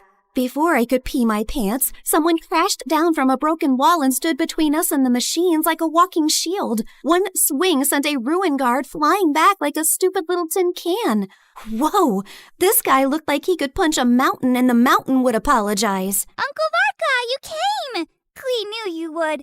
Now the big metal meanies are in trouble. Ah, the almighty Knight of Favonius to the rescue. How timely. Ha! Miss Nicole! Didn't expect to find you leading children into ancient ruins. And I didn't expect you to enter by jumping from a wall. Yet, here you are. Fair enough. When the coast was finally clear, Albedo calmly stepped toward the broken machines and found a small glowing fragment inside them. The moment he lifted it, the air around us shimmered. The first clue has awakened. First clue? Nicole's glowing orb rose into the air, stretched like a flower opening, and became a beautiful woman. Well, there you are. I was wondering how long you planned to stay as a floating light. Wait, you're Miss Voice Lady? You actually had a physical form this whole time? Nicole looked at me, and even though her lips did not move, her voice gently entered my head again. My apologies. Until the first clue awakened, I could only guide you through a small projection of my presence. Now that the path has opened, I can take this form before you. However, for certain reasons, I am unable to speak. This is the only way I can communicate with you. Now then. She continued yapping for 8 more minutes straight. And from what I understood, she was an angel called N from the Hexen Circle, a circle of powerful witches. She then explained that the glowing fragment was a piece of the treasure's scattered light and could lead us to the traces left across Tevat. The treasure you seek was broken long ago. Its light scattered across Tevat, leaving traces behind. This fragment will reach those traces. The brighter it shines, the closer we are to the treasure. Across Tevat? As in, this whole world of yours? Several regions, yes. That means a long trip, but don't worry. With Miss Nicole's incredible sense of direction, we'd never have to worry about getting lost. Yay! More big adventures! Wait, no, not yay. I need to go back. I have classes tomorrow and a sick mom in the hospital. Nobody told me this treasure hunt came with a lot of obstacles and a whole world tour. I understand. Your fear is not unreasonable, but the treasure you seek cannot be reached by standing still. Each clue will bring us closer, and each step will return you to the wish that brought you here. Fine. For Mom, I would continue this crazy mission. After that, everything turned into the fastest, weirdest world tour of my life. The mute angel continued her directions like an unmutable treasure hunt navigation guide, dragging us across a giant magical map, jumping from one region to another, while I tried my best to stay alive and understand what was actually happening. In Inazuma, the sea was angry, the sky was angrier, and my stomach was fighting for its life. Storms often remind mortals that control is an illusion, and yet... Miss Nicole, respectfully, I'm about to throw up into the ocean. I suggest you give the kid the short version, Miss Nicole. Very well. Storms pass. Thank you. That one helped. In Sumeru, we finally got one peaceful break near a waterfall. Albedo sketched the view. Clee showed me Dodoko, and when she said her mom gave it to her so she would never feel lonely, my chest hurt in the softest way. After our little break, Nicole led us to Nutlan, where we were nearly roasted alive. Fiery creatures chased us through rocky paths while she calmly yelled directions. And at one point, Varka carried Klee and me like luggage. This is fun! Uncle Varka is the best! Hold on tighter! Every trace we followed made the fragment shine brighter. And by the time we reached Fontaine, it was full-on glowing, like it had finally remembered where the real treasure was hidden. Nicole led us beneath the water to hidden ruins, where the fragment pointed us toward the final trace, the one hiding the real treasure. Freaking finally! Soon, we found a mysterious sealed door, and Albedo figured it out like a puzzle in minutes, using one of Fontaine's underwater mechanisms like it was nothing. The sealed door opened, and I thought we had finally reached the treasure. Behind it were more passages, hidden compartments, and even more puzzles. I swear to God, is the treasure shy or what? Ancient civilizations valued protection. Finally, we reached a chamber where a small chest waited on a pedestal. I opened it with shaking hands, but there was no gold, no money, no jewels, nothing I could sell. Inside was just a small, broken, flower-shaped relic. No, we traveled across Tivat for this? For a broken thing? It is indeed damaged. We can fix this, right? Yes, but not with gold, not with force, not even with knowledge alone. Then how? This relic is a vessel of hope. It reflects the heart's deepest wish. It was never meant to make someone rich. It was meant to answer the part of a person who refuses to give up. I stared at the tiny broken flower and slowly understood. The treasure was never something I could sell to fix my life overnight. It was hope. The one thing I had almost lost in that hospital restroom. Nicole said every region had left something inside me. Courage, endurance, wisdom, strength, and truth. I held the broken relic and thought of Mom's smile, her warm hugs, and the little things she did whenever I was sad. I wish for my mom to wake up. I don't need gold or anything. I just want more time with her. Please. Just then, the relic started glowing. Golden light filled the cracks, and the broken petals slowly repaired themselves until the flower became whole again. You fixed it! The restoration is complete. The way home can now be opened. A portal appeared behind us, and my chest hurt when I realized I was really leaving them.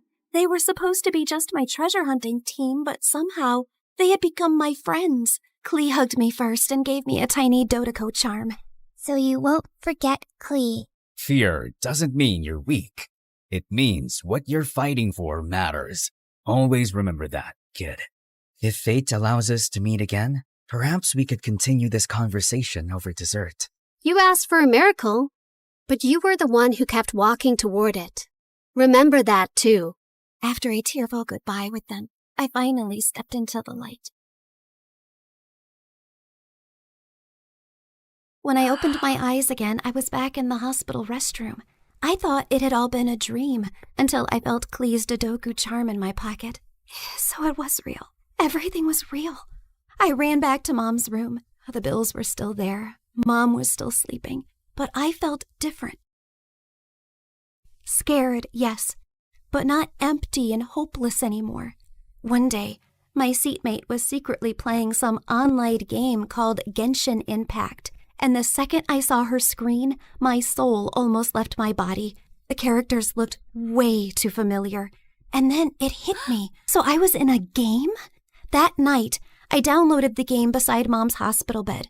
And when Nicole's banner finally appeared, I pulled for her.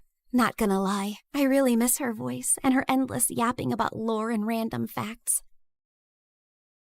Step into the world of Genshin Impact, the open-world action RPG where you explore, battle, and uncover the secrets of Tivat across PC, mobile, and console, all seamlessly connected. Experience exciting new adventures in Luna 7 Truth Amongst the Pages of Piranha, featuring powerful new weapons, fun minigames, and exciting rewards to enjoy. Uncover a brand new story chapter in Sumeru. Meet new Wishbanner characters like Nicole, Prune, and Lowen. One afternoon while I was studying beside Mom, her fingers finally moved.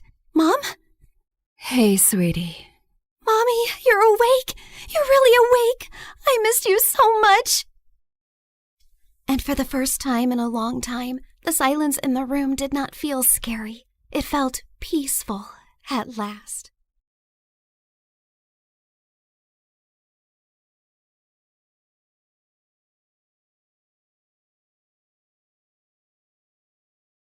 And then finally, a letter arrived one morning.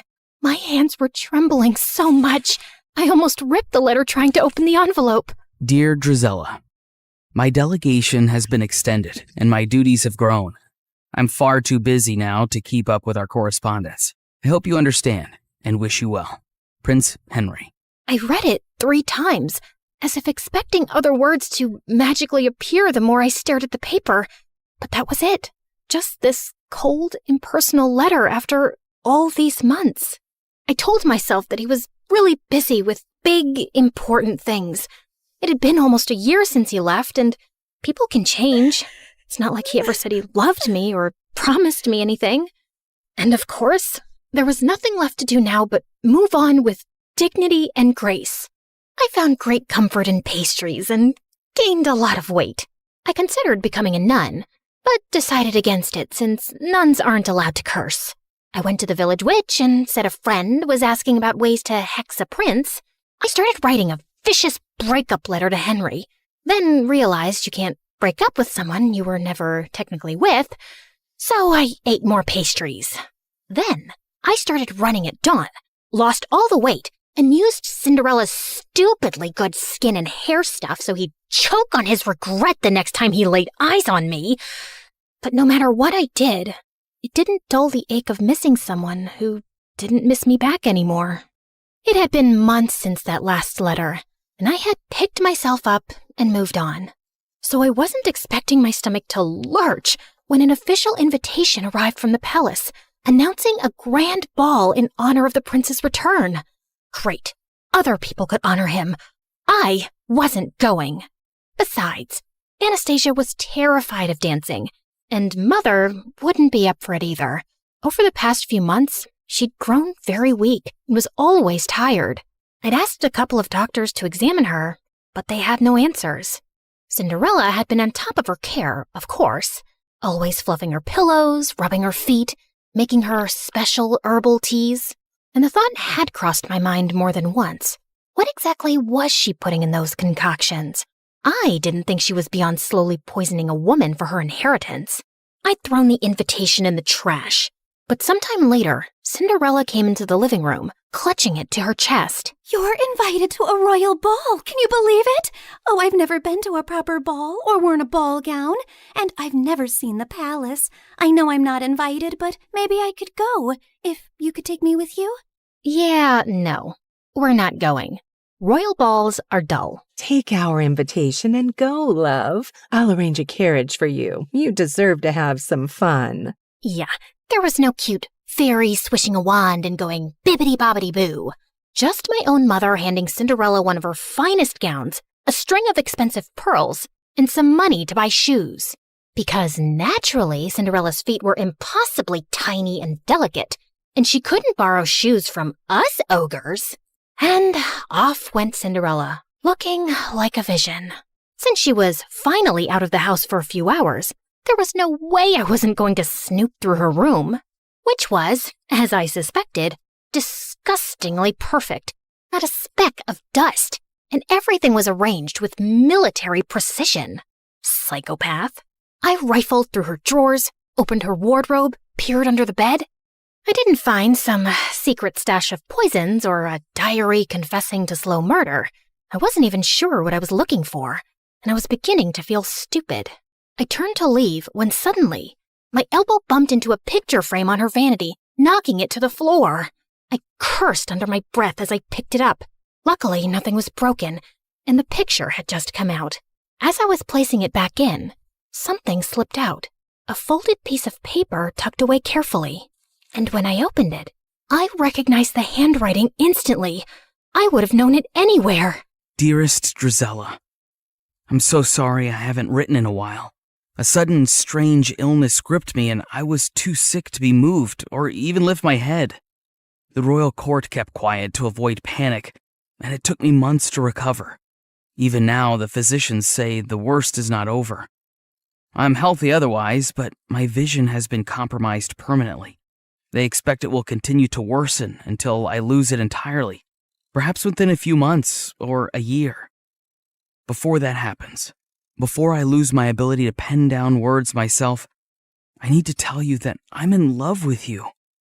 I'm not the man you deserve, but if you could ever imagine a future with me, one where I will not have my sight, but you will have all my heart, I would ask you to marry me. Yours always, Just Henry. I read it again and again and again. My knees gave out and I sank to the floor. He had loved me. He had wanted to marry me. He had needed me when he had gotten such terrible news, and I'd never even known. I'd spent all this time thinking he'd forgotten me so easily, but it wasn't true. None of it was true. But Cinderella had known. How had she gotten this letter? Had she stolen it before it reached me? Did she intercept others too? Did Henry get mine? A broken sound escaped my throat. I wasn't crazy or paranoid. I'd been right about her all along. Suddenly, the sound of the front door opening snapped me back to reality. Cinderella had returned from the ball. I rose to my feet, pure rage surging through my veins. She'd taken everything from me, but this time, she wasn't getting away with it. I ran downstairs and found Cinderella by the fireplace, humming softly, and I lunged towards her and grabbed her hair. Oh my God, what are you doing? I shoved the letter in her face. Why do you have this? What did you do? What did you say to him? Her blue eyes went wide. Then slowly, she smiled. And before I could react, she grabbed the letter from me and flung it into the fire. What letter? I saw red as I screamed and tried to yank her hair from her skull. She managed to pull away from me, but I grabbed her dress, tearing away the silk. She shoved me, and I stumbled back as I ripped the pearls from her throat. Mother and Anastasia came running in at the noise. What is happening? She's attacking me! She's gone mad! Get her out of here. I swear I will kill her if you don't. You don't know what she's done. She stole him from me. What? Who are you talking about? Henry, the crown prince. We were in love. He wanted to marry me. Mother and Anastasia just stared at me like I was speaking a foreign language. She's crazy and jealous. She's always hated me. Drizella, you've lost your mind and you're scaring us. No, I'm not crazy. I'll prove it. I tore up the stairs, running to my room. I flung open the chest under my bed where I'd kept all our letters. They were gone. All of them. I stumbled back down the stairs, half mad with grief and rage. I charged at Cinderella again, but Mother blocked my path and shielded her. You will not come near her again, you hear me? Enough! I couldn't breathe. I bolted from the house and ran out into the cold. I stumbled into the barn and sank onto the dirt floor, sobbing until my whole body hurt. I didn't know how much time had passed, but eventually the door creaked open and Anastasia walked in softly, kneeling beside me. If you say you talked to the prince, if you say you loved him, I believe you. You do? I knew you were hurting this past year. I mean, I know what eating your feelings looks like. But you just shut me out. I wish you hadn't. I leaned into her, the way we used to when we were little girls, feeling scared of thunder, and she pulled me into a warm hug. Thank you. I didn't sleep a wink that night. Henry's letter replaying itself over and over in my mind. Tomorrow, I was going to the palace. I didn't have a plan or some speech prepared. I just knew I had to see him, and I wasn't coming back home without doing it. It was soon after dawn that I prepared my horse to leave, when a servant handed over a letter. Important news! By decree of His Majesty, members of the royal family will be visiting each household in this town today. What? Why would the royal family be doing that? Would Henry be among them? I didn't know what was going on, but I had to stay back for the visit.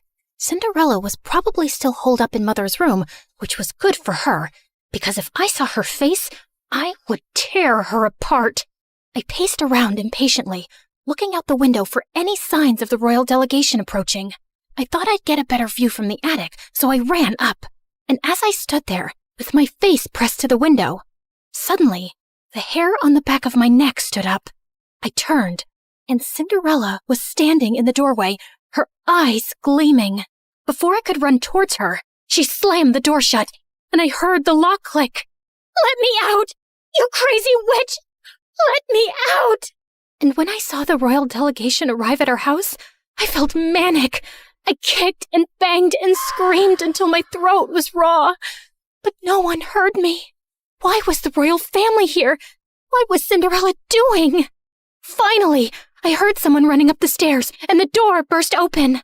The prince, he's here. He's here. And he just asked Cinderella to marry him. The words punched the air out of my lungs. You have to go. You have to stop him. Hurry.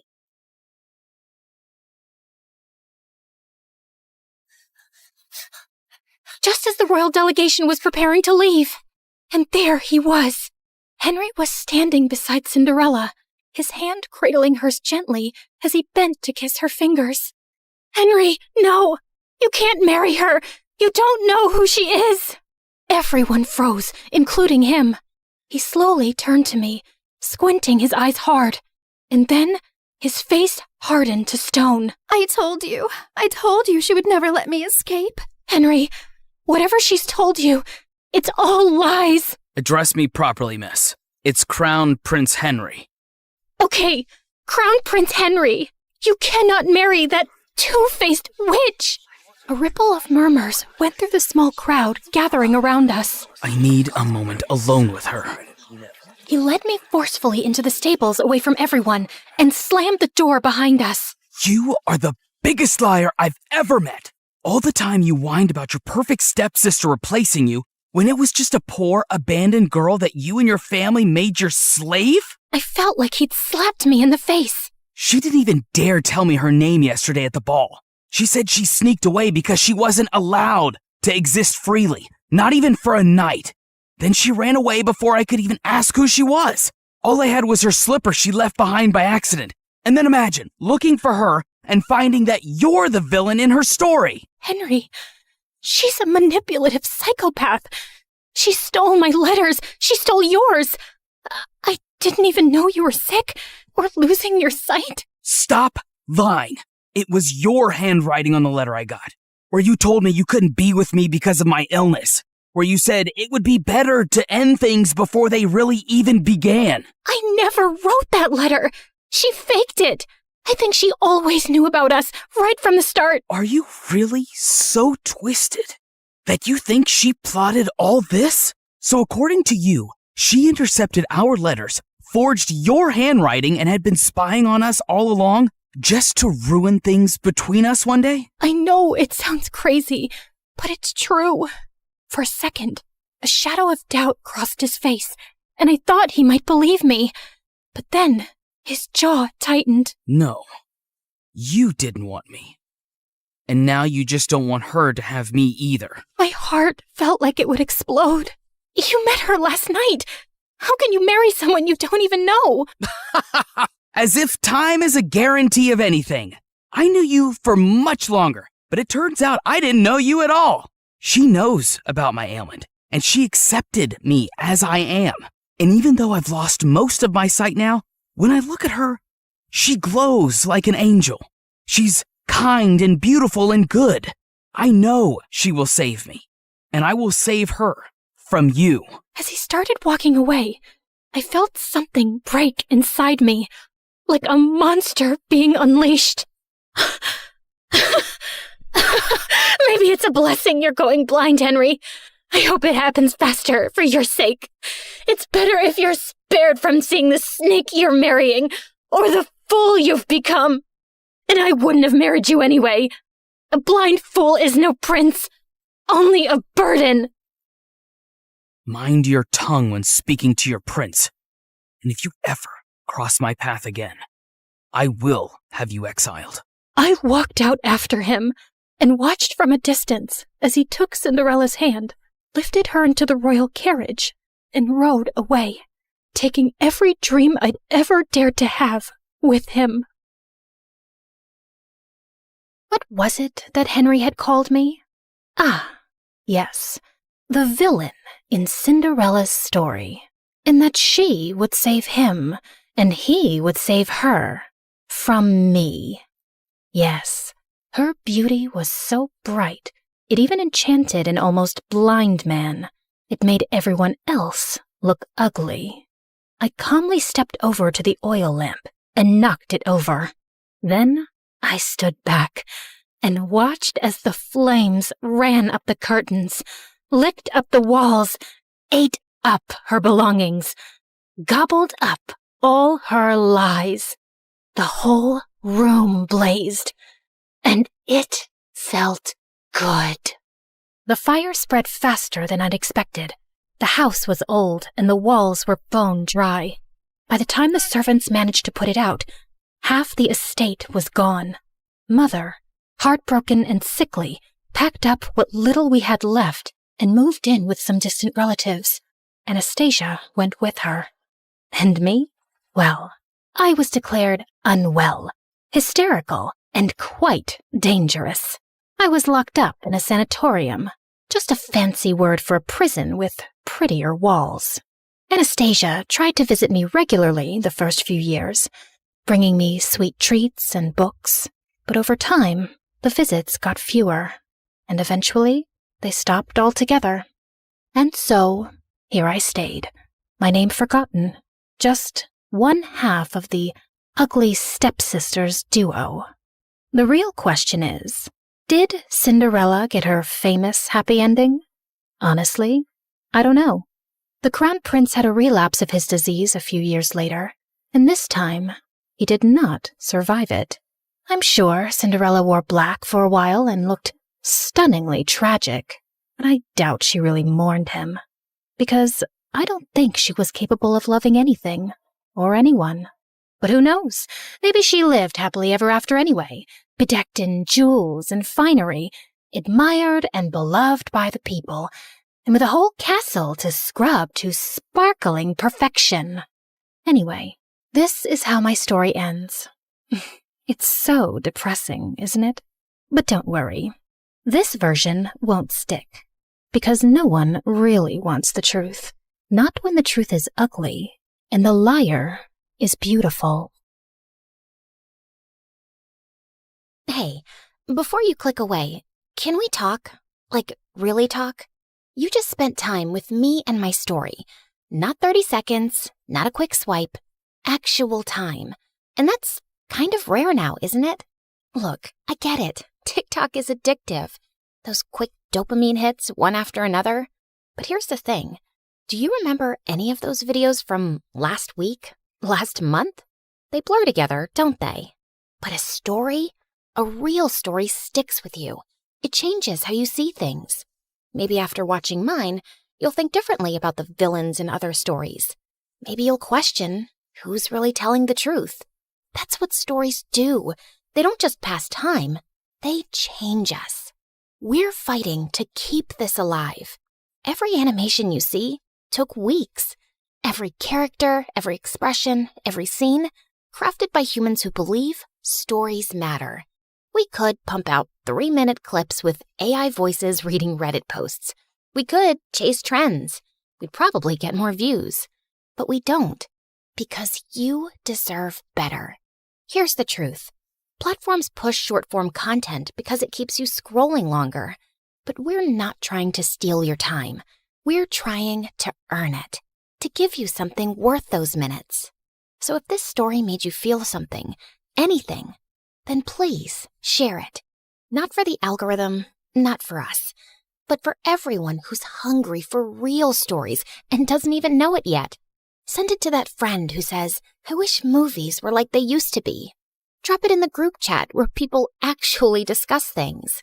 Because every share is a vote that says, yes, storytelling matters.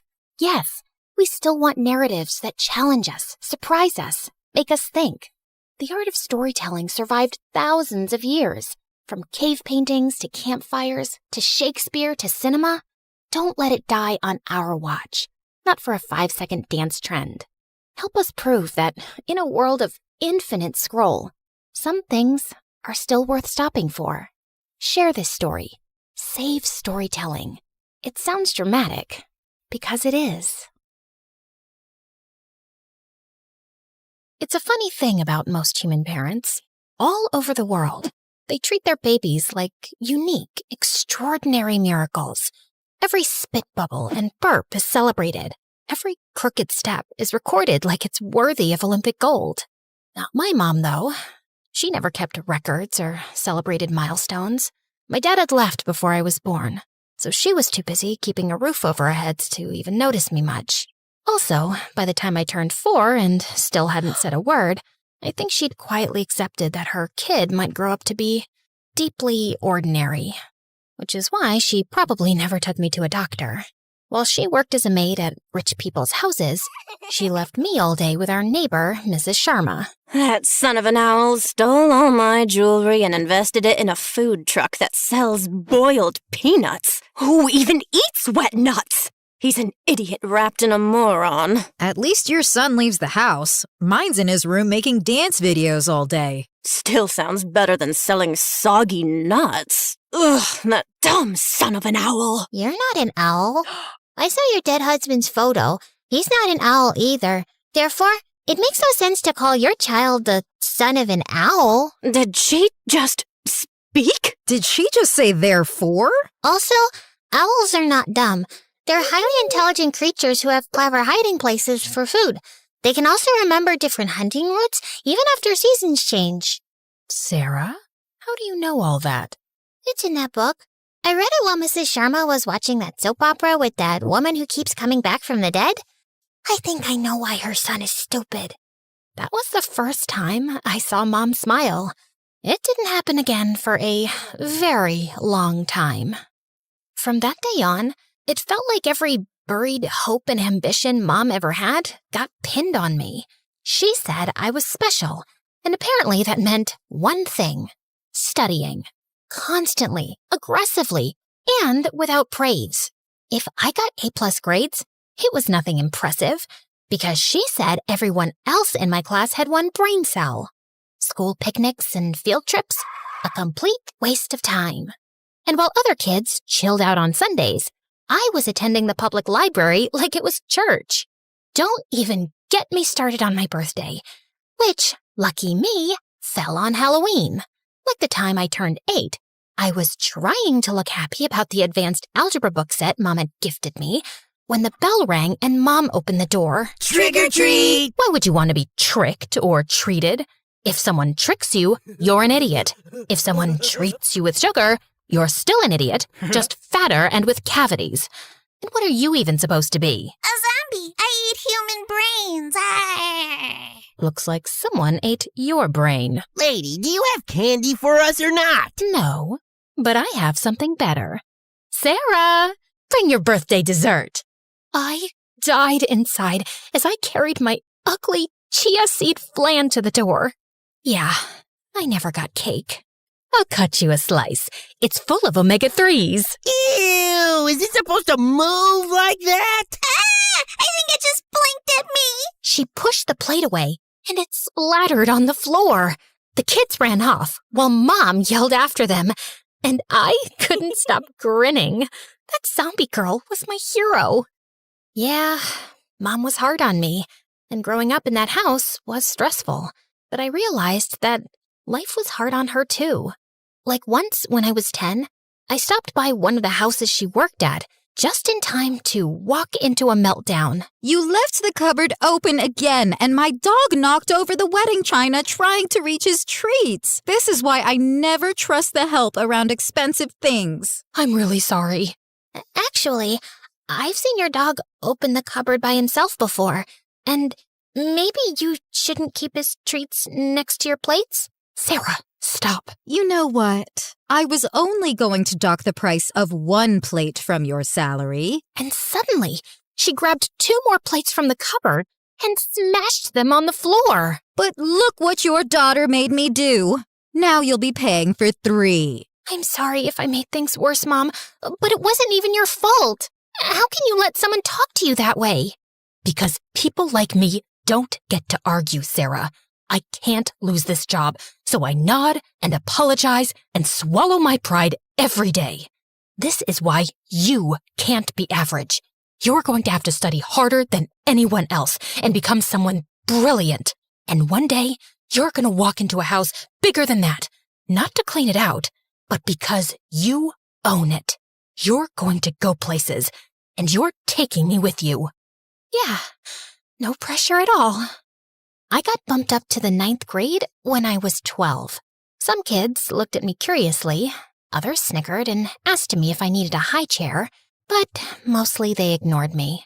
Till the day I was paired up for a science presentation with the most popular girl in class, Brittany. And I ended up correcting her spelling on the board while she was presenting her part. Honestly, I thought I was being helpful, but apparently I ended up crushing her fragile ego. After that day, she and her minions started playing their favorite game with me, called Oops, I'm Sorry. They accidentally bumped into me in the hallways.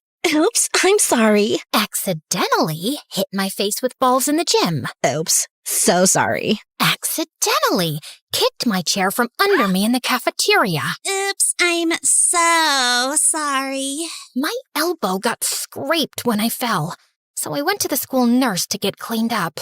I've seen you around, and I actually feel sorry for you, honey. Kids like you just don't have a normal life, honey. I know a few who got bumped up a couple of grades, and they all ended up with mental illnesses. Turn a little this way, honey. Just then, Brittany burst into the room with some white stuff all over her hair. Nurse, save me! Save my gorgeous hair! A freak put gum in it! And then she appeared. A girl I'd always seen sitting at the back of our class. Don't help her, nurse. She's always bullying that one kid, and someone had to do something about it. As Brittany screamed hysterically, the nurse led her to another room and told her to wait, then returned to me. See, this is what I mean, honey. You should just go back to your old school with kids your age, or you'll end up a criminal most likely. Are you bullying her too, nurse? Are you telling her she doesn't belong here? You know, I have a lot more gum, and I'm not afraid to use it on you too. It took some yelling from the nurse and some convincing from me to make Juno back down. And that was the day I made my first real friend. We started hanging out every day during recess, and then after school too. I knew Mom wouldn't approve of this friendship, but she wasn't home till late in the evening, so she didn't have to know. I tried to teach Juno important things, like studying, time management, basic grammar, and she was always trying to teach me life lessons. Oh, how could I forget the World War II quizzes today? How could I? Oh my God, I can't breathe. I'm gonna fail. I can't fail. Breathe, little nerd. You'll be just fine. Even Einstein failed a quiz one time. Try to get a life. Try to be cool. It's not life and death. It's just high school. And she was always trying to make me stand up for myself. Like the time she told me to meet her in the schoolyard after hours. We are gathered here today so you can learn to grow a spine and stop being a soggy breadstick. Ouch. You don't have to be so harsh. Okay, sweetie, we are gathered here today so you can learn to grow a spine and stop being a soggy breadstick.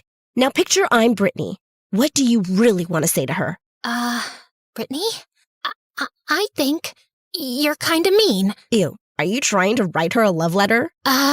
Please stop kicking my chair. Are you clenching your butt? Unclench immediately and let out the rage. You shouldn't have poured soda in my backpack, you witch. Yes, give me more of that. Tell me something you hate and have never said out loud. I hate Jessie Flan, Mom. It looks like it was made from alien boogers. Just smile at me sometimes and get me a freaking chocolate cake, woman! Oh no, I'm sorry. Your mom. What? Oh my God, your face. I hate you. I didn't know how fast everything would change, but for a little while, I just got to be a kid with a best friend, and it was glorious. One evening when I got home, I was surprised to find Mom there earlier than usual. Your mock SAT scores came today. quite pathetic for a genius. I didn't have much time to prep, but I'll study harder for the next try. Oh, I'm sure you will.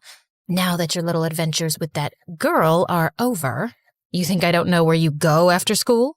Clearly, she's distracting you. She's not a bad influence, Mom. She's the only reason I don't feel like I'm suffocating all the time. Oh, poor you. Suffocating in a house you live in for free, with everything handed to you.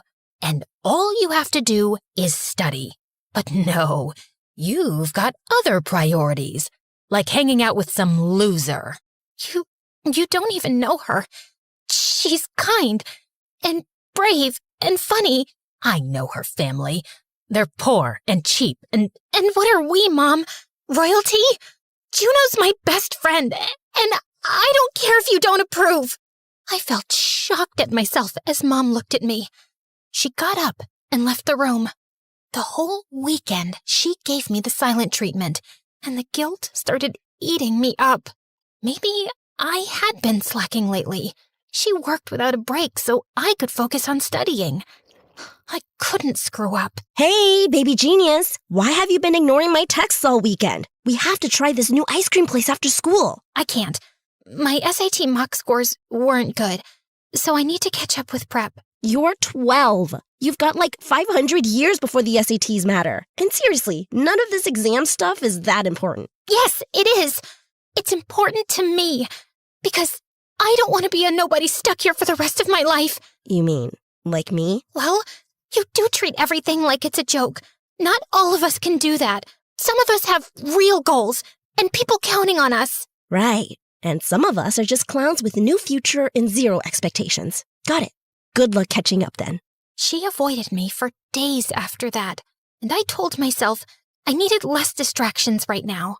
And then one day, she didn't show up. Class, I have some difficult news. Juno was in an accident yesterday. She's in the hospital and is still unconscious. I'll share visiting details after the lesson. If she's brain dead, how would we tell the difference? I felt like I couldn't breathe. I ran out of the classroom, out of the school, tears blurring my vision. Juno had to be okay. She just had to be. So I could tell her I was so sorry. I stayed by her side for days. I couldn't focus on school or mock exams. I couldn't even really care about what Mom thought. She wasn't stopping me from visiting Juno at the hospital, but she didn't sit by me either. A few days later, I was getting a candy bar from the hospital vending machine when I spotted Mrs. Sharma and Mom talking down the hallway. How's Juno doing now? Still the same. And Sarah hasn't gone to school in 2 weeks. It's not like Juno is missing much either way, but my child is. And who knows how long that girl will be a vegetable anyway.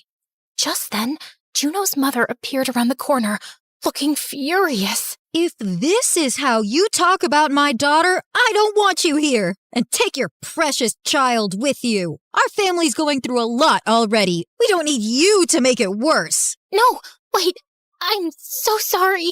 But her mom just walked into Juno's room, slamming the door shut in my face.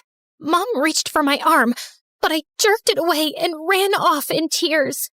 And that was the last time I saw Juno. I found out a few days later that her family moved her to a facility in another town for better treatment, but no one told me where exactly or how to get in touch. Something broke between me and Mom after that.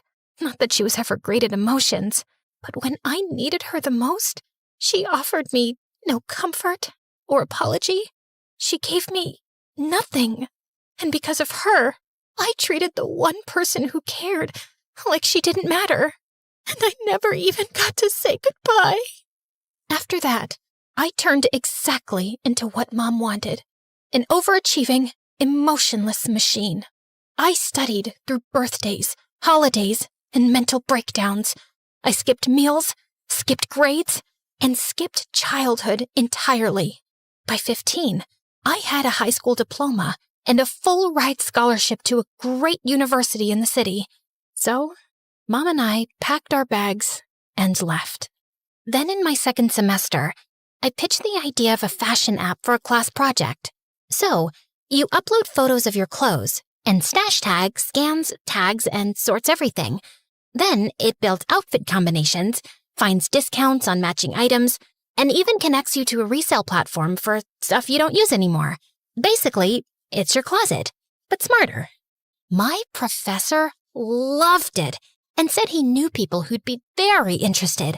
Before I knew it, I was pitching the idea to real investors. And then, Stash Tag blew up overnight. TikTok lost its mind.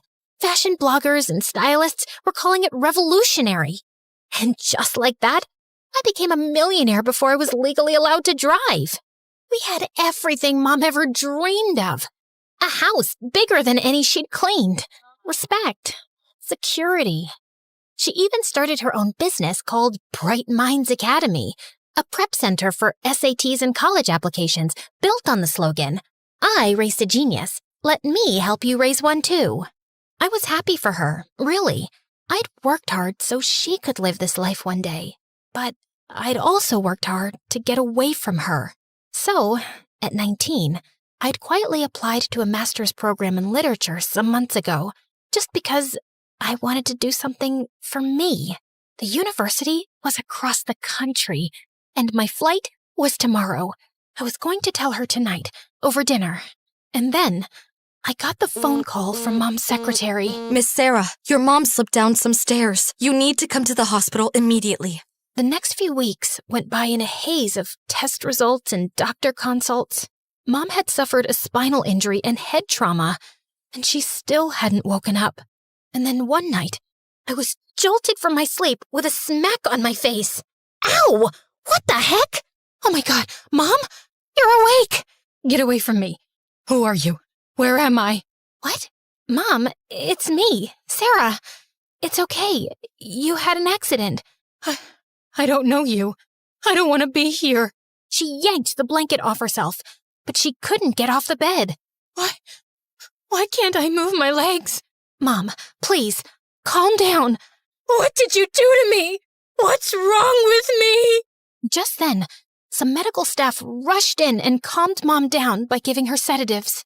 And the next morning, the head doctor gave me his diagnosis. Your mother's spinal trauma caused temporary paralysis from the waist down, which will be fixed with physiotherapy and she will walk soon. But mentally, it seems like she reverted to when she was 8 years old, and we don't know if it's permanent. So, are you saying she doesn't remember me? She only remembers some of her childhood.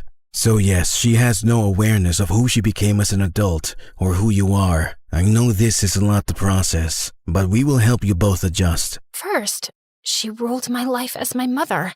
Now, she'd forgotten that entirely and was about to rule it as an 8-year-old.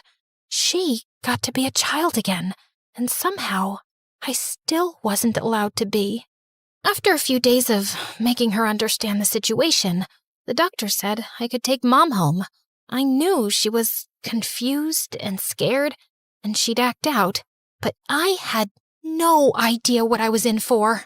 I hired qualified nurses and maids for her, and she kept chasing them all away. She pushed me in the bathtub! She locked me in the supply closet and wouldn't even let me out to pee! She headbutted me when I tried to wake her up for lunch. I decided to take some Zoom meetings from home to keep an eye on her. And I had a new surprise waiting for me every day. Like the whoopee cushion she placed on my chair, which made a big fart noise the second I sat down. And the next day, I jumped up in pain when I sat on a toy porcupine. And the day after that, I didn't find anything on my chair. But as soon as I sat down, my feet landed straight into a tray of green slime. I was so sick of her stupid tricks.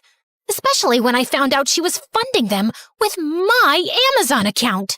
And anytime I tried to talk to her, it was just so difficult to get through. So, the doctor said I shouldn't call you Mom anymore since it makes you so uncomfortable. Yeah? Also, because I'm not your mom? Right. So I'll just call you Mary then. Nope. Only my friends call me that.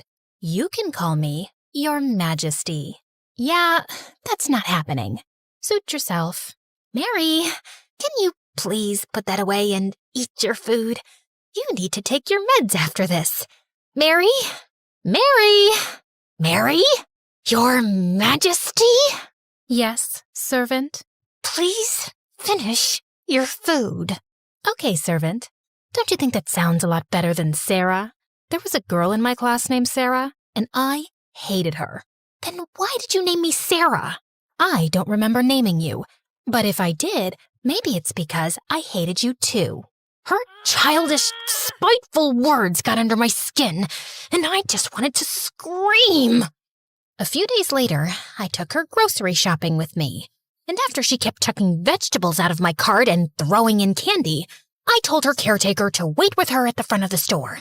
Gosh, I just needed a few minutes of peace. Hey, excuse me? Just wanted to say something. Sorry, I don't want to fill a survey or sample any products. That's not what I was gonna... Also, I'm running late for something, so... Okay, cool story. Just wanted to know if the note stuck to your butt was a deliberate fashion choice. Wait, what? I turned around and pulled a paper off my skirt.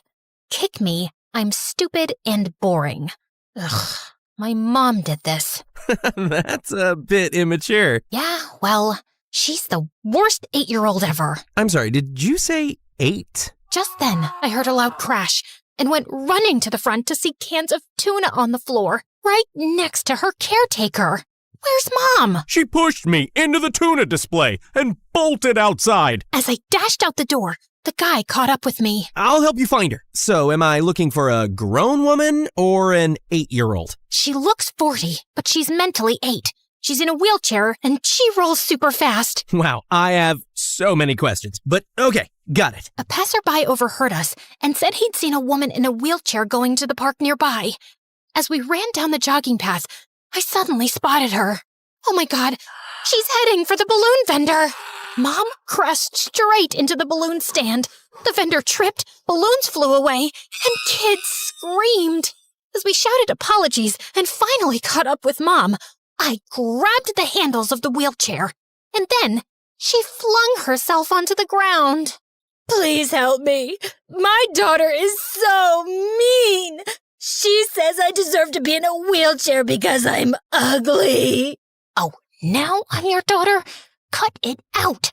And she doesn't even let me watch MSA, but you definitely should. Like and subscribe now. She's just jealous of the amazing main characters because they're all prettier than her and smarter and better. Will you stop talking? That's how she screams at me all the time. I know one day she will get rid of me so her shady boyfriend with weird tattoos can move into my room. Someone call the police! Help! It took me 10 minutes and a giant ice cream cone to finally make Mom shut up. I called my driver to bring the car around, and as Mom's caretaker helped her in, Adam loaded her wheelchair in the trunk and turned to me. So, do you have a shady boyfriend with weird tattoos? Ugh, of course I don't. Great. In that case, would you like to go out with me sometime? Seriously? You want to ask me out after all this? It's the most alive I've felt on a Tuesday afternoon in years. Look, it seems like you have a lot on your plate, but if you ever feel like venting over coffee, let me know. He handed me his business card before he left, and I found myself smiling all the way home. Later that evening, I couldn't find his card in my pockets. Then I remembered I'd put it in one of the grocery bags, so I went looking for it. I was sure I put that guy's card here. I saw it in the trash a while ago. The chocolate cake I bought today? Why is it in here? I threw it out. I can't stand the sight of chocolate cake. Oh, and I just remembered. I threw the card in the fireplace. Why would you do that? Just for funsies. That's it. I'm done being nice to you. You are not helpless. You know exactly what you're doing. You think you can live under my roof, eat my food, disrespect me all the time, and I'll just keep taking it? No! And since you have nowhere else to go, you will respect me, and you will follow my rules, or there will be consequences. I knew I shouldn't have snapped, but for once, she looked at me and didn't see someone she could push around. In the next few weeks, I told myself it was just tough love, that I was hard on her for her own good, like telling her not to waste her brain on useless things. Are you 6 or too slow to handle a book without pictures? I like this stuff. A guy with laser eyes just blew up a soda machine. Yeah? Well, I like the idea of you not staying dumb forever. I snatched the comic and replaced it with a math textbook. Start with the first chapter. I'll be quizzing you. And of course, it was my job to make sure she had a good diet as well as discipline. No sugar after 8 p.m. You've got the brain of an 8-year-old, not the metabolism. And I didn't need to praise her for every small thing, right? Even if it was her starting to walk. See that? I'm getting better every day. Congrats. Did you want a trophy for something as basic as walking? No, just showing you I'm almost ready to run. Great. Maybe you can start off by running to a job interview. You think I can't survive without you? Please, I know you can't. But I knew I was becoming my mother, and I didn't know how to stop, or if I even wanted to. A couple of days later, I had to go into the office, and just as I got out of the car, I was surrounded by yelling reporters and flashing cameras. Sarah, is it true your mother ran a scam through her SAT Prep Academy? Did she bribe colleges to admit rich kids? Were you involved? What on earth were they talking about? I managed to escape and get into the office, and I was shell-shocked when I checked the news on TV. Allegations have surfaced against the Bright Minds Academy, accusing CEO Mary Smith and other board members of securing Ivy League seats for wealthy students by leaking SAT answers, faking achievements, and bribing university officials. And what about her genius daughter who launched Stash Tag? Are all her academic records false too? Who knows if she even built the app herself? There were people talking about me all over social media. The whole day went by in a haze of disbelief. How could my mom's name be at the top of a scheme that helped rich parents rig the system so their kids could skip the hard work? I finally asked my secretary to release a press statement that my mother was mentally unwell after her accident and unable to give a response. Then, I slipped out from the back entrance to avoid reporters and made it home. I stood at the door, my hands trembling on the doorknob. Then, I took a deep breath and walked in. I found Mom in the living room, watching a news channel, which she immediately switched off when she spotted me. I saw the news. I swear, I didn't do anything bad. Yes, you did. But I don't remember doing anything bad. That's the whole point. You don't remember anything. I did everything you wanted. I gave up my childhood. I worked so hard to be extraordinary. And then you just went and ruined it all. Now everyone thinks I cheated too, that I'm a fraud. And you just get to forget everything so easily. How could you do this to me, Mom? I'm sorry. I promise. I'll listen to you from now on. I just don't know what I did that was so wrong. Am I a bad person? Will I go to jail? As I looked up at her scared face, I realized that I was being so unfair. The person I wanted to scream at, to demand answers from, to hate. She wasn't here anymore. And I just had to be better than her. No, you didn't do anything bad. It's just a misunderstanding. I'll take care of everything. I promise. I shared Mom's medical records publicly, and she was exempted from the trial. But her academy was dissolved, and the other board members got 2-year prison sentences. Meanwhile, I was stuck in meeting after meeting, trying to convince journalists and investors that I had nothing to do with the scandal. One evening, I walked into the office parking lot and noticed the lights were mostly out. Just as I got close to my car, I spotted a shadowy figure leaning against it, holding something long in his hand. Without another thought, I turned and bolted, and I heard him follow me. Hey, wait a minute! I reached into my bag, turned around, and pepper sprayed the man in the face. He stumbled and fell to the ground. And just then, the lights came back on. Ow, my eyes! Oh, my eyes! Oh my God, Adam? Why were you lurking in the dark like that? It wasn't dark when I got here. I thought you had a weapon. Now I see it's just a baguette. Did you get it for me? No, I bought it for my breakfast. Can you focus on maybe helping me? I pulled out my water bottle so he could wash his eyes. You never called, and I should have taken the hint, but no, I had to come and get maced in the face. My mom threw the card away, so I couldn't call you. I saw the news, and I reached out to your office many times, but your secretary never got back. I'm a PR specialist, and I wanted to offer my services if you need them, or just my support if you need that. I'm sure things have been pretty rough. Thank you. Let's talk over dinner.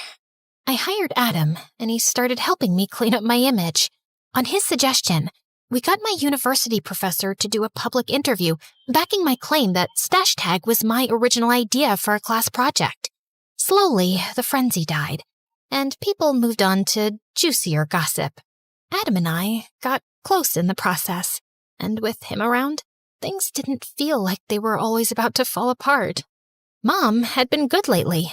She was treating me well and helping around the house, and one evening, she even surprised me with a small tea party, for which she'd ordered cakes online, a chocolate one for me, and vanilla for herself. So, what's your deal with chocolate cake? Why do you hate it? After my parents' accident, I had to live with my aunt, and I hated it there, so I acted out a lot. Auntie always said chocolate cake was only for special kids with good manners, which was never me.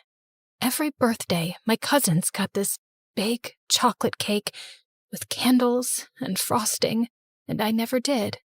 So I started saying I hated chocolate cake.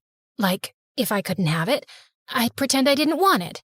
And then, I guess I started hating it for real. I felt a lump in my throat.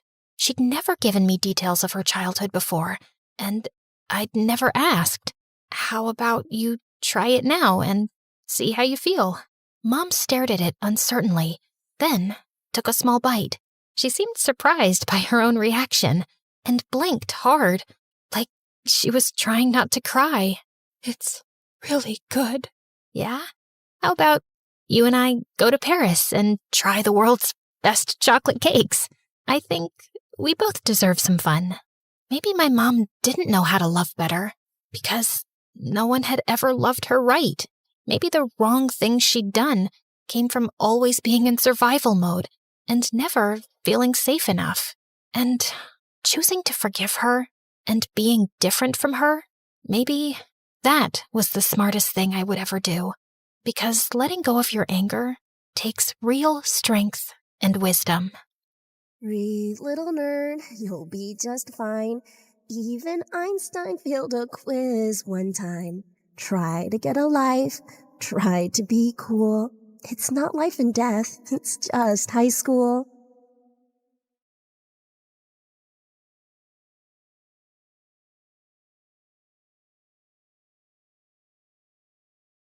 Hi, I'm Marie. Growing up, I liked all things geeky. Comic books, anime, and most of all, video games. I was the kid in elementary school that would sneak behind some trees during recess to play my Nintendo DS instead of socializing.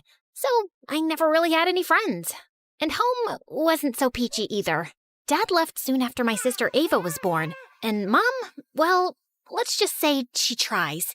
She worked as an attorney at some huge firm, so she always had money, just not enough time to look after 2 kids. What's wrong? Mom's cooking again. She watched some stupid show on TV, the one where they wear big hats and cook fancy meals, and now she thinks she can do the same. She's gonna burn the house down, Marie. I'm scared. I rushed to the kitchen, only to see the stove on fire and Mom desperately trying to put it out. I immediately grabbed a damp towel and threw it on top of the flames. And that wasn't all. Once, Mom tried fixing an exposed wire and ended up short-circuiting the entire house. Another time, she decided to grow her own vegetables. But a month later, she quit. And now we have a half-dug garden that turns into a swampy mud pit every time it rains. At least if you guys like and subscribe to MSA, it'll make all this a little more worth it. I always had to be the adult around at home, and basically brought up Ava all by myself. But even though my real life wasn't very cool, I kicked butt in the online realm. Video games were my thing, and no one could beat me at that. Except Hero. The first time we met was on the first day of high school. He was new, and the teacher asked me to help him catch up.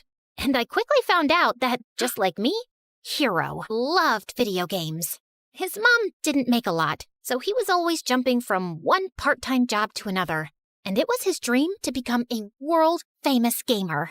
Slowly, we became friends. And every weekend I'd invite him over and we'd go bonkers on my gaming system. Easy peasy, lemon squeezy. I'm the winner. You're just lazy. That's not even a phrase. But you get the point, right? So yeah, having Hero around was fun, and I was glad to finally have a friend.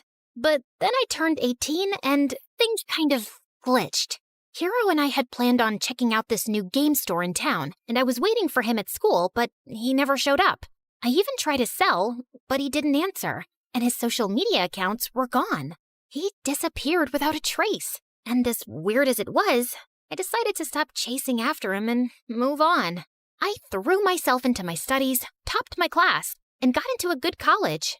With Ava in high school now, I figured she could handle herself, and I could finally get a fresh start away from home. Then one night, I was in my dorm playing video games when I got stuck on this one particular level.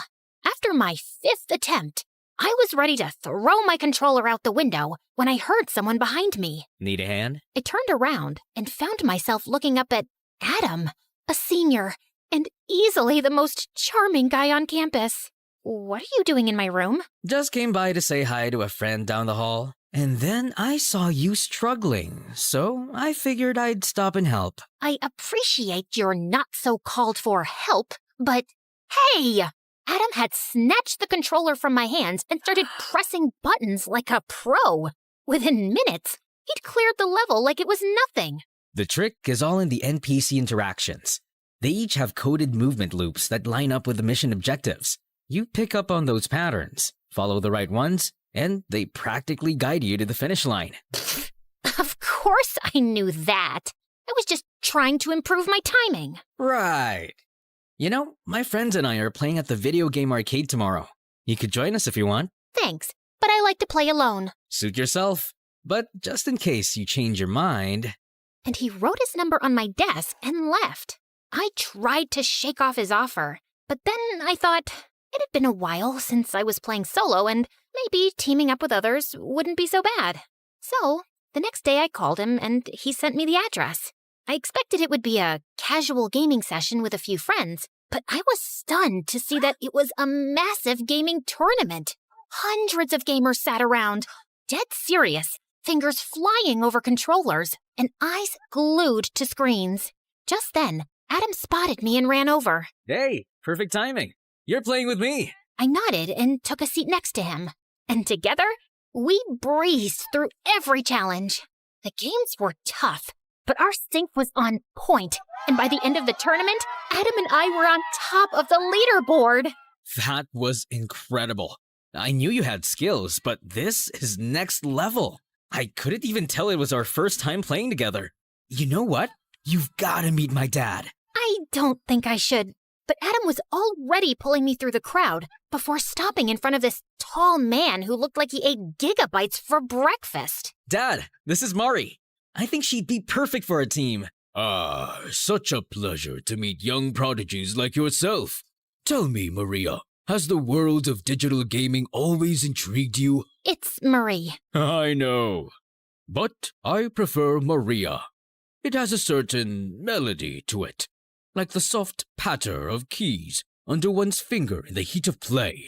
Sorry, what? He just means you have a nice name. Anyway, Dad's a game developer and a professional gamer himself. He's the reason I picked up gaming. He's my hero, the legend, the person I look up to the most. Also, he'll be coaching us. For what? The tournaments, of course. Adam told me he played for an international esports team. They traveled the world, competed in the biggest tournaments, and now they wanted me to join them. Playing international esports had always been my dream, so it didn't take me long to say yes, and the next few months turned into a wild roller coaster. We traveled from one tournament to the next, diving headfirst into the tense, fast-paced life of esports. And while I loved competing, Adam's dad made things really complicated. Our primary objective is to establish dominance in the early stages by monopolizing resource nodes and obstructing adversarial progression. What is he saying? He wants us to capture as many resource points as we can at the start and block the other team. Why doesn't he just say that? That's just how he talks. You'll get used to it. But Adam's dad's constant hovering and descriptive plans made every practice session feel like a mental marathon, and I just couldn't keep up. Then one day, after a grueling practice, I was scrolling through my phone when I came across an invite to the closed beta test of Infinity Nikki, a game that had been making waves as the coziest open-world experience out there. I was tired of playing endless battles and high-stake combat games with Adam, and I was looking for something that felt more comforting and fun. And the game seemed like the perfect escape. So I enrolled for access to the closed beta, got in, and boy, was that the best decision ever. The game took me into the magical world of Mirrorland, where Nikki, the main character, went on amazing quests with her cute companion Momo. The coolest part of the game were the ability outfits that helped Nikki navigate Mirrorland, gather resources, and complete quests. I got to explore dungeons, tackle boss battles, ride vehicles, and even capture beautiful moments with the photo feature. It was so much more than a dress-up game. It was pure magic. I was so amazed by it, I even joined Infinity Nikki fan forums to know more about shortcuts and outfit combos. And I found myself chatting regularly with one user in particular, Silent Warrior. Oh my god, Momo camera is so cute. I could pose in front of that forever. Oh, but here's something that makes it even better. Usually, you can only take pictures of the scenery in Nikki, but there are certain spots on the map where this Feywish sprite, Dakabo, will suddenly pop up and look straight at the camera while you're capturing the shot. I swear, it's the funniest and most unexpected thing ever. No way. How did you even figure that out? Spent hours wandering the map, taking random shots. The first time Dakabo appeared, I almost dropped my controller. You've got to try it. It's seriously worth it. Well, since you've been so helpful, I've got news for you too. December 6th is actually Nikki's birthday, and to celebrate that special day, all Infinity Nikki players will be getting this stunning new dress called Starlit Celebration, absolutely free of charge. I mean, talk about a sweet deal. But you have to log into the game before December 19th to redeem it, so tell all your friends to download it now. I've already told mine. It felt like I'd found someone who spoke my gaming language, and I really wanted to meet him. So, naturally, a week later, I was one of the top players invited to play Infinity Nikki live at an exclusive arena. I walked in feeling excited, and I was at the snack bar getting a soda when another hand reached for the same can. I looked up and froze as I saw Hero smiling at me. Didn't realize this one was yours. Well, it certainly doesn't have your name on it. Just then, the announcer called all gamers to the stage for a quick face-off, and I hurried to the stage. I was settling down in my seat when Hero pulled up the chair next to mine. He opened his mouth to say something, but I shushed him and focused on my game. I entered the breezy meadow, collected a bunch of daisies, and was just enjoying my walk through the vibrant flowers when Momo told me that there was a Whimstar nearby. So I hurried through the meadow, collected the Whimstar, and upgraded to a new outfit. Wow, you're still as good as I remember. Oh, so you do remember me. I thought the way you vanished, you probably forgot all about me. Okay, yes, I deserve that. But I had a reason for leaving so suddenly, Mari. That's when Hero told me that his mom had lost her job, and since they lived in her employer's house, they had to pack up and move to a new town, almost overnight. You could have dropped a text, at least. I just couldn't find the time to. I had to pick up jobs to help Mom out, until I figured out a way to make money through gaming. You have no idea how many times I thought about calling you, but I just didn't know what to say. So when I saw your name on the Infinity Nikki forum, I decided to send you a message as Silent_Warrior. Wait, you're Silent Warrior? So you took me for a fool not once, but twice?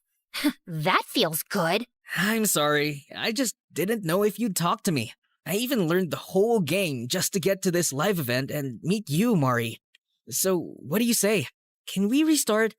I kinda miss you. Okay, yeah, I missed him too. Hero was the one person who always understood me, and he did genuinely sound sorry for the way he'd acted. So, I agreed, and we reconnected.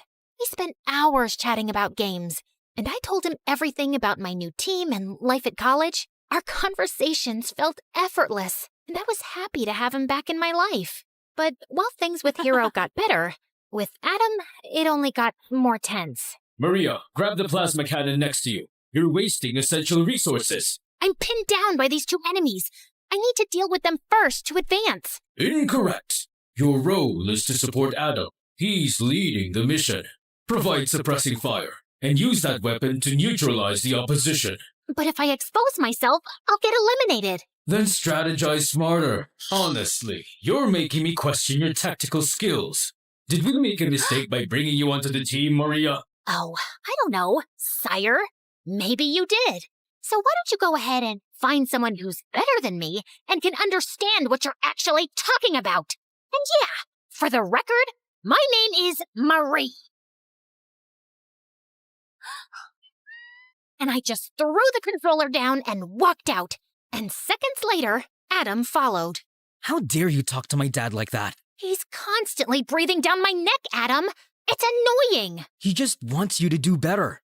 And honestly, Mari, you could use a little extra practice. Dad doesn't think you're ready for the tournament, and he might be right. Your dad thinks no one is ever ready. And every time I talk to him, I feel like I'm in the middle of a test I didn't prepare for. I don't think I can play like this. And before Adam could get out another word, I flung my bag over my shoulder and left. I was so distracted that evening, I could barely focus on my game with Hero. I had to jump through some glowing hoops in a sequence before the time ended, and I just couldn't keep up.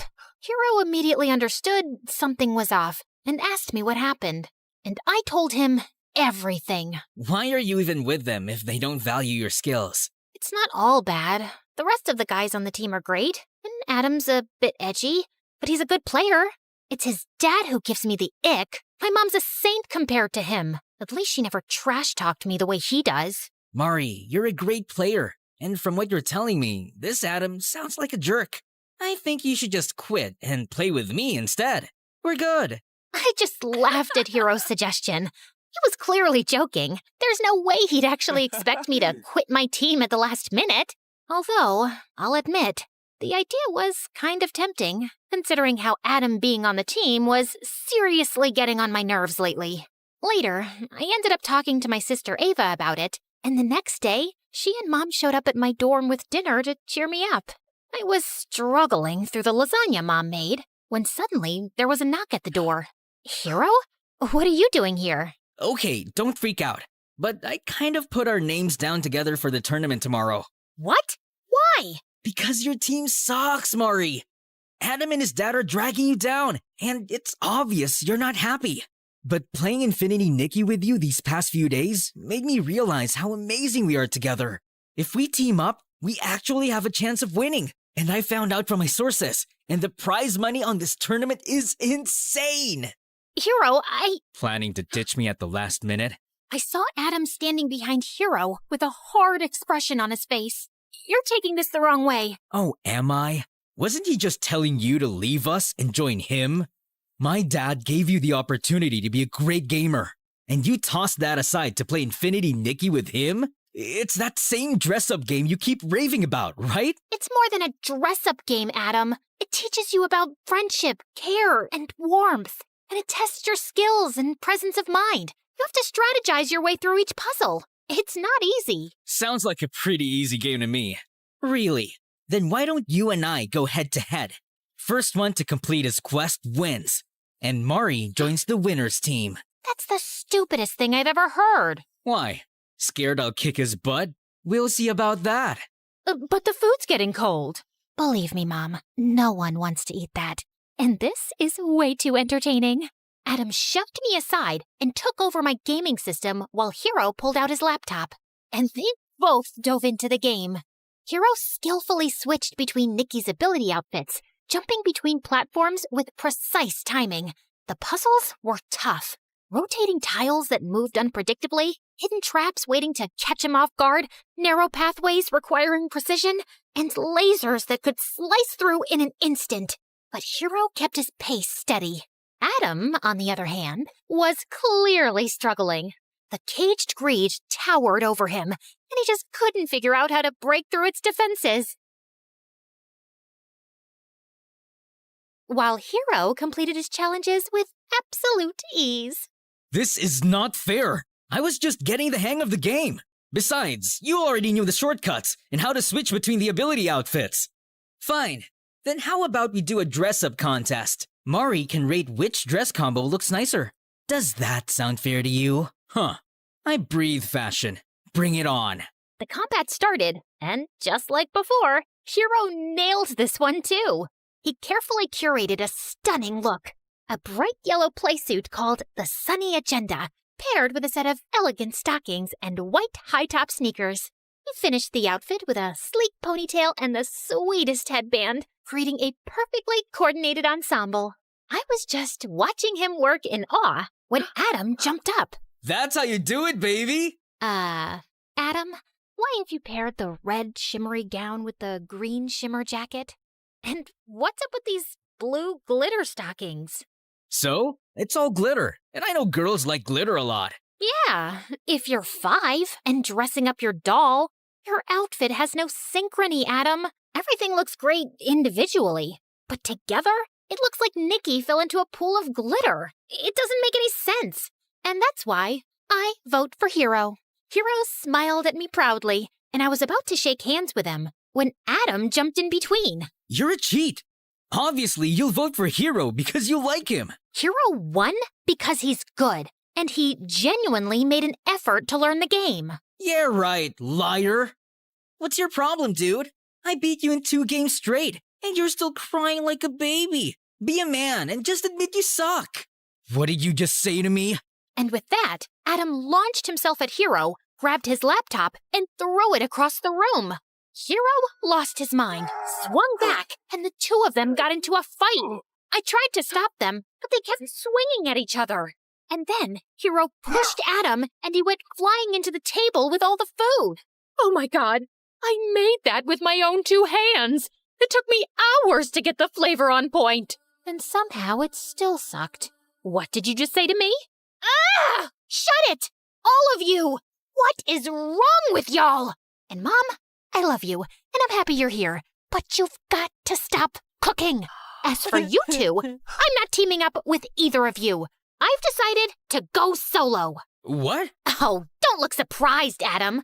After the way you and your dad have pushed us around, it's a miracle I stayed as long as I did. But I'm a gamer with ethics, so I stuck it out for my team when it mattered. And Hero, these past few days have been fun, but you can't just show up and expect me to jump on your team. You didn't even know about this tournament until I mentioned it. And now you want to participate for the prize money? I get that it's a big opportunity, but I can't make decisions like that on a whim. Maybe someday we'll team up again, but for now, I need to do this my own way. And I totally respect your decision. I don't. It's a stupid decision, and I'm not letting you get away that easily. Adam grabbed my hand, but I twisted his arm around in one swift motion, and he winced in pain. Guess I picked up a thing or two from your so-called combat games. Maybe you could learn a little something from Infinity Nikki and handle defeat with a little grace, instead of throwing a tantrum every time things don't go your way. Wait till my dad hears about this. You and your dad can both eat slugs for all I care. Now get out and don't come back. Adam left that night, but I knew he wasn't going to stay quiet. Not that I cared. I'd already made up my mind to pull my name from that stupid tournament. I didn't want to be part of something that sucked the joy out of the one thing I loved. It was time to take back my happiness, to focus on what made me feel alive again. And for the first time in weeks, I felt free. It's showtime, baby.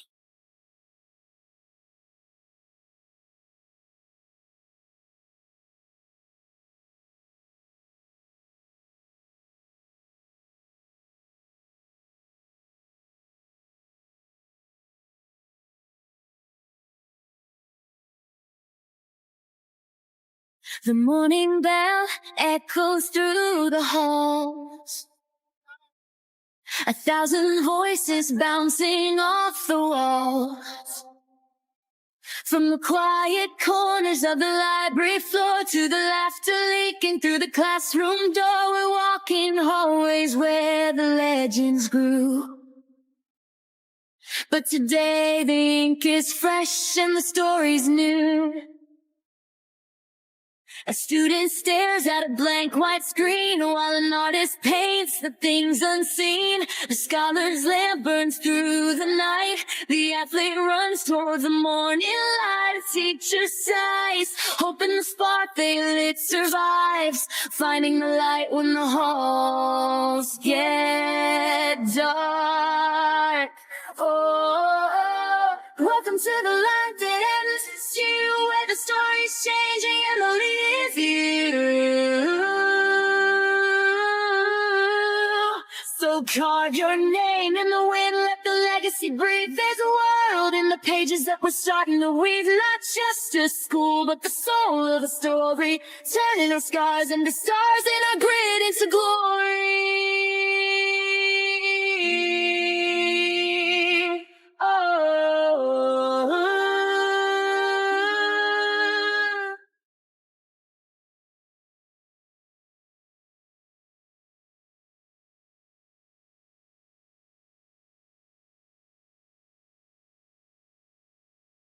Nutmeg makes soup creamier.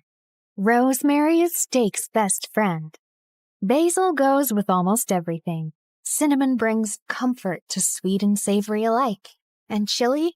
Chili sets the soul alight. But nothing could have prepared my tongue for what came next. Flying to the other side of the world just to try this steak was totally worth it. Medium rare. Juicy and tender. Garlic butter glaze, flame-kissed edges. The scent alone levitates my soul to heaven, like it was invited to have lunch with the beautiful angels up above. Okay, here comes the love of my tongue's life. Oh my Gordon freaking Ramsay! My taste buds were twerking like it was a Friday night. It's savory, juicy, yummy, steak-tacular. It wasn't just a steak. It was a 5-star marriage proposal to my tongue. Goodness gracious, lady, get a room. Oh God, she is either possessed or just really, really starving. I was still mid-foodgasm, letting every bite baptize the very depths of my taste buds when the haters around started mumbling. Did I care?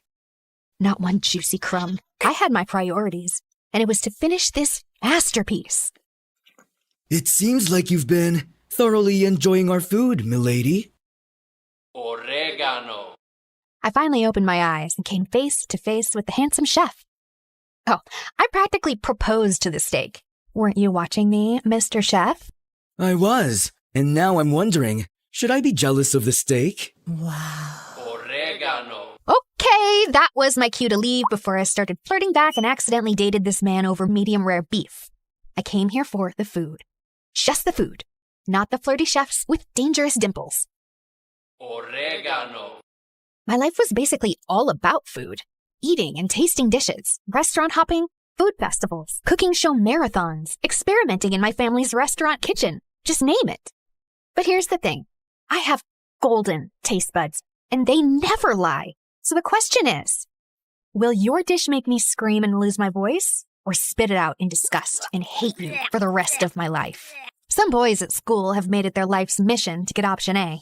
And I wasn't complaining. It was literally free food and a little ego boost. Try mine first, Taffy. My mom helped cut the onions and boil the eggs. Forget that, peasant. This is from a 5,000-star Michelin restaurant. It cost me 10 kidneys. Mine's completely and personally handmade. Took me a month to make this, but don't worry, it's not rotting yet. My mouth and soul were ready, but my brain was totally overwhelmed. Just then, my bestie Jules swooped in with his imaginary cape fluttering. Excuse me, take it easy, gentlemen. Form an orderly line if you wish for Queen Taffy to bless your humble dishes with her divine taste buds. If your food makes her moan louder than a K-drama kiss scene, congrats! You win a date after class, but only for 60 minutes. No extensions, no exceptions.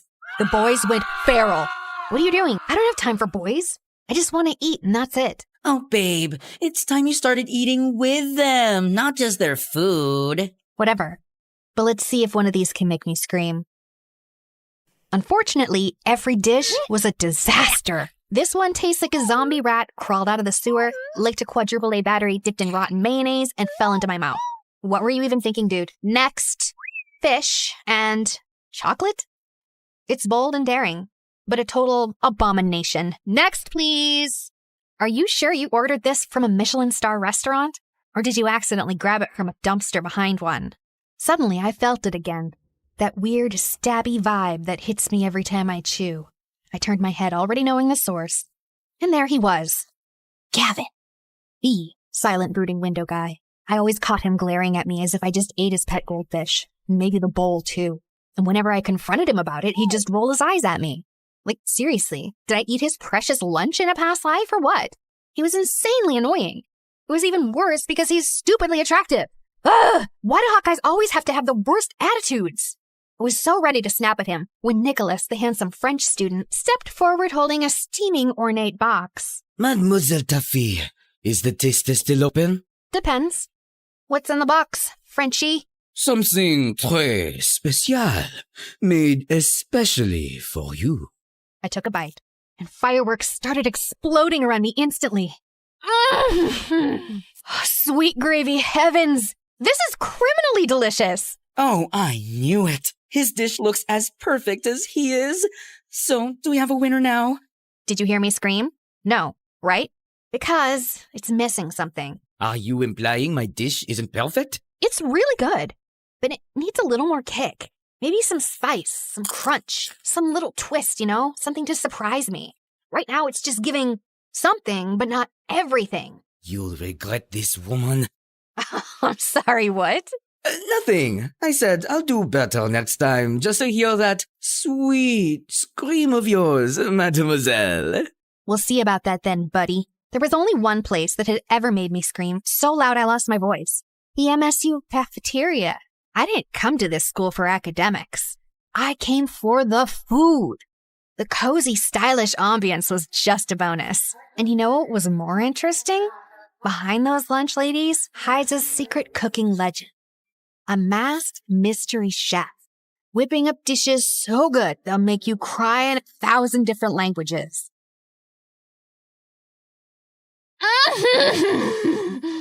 The texture, oh, the crunch, the glaze, the magic. Ah! There she freaking goes again. Her freaking scream makes me want to freaking lose my freaking appetite. Freaking... She's just a freaking freshman, but she freaking acts like she freaking owns this freaking cafeteria every freaking day. So freaking annoying. I freaking know, right? Girl, you're moaning like a feral sexy cat in heat. Tone it down, or those freaking girlies will start complaining again. Those freaking haters can choke. I only listen to flavor, not jealousy. It had been 6 months since we started at MSU, and I still hadn't made any new friends. Just Jules, my ride or die since diapers, now slaying here in MSU on a fashion scholarship like he owned the runway. And that's exactly why you don't have friends. You treat food like it's your boyfriend. So what? I've got you. Oh, wait. Are you getting tired of me? Tired? Never, babe. But let's say I get kidnapped by a cute guy in Milan. What's gonna happen to you then? Are you sure he's the one who'll kidnap you, or is it the other way around? Excuse me, Miss Ma'am. That's a bit rude. Just then my phone buzzed. It was from my older sister Tanya, and my heart leapt when I saw the word emergency. I zoomed out of the school and headed straight to our family restaurant without wasting a second. What's going on? Taffy! Oh, the mayor's here with the whole table of business tycoons, and they asked for a special twist on our signature steak. I tried tweaking the sauce, but the flavor's flat. Oh, something's off. I've added, adjusted, prayed. Nothing's working. If we mess this up, we'll be trending for all the wrong reasons, and Dad's gonna kill me. Breathe, okay? Let me see. Too much soy, not enough soul. All right, everyone, I got this. I swung the spice rack open and started working my magic. 2 pinches of smoked paprika, 1 drizzle of honey, a splash of aged balsamic vinegar for depth, a whisper of garlic, not chopped, grated, 2 drops of lemon juice for a little spark, and a dash of espresso powder. Now, try it. Oh, quickly clapped a hand over her mouth before she could scream and alarm the entire restaurant. Now go serve that magic to your VVIPs. Oh, you're a lifesaver, Sissy, as always. I assisted her as she served it herself to the VIP table. The mayor took one bite and started crying. This tastes like my childhood and my 22nd divorce healing at the same time.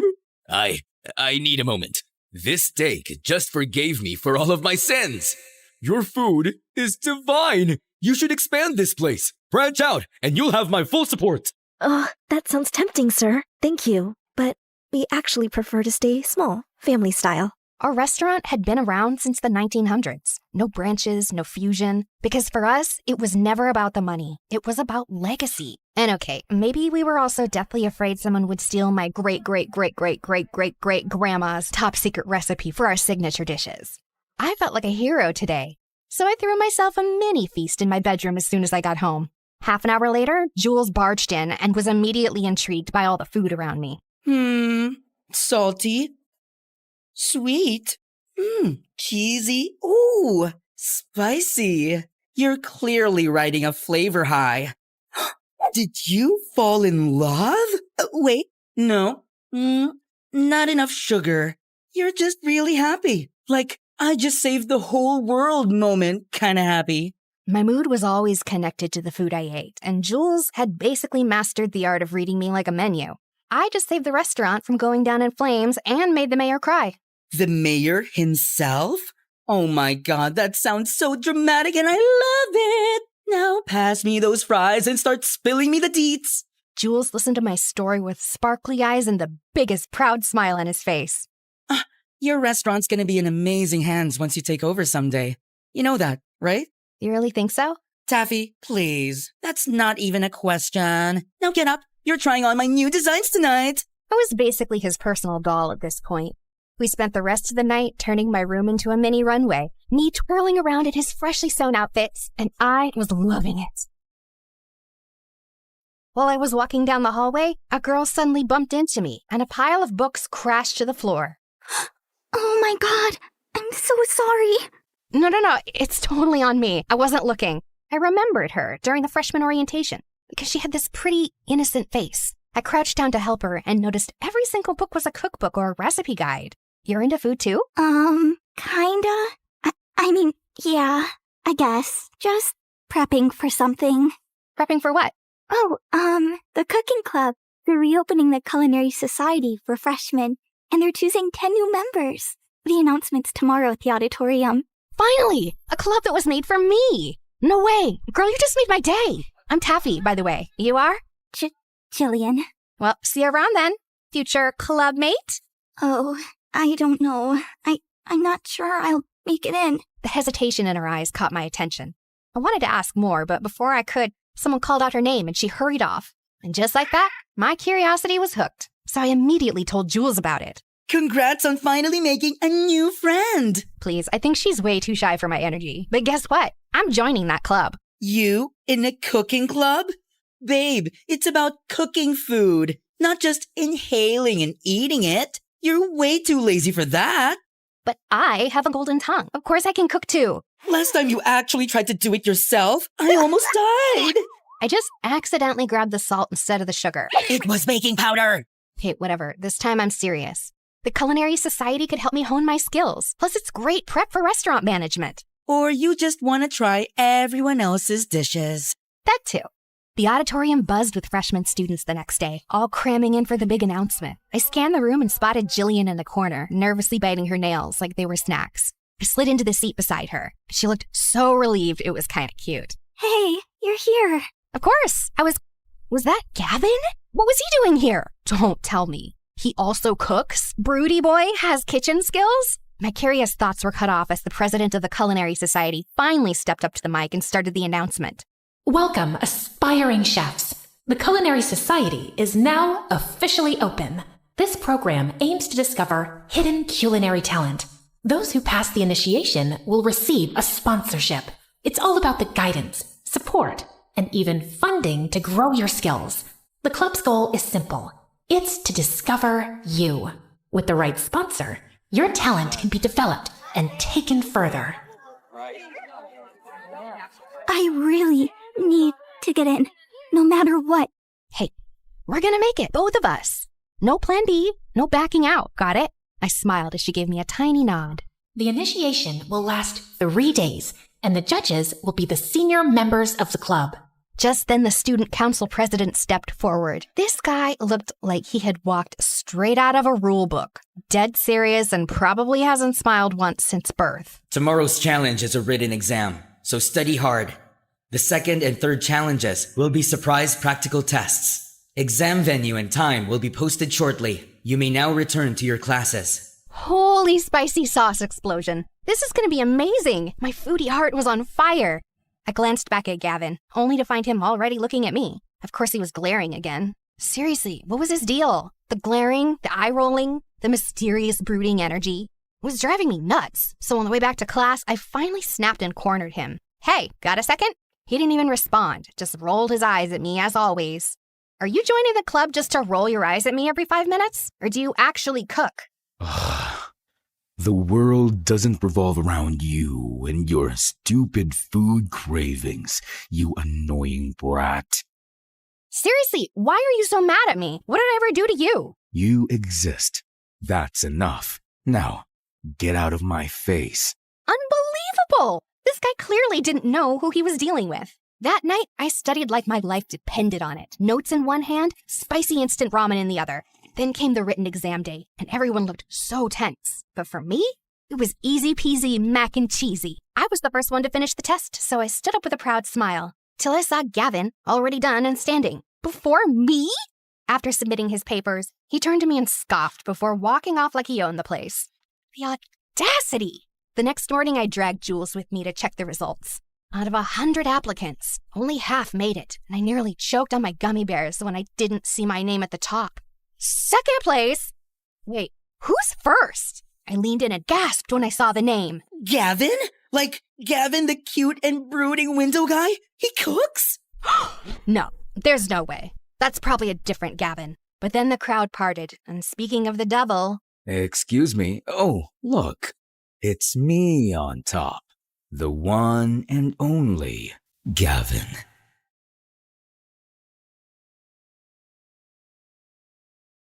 Oh my god, he's so hot. Like hotter than a steak on a grill. Jules was right, to be honest. But I shouldn't be distracted right now. Can we focus on his evil smirk, please? He's literally challenging me. I think that's officially a war declaration, babe. This is gonna be extra interesting. That jerk better be ready, because I'm gonna crush him big time. Second challenge finally came. We had to cook a chicken-based dish, in pairs. My eyes immediately landed on my mortal enemy, who was casually tying his apron like he was the master chef, and the sight was such a sore to my eyes. I was about to hunt Jillian down when someone suddenly blocked my way. Nicholas! He was here too? How did I not notice him last time?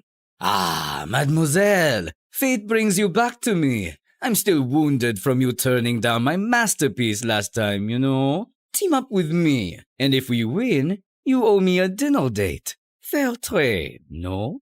I was about to reject him, but then my cinnamon roll savior appeared. Hey, Taffy. I was wondering if maybe we could... Oh, here comes my lovely partner. Sorry, buddy. Maybe next time? Ah, très bien. No hard feelings. At least Nicholas was always classy about rejection. Congratulations on passing the written exams. Thanks. I had been preparing for that way before I got here at MSU. Oh, you're really into this, huh? All right, girl. Let's do this. You cook, I supervise. We're not doing it together? Of course we are. I'll be guiding you. So, what are we making? Let's go with crispy garlic honey chicken with mango salsa. That sounds fancy. Okay. We had exactly 1 hour. Jillian got to work while I hovered nearby, supervising like a resident chef. But my eyes kept drifting to Gavin. He looked calm and focused, like he belonged in a commercial for knives, while his partner looked so lost. The fact that he was also into cooking made him even more annoying. A few minutes later, Jillian finally threw her hands up and beamed. All right, done. Ooh, let me taste. I took a confident bite, only to gag and nearly scream in disgust. I tossed the dish and everything else into the trash. and it landed dangerously close to Gavin's station. He hissed like a cat that had just got misted. Oh, gosh, girl, what happened to the chicken meat? Did you marinate it in mud and ask an old goat with horrible breath to spit on it or what? But I just followed everything you said. Jillian looked like she was on the verge of tears, so I took a breath to calm myself down. It's okay, my love. We still got 20 minutes. We're gonna fix this. This time, I rolled up my sleeves and took over. Just as the final bell rang, we slammed our dish down and handed it to the judges, who actually liked it. As expected, we passed, and we're now qualified for the final challenge. But when I looked at Jillian, she didn't look happy at all. We only passed because of you. We almost failed because of me. Oh, come on, girl. It was my fault, too. I made you do most of the work. It was supposed to be a team effort. You know what? Let's practice after hours. Together. Is that okay with you? Of course. We then snuck into the kitchen later that day. A few other students were there, too, including Gavin, of course.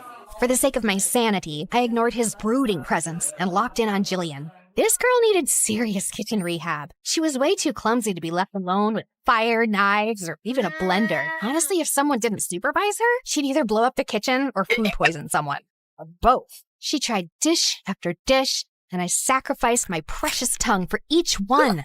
Is this supposed to be a hard-boiled egg or a charcoal? The oil is separating from your sauce. Did you forget to stir, or did it walk out on its own? Your rice is crunchy. Were you trying to make popcorn? Then came her meat dish. Okay, listen. Onion, honey, or pineapple. Any of those can tenderize meat. Pick whichever one's available. Okay, got it. Noted. Soon we had a mountain of failed dishes in the trash. While we were about to try one last dish, Gavin suddenly stormed over, looking like an offended bull. You wasted all of this? For what? For your stupid little practice? Huh? Why are you acting like you bought all of this? Are you the official supplier of this school now? Thank God I'm not. Look, I'm just helping an aspiring chef chase her dreams. Failures happen. It's called trial and error. Look it up. He rolled his eyes, so I rolled mine harder. What is your problem with me anyway? Just because you're attractive doesn't mean you get a pass for being a total jerk. And I don't care if you're attractive either. I just hate arrogant food snobs who love to waste food. You don't deserve a spot in the club. Before I could finally explode, Jillian slid in. Wait, did I just hear you both call each other attractive? Why don't you just date each other instead of arguing every 5 seconds? You must be having some auditory hallucinations. I'd rather hug a giant, rotten cactus than date this brat.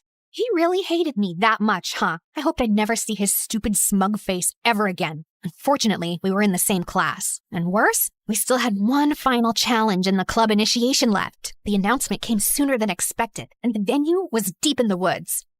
As soon as we got there, all our phones and stuff were confiscated. Goodbye, Wi-Fi. Goodbye, sanity. There were only about 15 of us left, and that included Nicholas, who wouldn't stop staring at me like I owed him money. Lovely to see you here, mademoiselle. If we both make it in, you owe me a date, remember?